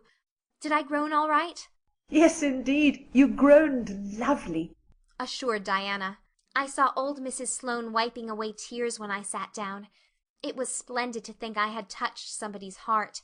It's so romantic to take part in a concert, isn't it? Oh, it's been a very memorable occasion indeed. Wasn't the boys' dialogue fine? Said Diana. Gilbert Blythe was just splendid. Anne, I do think it's awful mean the way you treat Gil. Wait till I tell you.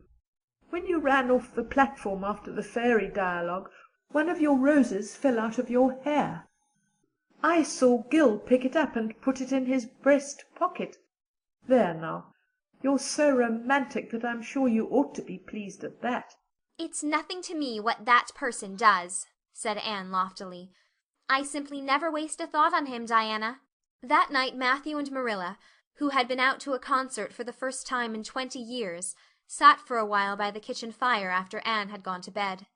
Well, now, I guess our Anne did as well as any of them, said Matthew proudly. Yes, she did, admitted Marilla.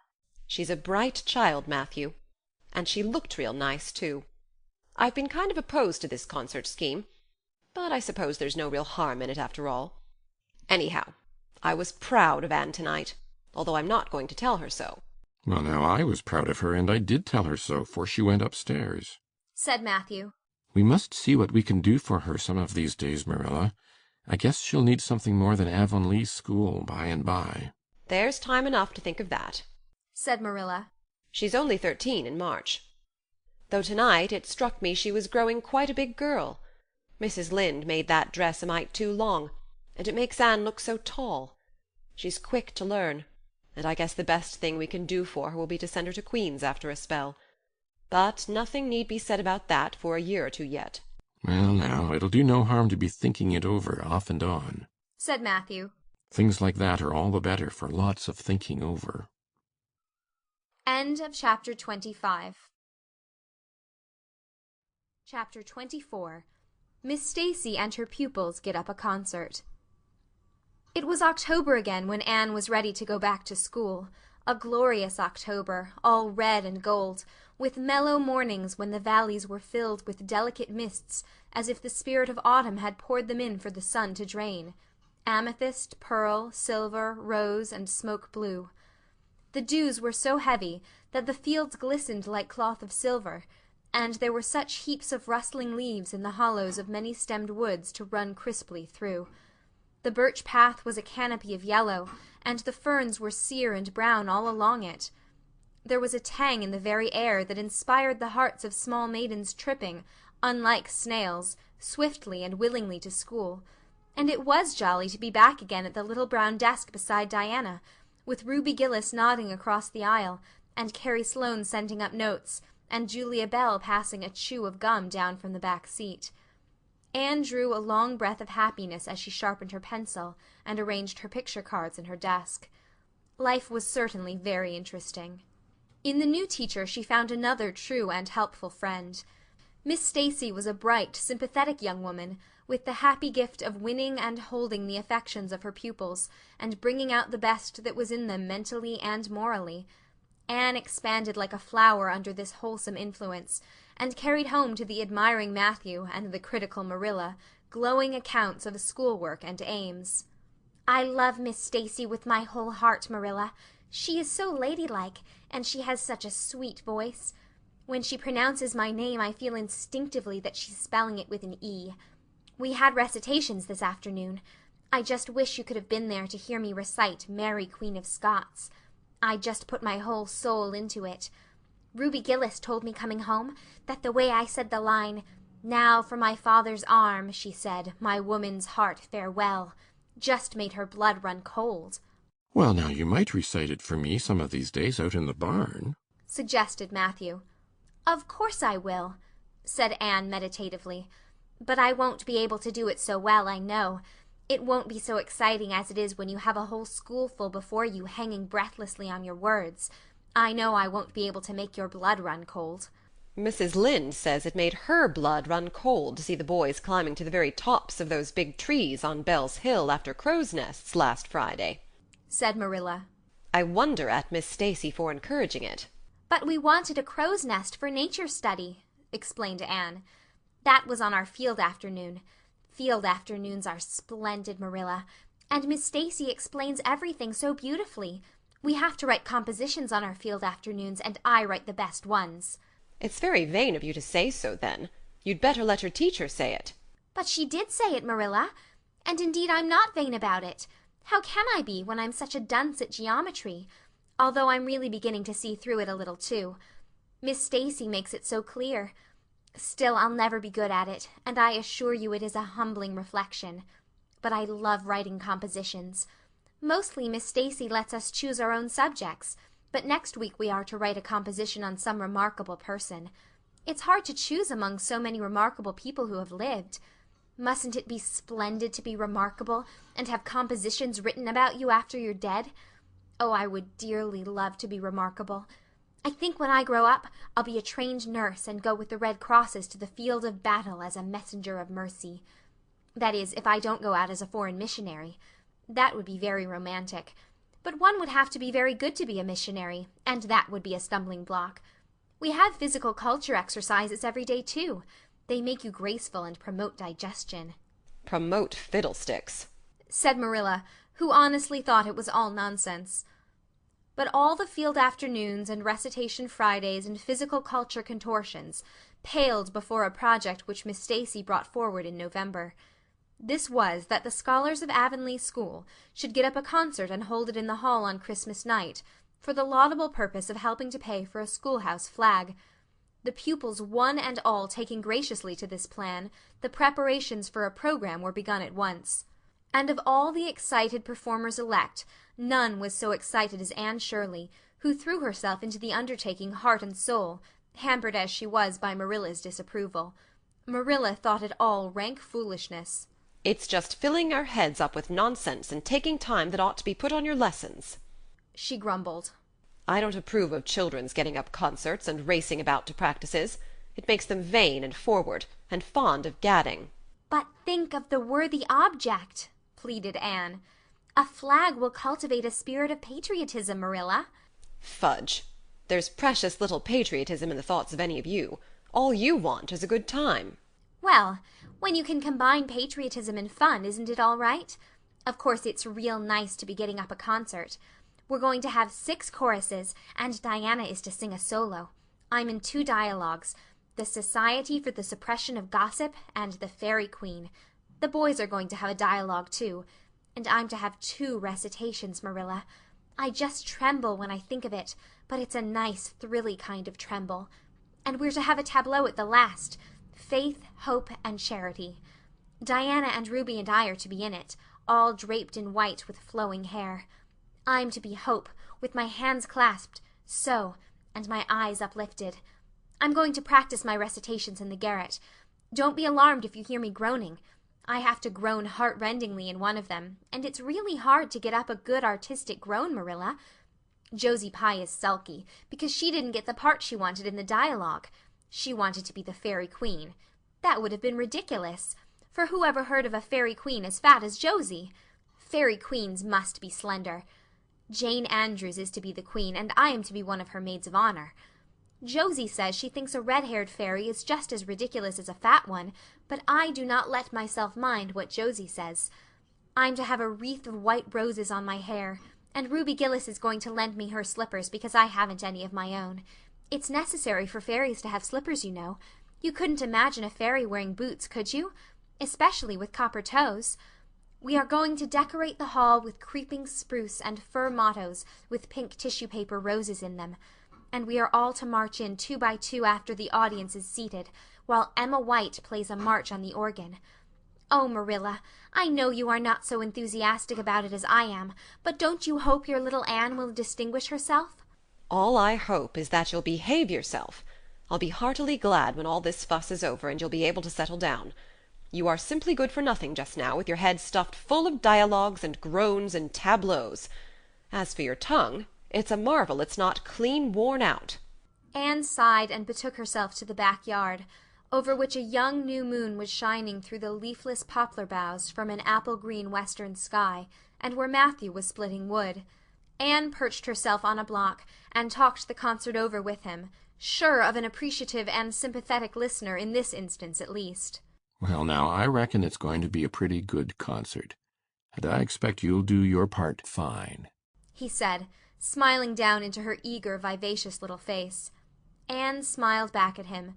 Those 2 were the best of friends, and Matthew thanked his stars many a time and oft that he had nothing to do with bringing her up. That was Marilla's exclusive duty. If it had been his, he would have been worried over frequent conflicts between inclination and said duty. As it was, he was free to spoil Anne, Marilla's phrasing, as much as he liked. But it was not such a bad arrangement after all. A little appreciation sometimes does quite as much good as all the conscientious bringing up in the world. End of chapter 24. Chapter 23. Anne comes to grief in an affair of honor. Anne had to live through more than 2 weeks, as it happened. almost a month having elapsed since the liniment cake episode. It was high time for her to get into fresh trouble of some sort. Little mistakes, such as absent-mindedly emptying a pan of skim milk into a basket of yarn balls in the pantry instead of into the pig's bucket, and walking clean over the edge of the log bridge into the brook while wrapped in imaginative reverie, not really being worth counting. A week after the tea at the manse, Diana Barry gave a party. "Small and select," Anne assured Marilla. "Just the girls in our class." They had a very good time, and nothing untoward happened until after tea, when they found themselves in the Barry garden, a little tired of all their games and ripe for any enticing form of mischief which might present itself. This presently took the form of daring. Daring was the fashionable amusement among the Avonlea small fry just then. It had begun among the boys, but soon spread to the girls, and all the silly things that were done in Avonlea that summer because the doers thereof were dared to do them would fill a book by themselves. First of all, Carrie Sloane dared Ruby Gillis to climb to a certain point in the huge old willow tree before the front door, which Ruby Gillis, albeit in mortal dread of the fat green caterpillars with which said tree was infested, and with the fear of her mother before her eyes if she should tear her new muslin dress, nimbly did, to the discomfiture of the aforesaid Carrie Sloane. Then Josie Pye dared Jane Andrews to hop on her left leg around the garden without stopping once or putting her right foot to the ground, which Jane Andrews gamely tried to do, but gave out at the third corner and had to confess herself defeated. Josie's triumph being rather more pronounced than good taste permitted, Anne Shirley dared her to walk along the top of the board fence which bounded the garden to the east. Now, to walk board fences requires more skill and steadiness of head and heel than one might suppose who has never tried it. But Josie Pye, if deficient in some qualities that make for popularity, had at least a natural and inborn gift, duly cultivated, for walking board fences.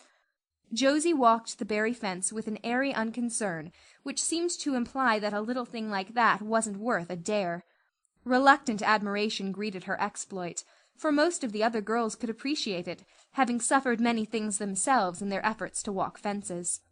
Josie descended from her perch, flushed with victory, and darted a defiant glance at Anne. Anne tossed her red braids. "I don't think it's such a very wonderful thing to walk a little low board fence," she said. "I knew a girl in Marysville who could walk the ridgepole of a roof." "I don't believe it," said Josie flatly. "I don't believe anybody could walk a ridgepole. You couldn't, anyhow." "Couldn't I?" cried Anne rashly. "Then I dare you to do it," said Josie defiantly. "I dare you to climb up there and walk the ridgepole of Mr. Barry's kitchen roof." Anne turned pale, but there was clearly only one thing to be done. She walked toward the house, where a ladder was leaning against the kitchen roof. All the fifth-class girls said, "Oh!" partly in excitement, partly in dismay. "Don't you do it, Anne," entreated Diana. "You'll fall off and be killed. Never mind Josie Pye. It isn't fair to dare anybody to do anything so dangerous." "I must do it. My honor is at stake," said Anne solemnly. "I shall walk that ridgepole, Diana, or perish in the attempt. If I am killed, you are to have my pearl bead ring." Anne climbed the ladder amid breathless silence, gained the ridgepole, balanced herself uprightly on that precarious footing, and started to walk along it, dizzily conscious that she was uncomfortably high up in the world, and that walking ridgepoles was not a thing in which your imagination helped you out much. Nevertheless, she managed to take several steps before the catastrophe came. Then she swayed, lost her balance, stumbled, staggered, and fell, sliding down over the sun-baked roof and crashing off it through the tangle of Virginia creeper beneath, all before the dismayed circle below could give a simultaneous, terrified shriek. If Anne had tumbled off the roof on the side up which she had ascended, Diana would probably have fallen heir to the pearl bead ring then and there. Fortunately she fell on the other side, where the roof extended down over the porch so nearly to the ground that a fall therefrom was a much less serious thing. Nevertheless, when Diana and the other girls had rushed frantically around the house, except Ruby Gillis, who remained as if rooted to the ground and went into hysterics, they found Anne lying all white and limp among the wreck and ruin of the Virginia creeper. "Anne, are you killed?" shrieked Diana, throwing herself on her knees beside her friend. Oh, Anne, dear Anne, speak just one word to me and tell me if you're killed. To the immense relief of all the girls, and especially of Josie Pye, who, in spite of lack of imagination, had been seized with horrible visions of a future branded as the girl who was the cause of Anne Shirley's early and tragic death, Anne sat dizzily up and answered uncertainly, "No, Diana, I am not killed, but I think I am rendered unconscious." Where? Sobbed Carrie Sloane. Oh, where? Before Anne could answer, Mrs. Barry appeared on the scene. At sight of her, Anne tried to scramble to her feet, but sank back again with a sharp little cry of pain. What's the matter? Where have you hurt yourself? Demanded Mrs. Barry. "My ankle," gasped Anne. "Oh, Diana, please find your father and ask him to take me home. I know I can never walk there, and I'm sure I couldn't hop so far on one foot when Jane couldn't even hop around the garden." Marilla was out in the orchard picking a handful of summer apples when she saw Mr. Barry coming over the log bridge and up the slope, with Mrs. Barry beside him and a whole procession of little girls trailing after him. In his arms he carried Anne, whose head lay limply against her shoulder. At that moment Marilla had a revelation. In the sudden stab of fear that pierced her very heart, she realized what Anne had come to mean to her. She would have admitted that she liked Anne, nay, that she was very fond of Anne. But now she knew, as she hurried wildly down the slope, that Anne was dearer to her than anything else on earth. Mr. Barry, what has happened to her? She gasped, more white and shaken than the self-contained, sensible Marilla had been for many years. Anne herself answered, lifting her head. "Don't be very frightened, Marilla. I was walking the ridgepole and I fell off. I expect I have sprained my ankle. But, Marilla, I might have broken my neck. Let us look on the bright side of things." I might have known you'd go and do something of the sort when I let you go to that party, said Marilla, sharp and shrewish in her very relief. Bring her in here, Mr. Barry, and lay her on the sofa. Mercy me, the child has gone and fainted. It was quite true. Overcome by the pain of her injury, Anne had one more of her wishes granted to her. She had fainted dead away. Matthew, hastily summoned from the harvest field, was straightway dispatched for the doctor, who in due time came, to discover that the injury was more serious than they had supposed. Anne's ankle was broken. That night, when Marilla went up to the east gable, where a white-faced girl was lying, a plaintive voice greeted her from the bed. "Aren't you very sorry for me, Marilla?" It was your own fault, said Marilla, twitching down the blind and lighting a lamp. "And that is just why you should be sorry for me," said Anne, "because the thought that it is all my own fault is what makes it so hard. If I could blame it on anybody, I would feel so much better. But what would you have done, Marilla, if you had been dared to walk a ridgepole?" I'd have stayed on good firm ground and let them dare away. Such absurdity, said Marilla. Anne sighed.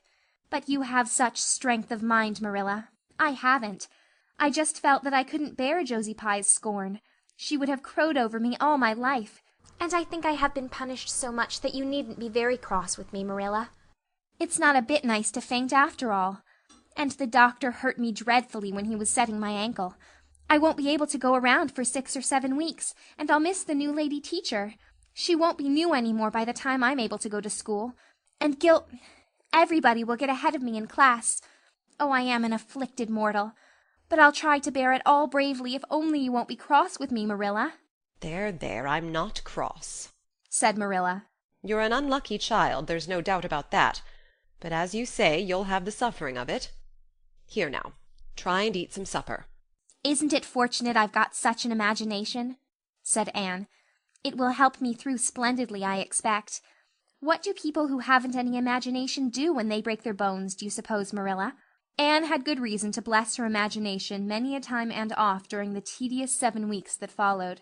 But she was not solely dependent on it.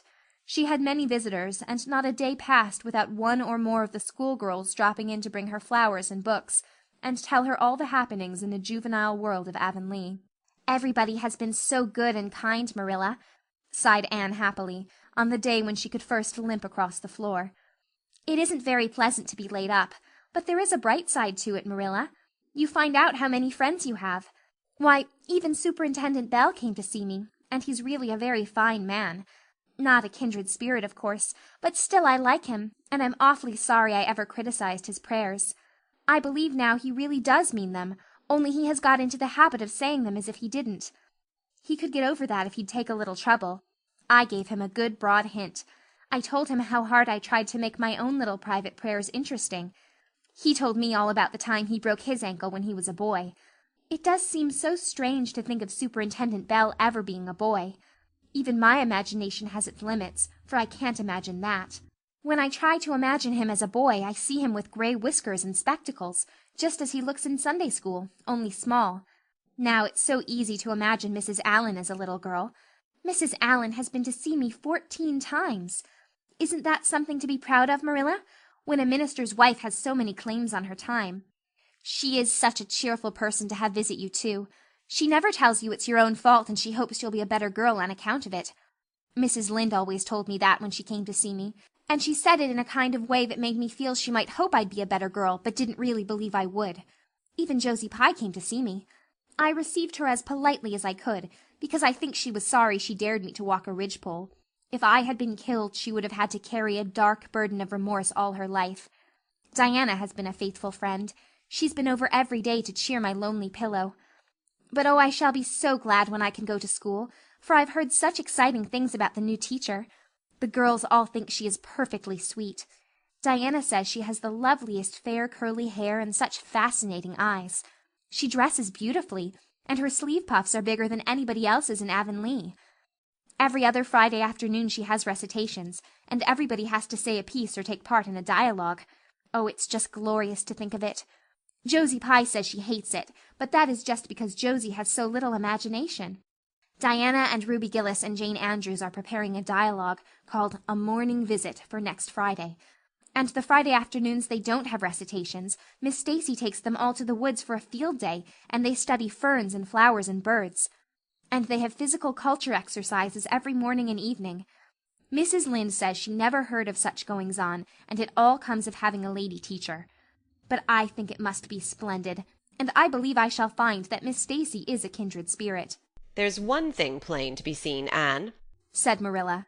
"and that is that your fall off the Barry roof hasn't injured your tongue at all." End of chapter 23. Chapter 35. The Winter at Queen's. Anne's homesickness wore off, greatly helped in the wearing by her weekend visits home. As long as the open weather lasted, the Avonlea students went out to Carmody on the New Branch Railway every Friday night. Diana and several other Avonlea young folks were generally on hand to meet them, and they all walked over to Avonlea in a merry party. Anne thought those Friday evening gypsyings over the autumnal hills in the crisp golden air, with the home lights of Avonlea twinkling beyond, were the best and dearest hours in the whole week. Gilbert Blythe nearly always walked with Ruby Gillis and carried her satchel for her. Ruby was a very handsome young lady, now thinking herself quite as grown up as she really was.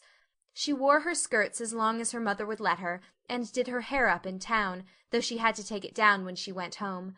She had large, bright blue eyes, a brilliant complexion, and a plump, showy figure. She laughed a great deal, was cheerful and good-tempered, and enjoyed the pleasant things of life frankly. "But I shouldn't think she was the sort of girl Gilbert would like," whispered Jane to Anne. Anne did not think so either, but she would not have said so for the Avery scholarship. She could not help thinking, too, that it would be very pleasant to have such a friend as Gilbert to jest and chatter with, and exchange ideas about books and studies and ambitions. Gilbert had ambitions, she knew, and Ruby Gillis did not seem the sort of person with whom such could be profitably discussed. There was no silly sentiment in Anne's ideas concerning Gilbert. Boys were to her, when she thought about them at all, merely possible good comrades. If she and Gilbert had been friends, she would not have cared how many other friends he had, nor with whom he walked. She had a genius for friendship. Girl friends she had in plenty, but she had a vague consciousness that masculine friendship might also be a good thing to round out one's conceptions of companionship and furnish broader standpoints of judgment and comparison. Not that Anne could have put her feelings on the matter into just such clear definition. But she thought that if Gilbert had ever walked home with her from the train, over the crisp fields and along the ferny byways, they might have had many and merry and interesting conversations about the new world that was opening around them, and their hopes and ambitions therein. Gilbert was a clever young fellow, with his own thoughts about things, and a determination to get the best out of life and put the best into it. Ruby Gillis told Jane Andrews that she didn't understand half the things Gilbert Blythe said. He talked just like Anne Shirley did when she had a thoughtful fit on, and for her part she didn't think it any fun to be bothering about books and that sort of thing when you didn't have to. Frank Stockley had lots more dash and go, but then he wasn't half as good-looking as Gilbert, and she really couldn't decide which she liked best. In the academy Anne gradually drew a little circle of friends about her, thoughtful, imaginative, ambitious students like herself. With the rose-red girl, Stella Maynard, and the dream girl, Priscilla Grant, she soon became intimate, finding the latter pale, spiritual-looking maiden to be full to the brim of mischief and pranks and fun, while the vivid, black-eyed Stella had a heart full of wistful dreams and fancies, as Arielle and rainbow-like as Anne's own. After the Christmas holidays, the Avonlea students gave up going home on Fridays and settled down to hard work. By this time all the Queen's scholars had gravitated into their own places in the ranks, and the various classes had assumed distinct and settled shadings of individuality. Certain facts had become generally accepted. It was admitted that the medal contestants had practically narrowed down to three: Gilbert Blythe, Anne Shirley, and Lewis Wilson. The Avery scholarship was more doubtful, any one of a certain 6 being a possible winner. The bronze medal for mathematics was considered as good as won by a fat, funny little up-country boy with a bumpy forehead and a patched coat. Ruby Gillis was the handsomest girl of the year at the academy. In the second-year classes Stella Maynard carried off the palm for beauty, with a small but critical minority in favor of Anne Shirley. Ethel Marr was admitted by all competent judges to have the most stylish modes of hair-dressing, and Jane Andrews, plain, plodding, conscientious Jane, carried off the honors in the domestic science course. Even Josie Pye attained a certain preeminence as the sharpest-tongued young lady in attendance at Queen's. So it may be fairly stated that Miss Stacy's old pupils held their own in the wider arena of the academical course. Anne worked hard and steadily. Her rivalry with Gilbert was as intense as it had ever been in Avonlea school, although it was not known in the class at large, but somehow the bitterness had gone out of it. Anne no longer wished to win for the sake of defeating Gilbert, rather for the proud consciousness of a well-won victory over a worthy foeman. It would be worth while to win, but she no longer thought life would be insupportable if she did not. In spite of lessons, the students found opportunities for pleasant times. Anne spent many of her spare hours at Beechwood, and generally ate her Sunday dinners there and went to church with Miss Barry. The latter was, as she admitted, growing old, but her black eyes were not dim, nor the vigor of her tongue in the least abated. But she never sharpened the latter on Anne, who continued to be a prime favorite with the critical old lady. "That Anne girl improves all the time," she said. "I get tired of other girls. There is such a provoking and eternal sameness about them. Anne has as many shades as a rainbow, and every shade is the prettiest while it lasts. I don't know that she is as amusing as she was when she was a child, but she makes me love her, and I like people who make me love them. It saves me so much trouble in making myself love them." Then, almost before anybody realized it, spring had come. Out in Avonlea the mayflowers were peeping pinkly out on the sere barrens where snow wreaths lingered, and the mist of green was on the woods and in the valleys. But in Charlottetown harassed Queen's students thought and talked only of examinations. "It doesn't seem possible that the term is nearly over," said Anne. "Why, last fall it seemed so long to look forward to, a whole winter of studies and classes, and here we are with the exams looming up next week. Girls, sometimes I feel as if those exams meant everything, but when I look at the big buds swelling on those chestnut trees, and the misty blue air at the end of the streets, they don't seem half so important." Jane and Ruby and Josie, who had dropped in, did not take this view of it. To them the coming examinations were constantly very important indeed, far more important than chestnut buds or Maytime hazes. It was all very well for Anne, who was sure of passing at least, to have her moments of belittling them, But when your whole future depended on them, as the girls truly thought theirs did, you could not regard them philosophically. I've lost 7 pounds in the last 2 weeks, sighed Jane. It's no use to say don't worry. I will worry. Worrying helps you some. It seems as if you were doing something when you're worrying. It would be dreadful if I failed to get my license after going to Queen's all winter and spending so much money. I don't care, said Josie Pye. If I don't pass this year, I'm coming back next. My father can afford to send me. Anne, Frank Stockley says that Professor Tremaine said Gilbert Blythe was sure to get the medal and that Emily Clay would likely win the Avery scholarship. That may make me feel badly tomorrow, Josie, laughed Anne.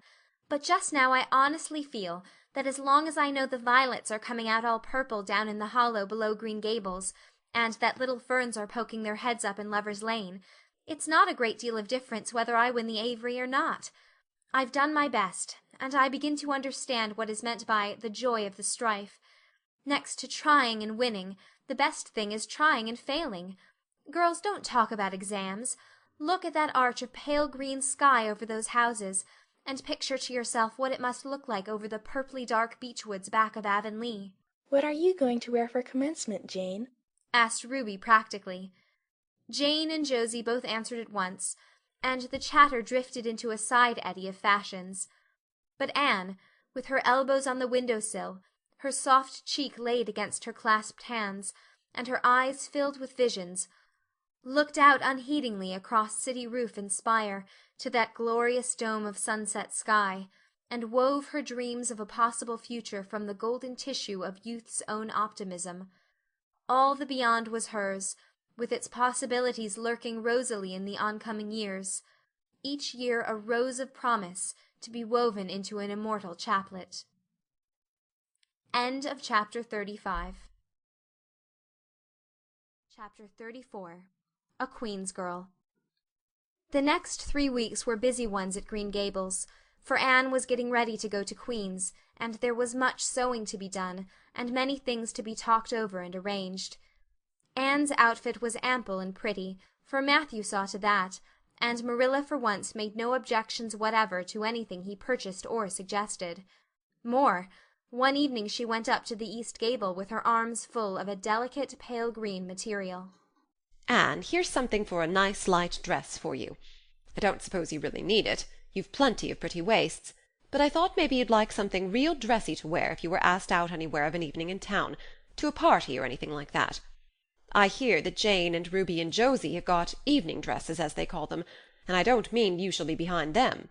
I got Mrs. Allan to help me pick it in town last week, and we'll get Emily Gillis to make it for you. Emily has got taste, and her fits aren't to be equalled. "Oh, Marilla, it's just lovely," said Anne. "Thank you so much. I don't believe you ought to be so kind to me. It's making it harder every day for me to go away." The green dress was made up with as many tucks and frills and shirrings as Emily's taste permitted. Anne put it on one evening for Matthew's and Marilla's benefit, and recited the Maiden's Vow for them in the kitchen. As Marilla watched the bright, animated face and graceful motions, her thoughts went back to the evening Anne had arrived at Green Gables, and memory recalled a vivid picture of the odd, frightened child, in her preposterous yellowish-brown wincey dress, the heartbreak looking out of her tearful eyes. Something in the memory brought tears to Marilla's own eyes. "I declare, my recitation has made you cry, Marilla," said Anne, gaily stooping over Marilla's chair to drop a butterfly kiss on that lady's cheek. "Now I call that a positive triumph." "No, I wasn't crying over your piece," said Marilla, who would have scorned to be betrayed into such weakness by any poetry stuff. "I just couldn't help thinking of the little girl you used to be, Anne. And I was wishing you could have stayed a little girl, even with all your queer ways. You've grown up now, and you're going away, and you look so tall and stylish and so different altogether in that dress, as if you didn't belong in Avonlea at all. And I just got lonesome thinking it all over." "Marilla!"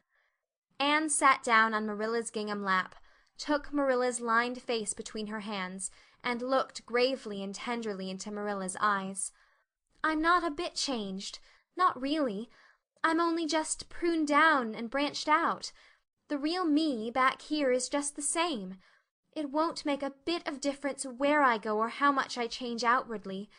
At heart I shall always be your little Anne, who will love you and Matthew and dear Green Gables more and better every day of her life." Anne laid her fresh young cheek against Marilla's faded one, and reached out a hand to pat Matthew's shoulder. Marilla would have given much just then to have possessed Anne's power of putting her feelings into words, but nature and habit had willed it otherwise, and she could only put her arms close about her girl and hold her tenderly to her heart, wishing that she need never let her go. Matthew, with a suspicious moisture in his eyes, got up and went out of doors. Under the stars of the blue summer night he walked agitatedly across the yard to the gate under the poplars. "Well, now, I guess she ain't been much spoiled," he muttered proudly. "I guess my putting in my oar occasional never did much harm after all. She's smart and pretty and loving, too, which is better than all the rest. She's been a blessing to us, and there never was a luckier mistake than what Mrs. Spencer made, if it was luck. I don't believe it was any such thing. It was Providence, because the Almighty saw we needed her, I reckon." The day finally came when Anne must go to town. She and Matthew drove in one fine September morning, after a tearful parting with Diana, and an untearful practical one, on Marilla's side at least, with Marilla.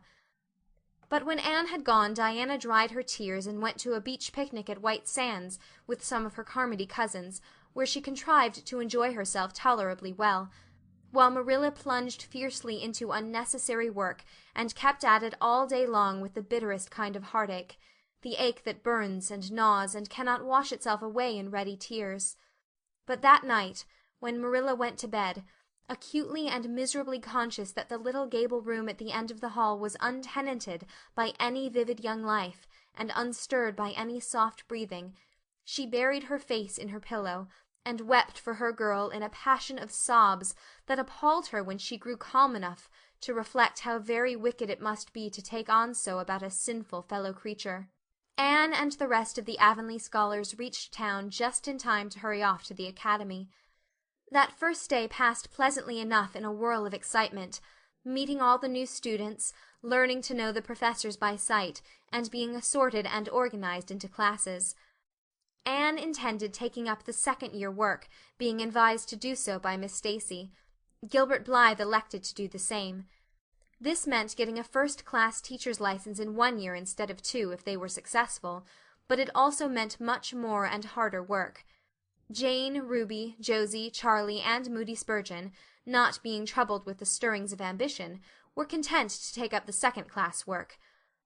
Anne was conscious of a pang of loneliness when she found herself in a room with 50 other students, not one of whom she knew, except the tall, brown-haired boy across the room, and knowing him in the fashion she did not help her much, as she reflected pessimistically. Yet she was undeniably glad that they were in the same class. The old rivalry could still be carried on, and Anne would hardly have known what to do if it had been lacking. "I wouldn't feel comfortable without it," she thought. "Gilbert looks awfully determined. I suppose he's making up his mind here and now to win the medal. What a splendid chin he has! I never noticed it before. I do wish Jane and Ruby had gone in for first class too. I suppose I won't feel so much like a cat in a strange garret when I get acquainted, though. I wonder which of the girls here are going to be my friends. It's really an interesting speculation. Of course, I promised Diana that no Queen's girl, no matter how much I liked her, should ever be as dear to me as she is. But I've lots of second-best affections to bestow. I like the look of that girl with the brown eyes and the crimson waist. She looks vivid and red-rosy. There's that pale fair one gazing out of the window. She has lovely hair, and looks as if she knew a thing or two about dreams. I'd like to know them both, know them well enough to walk with my arm about their waists and call them nicknames. But just now I don't know them, and they don't know me, and probably don't want to know me particularly. Oh, it's lonesome." It was lonesomer still when Anne found herself alone in her hall bedroom that night at twilight. She was not to board with the other girls, who all had relatives in town to take pity on them. Miss Josephine Barry would have liked to board her, but Beechwood was so far from the academy that it was out of the question. So Miss Barry hunted up a boarding-house, assuring Matthew and Marilla that it was the very place for Anne. The lady who keeps it is a reduced gentlewoman, explained Miss Barry. Her husband was a British officer, and she is very careful what sort of boarders she takes, and will not meet with any objectionable persons under her roof. The table is good, and the house is near the academy, in a quiet neighborhood. All this might be quite true, and indeed proved to be so, but it did not materially help Anne in the first agony of homesickness that seized upon her. She looked dismally about her narrow little room, with its dull-papered, pictureless walls, its small iron bedstead and empty bookcase, and a horrible choke came into her throat as she thought of her own white room at Green Gables, where she would have the pleasant consciousness of a great green still outdoors, of sweet-peas growing in the garden, and moonlight falling on the orchard, of the brook below the slope, and the spruce boughs tossing in the night wind beyond it, of a vast starry sky, and the light from Diana's windows shining out through the gap in the trees. Here there was nothing of this. Anne knew that outside of her window was a hard street, with a network of telephone wires shutting out the sky, the tramp of alien feet, and 1,000 lights gleaming on stranger faces. She knew that she was going to cry, and fought against it. "I won't cry. It's silly and weak. There's the 3rd tear splashing down by my nose. There are more coming. I must think of something funny to stop them. But there's nothing funny except what is connected with Avonlea, and that only makes things worse. 4, 5. I'm going home next Friday, but that seems 100 years away. Oh, Matthew is nearly home by now, and Marilla is at the gate looking down the lane for him. 6, 7, 8. Oh, there's no use in counting them. They're coming in a flood presently. I can't cheer up. I don't want to cheer up. It's nicer to be miserable." The flood of tears would have come, no doubt, had not Josie Pye appeared at that moment. In the joy of seeing a familiar face, Anne forgot that there had never been much love lost between her and Josie. As a part of Avonlea life, even a Pye was welcome.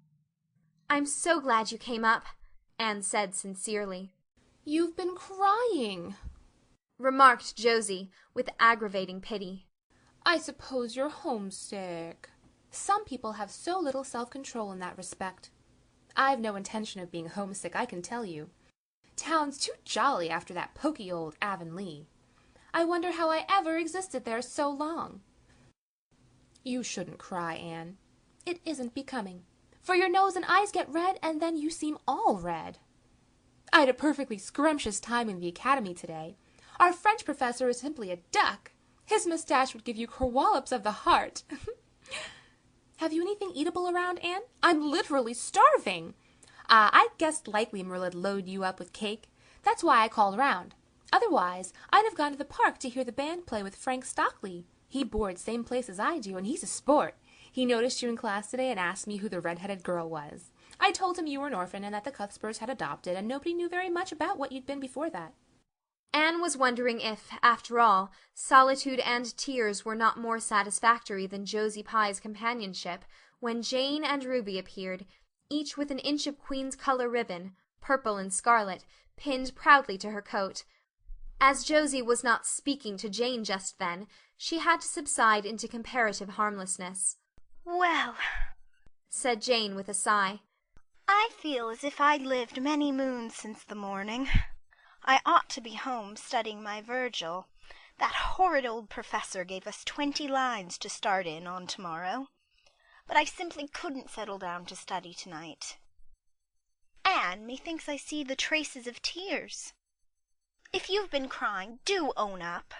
It will restore my self-respect, for I was shedding tears freely before Ruby came along. I don't mind being a goose so much if somebody else is goosey too. Cake? You'll give me a teeny piece, won't you? Thank you. It has the real Avonlea flavor."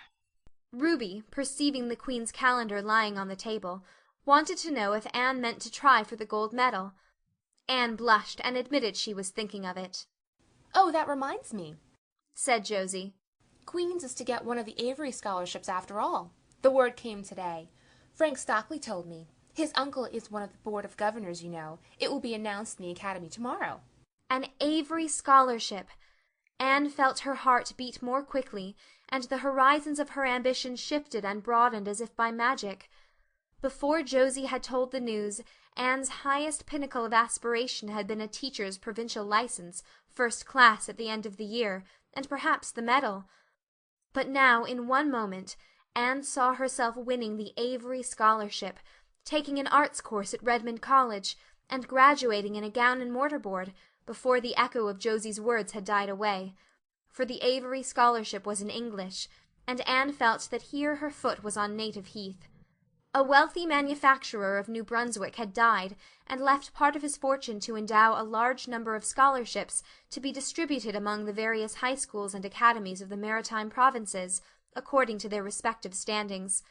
There had been much doubt whether one would be allotted to Queen's, but the matter was settled at last, and at the end of the year the graduate who made the highest mark in English and English literature would win the scholarship. $250 a year for 4 years at Redmond College. No wonder that Anne went to bed that night with tingling cheeks. "I'll win that scholarship if hard work can do it," she resolved. "Wouldn't Matthew be proud if I got to be a B.A.? Oh, it's delightful to have ambitions. I'm so glad I have such a lot. And there never seems to be any end to them. That's the best of it. Just as soon as you attain to one ambition, you see another one glittering higher up still. It does make life so interesting." End of chapter 34. Chapter 33. The Hotel Concert. Put on your white organdy by all means, Anne, advised Diana decidedly. They were together in the East Gable chamber. Outside it was only twilight, a lovely yellowish-green twilight with a clear blue cloudless sky. A big round moon, slowly deepening from her pallid lustre into burnished silver, hung over the haunted wood. The air was full of sweet summer sounds, sleepy birds twittering, freakish breezes, far-away voices and laughter. But in Anne's room the blind was drawn and the lamp lighted, for an important toilet was being made. The East Gable was a very different place from what it had been on that night 4 years before, when Anne had felt its bareness penetrate to the marrow of her spirit with its inhospitable chill. Changes had crept in, Marilla conniving at them resignedly, until it was as sweet and dainty a nest as a young girl could desire. The velvet carpet with the pink roses and the pink silk curtains of Anne's early visions had certainly never materialized, but her dreams had kept pace with her growth, and it is not probable she lamented them. The floor was covered with a pretty matting, and the curtains that softened the high window and fluttered in the vagrant breezes were of pale green art muslin. The walls, hung not with gold and silver brocade tapestry, but with a dainty apple-blossom paper, were adorned with a few good pictures given Anne by Mrs. Allan. Miss Stacy's photograph occupied the place of honor, and Anne made a sentimental point of keeping fresh flowers on the bracket under it. To-night a spike of white lilies faintly perfumed the room like the dream of a fragrance. There was no mahogany furniture, but there was a white-painted bookcase filled with books, a cushioned wicker rocker, a toilet table befrilled with white muslin, a quaint, gilt-framed mirror with chubby pink cupids and purple grapes painted over its arched top that used to hang in the spare room, and a low white bed.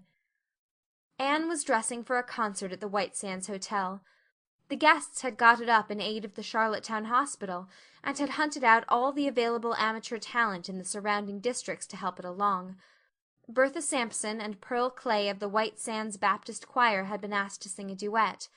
Milton Clark of Newbridge was to give a violin solo. Winnie Adela Blair of Carmody was to sing a Scotch ballad, and Laura Spencer of Spencervale and Anne Shirley of Avonlea were to recite. As Anne would have said at one time, it was an epoch in her life, and she was deliciously athrill with the excitement of it.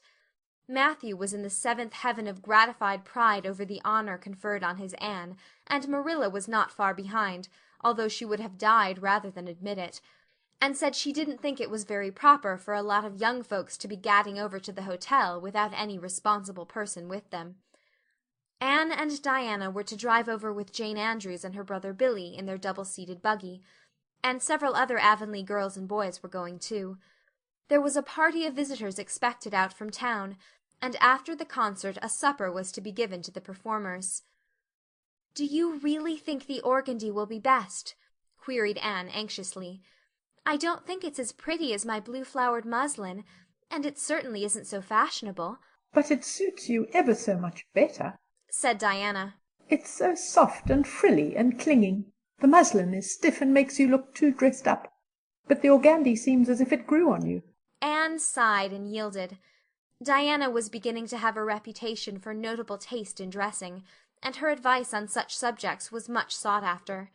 She was looking very pretty herself on this particular night, in a dress of the lovely wild rose pink, from which Anne was forever debarred, but she was not to take any part in the concert, so her appearance was of minor importance. All her pains were bestowed upon Anne, who, she vowed, must, for the credit of Avonlea, be dressed and combed and adorned to the Queen's taste. "Pull out that frill a little more. So. Here, let me tie your sash. Now for your slippers. I'm going to braid your hair into 2 thick braids, and tie them halfway up with big white bows. No, don't pull out a single curl over your forehead, just have the soft part. There's no way you do your hair suits you so well, Anne, and Mrs. Allen says you look like a Madonna when you part it so. I shall fasten this little white house rose just behind your ear. There was just one on my bush, and I saved it for you." "Shall I put my pearl beads on?" asked Anne. "Matthew brought me a string from town last week, and I know he'd like to see them on me." Diana pursed up her lips, put her black head on one side critically, and finally pronounced in favor of the beads, which were thereupon tied around Anne's slim, milk-white throat. "There's something so stylish about you, Anne," said Diana, with unenvious admiration. "You hold your head with such an air. I suppose it's your figure. I'm just a dumpling. I've always been afraid of it, and now I know it is so. Well, I suppose I'll just have to resign myself to it." "But you have such dimples," said Anne, smiling affectionately into the pretty, vivacious face so near her own. "Lovely dimples, like little dents in cream. I have given up all hope of dimples. My dimple dream will never come true, but so many of my dreams have that I mustn't complain. Am I all ready now?" "All ready," assured Diana, as Marilla appeared in the doorway, a gaunt figure with grayer hair than of yore and no fewer angles, but with a much softer face. "Come right in and look at our elocutionist, Marilla. Doesn't she look lovely?" Marilla emitted a sound between a sniff and a grunt. "She looks neat and proper. I like that way of fixing her hair. But I expect she'll ruin that dress driving over there in the dust and dew with it, and it looks most too thin for these damp nights. Organdy's the most unserviceable stuff in the world, anyhow, and I told Matthew so when he got it. But there is no use in saying anything to Matthew nowadays. Time was when he would take my advice, but now he just buys things for Anne regardless, and the clerks at Carmody know they can palm anything off on him.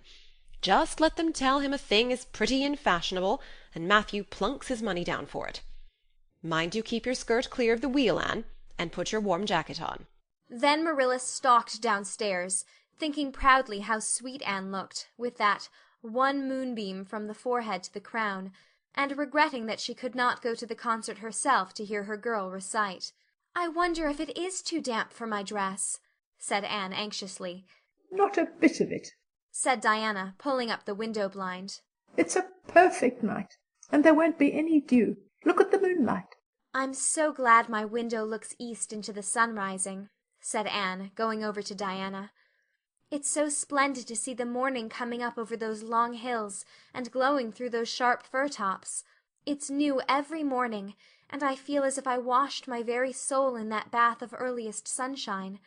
Oh, Diana, I love this little room so dearly. I don't know how I'll get along without it when I go to town next month." "Don't speak of your going away tonight," begged Diana. "I don't want to think of it. It makes me so miserable. And I do want to have a good time this evening. What are you going to recite, Anne? And are you nervous?" "Not a bit. I've recited so often in public I don't mind at all now. I've decided to give the Maiden's Vow. It's so pathetic. Laura Spencer is going to give a comic recitation, but I'd rather make people cry than laugh." "What will you recite if they encore you?" "They won't dream of encoring me," scoffed Anne, who was not without her own secret hopes that they would, and already visioned herself telling Matthew all about it at the next morning's breakfast table. "There are Billy and Jane now. I hear the wheels. Come on." Billy Andrews insisted that Anne should ride on the front seat with him, so she unwillingly climbed up. She would have much preferred to sit back with the girls, where she could have laughed and chattered to her heart's content. There was not much of either laughter or chatter in Billy. He was a big, fat, stolid youth of 20, with a round, expressionless face, and a painful lack of conversational gifts. But he admired Anne immensely, and was puffed up with pride over the prospect of driving to White Sands with that slim, upright figure beside him. Anne, by dint of talking over her shoulder to the girls, and occasionally passing a sop of civility to Billy, who grinned and chuckled and never could think of any reply until it was too late, contrived to enjoy the drive in spite of all. It was a night for enjoyment. The road was full of buggies, all bound for the hotel, and laughter, silver clear, echoed and re-echoed along it. When they reached the hotel, it was a blaze of light from top to bottom. They were met by the ladies of the concert committee, one of whom took Anne off to the performers' dressing-room, which was filled with the members of a Charlottetown symphony club, among whom Anne felt suddenly shy and frightened and countrified. Her dress, which, in the East Gable, had seemed so dainty and pretty, now seemed simple and plain. Too simple and plain, she thought, among all the silks and laces that glistened and rustled around her. What were her pearl beads compared to the diamonds of the big, handsome lady near her? And how poor her one wee white rose must look beside all the hothouse flowers the others wore. Anne laid her hat and jacket away, and shrank miserably into a corner. She wished herself back in the white room at Green Gables. It was still worse on the platform of the big concert hall of the hotel, where she presently found herself. The electric lights dazzled her eyes, the perfume and hum bewildered her. She wished she were sitting down in the audience with Diana and Jane, who seemed to be having a splendid time away at the back. She was wedged in between a stout lady in pink silk and a tall, scornful-looking girl in a white lace dress. The stout lady occasionally turned her head squarely around and surveyed Anne through her eyeglasses, until Anne, acutely sensitive of being so scrutinized, felt that she must scream aloud, and the white lace girl kept talking audibly to her next neighbor about the country bumpkins and rustic belles in the audience, languidly anticipating such fun from the displays of local talent on the program. Anne believed that she would hate that white lace girl to the end of life. Unfortunately for Anne, a professional elocutionist was staying at the hotel, and had consented to recite. She was a lithe, dark-eyed woman, in a wonderful gown of shimmering gray stuff like woven moonbeams, with gems on her neck and in her dark hair. She had a marvelously flexible voice and wonderful power of expression. The audience went wild over her selection. Anne, forgetting all about herself and her troubles for the time, listened with rapt and shining eyes. But when the recitation ended, she suddenly put her hands over her face. She could never get up and recite after that. Never. Had she ever thought she could recite? Oh, if she were only back at Green Gables! At this unpropitious moment her name was called. Somehow Anne, who did not notice the rather guilty little start of surprise the white lace girl gave, and would not have understood the subtle compliment implied therein if she had, got on her feet and moved dizzily out to the front. She was so pale that Diana and Jane, down in the audience, clasped each other's hands in nervous sympathy. Anne was the victim of an overwhelming attack of stage fright. Often as she had recited in public, she had never before faced such an audience as this, and the sight of it paralyzed her energies completely. Everything was so strange, so brilliant, so bewildering. The rows of ladies in evening dress, the critical faces, the whole atmosphere of wealth and culture about her. Very different this from the plain benches at the debating club, filled with the homely, sympathetic faces of friends and neighbors. These people, she thought, would be merciless critics. Perhaps, like the white lace girl, they anticipated amusement from her rustic efforts. She felt hopelessly, helplessly ashamed and miserable. Her knees trembled, her heart fluttered, a horrible faintness came over her. Not a word could she utter, and the next moment she would have fled from the platform despite the humiliation which, she felt, must ever after be her portion if she did so. But suddenly, as her dilated, frightened eyes gazed out over the audience, she saw Gilbert Blythe away at the back of the room, bending forward with a smile on his face, a smile which seemed to Anne at once triumphant and taunting. In reality it was nothing of the kind. Gilbert was merely smiling with appreciation of the whole affair in general, and of the effect produced by Anne's slender white form and spiritual face against a background of palms in particular. Josie Pye, whom he had driven over, sat beside him, and her face certainly was both triumphant and taunting. But Anne did not see Josie, and would not have cared if she had. She drew a long breath and flung her head up proudly, courage and determination tingling over her like an electric shock. She would not fail before Gilbert Blythe. He should never be able to laugh at her, never, never. Her fright and nervousness vanished, and she began her recitation, her clear, sweet voice reaching to the farthest corner of the room without a tremor or a break. Self-possession was fully restored to her, and in the reaction from that horrible moment of powerlessness she recited as she had never done before. When she finished there were bursts of honest applause. Anne, stepping back to her seat, blushing with shyness and delight, found her hand vigorously clasped and shaken by the stout lady in pink silk. "My dear, you did splendidly," she puffed. "I've been crying like a baby, actually I have. There, they're encoring you. They're bound to have you back." "Oh, I can't go," said Anne confusedly. "But yet I must, or Matthew will be disappointed. He said they would encore me." "Then don't disappoint Matthew," said the pink lady, laughing. Smiling, blushing, limpid-eyed, Anne tripped back and gave a quaint, funny little selection that captivated her audience still further. The rest of the evening was quite a little triumph for her. When the concert was over, the stout pink lady, who was the wife of an American millionaire, took her under her wing and introduced her to everybody, and everybody was very nice to her. The professional elocutionist, Mrs. Evans, came and chatted with her, telling her that she had a charming voice and interpreted her selections beautifully. Even the white-lace girl paid her a languid little compliment. They had supper in the big, beautifully decorated dining-room. Diana and Jane were invited to partake of this also, since they had come with Anne, but Billy was nowhere to be found, having decamped in mortal fear of some such invitation. He was in waiting for them with the team, however, when it was all over, and the three girls came merrily out into the calm, white moonshine radiance. Anne breathed deeply, and looked into the clear sky beyond the dark boughs of the firs. Oh, it was good to be out again in the purity and silence of the night.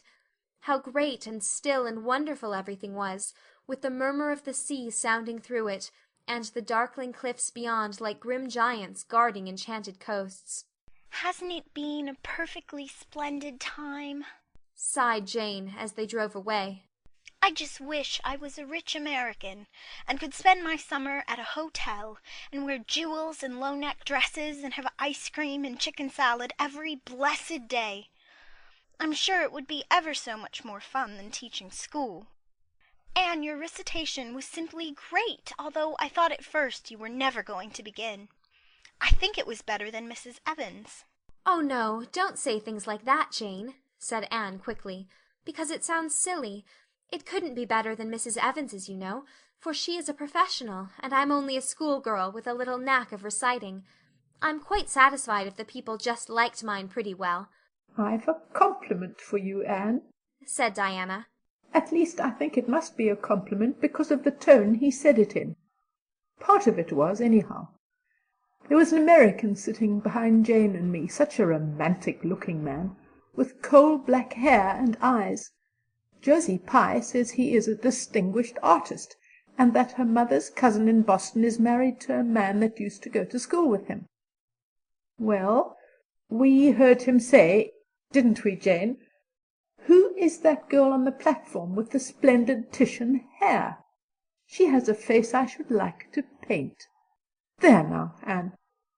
But what does Titian hair mean? Being interpreted, it means plain red, I guess, laughed Anne. Titian was a very famous artist who liked to paint red-haired women. Did you see all the diamonds those ladies wore? Sighed Jane. They were simply dazzling. Wouldn't you just love to be rich, girls?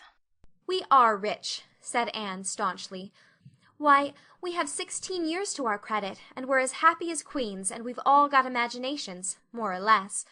Look at that sea, girls, all silver and shadow and vision of things not seen. We couldn't enjoy its loveliness any more if we had millions of dollars and ropes of diamonds. You wouldn't change into any of those women if you could. Would you want to be that white-lace girl and wear a sour look all your life, as if you'd been born turning up your nose at the world? Or the pink lady, kind and nice as she is, so stout and short that you'd really no figure at all? Or even Mrs. Evans, with that sad, sad look in her eyes. She must have been dreadfully unhappy sometime to have such a look. You know you wouldn't, Jane Andrews. I don't know exactly, said Jane, unconvinced. I think diamonds would comfort a person for a good deal. Well, I don't want to be anyone but myself, even if I go uncomforted by diamonds all my life, declared Anne. I'm quite content to be Anne of Green Gables with my string of pearl beads. I know Matthew gave me as much love with them as ever went with Madame the Pink Lady's jewels. End of chapter 33. Chapter 32. The pass list is out. With the end of June came the close of the term, and the close of Miss Stacy's rule in Avonlea school. Anne and Diana walked home that evening feeling very sober indeed. Red eyes and damp handkerchiefs bore convincing testimony to the fact that Miss Stacy's farewell words must have been quite as touching as Mr. Phillips's had been, under similar circumstances 3 years before. Diana looked back at the schoolhouse from the foot of the spruce hill and sighed deeply. It does seem as if it was the end of everything, doesn't it? She said dismally. You oughtn't to feel half as badly as I do, said Anne, hunting vainly for a dry spot on her handkerchief. You'll be back again next winter, but I suppose I've left the dear old school forever. If I have good luck, that is. It won't be a bit the same. Miss Stacy won't be there, nor you, nor Jane, nor Ruby, probably. I shall have to sit all alone, for I couldn't bear to have another deskmate after you. Oh, we have had jolly times, haven't we, Anne? It's dreadful to think they're all over. 2 big tears rolled down by Diana's nose. If you would stop crying, I could, said Anne imploringly. Just as soon as I put away my hanky, I see you brimming up, and that starts me off again. As Mrs. Lynde says, if you can't be as cheerful as you can. After all, I dare say I'll be back next year. This is one of the times I know I'm not going to pass. They're getting alarmingly frequent. Why, you came out splendidly in the exams Miss Stacy gave. Yes, but those exams didn't make me nervous. When I think of the real thing, you can't imagine what a horrid, cold, fluttery feeling comes round my heart. And then my number is 13, and Josie Pye says it's so unlucky. I am not superstitious, and I know it can make no difference. But still I wish it wasn't 13. I do wish I was going in with you, said Diana. Wouldn't we have a perfectly elegant time? But I suppose you will have to cram in the evenings. No, Miss Stacy has made us promise not to open a book at all. She says it would only tire and confuse us, and we are to go out walking and not think about the exams at all and go to bed early. It's good advice, but I expect it will be hard to follow. Good advice is apt to be, I think. Prissy Andrews told me that she sat up half the night every night of her entrance week and crammed for dear life, and I had determined to sit up at least as long as she did. It was so kind of your Aunt Josephine to ask me to stay at Beechwood while I'm in town. You will write to me while you're in, won't you? I'll write Tuesday night and tell you how the first day goes, promised Anne. I'll be haunting the post office Wednesday, vowed Diana. Anne went to town the following Monday, and on Wednesday Diana haunted the post office, as agreed, and got her letter. Dearest Diana, wrote Anne, here it is Tuesday night, and I'm writing this in the library at Beechwood. Last night I was horribly lonesome all alone in my room, and wished so much you were with me. I couldn't cram because I'd promised Miss Stacy not to, but it was as hard to keep from opening my history as it used to be to keep from reading a story before my lessons were learned. This morning Miss Stacy came for me, and we went to the academy, calling for Jane and Ruby and Josie on our way. Ruby asked me to feel her hands, and they were as cold as ice. Josie said I looked as if I hadn't slept a wink, and she didn't believe I was strong enough to stand the grind of the teacher's course even if I did get through. There are times and seasons even yet when I don't feel that I've made any great headway in learning to like Josie Pye. When we reached the academy, there were scores of students there from all over the island. The first person we saw was Moody Spurgeon sitting on the steps and muttering away to himself.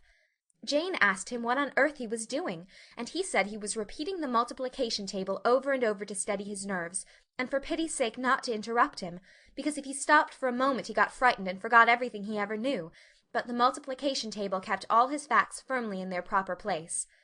When we were assigned to our rooms, Miss Stacy had to leave us. Jane and I sat together, and Jane was so composed that I envied her.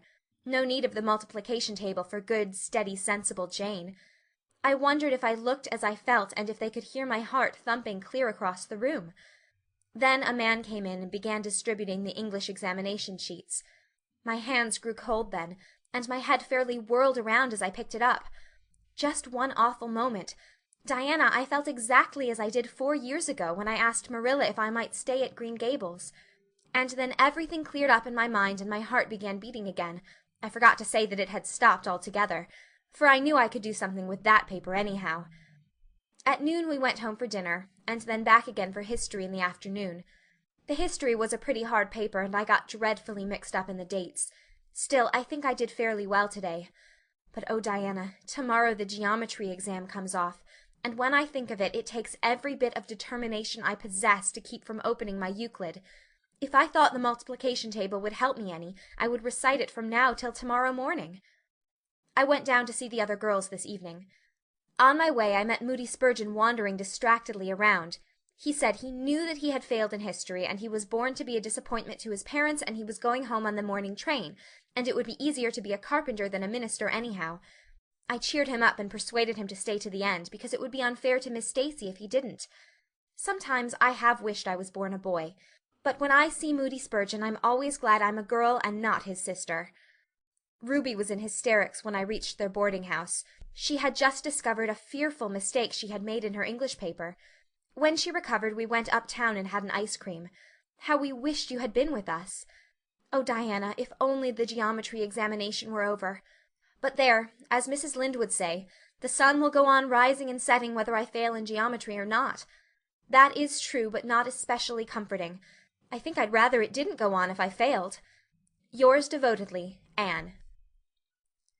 The geometry examination and all the others were over in due time, and Anne arrived home on Friday evening, rather tired, but with an air of chastened triumph about her. Diana was over at Green Gables when she arrived, and they met as if they had been parted for years. You old darling, it's perfectly splendid to see you back again. It seems like an age since you went to town, and oh, Anne, how did you get along? Pretty well, I think, in everything but the geometry. I don't know whether I passed in it or not, and I have a creepy, crawly presentiment that I didn't. Oh, how good it is to be back. Green Gables is the dearest, loveliest spot in the world. How did the others do? The girls say they know they didn't pass, but I think they did pretty well. Josie says the geometry was so easy a child of 10 could do it.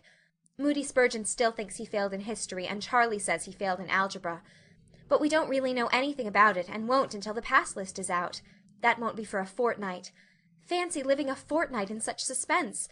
I wish I could go to sleep and never wake up until it is over. Diana knew it would be useless to ask how Gilbert Blythe had fared, so she merely said, Oh, you'll pass all right, don't worry. I'd rather not pass at all than not come out pretty well up on the list, flashed Anne, by which she meant, and Diana knew she meant, that success would be incomplete and bitter if she did not come out ahead of Gilbert Blythe. With this end in view Anne had strained every nerve during the examinations. So had Gilbert. They had met and passed each other on the street a dozen times without any sign of recognition, and every time Anne had held her head a little higher, and wished a little more earnestly that she had made friends with Gilbert when he asked her, and vowed a little more determinedly to surpass him in the examination. She knew that all Avonlea Junior was wondering which would come out first. She even knew that Jimmy Glover and Ned Wright had a bet on the question, and that Josie Pye had said there was no doubt in the world that Gilbert would be first, and she felt that her humiliation would be unbearable if she failed. But she had another and nobler motive for wishing to do well. She wanted to pass high for the sake of Matthew and Marilla, especially Matthew. Matthew had declared to her his conviction that she would beat the whole island. That, Anne felt, was something it would be foolish to hope for even in the wildest dreams. But she did hope fervently that she would be among the first 10 at least, so that she might see Matthew's kindly brown eyes gleam with pride in her achievement. That, she felt, would be a sweet reward indeed for all her hard work and patient grubbing among unimaginative equations and conjugations. At the end of the fortnight Anne took to haunting the post office also, in the distracted company of Jane, Ruby, and Josie, opening the Charlottetown dailies with shaking hands and cold, sink-away feelings as bad as any experienced during the entrance week. Charlie and Gilbert were not above doing this too, but Moody Spurgeon stayed resolutely away. I haven't got the grit to go there and look at a paper in cold blood, he told Anne. I'm just going to wait until somebody comes and tells me suddenly whether I passed or not. When 3 weeks had gone by without the pass list appearing, Anne began to feel that she really couldn't stand the strain much longer. Her appetite failed, and her interest in Avonlea doings languished. Mrs. Lynde wanted to know what else you could expect with a Tory superintendent of education at the head of the affairs, and Matthew, noting Anne's paleness and indifference, and the lagging steps that bore her home from the post office every afternoon, began seriously to wonder if he hadn't better vote Grit at the next election. But one evening the news came. Anne was sitting at her open window, for the time forgetful of the woes of examinations and the cares of the world, as she drank in the beauty of the summer dusk, sweet-scented with flower breaths from the garden below, and sibilant and rustling from the stir of poplars. The eastern sky above the firs was flushed faintly pink from the reflection of the west, and Anne was wondering dreamily if the spirit of color looked like that, when she saw Diana come flying down through the firs, over the log bridge and up the slope, with a fluttering newspaper in her hand. Anne sprang to her feet, knowing at once what that paper contained. The pass list was out. Her head whirled and her heart beat until it hurt her. She could not move a step. It seemed an hour to her before Diana came rushing along the hall and burst into the room without even knocking, so great was her excitement. "Anne, you've passed!" she cried. "Passed the very first! You and Gilbert both. You're ties, but your name is first. Oh, I'm so proud!" Diana flung the paper on the table and herself on Anne's bed, utterly breathless and incapable of further speech. Anne lighted the lamp, oversetting the match-safe and using up 6 matches before her shaking hands could accomplish the task. Then she snatched up the paper. Yes, she had passed. There was her name at the very top of a list of 200. That moment was worth living for. "You did just splendidly, Anne," puffed Diana, recovering sufficiently to sit up and speak, for Anne, starry-eyed and rapt, had not uttered a word. "Father brought the paper home from Bright River not 10 minutes ago. It came out in the afternoon train, you know, and won't be here till tomorrow by mail. And when I saw the pass list I just rushed over like a wild thing. You've all passed, every one of you, Moody Spurgeon and all, although he's conditioned in history. Jane and Ruby did pretty well, they're halfway up, and so did Charlie. Josie just scraped through with 3 marks to spare, but you'll see she'll put on as many airs as if she'd led. Won't Miss Stacy be delighted? Oh, Anne, what does it feel like to see your name at the head of a pass list like that? If it were me, I know I'd go crazy with joy. I am pretty near crazy as it is, but you're as calm and cool as a spring evening." "I'm just dazzled inside," said Anne. "I want to say 100 things and I can't find words to say them in. I never dreamed of this. Yes, I did too, just once. I let myself think once, what if I should come out first, quakingly, you know, for it seemed so vain and presumptuous to think I could lead the island. Excuse me a minute, Diana. I must run right out to the field to tell Matthew. Then we'll go up the road and tell the good news to the others." They hurried to the hayfield below the barn where Matthew was coiling hay, and, as luck would have it, Mrs. Lynde was talking to Marilla at the lane fence. "Oh, Matthew," exclaimed Anne, "I've passed and I'm first, or one of the first. I'm not vain, but I'm thankful." Well, now, I always said it, said Matthew, gazing at the pass list delightedly. I knew you could beat them all easy.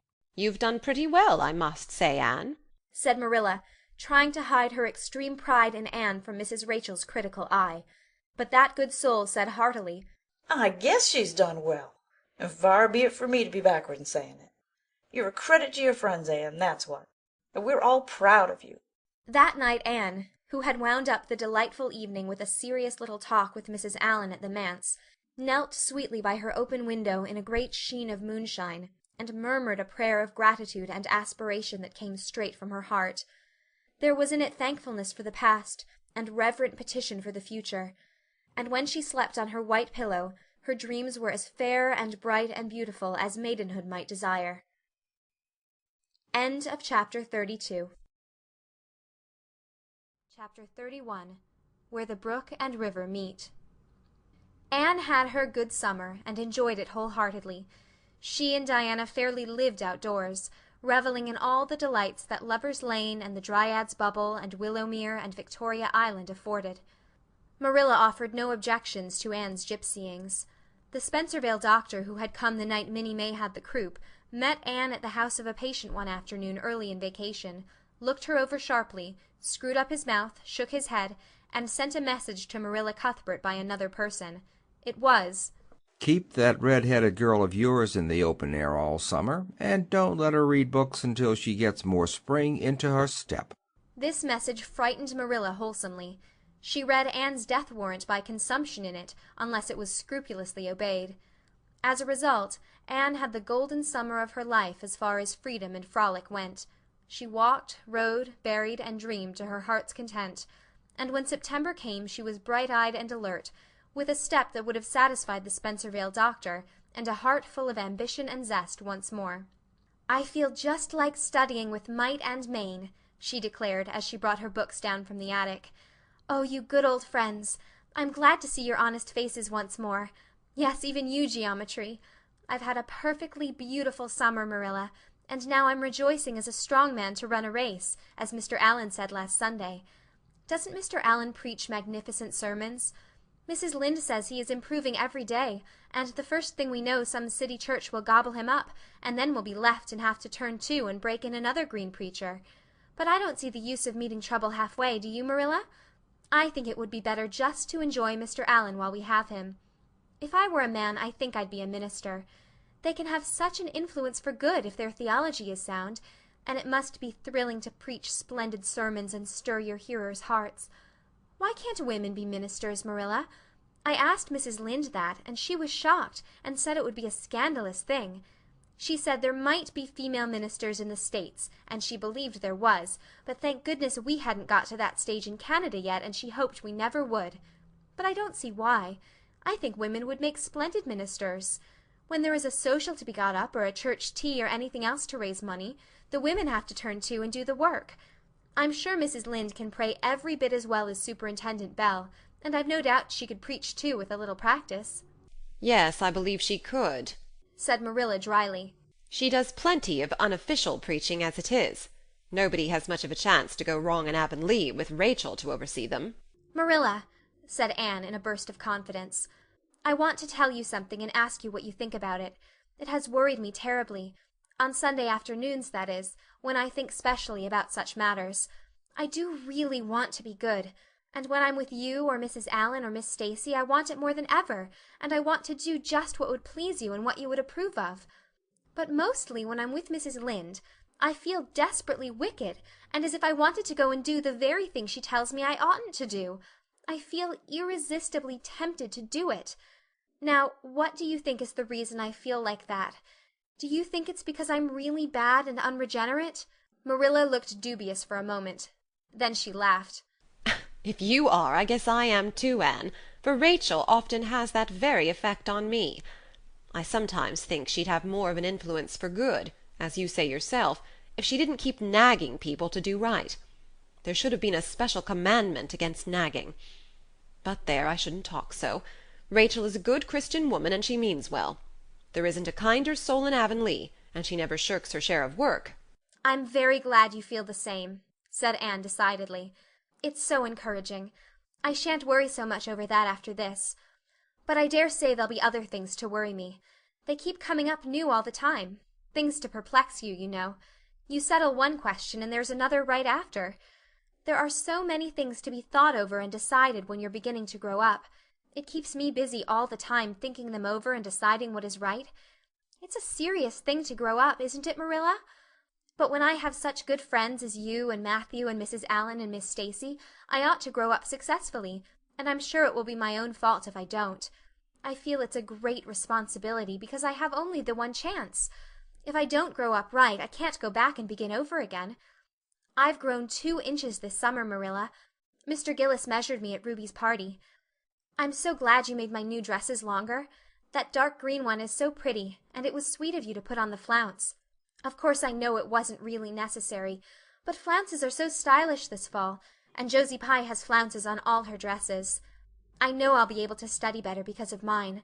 I shall have such a comfortable feeling deep down in my mind about that flounce. It's worth something to have that, admitted Marilla. Miss Stacy came back to Avonlea school and found all her pupils eager for work once more. Especially did the Queen's class gird up their loins for the fray, for at the end of the coming year, dimly shadowing their pathway already, loomed up that fateful thing known as the entrance, at the thought of which one and all felt their hearts sink into their very shoes. Suppose they did not pass! That thought was doomed to haunt Anne through the waking hours of that winter, Sunday afternoons inclusive, to the almost entire exclusion of moral and theological problems. When Anne had bad dreams, she found herself staring miserably at pass lists of the entrance exams, where Gilbert Blythe's name was blazoned at the top, and in which hers did not appear at all. But it was a jolly, busy, happy, swift-flying winter. School-work was as interesting, class rivalry as absorbing, as of yore.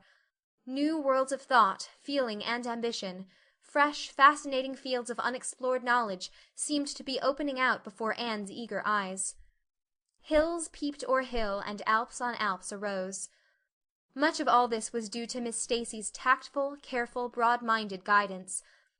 She led her class to think and explore and discover for themselves, and encouraged straying from the old beaten paths to a degree that quite shocked Mrs. Lynde and the school trustees, who viewed all innovations on established methods rather dubiously. Apart from her studies, Anne expanded socially, for Marilla, mindful of the Spencervale doctor's dictum, no longer vetoed occasional outings. The debating club flourished and gave several concerts. There were 1 or 2 parties almost verging on grown-up affairs. There were sleigh drives and skating frolics galore.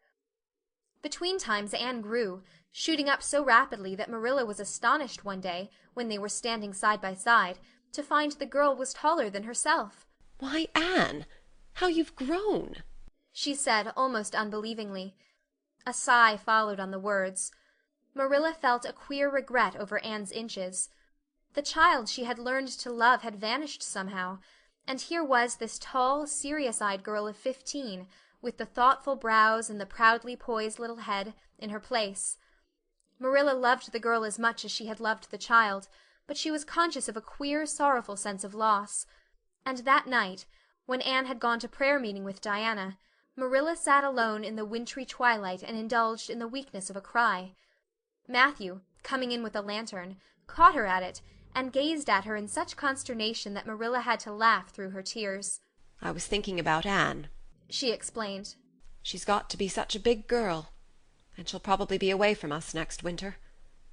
I'll miss her terrible." "She'll be able to come home often," comforted Matthew, to whom Anne was as yet and always would be the little eager girl he had brought home from Bright River on that June evening 4 years before. "The branch railroad will be built to Carmody by that time." "It won't be the same thing as having her here all the time," sighed Marilla gloomily, determined to enjoy her luxury of grief uncomforted. "But there, men can't understand these things." There were other changes in Anne no less real than the physical change. For one thing, she became much quieter. Perhaps she thought all the more, and dreamed as much as ever, but she certainly talked less. Marilla noticed and commented on this also. "You don't chatter half as much as you used to, Anne, nor use half as many big words. What has come over you?"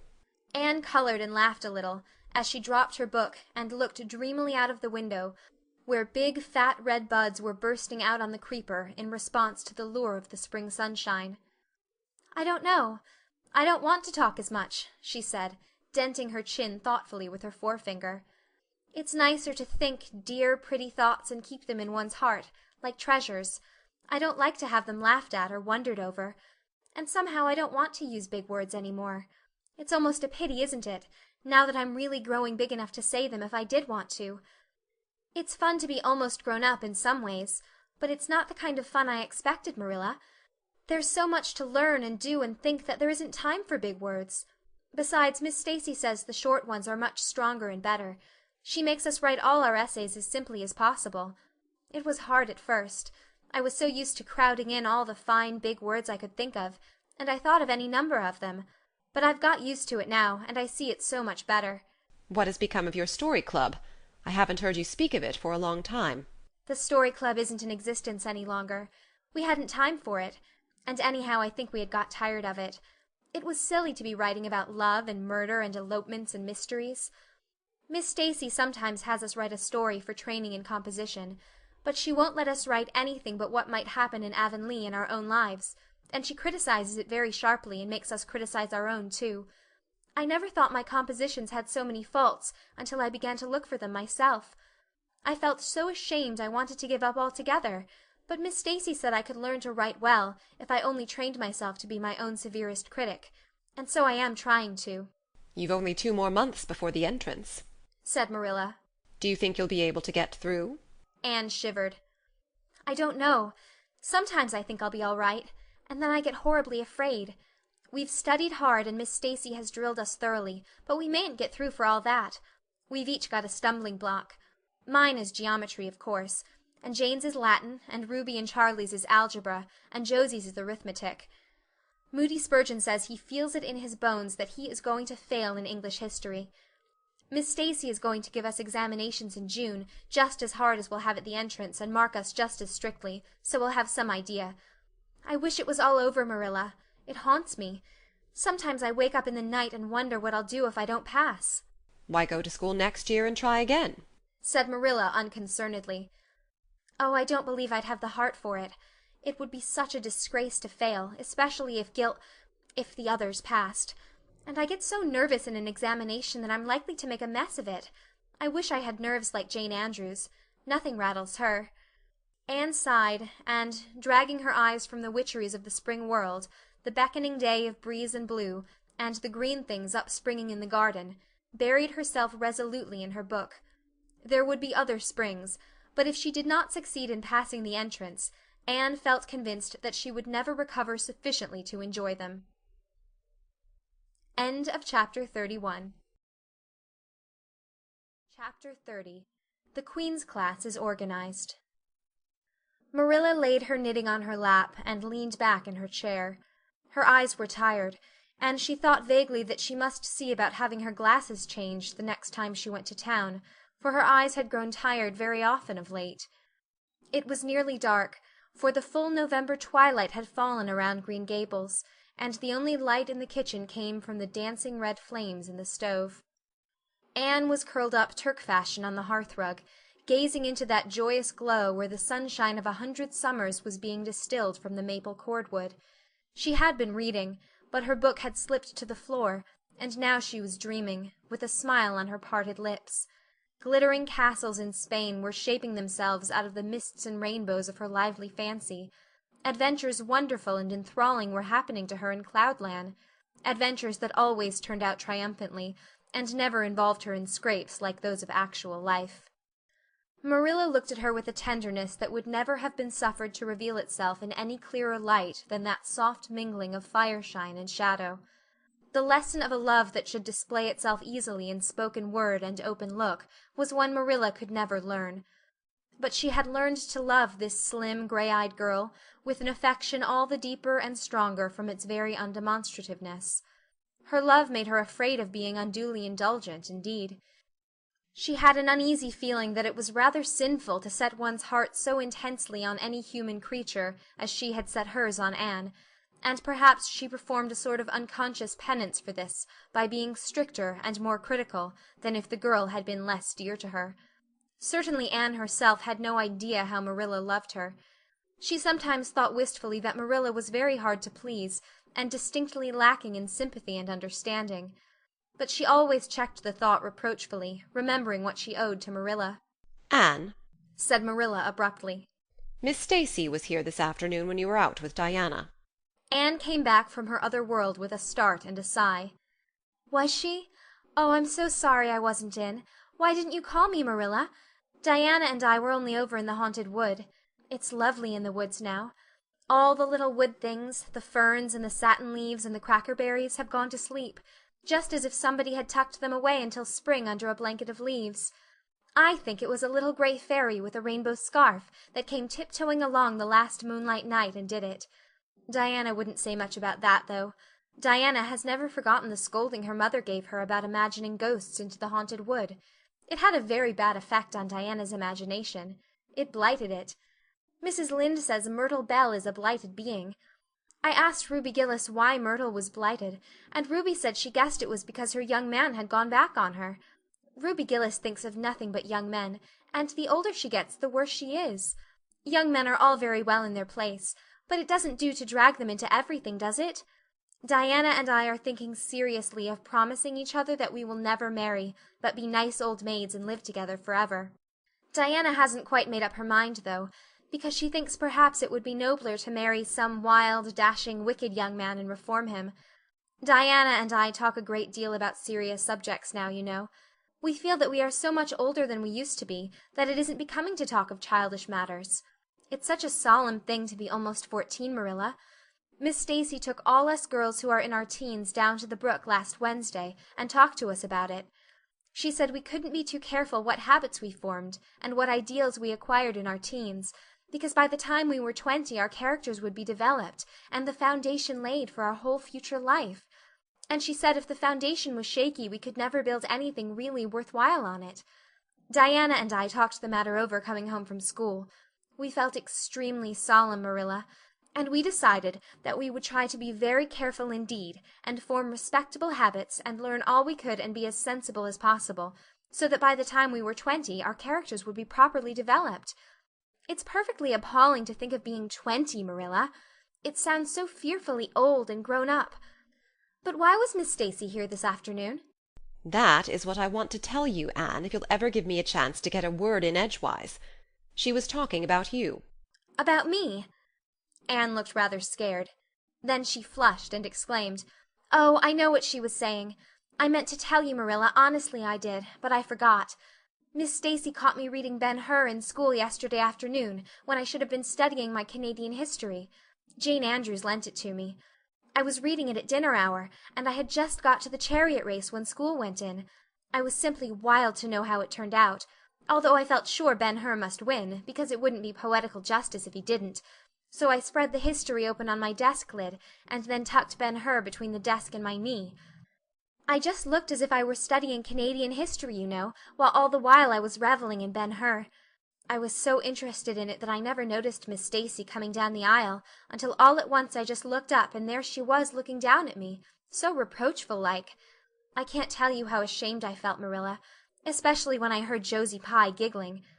Miss Stacy took Ben-Hur away, but she never said a word then. She kept me in at recess and talked to me. She said I had done very wrong in 2 respects. First, I was wasting the time I ought to have put on my studies, and secondly, I was deceiving my teacher in trying to make it appear I was reading a history when it was a storybook instead. I had never realized until that moment, Marilla, that what I was doing was deceitful. I was shocked. I cried bitterly, and asked Miss Stacy to forgive me, and I'd never do such a thing again, and I offered to do penance by never so much as looking at Ben-Hur for a whole week, not even to see how the chariot race turned out. But Miss Stacy said she wouldn't require that, and she forgave me freely. So I think it wasn't very kind of her to come up here to you about it after all. Miss Stacy never mentioned such a thing to me, Anne, and it's only your guilty conscience that's the matter with you. You have no business to be taking storybooks to school. You read too many novels anyhow. When I was a girl I wasn't so much as allowed to take a look at a novel. Oh, how can you call Ben-Hur a novel when it's really such a religious book? Protested Anne. Of course it's a little too exciting to be proper reading for Sunday, and I only read it on weekdays. And I never read any book now, unless either Miss Stacy or Mrs. Allan thinks it is a proper book for a girl 13 3/4 to read. Miss Stacy made me promise that. She found me reading a book one day called The Lurid Mystery of the Haunted Hall. It was one Ruby Gillis had lent me, and oh, Marilla, it was so fascinating and creepy, it just curdled the blood in my veins. But Miss Stacy said it was a very silly, unwholesome book, and she asked me not to read any more of it or any like it. I didn't mind promising not to read any more like it, but it was agonizing to give back that book without knowing how it turned out. But my love for Miss Stacy stood the test, and I did. It's really wonderful, Marilla, what you can do when you're truly anxious to please a certain person. Well, I guess I'll light the lamp and get to work, said Marilla. I see plainly that you don't want to hear what Miss Stacy had to say. You're more interested in the sound of your own tongue than in anything else. Oh, indeed, Marilla, I do want to hear it, cried Anne contritely. I won't say another word, not one. I know I talk too much, but I am really trying to overcome it, and although I say far too much, yet if you only knew how many things I want to say, and don't, you'd give me some credit for it. Please tell me, Marilla. Well, Miss Stacy wants to organize a class among her advanced students who mean to study for the entrance examination into Queen's. She intends to give them extra lessons for an hour after school, and she came to ask Matthew and me if we would like to have you join it. What do you think about it yourself, Anne? Would you like to go to Queen's and pass for a teacher? Oh, Marilla. Anne straightened to her knees and clasped her hands. It's been the dream of my life, that is, for the last 6 months, ever since Ruby and Jane began to talk of studying for the entrance. But I didn't say anything about it, because I supposed it would be perfectly useless. I'd love to be a teacher, but won't it be dreadfully expensive? Mr. Andrews says it cost him $150 to put Prissy through, and Prissy wasn't a dunce in geometry. I guess you needn't worry about that part of it. When Matthew and I took you to bring up, we resolved we would do the best we could for you, and give you a good education. I believe in a girl being fitted to earn her own living whether she ever has to or not. You'll always have a home at Green Gables as long as Matthew and I are here, but nobody knows what is going to happen in this uncertain world, and it's just as well to be prepared. So you can join the Queen's class if you like, Anne. Oh, Marilla, thank you. Anne flung her arms about Marilla's waist and looked up earnestly into her face. I'm extremely grateful to you and Matthew, and I'll study as hard as I can and do my very best to be a credit to you. I warn you not to expect much in geometry, but I think I can hold my own in anything else if I work hard. I dare say you'll get along well enough. Miss Stacy says you are bright and diligent. Not for worlds would Marilla have told Anne just what Miss Stacy had said about her. That would have been to pamper vanity. You needn't rush to any extreme of killing yourself over your books. There is no hurry. You won't be ready to try the entrance for 1.5 years yet. But it's well to begin in time and be thoroughly grounded, Miss Stacy says. I shall take more interest than ever in my studies now, said Anne blissfully, because I have a purpose in life. Mr. Allen says everybody should have a purpose in life and pursue it faithfully. Only he says we must first make sure that it is a worthy purpose. I would call it a worthy purpose to want to be a teacher like Miss Stacy. Wouldn't you, Marilla? I think it's a very noble profession. The Queen's class was organized in due time. Gilbert Blythe, Anne Shirley, Ruby Gillis, Jane Andrews, Josie Pye, Charlie Sloane, and Moody Spurgeon McPherson joined it. Diana Barry did not, as her parents did not intend to send her to Queen's. This seemed nothing short of a calamity to Anne. Never, since the night on which Minnie May had had the croup, had she and Diana been separated in anything. On the evening when the Queen's class first remained in school for the extra lessons, and Anne saw Diana go slowly out with the others, to walk home alone through the birch path and violet vale, it was all the former could do to keep her seat and refrain from rushing impulsively after her chum. A lump came into her throat, and she hastily retired behind the pages of her uplifted Latin grammar to hide the tears in her eyes. Not for worlds would Anne have had Gilbert Blythe or Josie Pye see those tears. But oh, Marilla, I really felt that I had tasted the bitterness of death, as Mr. Allen said in his sermon last Sunday, when I saw Diana go out alone, she said mournfully that night. I thought how splendid it would have been if Diana had only been going to study for the entrance too. But we can't have things perfect in this imperfect world, as Mrs. Lynde says. Mrs. Lynde isn't exactly a comforting person sometimes, but there's no doubt she says a great many very true things. And I think the Queen's class is going to be extremely interesting. Jane and Ruby are just going to study to be teachers. That is the height of their ambition. Ruby says she will only teach for 2 years after she gets through, and then she intends to be married. Jane says she will devote her whole life to teaching and never, never marry, because you are paid a salary for teaching, but a husband won't pay you anything, and growls if you ask for a share in the egg and butter money. I expect Jane speaks from mournful experience, for Mrs. Lynde says that her father is a perfect old crank, and meaner than second skimmings. Josie Pye says she is just going to college for education's sake, because she won't have to earn her own living. She says of course it is different with orphans who are living on charity. They have to hustle. Moody Spurgeon is going to be a minister. Mrs. Lynde says he couldn't be anything else with a name like that to live up to. I hope it isn't wicked of me, Marilla, but really the thought of Moody Spurgeon being a minister makes me laugh. He's such a funny-looking boy with that big fat face and his little blue eyes and his ears sticking out like flaps. But perhaps he will be more intellectual-looking when he grows up. Charlie Sloane says he's going to go into politics and be a member of Parliament, but Mrs. Lynde says he'll never succeed at that, because the Sloanes are all honest people, and it's only rascals that get on in politics nowadays. What is Gilbert Blythe going to be? Queried Marilla, seeing that Anne was opening her Caesar. I don't happen to know what Gilbert Blythe's ambition in life is, if he has any, said Anne scornfully. There was open rivalry between Gilbert and Anne now. Previously the rivalry had been rather one-sided, but there was no longer any doubt that Gilbert was as determined to be first in class as Anne was. He was a foeman worthy of her steel. The other members of the class tacitly acknowledged their superiority, and never dreamed of trying to compete with them. Since the day by the pond when she had refused to listen to his plea for forgiveness, Gilbert, save for the aforesaid determined rivalry, had evinced no recognition whatever of the existence of Anne Shirley. He talked and jested with the other girls, exchanged books and puzzles with them, discussed lessons and plans, sometimes walked home with one or the other of them from prayer meeting or debating club. But Anne Shirley he simply ignored, and Anne found out that it is not pleasant to be ignored. It was in vain that she told herself with a toss of her head that she did not care. Deep down in her wayward, feminine little heart she knew that she did care, and that if she had that chance of the Lake of Shining Waters again she would answer very differently. All at once, as it seemed, and to her secret dismay, she found that the old resentment she had cherished against him was gone just when she most needed its sustaining power. It was in vain that she recalled every incident and emotion of that memorable occasion, and tried to feel the old satisfying anger. That day by the pond had witnessed its last spasmodic flicker. Anne realized that she had forgiven and forgotten without knowing it, but it was too late. And at least neither Gilbert nor anybody else, not even Diana, should ever suspect how sorry she was, and how much she wished she hadn't been so proud and horrid. She determined to shroud her feelings in deepest oblivion, and it may be stated here and now that she did it, so successfully that Gilbert, who possibly was not quite so indifferent as he seemed, could not console himself with any belief that Anne felt his retaliatory scorn.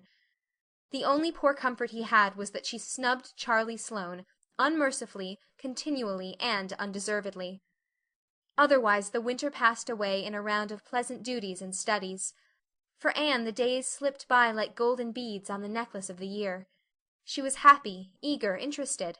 There were lessons to be learned, an honor to be won, delightful books to read, new pieces to be practiced for the Sunday school choir, pleasant Saturday afternoons at the manse with Mrs. Allan, and then, almost before Anne realized it, spring had come again to Green Gables, and all the world was abloom once more. Studies palled just a wee bit then. The Queen's class, left behind in school while the others scattered to green lanes and leafy woodcuts and meadow byways, looked wistfully out of the windows, and discovered that Latin verbs and French exercises had somehow lost the tang and zest they had possessed in the crisp winter months. Even Anne and Gilbert lagged and grew indifferent.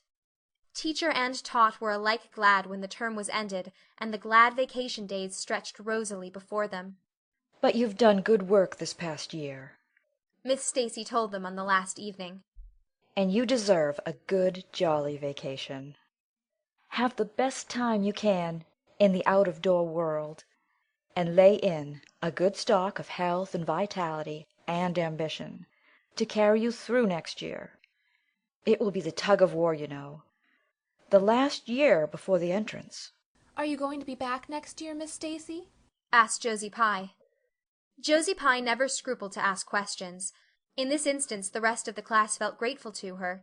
None of them would have dared to ask it of Miss Stacy, but all wanted to, for there had been alarming rumors running at large through the school for some time that Miss Stacy was not coming back the next year, that she had been offered a position in the grade school of her own home district and meant to accept. The Queen's class listened in breathless suspense for her answer. "Yes, I think I will," said Miss Stacy. "I thought of taking another school, but I have decided to come back to Avonlea. To tell the truth, I've grown so interested in my pupils here that I found I couldn't leave them. So I'll stay and see you through." "Hurrah!" said Moody Spurgeon. Moody Spurgeon had never been so carried away by his feelings before, and he blushed uncomfortably every time he thought about it for a week. "Oh, I'm so glad," said Anne, with shining eyes. "Dear Miss Stacy, it would be perfectly dreadful if you didn't come back. I don't believe I could have the heart to go on with my studies at all if another teacher came here."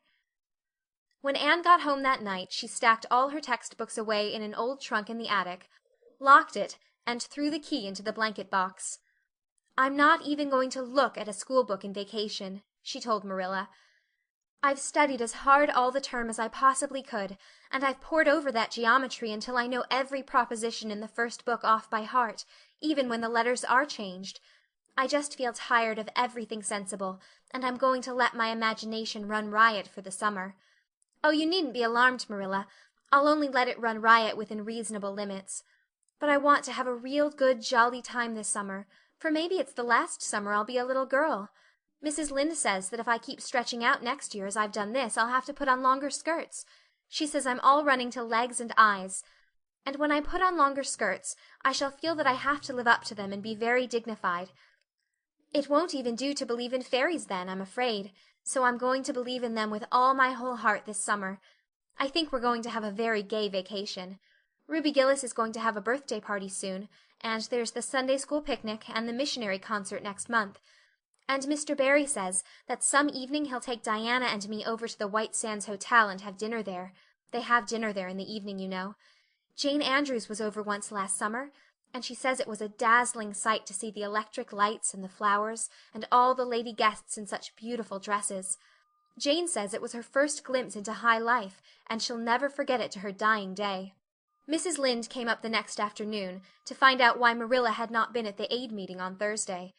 When Marilla was not at an aid meeting, people knew that there was something wrong at Green Gables. Matthew had a bad spell with his heart Thursday, Marilla explained, and I didn't feel like leaving him. Oh, yes, he's all right again now, but he takes them spells oftener than he used to, and I'm anxious about him. The doctor says he must be careful to avoid excitement.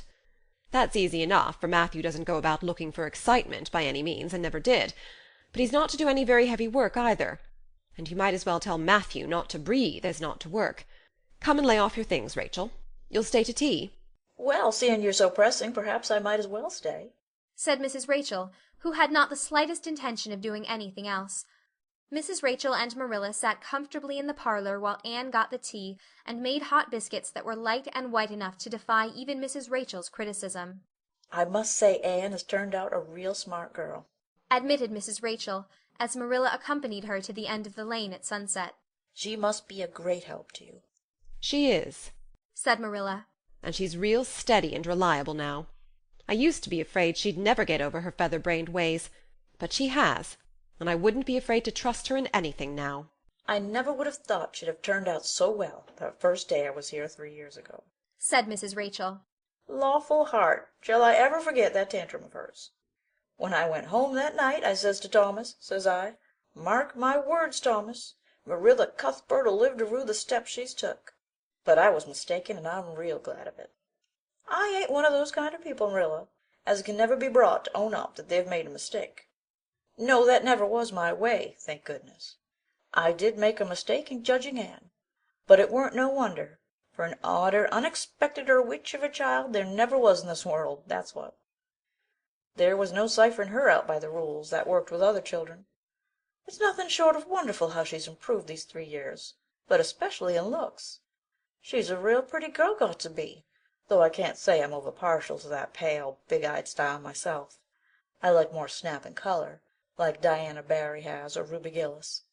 Ruby Gillis's looks are real showy, but somehow, I don't know how it is, but when Anne and them are together, though she ain't half as handsome. She makes them look kind of common and overdone. Something like them white June lilies she calls narcissus, alongside of the big red peonies. That's what. End of chapter 30. Chapter 29. An epoch in Anne's life. Anne was bringing the cows home from the back pasture by way of Lover's Lane. It was a September evening, and all the gaps and clearings in the woods were brimmed up with ruby sunset light. Here and there the lane was splashed with it, but for the most part it was already quite shadowy beneath the maples, and the spaces under the firs were filled with a clear violet dusk like airy wine. The winds were out in their tops, and there is no sweeter music on earth than that which the wind makes in the fir trees at evening. The cows swung placidly down the lane, and Anne followed them dreamily, repeating aloud the battle canto from Marmion, which had also been part of their English course in the preceding winter, and which Miss Stacy had made them learn off by heart, and exulting in its rushing lines and the clash of spears in its imagery. When she came to the lines, "The stubborn spearsmen still made good their dark, impenetrable wood," she stopped in ecstasy to shut her eyes, that she might the better fancy herself one of that heroic ring. When she opened them again, it was to behold Diana coming through the gate that led into the berry field, and looking so important that Anne instantly divined there was news to be told. But betray too eager curiosity she would not. "Isn't this evening just like a purple dream, Diana? It makes me so glad to be alive. In the mornings I always think the mornings are best, but when evening comes I think it's lovelier still." "It's a very fine evening," said Diana. "But oh, I have such news, Anne. Guess. You can have 3 guesses." "Charlotte Gillis is going to be married in the church after all, and Mrs. Allan wants us to decorate it," cried Anne. "No, Charlotte's beau won't agree to that, because nobody has ever been married in the church yet, and he thinks it would seem too much like a funeral. It's too mean, because it would be such fun. Guess again." "Jane's mother is going to let her have a birthday party?" Diana shook her head, her black eyes dancing with merriment. "I can't think what it can be," said Anne in despair. "Unless it's that Moody Spurgeon Macpherson saw you home from prayer meeting last night. Did he?" "I should think not," exclaimed Diana indignantly. "I wouldn't be likely to boast of it if he did, the horrid creature. I knew you couldn't guess it. Mother had a letter from Aunt Josephine today, and Aunt Josephine wants you and me to go to town next Tuesday and stop with her for the exhibition. There!" "Oh, Diana," whispered Anne, finding it necessary to lean up against a maple tree for support. "Do you really mean it? But I'm afraid Marilla won't let me go. She will say that she can't encourage gadding about. That was what she said last week when Jane invited me to go with them in their double-seated buggy to the American concert at the White Sands Hotel. I wanted to go, but Marilla said I'd be better at home learning my lessons, and so would Jane. I was bitterly disappointed, Diana. I felt so heartbroken that I wouldn't say my prayers when I went to bed. But I repented of that and got up in the middle of the night and said them." "I'll tell you," said Diana. "We'll get Mother to ask Marilla. She'll be more likely to let you go then, and if she does, we'll have the time of our lives, Anne. I've never been to an exhibition, and it's so aggravating to hear the other girls talking about their trips. Jane and Ruby have been twice, and they're going this year again." "I'm not going to think about it at all until I know whether I can go or not," said Anne resolutely. "If I did and then was disappointed, it would be more than I could bear. But in case I do go, I'm very glad my new coat will be ready by that time. Marilla didn't think I needed a new coat. She said my old one would do very well for another winter, and that I ought to be satisfied with having a new dress. The dress is very pretty, Diana. Navy blue and made so fashionably. Marilla always makes my dresses fashionably now, because she says she doesn't intend to have Matthew going to Mrs. Lynde to make them. I'm so glad. It is ever so much easier to be good if your clothes are fashionable. At least it is easier for me. I suppose it doesn't make such a difference to naturally good people. But Matthew said I must have a new coat, so Marilla bought a lovely piece of blue broadcloth, and it's being made by a real dressmaker over at Carmody. It's to be done Saturday night, and I'm trying not to imagine myself walking up the church aisle on Sunday in my new suit and cap, because I'm afraid it isn't right to imagine such things. but it just slips into my mind in spite of me. My cap is so pretty. Matthew bought it for me the day we were over at Carmody. It is one of those little blue velvet ones that are all the rage, with gold cord and tassels. Your new hat is elegant, Diana, and so becoming. When I saw you come into church last Sunday, my heart swelled with pride to think you were my dearest friend. Do you suppose it's wrong for us to think so much about our clothes? Marilla says it is very sinful. But it is such an interesting subject, isn't it?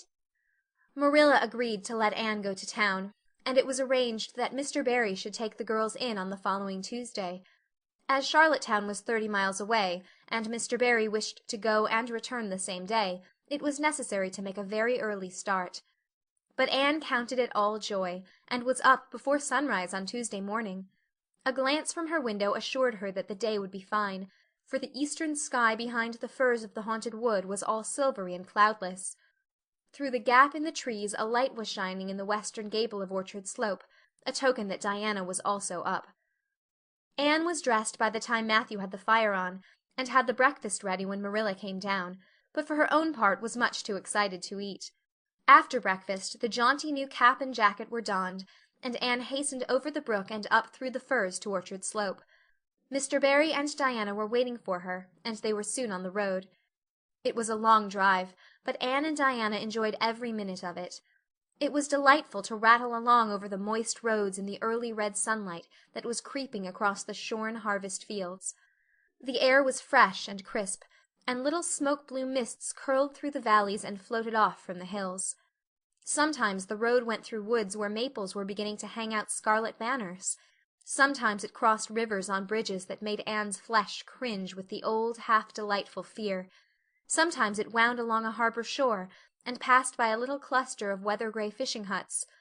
Again it mounted to hills, whence a far sweep of curving upland or misty blue sky could be seen.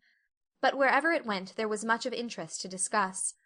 It was almost noon when they reached town and found their way to Beechwood. It was quite a fine old mansion, set back from the street in a seclusion of green elms and branching beeches.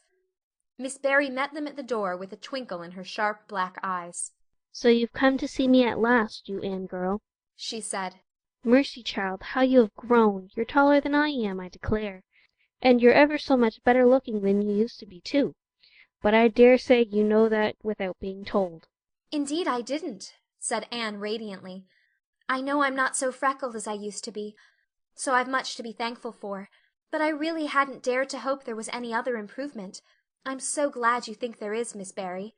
Miss Barry's house was furnished with great magnificence, as Anne told Marilla afterward.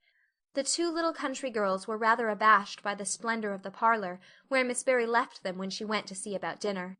"Isn't it just like a palace?" whispered Diana. "I never was in Aunt Josephine's house before, and I'd no idea it was so grand. I just wish Julia Bell could see this.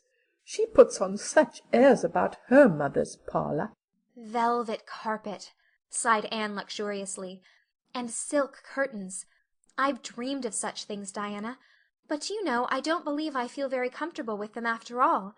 There are so many things in this room, and all so splendid, that there is no scope for imagination. That is one consolation when you are poor. There are so many more things you can imagine about." Their sojourn in town was something that Anne and Diana dated from for years. From first to last it was crowded with delight. On Wednesday Miss Barry took them to the exhibition grounds and kept them there all day. "It was splendid," Anne related to Marilla later on. "I never imagined anything so interesting. I don't really know which department was the most interesting. I think I liked the horses and the flowers and the fancy work best. Josie Pye took first prize for knitted lace. I was real glad she did.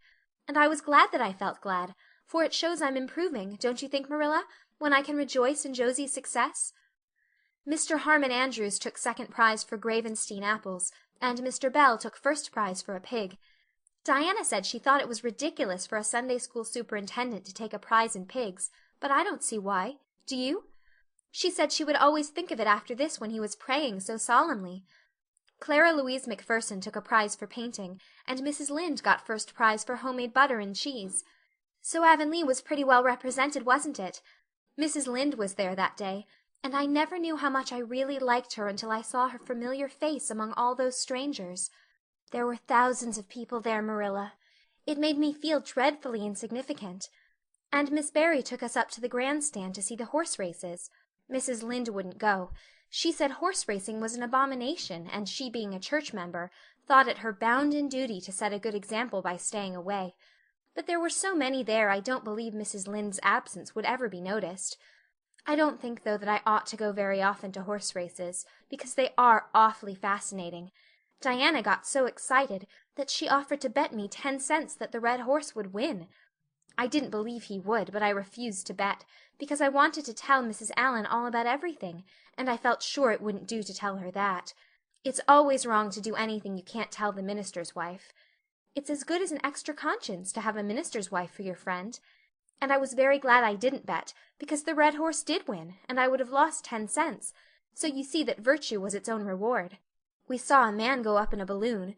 I'd love to go up in a balloon, Marilla. It would be simply thrilling. And we saw a man selling fortunes. You paid him 10 cents, and a little bird picked out your fortune for you. Miss Barry gave Diana and me 10 cents each to have our fortunes told. Mine was that I would marry a dark-complected man who was very wealthy, and I would go across water to live. I looked carefully at all the dark men I saw after that, but I didn't care much for any of them, and anyhow I suppose it's too early to be looking out for him yet. Oh, it was a never-to-be-forgotten day, Marilla. I was so tired I couldn't sleep at night. Miss Barry put us in the spare room, according to promise. It was an elegant room, Marilla, but somehow sleeping in a spare room isn't what I used to think it was. That's the worst of growing up, and I'm beginning to realize it. The things you wanted so much when you were a child don't seem half so wonderful to you when you get them. Thursday the girls had a drive in the park, and in the evening Miss Barry took them to a concert in the Academy of Music, where a noted prima donna was to sing. To Anne the evening was a glittering vision of delight. Oh, Marilla, it was beyond description. I was so excited I couldn't even talk, so you may know what it was like. I just sat in enraptured silence. Madame Selitsky was perfectly beautiful, and wore white satin and diamonds. But when she began to sing I never thought about anything else. Oh, I can't tell you how I felt. But it seemed to me that it could never be hard to be good any more. I felt like I do when I look up at the stars. Tears came into my eyes, but oh, they were such happy tears. I was so sorry when it was all over, and I told Miss Barry I didn't see how I was ever to return to common life again. She said she thought if we went over to the restaurant across the street and had an ice cream it might help me. That sounded so prosaic, but to my surprise I found it true. The ice cream was delicious, Marilla, and it was so lovely and dissipated to be sitting there eating it at 11 o'clock at night. Diana said she believed she was born for city life. Miss Barry asked me what my opinion was, but I said I would have to think it over very seriously before I could tell her what I really thought. So I thought it over after I went to bed. That is the best time to think things out.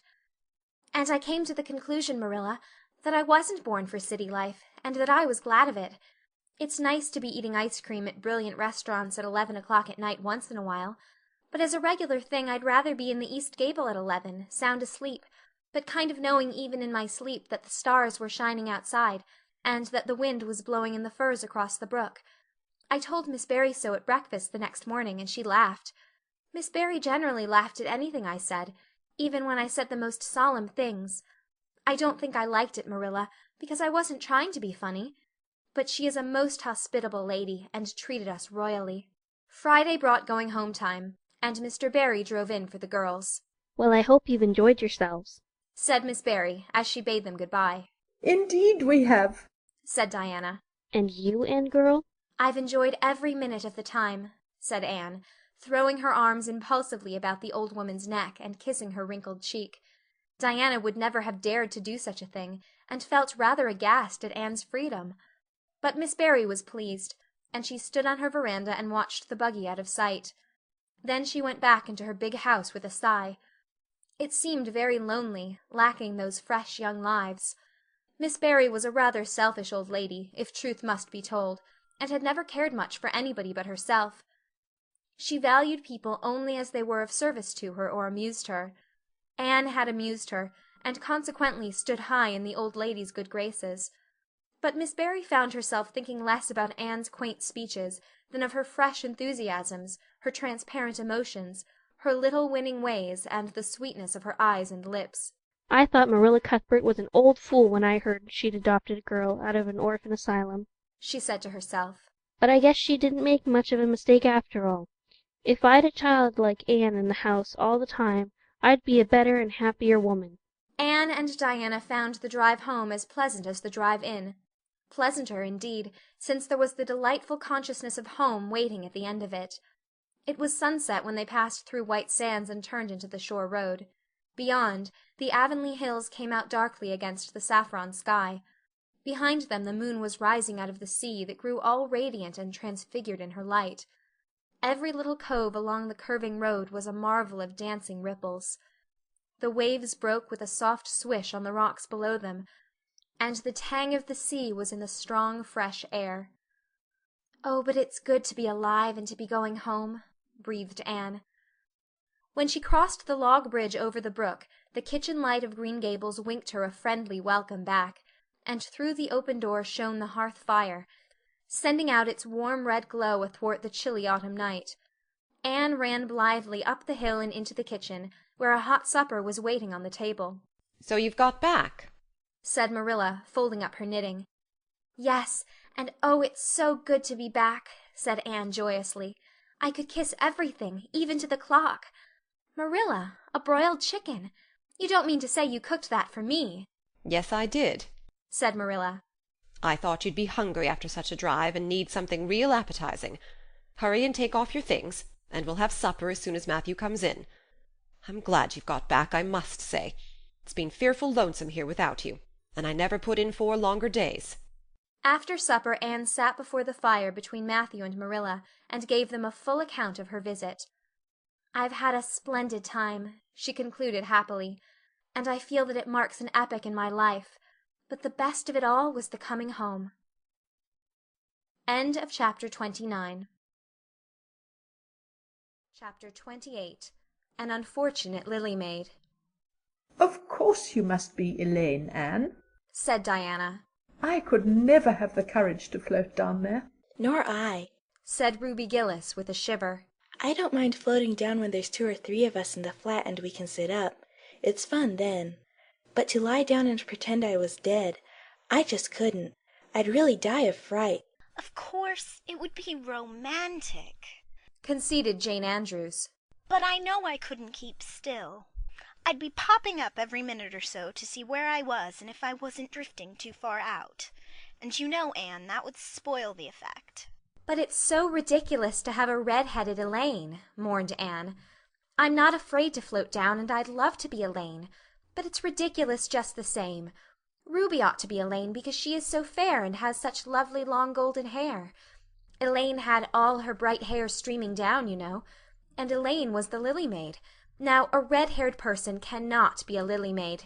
"Your complexion is just as fair as Ruby's," said Diana earnestly. "and your hair is ever so much darker than it used to be before you cut it." "Oh, do you really think so?" exclaimed Anne, flushing sensitively with delight. "I've sometimes thought it was myself, but I never dared to ask anyone for fear she would tell me it wasn't. Do you think it could be called auburn now, Diana?" "Yes, and I think it's real pretty," said Diana, looking admiringly at the short, silky curls that clustered over Anne's head and were held in place by a very jaunty black velvet ribbon and bow. They were standing on the bank of the pond, below Orchard Slope, where a little headland fringed with birches ran out from the bank. At its tip was a small wooden platform built out into the water for the convenience of fishermen and duck hunters. Ruby and Jane were spending the midsummer afternoon with Diana, and Anne had come over to play with them. Anne and Diana had spent most of their playtime that summer on and about the pond.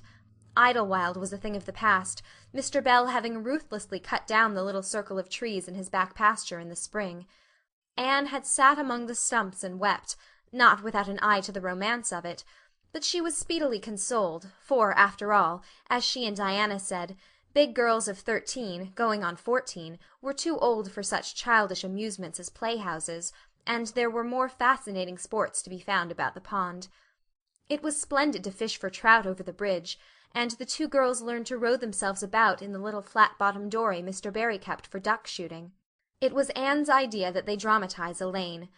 They had studied Tennyson's poem in school the preceding winter, the superintendent of education having prescribed it in the English course for the Prince Edward Island schools. They had analyzed and parsed it and torn it to pieces in general, until it was a wonder there was any meaning at all left in it for them. But at least the fair Lily Maid and Lancelot and Guinevere and King Arthur had become very real people to them, and Anne was devoured by secret regret that she had not been born in Camelot. Those days, she said, were so much more romantic than the present. Anne's plan was hailed with enthusiasm. The girls had discovered that if the flat were pushed off from the landing place, it would drift down with the current under the bridge, and finally strand itself on another headland lower down, which ran out at a curve in the pond. They had often gone down like this, and nothing could be more convenient for playing Elaine. "Well, I'll be Elaine," said Anne, yielding reluctantly, for, although she would have been delighted to play the principal character, yet her artistic sense demanded fitness for it, and this, she felt, her limitations made impossible. "Ruby, you must be King Arthur, and Jane will be Guinevere, and Diana must be Lancelot. But first you must be the brothers and the father. We can't have the old dumb servitor, because there isn't room for two in the flat when one is lying down. We must pall the barge all its length in blackest samite. That old black shawl of your mother's will be just the thing, Diana." The black shawl having been procured, Anne spread it over the flat, and then lay down on the bottom, with closed eyes and hands folded over her breast. "Oh, she does look really dead," whispered Ruby Gillis nervously, watching the still, white little face under the flickering shadows of the birches. "It makes me feel frightened, girls. Do you suppose it's really right to act like this? Mrs. Lynde says that all play acting is abominably wicked." "Ruby, you shouldn't talk about Mrs. Lynde," said Anne severely. "It spoils the effect, because this is hundreds of years before Mrs. Lynde was born. Jane, you arrange this. It's silly for Elaine to be talking when she's dead." Jane rose to the occasion. Cloth of gold for coverlet there was none, but an old piano scarf of yellow Japanese crepe was an excellent substitute. A white lily was not obtainable just then, but the effect of a tall blue iris placed in one of Anne's folded hands was all that could be desired. "Now, she's all ready," said Jane. "We must kiss her quiet brows, and Diana, you say, 'Sister, farewell forever,' and Ruby, you say, 'Farewell, sweet sister,' both of you, as sorrowfully as you possibly can. Anne, for goodness sake, smile a little. You know Elaine lay as though she smiled. That's better. Now push the flat off." The flat was accordingly pushed off, scraping roughly over an old embedded stake in the process.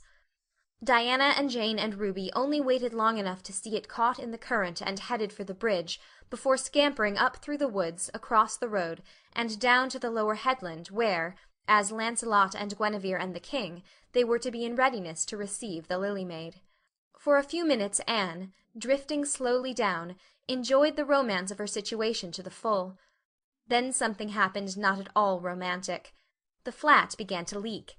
In a very few moments it was necessary for Elaine to scramble to her feet, pick up her cloth of gold coverlet and pall of blackest samite, and gaze blankly at a big crack in the bottom of her barge through which the water was literally pouring. That sharp stake at the landing had torn off the strip of batting nailed on the flat. Anne did not know this, but it did not take her long to realize that she was in a dangerous plight. At this rate the flat would fill and sink long before it could drift to the lower headland. Where were the oars? Left behind at the landing. Anne gave one gasping little scream which nobody ever heard. She was white to the lips, but she did not lose her self-possession. There was one chance, just one. "I was horribly frightened," she told Mrs. Allan the next day, "and it seemed like years while the flat was drifting down to the bridge and the water rising in it every moment. I prayed, Mrs. Allan, most earnestly, but I didn't shut my eyes to pray, for I knew the only way God could save me was to let the flat float close enough to one of the bridge piles for me to climb up on it. You know the piles are just old tree trunks, and there are lots of knots and old branch stubs on them. It was proper to pray, but I had to do my part by watching out, and right well I knew it. I just said, 'Dear God, please take the flat close to a pile and I'll do the rest,' over and over again. Under such circumstances you don't think much about making a flowery prayer. But mine was answered, for the flat bumped right into a pile for a minute, and I flung the scarf and the shawl over my shoulder and scrambled up on a big providential stub. And there I was, Mrs. Allan, clinging to that slippery old pile with no way of getting up or down. It was a very unromantic position, but I didn't think about that at the time. You don't think much about romance when you have just escaped from a watery grave. I said a grateful prayer at once, and then I gave all my attention to holding on tight, for I knew I should probably have to depend on human aid to get back to dry land. The flat drifted under the bridge and then promptly sank in mid-stream. Ruby, Jane, and Diana, already awaiting it on the lower headland, saw it disappear before their very eyes, and had not a doubt but that Anne had gone down with it. For a moment they stood still, white as sheets, frozen with horror at the tragedy. Then, shrieking at the tops of their voices, they started on a frantic run up through the woods, never pausing as they crossed the main road to glance the way of the bridge. Anne, clinging desperately to her precarious foothold, saw their flying forms and heard their shrieks. Help would soon come, but meanwhile her position was a very uncomfortable one. The minutes passed by, each seeming an hour to the unfortunate Lily maid. Why didn't somebody come? Where had the girls gone? Suppose they had fainted, one and all. Suppose nobody ever came. Suppose she grew so tired and cramped that she could hold on no longer. Anne looked at the wicked green depths below her, wavering with long, oily shadows, and shivered. Her imagination began to suggest all manner of gruesome possibilities to her. Then, just as she thought she really could not endure the ache in her arms and wrists another moment, Gilbert Blythe came rowing under the bridge in Harmon Andrews's dory. Gilbert glanced up, and, much to his amazement, beheld a little white scornful face looking down upon him, with big, frightened, but also scornful grey eyes. Anne Shirley! How on earth did you get there? He exclaimed. Without waiting for an answer, he pulled close to the pile and extended his hand. There was no help for it. Anne, clinging to Gilbert Blythe's hand, scrambled down into the dory, where she sat, drabbled and furious, in the stern, with her arms full of dripping shawl and wet crape. It was certainly extremely difficult to be dignified under the circumstances. What has happened, Anne? Asked Gilbert, taking up his oars. We were playing Elaine, explained Anne frigidly, without even looking at her rescuer. And I had to drift down to Camelot in the barge, I mean the flat. The flat began to leak and I climbed out on the pile. The girls went for help. Will you be kind enough to row me to the landing? Gilbert obligingly rowed to the landing, and Anne, disdaining assistance, sprang nimbly on shore. I'm very much obliged to you, she said haughtily as she turned away. But Gilbert had also sprung from the boat, and now laid a detaining hand on her arm. Anne, he said hurriedly. Look here. Can't we be good friends? I'm awfully sorry I made fun of your hair that time. I didn't mean to vex you, and I only meant it for a joke. Besides, it's so long ago. I think your hair is awfully pretty now. Honest I do. Let's be friends. For a moment Anne hesitated. She had an odd, newly awakened consciousness under all her outraged dignity, that the half-shy, half-eager expression in Gilbert's hazel eyes was something that was very good to see. Her heart gave a quick, queer little beat. But the bitterness of her old grievance promptly stiffened up her wavering determination. That scene of 2 years before flashed back into her recollection as vividly as if it had taken place yesterday. Gilbert had called her carrots, and had brought about her disgrace before the whole school. Her resentment, which to other and older people might be as laughable as its cause, was in no whit allayed and softened by time, seemingly. She hated Gilbert Blythe. She would never forgive him. No, she said coldly. I shall never be friends with you, Gilbert Blythe, and I don't want to be. All right. Gilbert sprang into his skiff with an angry colour in his cheeks. I'll never ask you to be friends again, Anne Shirley. And I don't care either. He pulled away with swift, defiant strokes, and Anne went up the steep, ferny little path under the maples. She held her head very high, but she was conscious of an odd feeling of regret. She almost wished she had answered Gilbert differently. Of course he had insulted her terribly, but still. Altogether Anne rather thought it would be a relief to sit down and have a good cry. She was really quite unstrung, for the reaction from her fright and cramped clinging was making itself felt. Halfway up the path she met Jane and Diana rushing back to the pond in a state narrowly removed from positive frenzy. They had found nobody at Orchard Slope, both Mr. and Mrs. Barry being away. Here Ruby Gillis had succumbed to hysterics, and was left to recover from them as best she might, while Jane and Diana flew through the haunted wood and across the brook to Green Gables. There they had found nobody either, for Marilla had gone to Carmody, and Matthew was making hay in the back field. "Oh, Anne!" gasped Diana, fairly falling on the former's neck and weeping with relief and delight. "Oh, Anne, we thought you were drowned, and we felt like murderers because we had made you be Elaine, and Ruby is in hysterics. Oh, Anne, how did you escape?" "I climbed up on one of the piles," explained Anne wearily, "and Gilbert Blythe came along in Mr. Andrews's dory and brought me to land." Oh, Anne, how splendid of him! Why, it's so romantic, said Jane, finding breath enough for utterance at last. Of course, you'll speak to him after this. "Of course I won't," flashed Anne, with a momentary return of her old spirit. "And I don't want ever to hear the word romantic again, Jane Andrews. I'm awfully sorry you were so frightened, girls. It is all my fault. I feel sure I was born under an unlucky star. Everything I do gets me or my dearest friends into a scrape. We've gone and lost your father's flat, Diana, and I have a presentiment that we'll not be allowed to row on the pond any more." Anne's presentiment proved more trustworthy than presentiments are apt to do. Great was the consternation in the Barry and Cuthbert households when the events of the afternoon became known. "Will you ever have any sense, Anne?" groaned Marilla. "Oh, yes, I think I will, Marilla," returned Anne optimistically. A good cry, indulged in the grateful solitude of the east gable, had soothed her nerves and restored her to her wonted cheerfulness. "I think my prospects of becoming sensible are brighter now than ever." "I don't see how," said Marilla. "Well," explained Anne, "I've learned a new and valuable lesson today. Ever since I came to Green Gables I've been making mistakes, and each mistake has helped to cure me of some great shortcoming. The affair of the amethyst brooch cured me of meddling with things that didn't belong to me. The haunted wood mistake cured me of letting my imagination run away with me. The liniment cake mistake cured me of carelessness in cooking. Dyeing my hair cured me of vanity. I never think about my hair and nose now, at least very seldom. And today's mistake is going to cure me of being too romantic. I have come to the conclusion that it is no use trying to be romantic in Avonlea. It was probably easy enough in towered Camelot hundreds of years ago, but romance is not appreciated now. I feel quite sure that you will soon see a great improvement in me in this respect, Marilla." "I'm sure I hope so," said Marilla skeptically.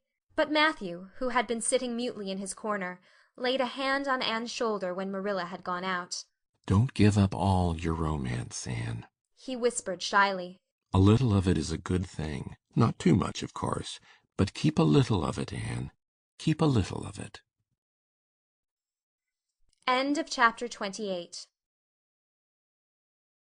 Chapter 27. Vanity and Vexation of Spirit.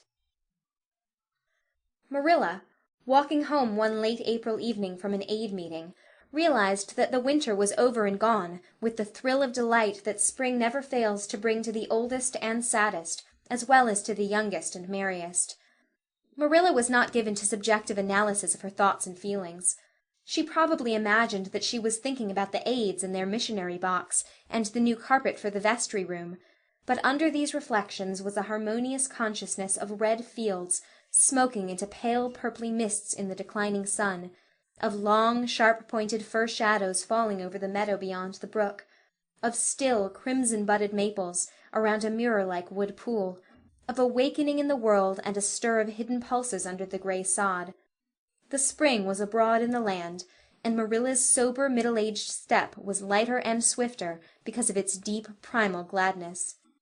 Her eyes dwelt affectionately on Green Gables, peering through its network of trees and reflecting the sunlight back from its windows in several little coruscations of glory. Marilla, as she picked her steps along the damp lane, thought that it was really a satisfaction to know that she was going home to a briskly snapping wood fire and a table nicely spread for tea, instead of to the cold comfort of old aid meeting evenings before Anne had come to Green Gables. Consequently, When Marilla entered her kitchen and found the fire black out, with no sign of Anne anywhere, she felt justly disappointed and irritated. She had told Anne to be sure and have tea ready at 5 o'clock, but now she must hurry to take off her second-best dress, and prepare the meal herself against Matthew's return from ploughing. "I'll settle Miss Anne when she comes home," said Marilla grimly, as she shaved up kindlings with a carving knife and with more vim than was strictly necessary. Matthew had come in, and was waiting patiently for his tea in his corner. "She's gadding off somewhere with Diana, writing stories or practising dialogues or some such tomfoolery, and never thinking once about the time or her duties. She's just got to be pulled up short and sudden on this sort of thing. I don't care if Mrs. Allan does say she's the brightest and sweetest child she ever knew. She may be bright and sweet enough, but her head is full of nonsense, and there's never any knowing what shape it'll break out in next. Just as soon as she grows out of one freak she takes up with another. But there, here I am saying the very thing I was so riled with Rachel Lynde for saying at the Aid today. I was real glad when Mrs. Allan spoke up for Anne, for if she hadn't I know I'd have had to say something too sharp to Rachel before everybody. Anne's got plenty of faults, goodness knows, and far be it from me to deny it. But I'm bringing her up, and not Rachel Lynde, who'd pick faults in the angel Gabriel himself if he lived in Avonlea. Just the same, Anne has no business to leave the house like this when I told her she was to stay home this afternoon and look after things. I must say, with all her faults, I never found her disobedient or untrustworthy before, and I'm real sorry to find her so now." "Well, now, I don't know," said Matthew, who, being patient and wise and, above all, hungry, had deemed it best to let Marilla talk her wrath out unhindered, having learned by experience that she got through with whatever work was on hand much quicker, if not delayed by untimely argument. "Perhaps you're judging her too hasty, Marilla.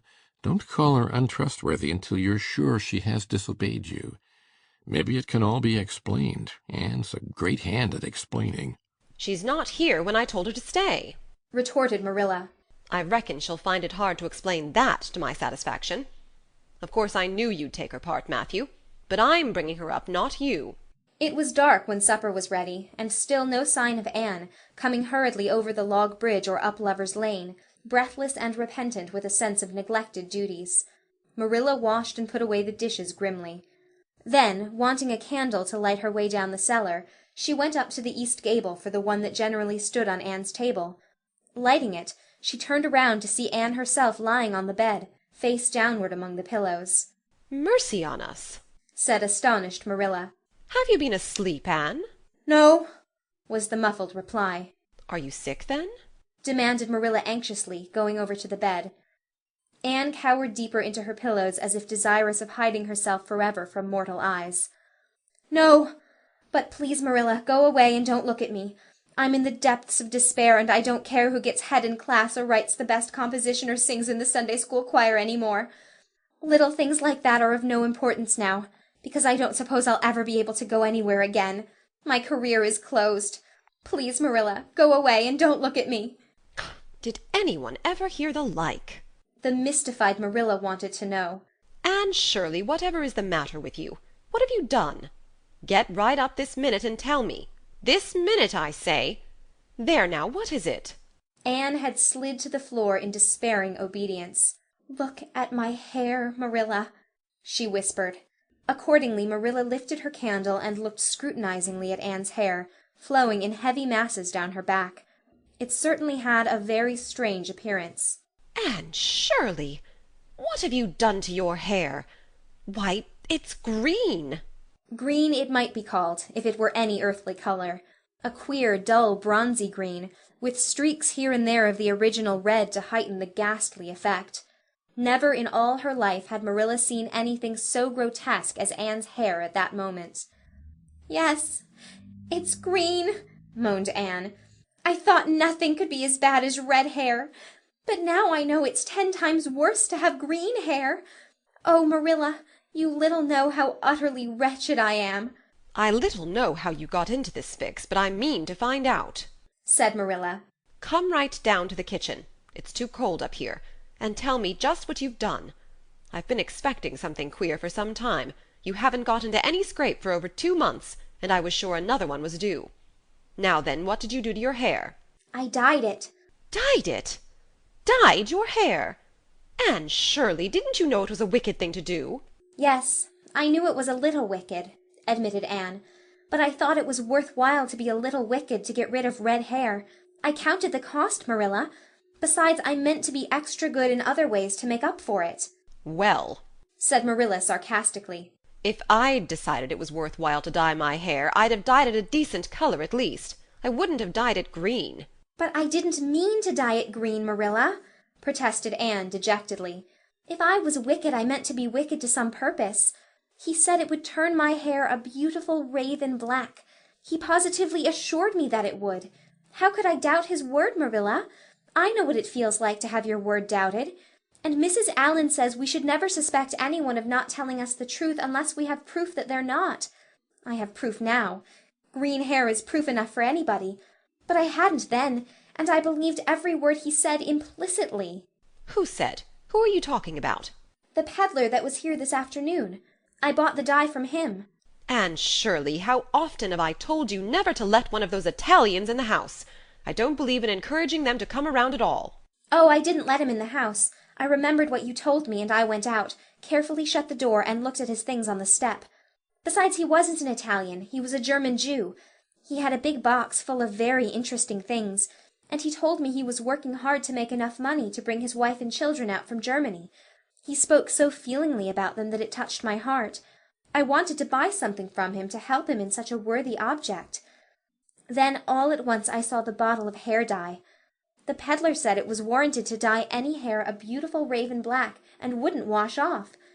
In a trice I saw myself with beautiful raven black hair, and the temptation was irresistible. But the price of the bottle was 75 cents, and I had only 50 cents left out of my chicken money. I think the peddler had a very kind heart, for he said that, seeing it was me, he'd sell it for 50 cents, and that was just giving it away. So I bought it, and as soon as he had gone, I came up here and applied it with an old hairbrush as the directions said. I used up the whole bottle, and oh, Marilla, when I saw the dreadful color it turned my hair, I repented of being wicked, I can tell you, and I've been repenting ever since. Well, I hope you'll repent to good purpose, said Marilla severely. And that you've got your eyes opened to where your vanity has led you, Anne. Goodness knows what's to be done. I suppose the first thing is to give your hair a good washing and see if that will do any good. Accordingly, Anne washed her hair, scrubbing it vigorously with soap and water, but for all the difference it made she might as well have been scouring its original red. The peddler had certainly spoken the truth when he declared that the dye wouldn't wash off, however his veracity might be impeached in other respects. "Oh, Marilla, what shall I do?" questioned Anne in tears. "I can never live this down. People have pretty well forgotten my other mistakes, the liniment cake and setting Diana drunk and flying into a temper with Mrs. Lynde, but they'll never forget this. They will think I am not respectable. Oh, Marilla, what a tangled web we weave when first we practice to deceive. That is poetry, but it is true. And oh, how Josie Pye will laugh! I cannot face Josie Pye. I am the unhappiest girl in Prince Edward Island." Anne's unhappiness continued for a week. During that time she went nowhere and shampooed her hair every day. Diana alone of outsiders knew the fatal secret, but she promised solemnly never to tell, and it may be stated here and now that she kept her word. At the end of the week Marilla said decidedly, "It's no use, Anne. That is fast dye if ever there was any. Your hair must be cut off. There is no other way. You can't go out with it looking like that." Anne's lips quivered, but she realized the bitter truth of Marilla's remarks. With a dismal sigh she went for the scissors. "Please cut it off at once, Marilla, and have it over. Oh, I feel that my heart is broken. This is such an unromantic affliction. The girls in books lose their hair in fevers or sell it to get money for some good deed, and I'm sure I wouldn't mind losing my hair in some such fashion half so much. But there is nothing comforting in having your hair cut off because you've dyed it a dreadful color, is there? I'm going to weep all the time you're cutting it off, if it won't interfere. It seems such a tragic thing." Anne wept then, but later on, when she went upstairs and looked in the glass, she was calm with despair. Marilla had done her work thoroughly, and it had been necessary to shingle the hair as closely as possible. The result was not becoming, to state the case as mildly as may be. Anne promptly turned her glass to the wall. "I'll never, never look at myself again until my hair grows," she exclaimed passionately. Then she suddenly righted the glass. "Yes, I will too. I do penance for being wicked that way. I'll look at myself every time I come to my room and see how ugly I am. And I won't try to imagine it away either. I never thought I was vain about my hair, of all things, but now I know I was, in spite of its being red, because it was so long and thick and curly. I expect something will happen to my nose next." Anne's clipped head made a sensation in school on the following Monday, but to her relief nobody guessed the real reason for it, not even Josie Pye, who, however, did not fail to inform Anne that she looked like a perfect scarecrow. "I didn't say anything when Josie said that to me," Anne confided that evening to Marilla, who was lying on the sofa after one of her headaches, "because I thought it was part of my punishment and I ought to bear it patiently. It's hard to be told you look like a scarecrow, and I wanted to say something back. But I didn't. I just swept her one scornful look and then I forgave her. It makes you feel very virtuous when you forgive people, doesn't it? I mean to devote all my energies to being good after this, and I shall never try to be beautiful again. Of course it's better to be good. I know it is, but it's sometimes so hard to believe a thing even when you know it. I do really want to be good, Marilla, like you and Mrs. Allan and Miss Stacy, and grow up to be a credit to you. Diana says when my hair begins to grow, to tie a black velvet ribbon around my head with a bow at one side. She says she thinks it will be very becoming. I will call it a snood. That sounds so romantic. But am I talking too much, Marilla? Does it hurt your head? My head is better now. It was terrible bad this afternoon, though. These headaches of mine are getting worse and worse. I'll have to see a doctor about them. As for your chatter, I don't know that I mind it. I've got so used to it. Which was Marilla's way of saying that she liked to hear it. End of chapter 27. Chapter 26. The Story Club is formed. Junior Avonlea found it hard to settle down to humdrum existence again. To Anne in particular, things seemed fearfully flat, stale, and unprofitable after the goblet of excitement she had been sipping for weeks. Could she go back to the former quiet pleasures of those far-away days before the concert? At first, as she told Diana, she did not really think she could. "I'm positively certain, Diana, that life can never be quite the same again as it was in those olden days," she said mournfully, as if referring to a period of at least 50 years back. "Perhaps after a while I'll get used to it, but I'm afraid concerts spoil people for everyday life. I suppose that is why Marilla disapproves of them. Marilla is such a sensible woman. It must be a great deal better to be sensible, but still I don't believe I'd really want to be a sensible person, because they are so unromantic. Mrs. Lynde says there is no danger of my ever being one, but you can never tell. I feel just now that I may grow up to be sensible yet. But perhaps that is only because I'm tired. I simply couldn't sleep last night for ever so long. I just lay awake and imagined the concert over and over again. That's one splendid thing about such affairs. It's so lovely to look back to them." Eventually, however, Avonlea school slipped back into its old groove and took up its old interests.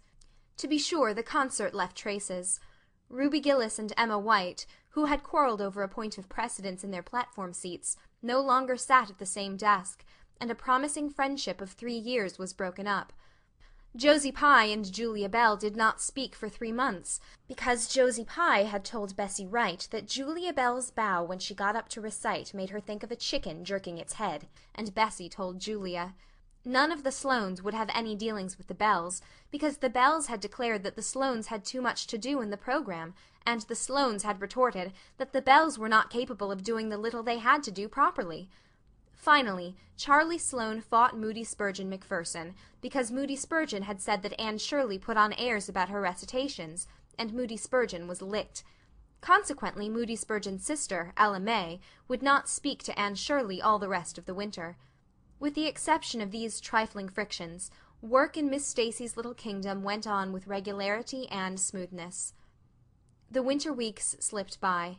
It was an unusually mild winter, with so little snow that Anne and Diana could go to school nearly every day by way of the Birch Path. On Anne's birthday they were tripping lightly down it, keeping eyes and ears alert amid all their chatter, for Miss Stacy had told them that they must soon write a composition on A Winter's Walk in the Woods, and it behooved them to be observant. "Just think, Diana, I'm 13 years old today," remarked Anne in an awed voice. "I can scarcely realize that I'm in my teens. When I woke this morning it seemed to me that everything must be different. You've been 13 for a month, so I suppose it doesn't seem such a novelty to you as it does to me. It makes life seem so much more interesting. In 2 more years I'll be really grown up. It's a great comfort to think that I'll be able to use big words then without being laughed at." Ruby Gillis says she means to have a beau as soon as she's 15, said Diana. "Ruby Gillis thinks of nothing but beaux," said Anne disdainfully. "She's actually delighted when anyone writes her name up in a take notice for all she pretends to be so mad. But I'm afraid that is an uncharitable speech. Mrs. Allan says we should never make uncharitable speeches, but they do slip out so often before you think, don't they? I simply can't talk about Josie Pye without making an uncharitable speech, so I never mention her at all. You may have noticed that. I'm trying to be as much like Mrs. Allan as I possibly can, for I think she's perfect. Mr. Allan thinks so too. Mrs. Lynde says he just worships the ground she treads on, and she doesn't really think it right for a minister to set his affections so much on a mortal being. But then, Diana, even ministers are human, and have their besetting sins just like everybody else. I had such an interesting talk with Mrs. Allan about besetting sins last Sunday afternoon. There are just a few things it's proper to talk about on Sundays, and that is one of them. My besetting sin is imagining too much and forgetting my duties. I'm striving very hard to overcome it, and now that I'm really 13, perhaps I'll get on better. In 4 more years we'll be able to put our hair up, said Diana. Alice Bell is only 16 and she's wearing hers up, but I think that's ridiculous. I shall wait till I'm 17. If I had Alice Bell's crooked nose, said Anne decidedly, I wouldn't. But there, I won't say what I was going to because it was extremely uncharitable. Besides, I was comparing it with my own nose, and that's vanity. I'm afraid I think too much about my nose ever since I heard that compliment about it long ago. It really is a great comfort to me. Oh, Diana, look, there's a rabbit. That's something to remember for our woods composition. I really think the woods are just as lovely in winter as in summer. They're so white and still, as if they were asleep and dreaming pretty dreams. I won't mind writing that composition when its time comes, sighed Diana. I can manage to write about the woods, but the one we're to hand in on Monday is terrible. The idea of Miss Stacy telling us to write a story out of our own heads. Why, it's as easy as wink, said Anne. It's easy for you because you have an imagination, retorted Diana. But what would you do if you'd been born without one? I suppose you have your composition all done. Anne nodded, trying hard not to look virtuously complacent and failing miserably. I wrote it last Monday evening. It's called The Jealous Rival, or In Death Not Divided. I read it to Marilla, and she said it was stuff and nonsense. Then I read it to Matthew, and he said it was fine. That is the kind of critic I like. It's a sad, sweet story. I just cried like a child while I was writing it. It's about 2 beautiful maidens called Cordelia Montmorency and Geraldine Seymour, who lived in the same village and were devotedly attached to each other. Cordelia was a regal brunette, with a coronet of midnight hair and duskly flashing eyes. Geraldine was a queenly blonde, with hair like spun gold and velvety purple eyes. I never saw anybody with purple eyes, said Diana dubiously. Neither did I just imagined them. I wanted something out of the common. Geraldine had an alabaster brow, too. I've found out what an alabaster brow is. That is one of the advantages of being 13. You know so much more than you did when you were only 12. Well, what became of Cordelia and Geraldine? Asked Diana, who was beginning to feel rather interested in their fate. They grew in beauty side by side until they were 16. Then Bertram de Vere came to their native village and fell in love with the fair Geraldine. He saved her life when her horse ran away with her in a carriage, and she fainted in his arms, and he carried her home 3 miles, because, you understand, the carriage was all smashed up. I found it rather hard to imagine the proposal, because I had no experience to go by. I asked Ruby Gillis if she knew anything about how men proposed, because I thought she'd likely be an authority on the subject, having so many sisters married. Ruby told me she was hid in the hall pantry when Malcolm Andrews proposed to her sister Susan. She said Malcolm told Susan that his dad had given him the farm in his own name, and then said, "What do you say, darling pet, if we get hitched this fall?" And Susan said, "Yes, no, I don't know, let me see," And there they were, engaged as quick as that. But I didn't think that sort of a proposal was a very romantic one, so in the end I had to imagine it out as well as I could. I made it very flowery and poetical, and Bertram went on his knees, although Ruby Gillis says it isn't done nowadays.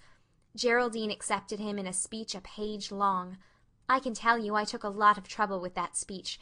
I rewrote it 5 times, and I look upon it as my masterpiece. Bertram gave her a diamond ring and a ruby necklace, and told her they would go to Europe for a wedding tour, for he was immensely wealthy. But then, alas, shadows began to darken over their path. Cordelia was secretly in love with Bertram herself, and when Geraldine told her about the engagement she was simply furious, especially when she saw the necklace and the diamond ring. All her affection for Geraldine turned to bitter hate, and she vowed that she should never marry Bertram. But she pretended to be Geraldine's friend the same as ever. One evening they were standing on the bridge over a rushing, turbulent stream, and Cordelia, thinking they were alone, pushed Geraldine over the brink with a wild, mocking ha, ha, ha. But Bertram saw it all, and he at once plunged into the current, exclaiming, "I will save thee, my peerless Geraldine." But alas, he had forgotten he couldn't swim, and they were both drowned, clasped in each other's arms. Their bodies were washed ashore soon afterwards. They were buried in the one grave, and their funeral was most imposing, Diana. It's so much more romantic to end a story up with a funeral than a wedding. As for Cordelia, she went insane with remorse and was shut up in a lunatic asylum. I thought that was a poetical retribution for her crime. How perfectly lovely, sighed Diana, who belonged to Matthew's school of critics. I don't see how you can make up such thrilling things out of your own head, Anne. I wish my imagination was as good as yours. It would be if you'd only cultivate it, said Anne cheeringly. I've just thought of a plan, Diana. Let you and me have a story club all our own and write stories for practice. I'll help you along until you can do them by yourself. You ought to cultivate your imagination, you know. Miss Stacy says so. Only we must take the right way. I told her about the haunted wood, but she said we went the wrong way about it in that. This was how the story club came into existence. It was limited to Diana and Anne at first, but soon it was extended to include Jane Andrews and Ruby Gillis, and 1 or 2 others who felt that their imaginations needed cultivating. No boys were allowed in it, although Ruby Gillis opined that their admission would make it more exciting, and each member had to produce 1 story a week. It's extremely interesting, Anne told Marilla. Each girl has to read her story out loud, and then we talk it over. We are going to keep them all sacredly and have them to read to our descendants. We each write under a nom de plume. Mine is Rosamond Montmorency. All the girls do pretty well. Ruby Gillis is rather sentimental. She puts too much love-making into her stories, and you know too much is worse than too little. Jane never puts any, because she says it makes her feel so silly when she had to read it out loud. Jane's stories are extremely sensible. Then Diana puts too many murders into hers. She says most of the time she doesn't know what to do with the people, so she kills them off to get rid of them. I mostly always have to tell them what to write about, but that isn't hard, for I've millions of ideas. I think this story-writing business is the foolishest yet, scoffed Marilla. You'll get a pack of nonsense into your heads and waste time that should be put on your lessons. Reading stories is bad enough, but writing them is worse. But we're so careful to put a moral into them all, Marilla, explained Anne. I insist upon that. All the good people are rewarded, and all the bad ones are suitably punished. I'm sure that must have a wholesome effect. The moral is the great thing. Mr. Allen says so. I read one of my stories to him and Mrs. Allen, and they both agreed that the moral was excellent. Only they laughed in the wrong places. I like it better when people cry. Jane and Ruby almost always cry when I come to the pathetic parts. Diana wrote her Aunt Josephine about our club, and her Aunt Josephine wrote back that we were to send her some of our stories. So we copied out 4 of our very best and sent them. Miss Josephine Barry wrote back that she had never read anything so amusing in her life. That kind of puzzled us, because the stories were all very pathetic and almost everybody died. But I'm glad Miss Barry liked them. It shows our club is doing some good in the world. Mrs. Allen says that ought to be our object in everything. I do really try to make it my object, but I forget so often when I'm having fun. I hope I shall be a little like Mrs. Allen when I grow up. Do you think there is any prospect of it, Marilla? I shouldn't say there was a great deal, was Marilla's encouraging answer. I'm sure Mrs. Allen was never such a silly, forgetful little girl as you are. No, but she wasn't always so good as she is now either, said Anne seriously. She told me so herself. That is, she said she was a dreadful mischief when she was a girl and was always getting into scrapes. I felt so encouraged when I heard that. Is it very wicked of me, Marilla, to feel encouraged when I hear that other people have been bad and mischievous? Mrs. Lynde says it is. Mrs. Lynde says she always feels shocked when she hears of anyone ever having been naughty, no matter how small they were. Mrs. Lynde says she once heard a minister confess that when he was a boy he stole a strawberry tart out of his aunt's pantry, and she never had any respect for that minister again. Now I wouldn't have felt that way. I'd have thought that it was real noble of him to confess it, and I'd have thought what an encouraging thing it would be for small boys nowadays who do naughty things and are sorry for them, to know that perhaps they may grow up to be ministers in spite of it. That's how I'd feel, Marilla. The way I feel at present, Anne, said Marilla, is that it's high time you had those dishes washed. You've taken half an hour longer than you should with all your chattering. Learn to work first and talk afterwards. End of chapter 26.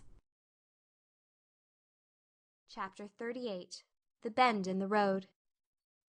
Marilla went to town the next day and returned in the evening.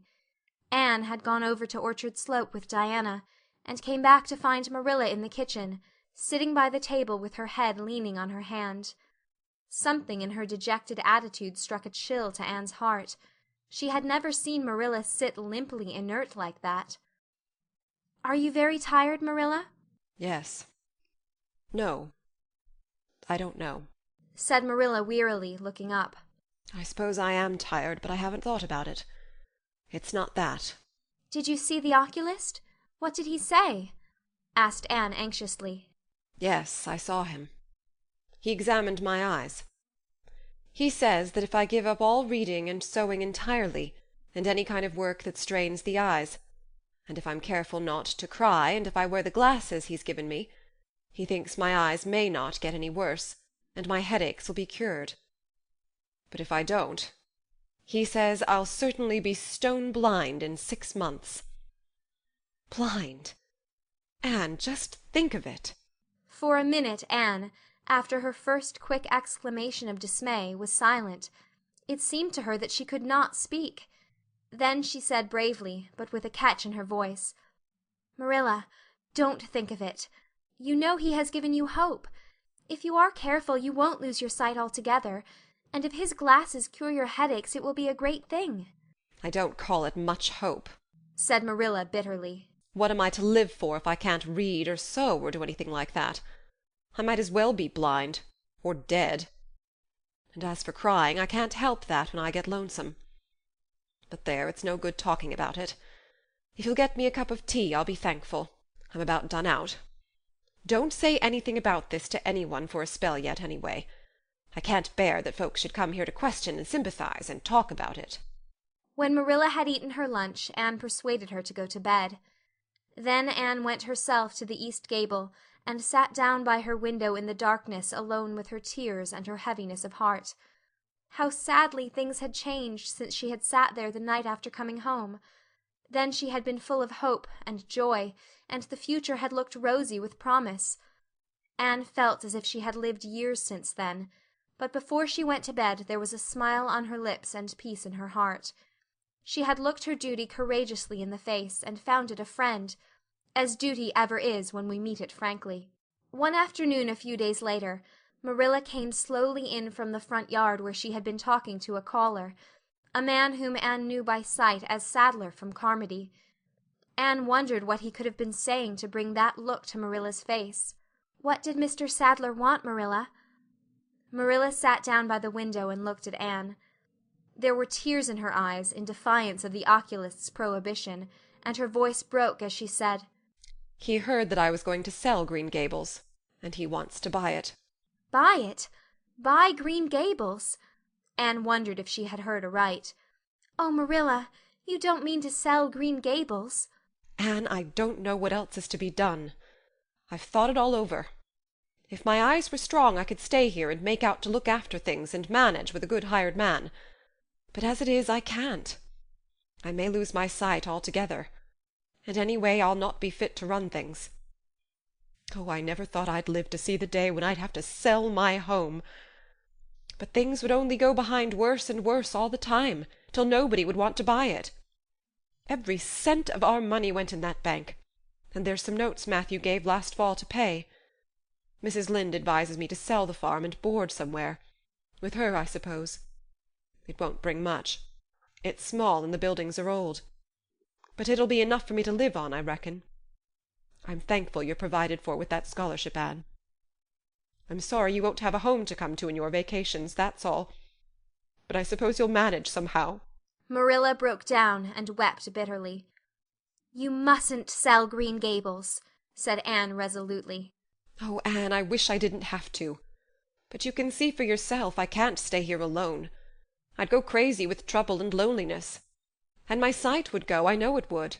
You won't have to stay here alone, Marilla. I'll be with you. I'm not going to Redmond.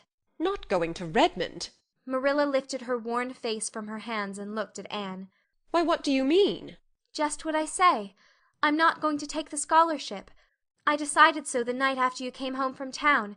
You surely don't think I could leave you alone in your trouble, Marilla, after all you've done for me.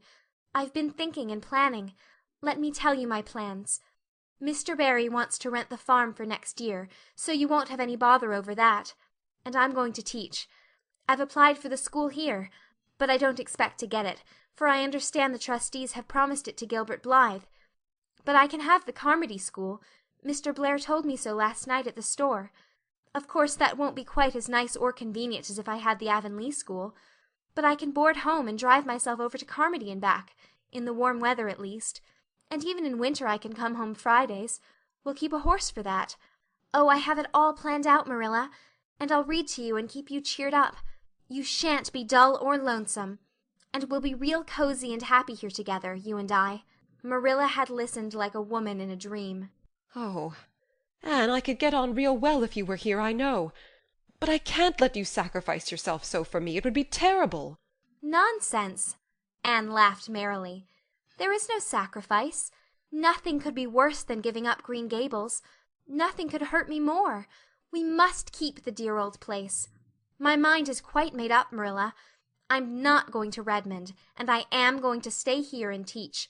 Don't you worry about me a bit. But your ambitions, and... I'm just as ambitious as ever. Only I've changed the object of my ambitions. I'm going to be a good teacher, and I'm going to save your eyesight. Besides, I mean to study at home here and take a little college course all by myself. Oh, I've dozens of plans, Marilla. I've been thinking them out for a week. I shall give life here my best, and I believe it will give its best to me in return. When I left Queen's, my future seemed to stretch out before me like a straight road. I thought I could see along it for many a milestone. Now there is a bend in it. I don't know what lies around the bend, but I'm going to believe that the best does. It has a fascination of its own, that bend, Marilla. I wonder how the road beyond it goes, what there is of green glory and soft checkered light and shadows, what new landscapes, what new beauties, what curves and hills and valleys further on. I don't feel as if I ought to let you give it up, said Marilla, referring to the scholarship. But you can't prevent me. I'm 16 and a half, obstinate as a mule, as Mrs. Lynde once told me, laughed Anne. Oh, Marilla, don't you go pitying me. I don't like to be pitied, and there is no need for it. I'm heart glad over the very thought of staying at dear Green Gables. Nobody could love it as you and I do, so we must keep it. You blessed girl, said Marilla, yielding. I feel as if you'd given me new life. I guess I ought to stick out and make you go to college, but I know I can't, so I ain't gonna try. I'll make it up to you, though, Anne. When it became noised abroad in Avonlea that Anne Shirley had given up the idea of going to college and intended to stay home and teach, there was a good deal of discussion over it. Most of the good folks, not knowing about Marilla's eyes, thought she was foolish. Mrs. Allan did not. She told Anne so in approving words that brought tears of pleasure to the girl's eyes. Neither did good Mrs. Lynde. She came up one evening and found Anne and Marilla sitting at the front door in the warm, scented summer dusk. They liked to sit there when the twilight came down, and the white moths flew about in the garden, and the odor of mint filled the dewy air. Mrs. Rachel deposited her substantial person upon the stone bench by the door, behind which grew a row of tall pink and yellow hollyhocks, with a long breath of mingled weariness and relief. I declare I'm getting glad to sit down. I've been on my feet all day, and 200 pounds is a good bit for 2 feet to carry around. It's a great blessing not to be fat, Marilla. I hope you appreciate it. Well, Anne, I hear you've given up your notion of going to college. I was real glad to hear it. You've got as much education now as a woman can be comfortable with. I don't believe in girls going to college with the men and cramming their heads full of Latin and Greek and all that nonsense. But I'm going to study Latin and Greek just the same, Mrs. Lynde, said Anne, laughing. I'm going to take my arts course right here at Green Gables and study everything that I would at college. Mrs. Lynde lifted her hands in holy horror. Anne Shirley, you'll kill yourself. Not a bit of it. I shall thrive on it. Oh, I'm not going to overdo things. As Josiah Allen's wife says, I shall be medium. But I'll have lots of spare time in the long winter evenings, and I've no vocation for fancy work. I'm going to teach over at Carmody, you know.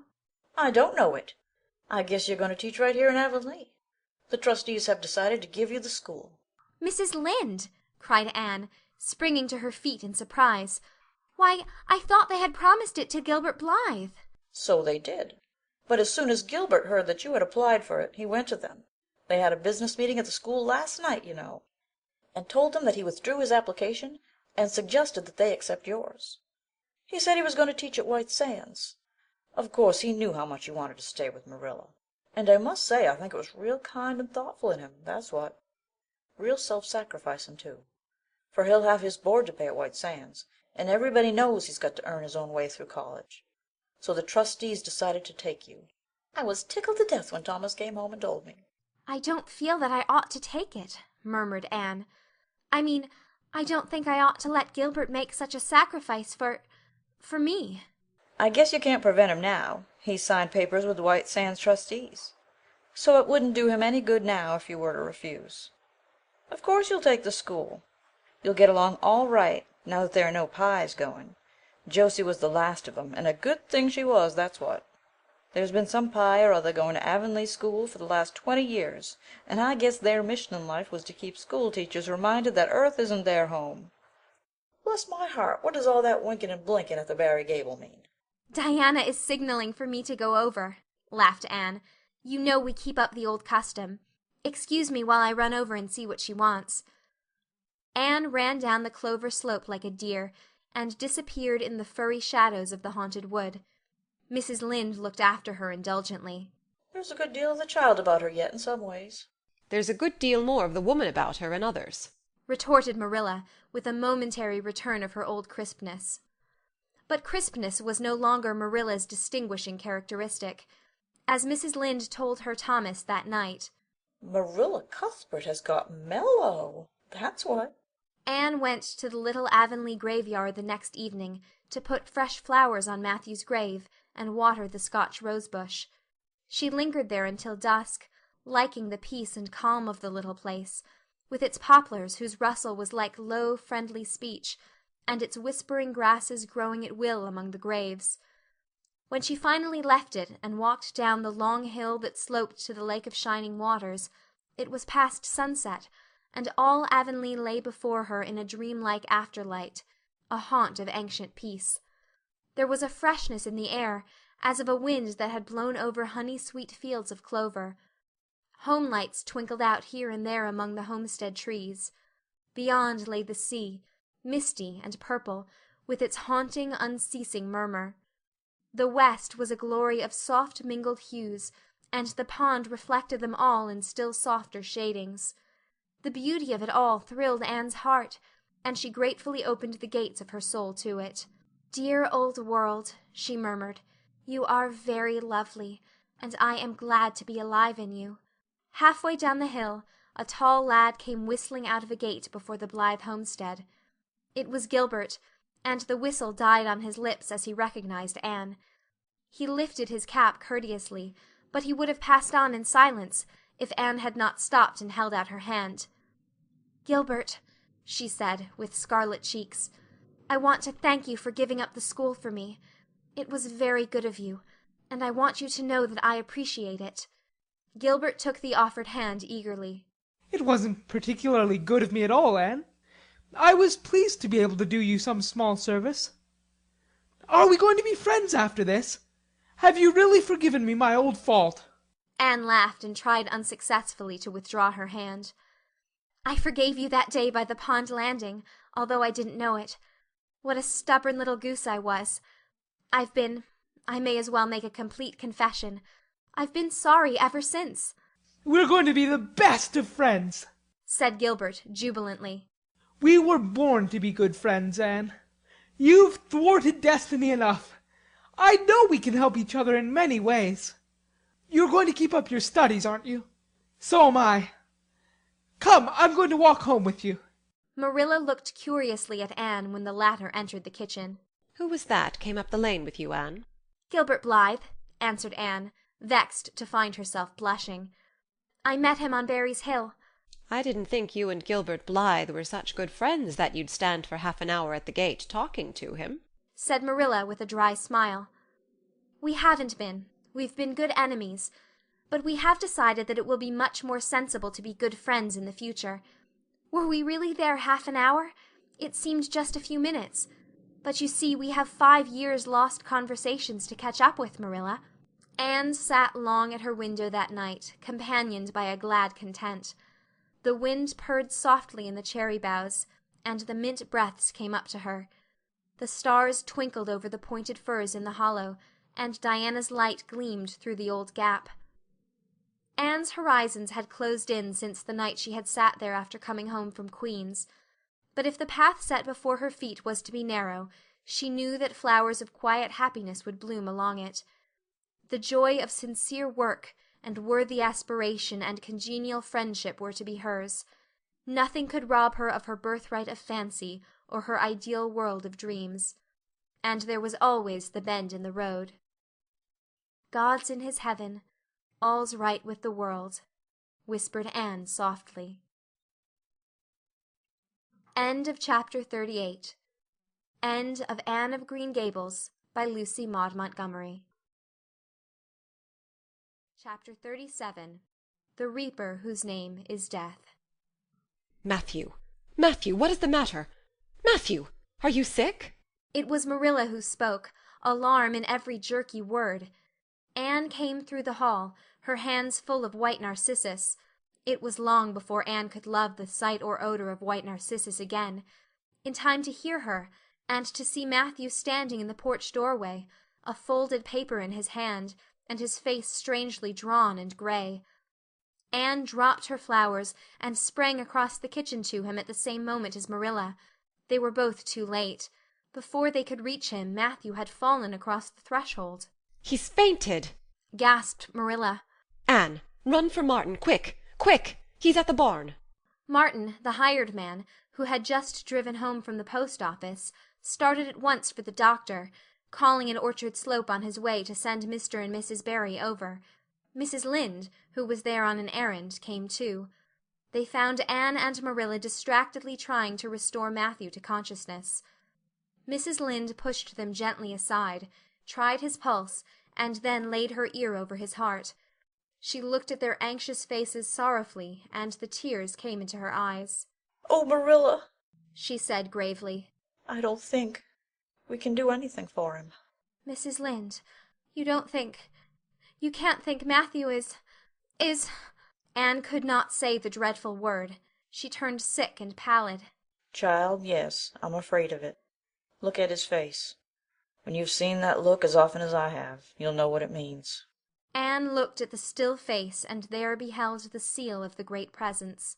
When the doctor came, he said that death had been instantaneous and probably painless, caused in all likelihood by some sudden shock. The secret of the shock was discovered to be in the paper Matthew had held, and which Martin had brought from the office that morning. It contained an account of the failure of the Abbey Bank.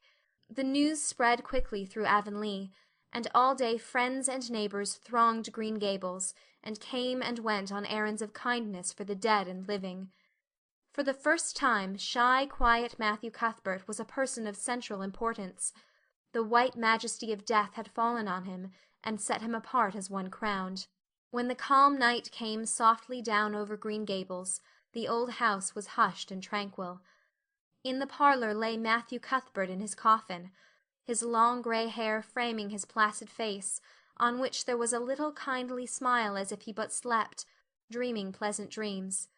There were flowers about him, sweet old-fashioned flowers which his mother had planted in the homestead garden in her bridal days, and for which Matthew had always had a secret wordless love.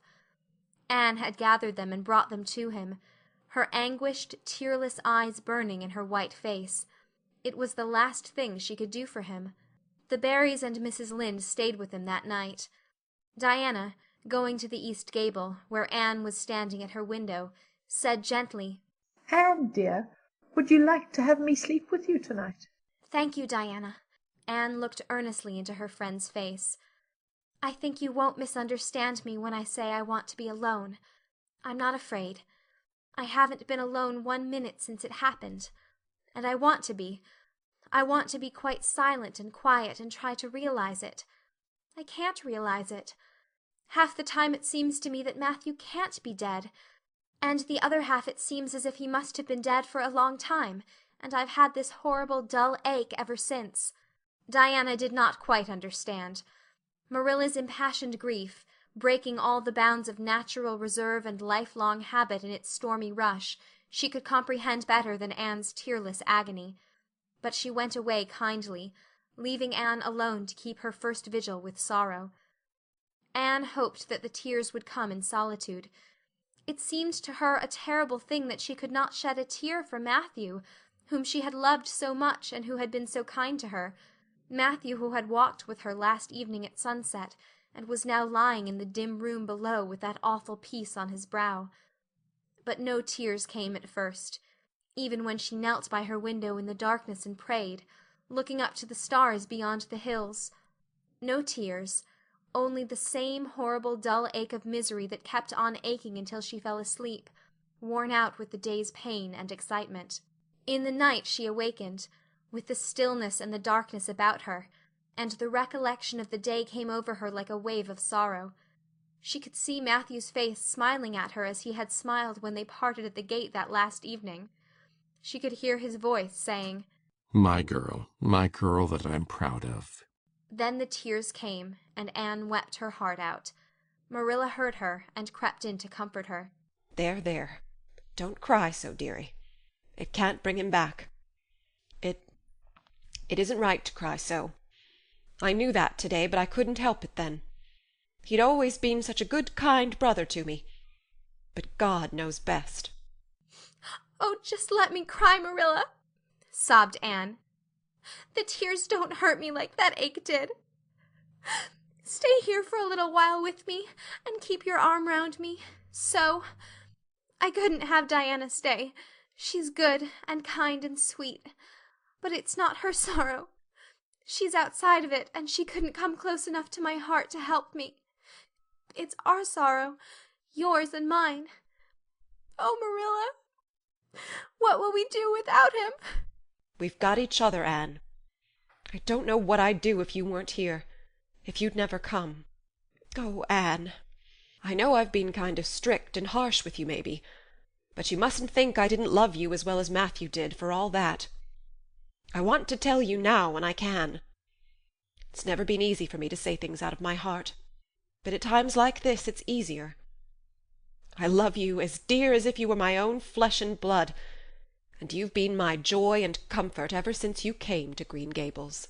2 days afterwards they carried Matthew Cuthbert over his homestead threshold, and away from the fields he had tilled, and the orchards he had loved, and the trees he had planted.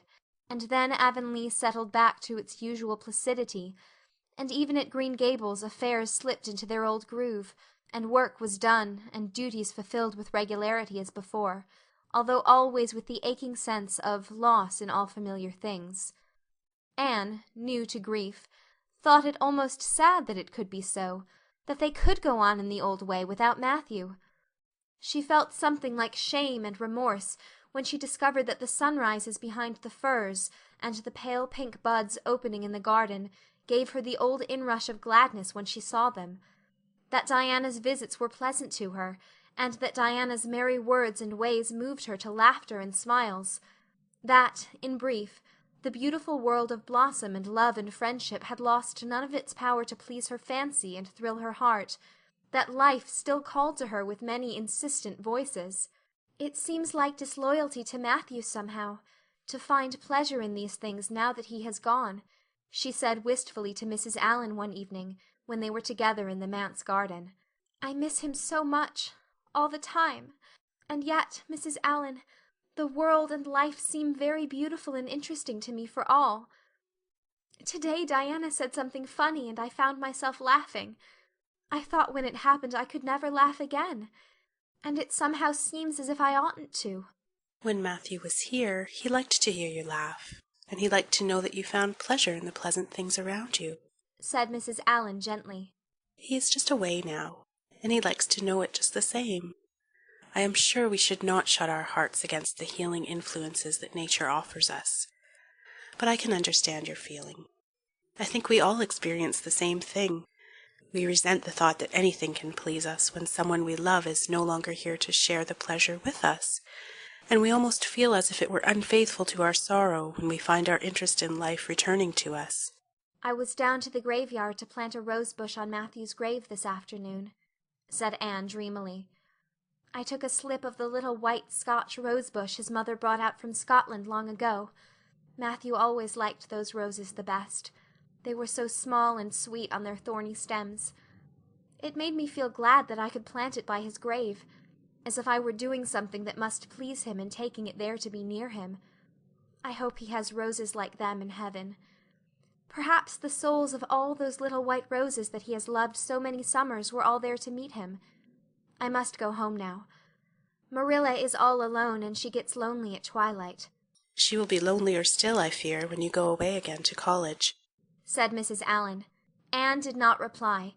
She said good night and went slowly back to Green Gables. Marilla was sitting on the front door steps, and Anne sat down beside her.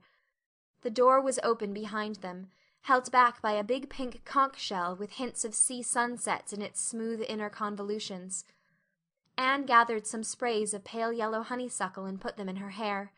She liked the delicious hint of fragrance, as some aerial benediction, above her every time she moved. "Dr. Spencer was here while you were away," Marilla said.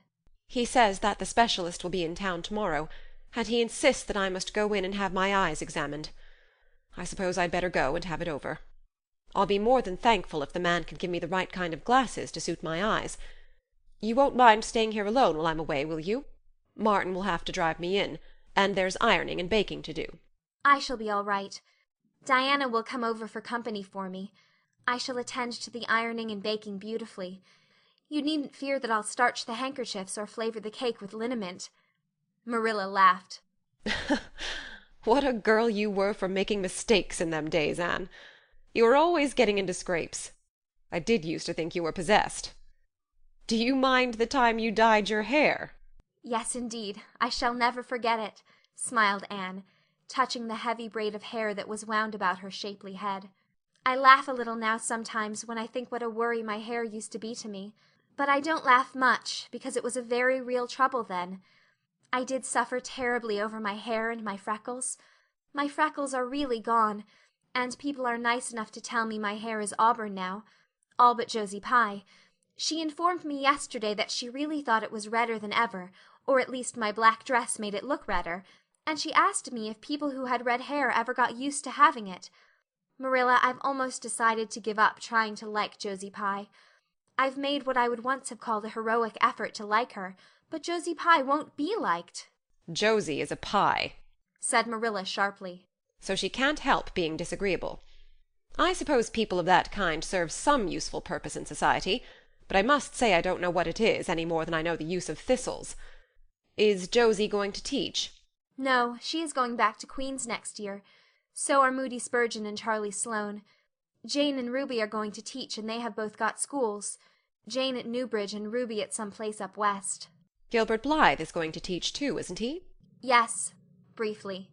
"What a nice-looking fellow he is," said Marilla absently. "I saw him in church last Sunday, and he seemed so tall and manly. He looks a lot like his father did at the same age. John Blythe was a nice boy. We used to be real good friends, he and I. People called him my beau.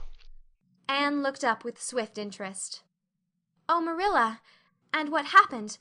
Why didn't you— We had a quarrel. I wouldn't forgive him when he asked me to. I meant to, after a while, but I was sulky and angry, and I wanted to punish him first. He never came back.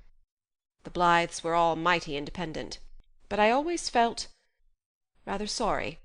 I've always kind of wished I'd forgiven him when I had the chance. So you've had a bit of romance in your life, too, said Anne softly. Yes, I suppose you might call it that. You wouldn't think so to look at me, would you? But you can never tell about people from their outsides. Everybody has forgot about me and John. I'd forgotten myself, but it all came back to me when I saw Gilbert last Sunday. End of chapter 37. Chapter 36. The Glory and the Dream. On the morning when the final results of all the examinations were to be posted on the bulletin board at Queen's, Anne and Jane walked down the street together.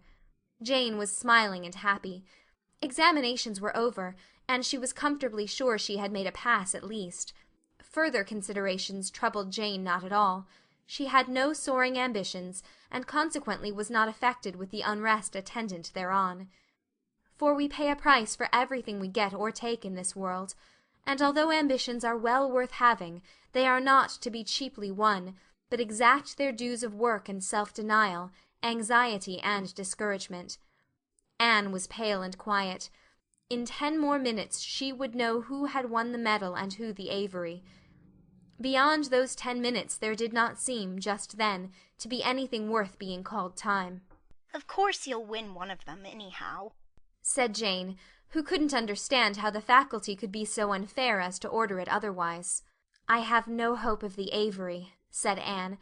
Everybody says Emily Clay will win it, and I'm not going to march up to that bulletin board and look at it before everybody. I haven't the moral courage. I'm going straight to the girls' dressing room. You must read the announcements and then come and tell me, Jane. And I implore you in the name of our old friendship to do it as quickly as possible. If I have failed, just say so, without trying to break it gently, and whatever you do, don't sympathize with me. Promise me this, Jane. Jane promised solemnly, but, as it happened, there was no necessity for such a promise. When they went up the entrance steps of Queen's, they found the hall full of boys who were carrying Gilbert Blythe around on their shoulders, and yelling at the tops of their voices, "Hurrah for Blythe, medalist!" For a moment Anne felt one sickening pang of defeat and disappointment. So she had failed, and Gilbert had won. Well, Matthew would be sorry. He had been so sure she would win. And then somebody called out, "Three cheers for Miss Shirley, winner of the Avery!" Oh, Anne! gasped Jane, as they fled to the girls' dressing room amid hearty cheers. Oh, Anne, I'm so proud. Isn't it splendid? And then the girls were around them, and Anne was the center of a laughing, congratulating group. Her shoulders were thumped and her hands shaken vigorously. She was pushed and pulled and hugged, and among it all she managed to whisper to Jane, "Oh, won't Matthew and Marilla be pleased? I must write the news home right away." Commencement was the next important happening. The exercises were held in the big assembly hall of the academy. Addresses were given, essays read, songs sung, the public award of diplomas, prizes, and medals made. Matthew and Marilla were there, with eyes and ears for only one student on the platform, a tall girl in pale green, with faintly flushed cheeks and starry eyes, who read the best essay, and was pointed out and whispered about as the Avery winner. "Reckon you're glad we kept her, Marilla?" whispered Matthew, speaking for the first time since he had entered the hall, when Anne had finished her essay. "It's not the first time I've been glad," retorted Marilla. "You do like to rub things in, Matthew Cuthbert." Miss Barry, who was sitting behind them, leaned forward and poked Marilla in the back with her parasol. "Aren't you proud of that, Anne girl? I am," she said. Anne went home to Avonlea with Matthew and Marilla that evening. She had not been home since April, and she felt that she could not wait another day. The apple blossoms were out, and the world was fresh and young.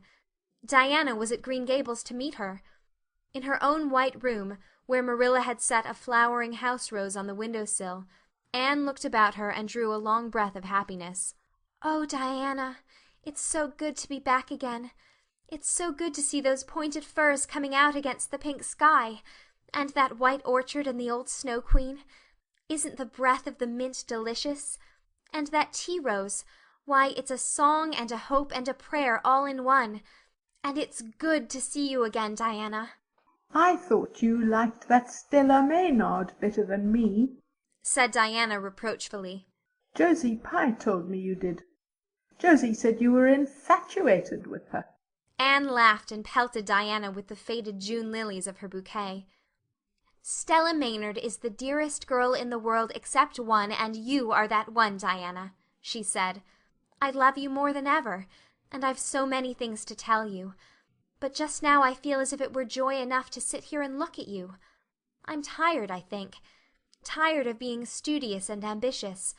I mean to spend at least 2 hours tomorrow lying out in the orchard grass, thinking of absolutely nothing. You've done splendidly, Anne. I suppose you won't be teaching now that you've won the Avery. No, I'm going to Redmond in September. Doesn't it seem wonderful? I'll have a brand new stock of ambition laid in by that time, after 3 glorious golden months of vacation. Jane and Ruby are going to teach.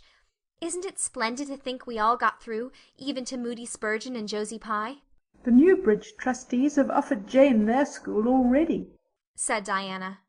Gilbert Blythe is going to teach too. He has to. His father can't afford to send him to college next year after all, so he means to earn his own way through. I expect he'll get the school here if Miss Ames decides to leave. Anne felt a queer little sensation of dismayed surprise. She had not known this. She had expected that Gilbert would be going to Redmond also. What would she do without their inspiring rivalry? Would not work, even at a coeducational college with a real degree in prospect, be rather flat without her friend the enemy? The next morning at breakfast, it suddenly struck Anne that Matthew was not looking well. Surely he was much grayer than he had been a year before. "Marilla," she said hesitatingly when he had gone out, "is Matthew quite well?" "No, he isn't," said Marilla in a troubled tone. "He's had some real bad spells with his heart this spring, and he won't spare himself a mite. I've been real worried about him. But he's some better this while back, and we've got a good hired man, so I'm hoping he'll kind of rest and pick up. Maybe he will now you're home. You always cheer him up." Anne leaned across the table and took Marilla's face in her hands. You are not looking as well yourself as I'd like to see you, Marilla. You look tired. I'm afraid you've been working too hard. You must take a rest, now that I'm home. I'm just going to take this one day off to visit all the old dear spots and hunt up my old dreams, and then it will be your turn to be lazy while I do the work. Marilla smiled affectionately at her girl. "It's not the work. It's my head. I've got a pain so often now behind my eyes. Dr. Spencer's been fussing with glasses, but they don't do me any good. There is a distinguished oculist coming to the island the last of June, and the doctor says I must see him. I guess I'll have to. I can't read or sew with any comfort now. Well, Anne, you've done real well at Queen's, I must say. To take first-class license in 1 year and win the Avery scholarship. Well, well, Mrs. Lynde says pride goes before a fall, and she doesn't believe in the higher education of women at all. She says it unfits them for women's true sphere. I don't believe a word of it. Speaking of Rachel reminds me, did you hear anything about the Abbey Bank lately, Anne? I heard it was shaky, answered Anne. Why? That is what Rachel said. She was up here one day last week and said there was some talk about it. Matthew felt real worried. All we have saved is in that bank, every penny. I wanted Matthew to put it in the savings bank in the first place, but old Mr. Abbey was a great friend of father's, and he'd always banked with him. Matthew said any bank with him at the head of it was good enough for anybody. I think he has only been its nominal head for many years, said Anne. He is a very old man. His nephews are really at the head of the institution. Well, when Rachel told us that, I wanted Matthew to draw our money right out, and he said he'd think of it. But Mr. Russell told him yesterday that the bank was all right. Anne had her good day in the companionship of the outdoor world. She never forgot that day. It was so bright and golden and fair. so free from shadow and so lavish of blossom. Anne spent some of its rich hours in the orchard. She went to the Dryad's Bubble and Willowmere and Violet Vale. She called at the manse and had a satisfying talk with Mrs. Allan. And finally, in the evening, she went with Matthew for the cows, through Lover's Lane to the back pasture. The woods were all gloried through with sunset, and the warm splendor of it streamed down through the hill gaps in the west. Matthew walked slowly with bent head. Anne, tall and erect, suited her springing step to his. "You've been working too hard today, Matthew," she said reproachfully. "Why won't you take things easier?" Well, now, I can't seem to, said Matthew, as he opened the yard gate to let the cows through. It's only that I'm getting old, Anne, and keep forgetting it. Well, I've always worked pretty hard, and I'd rather drop in harness. "If I had been the boy you sent for," said Anne wistfully, "I'd be able to help you so much now, and spare you in 100 ways. I could find it in my heart to wish I had been, just for that." Well, now, I'd rather have you than a dozen boys, Anne, said Matthew, patting her hand. Just mind you that. Rather than a dozen boys. Well, now, I guess it wasn't a boy that took the Avery scholarship, was it? It was a girl. My girl that I'm proud of. He smiled his shy smile at her as he went into the yard. Anne took the memory of it with her when she went to her room that night, and sat for a long while at her open window, thinking of the past and dreaming of the future. Outside, the Snow Queen was mistily white in the moonshine. The frogs were singing in the marsh beyond Orchard Slope. Anne always remembered the silvery, peaceful beauty and fragrant calm of that night. It was the last night before sorrow touched her life, and no life is ever quite the same again when once that cold, sanctifying touch has been laid upon it. End of chapter 36.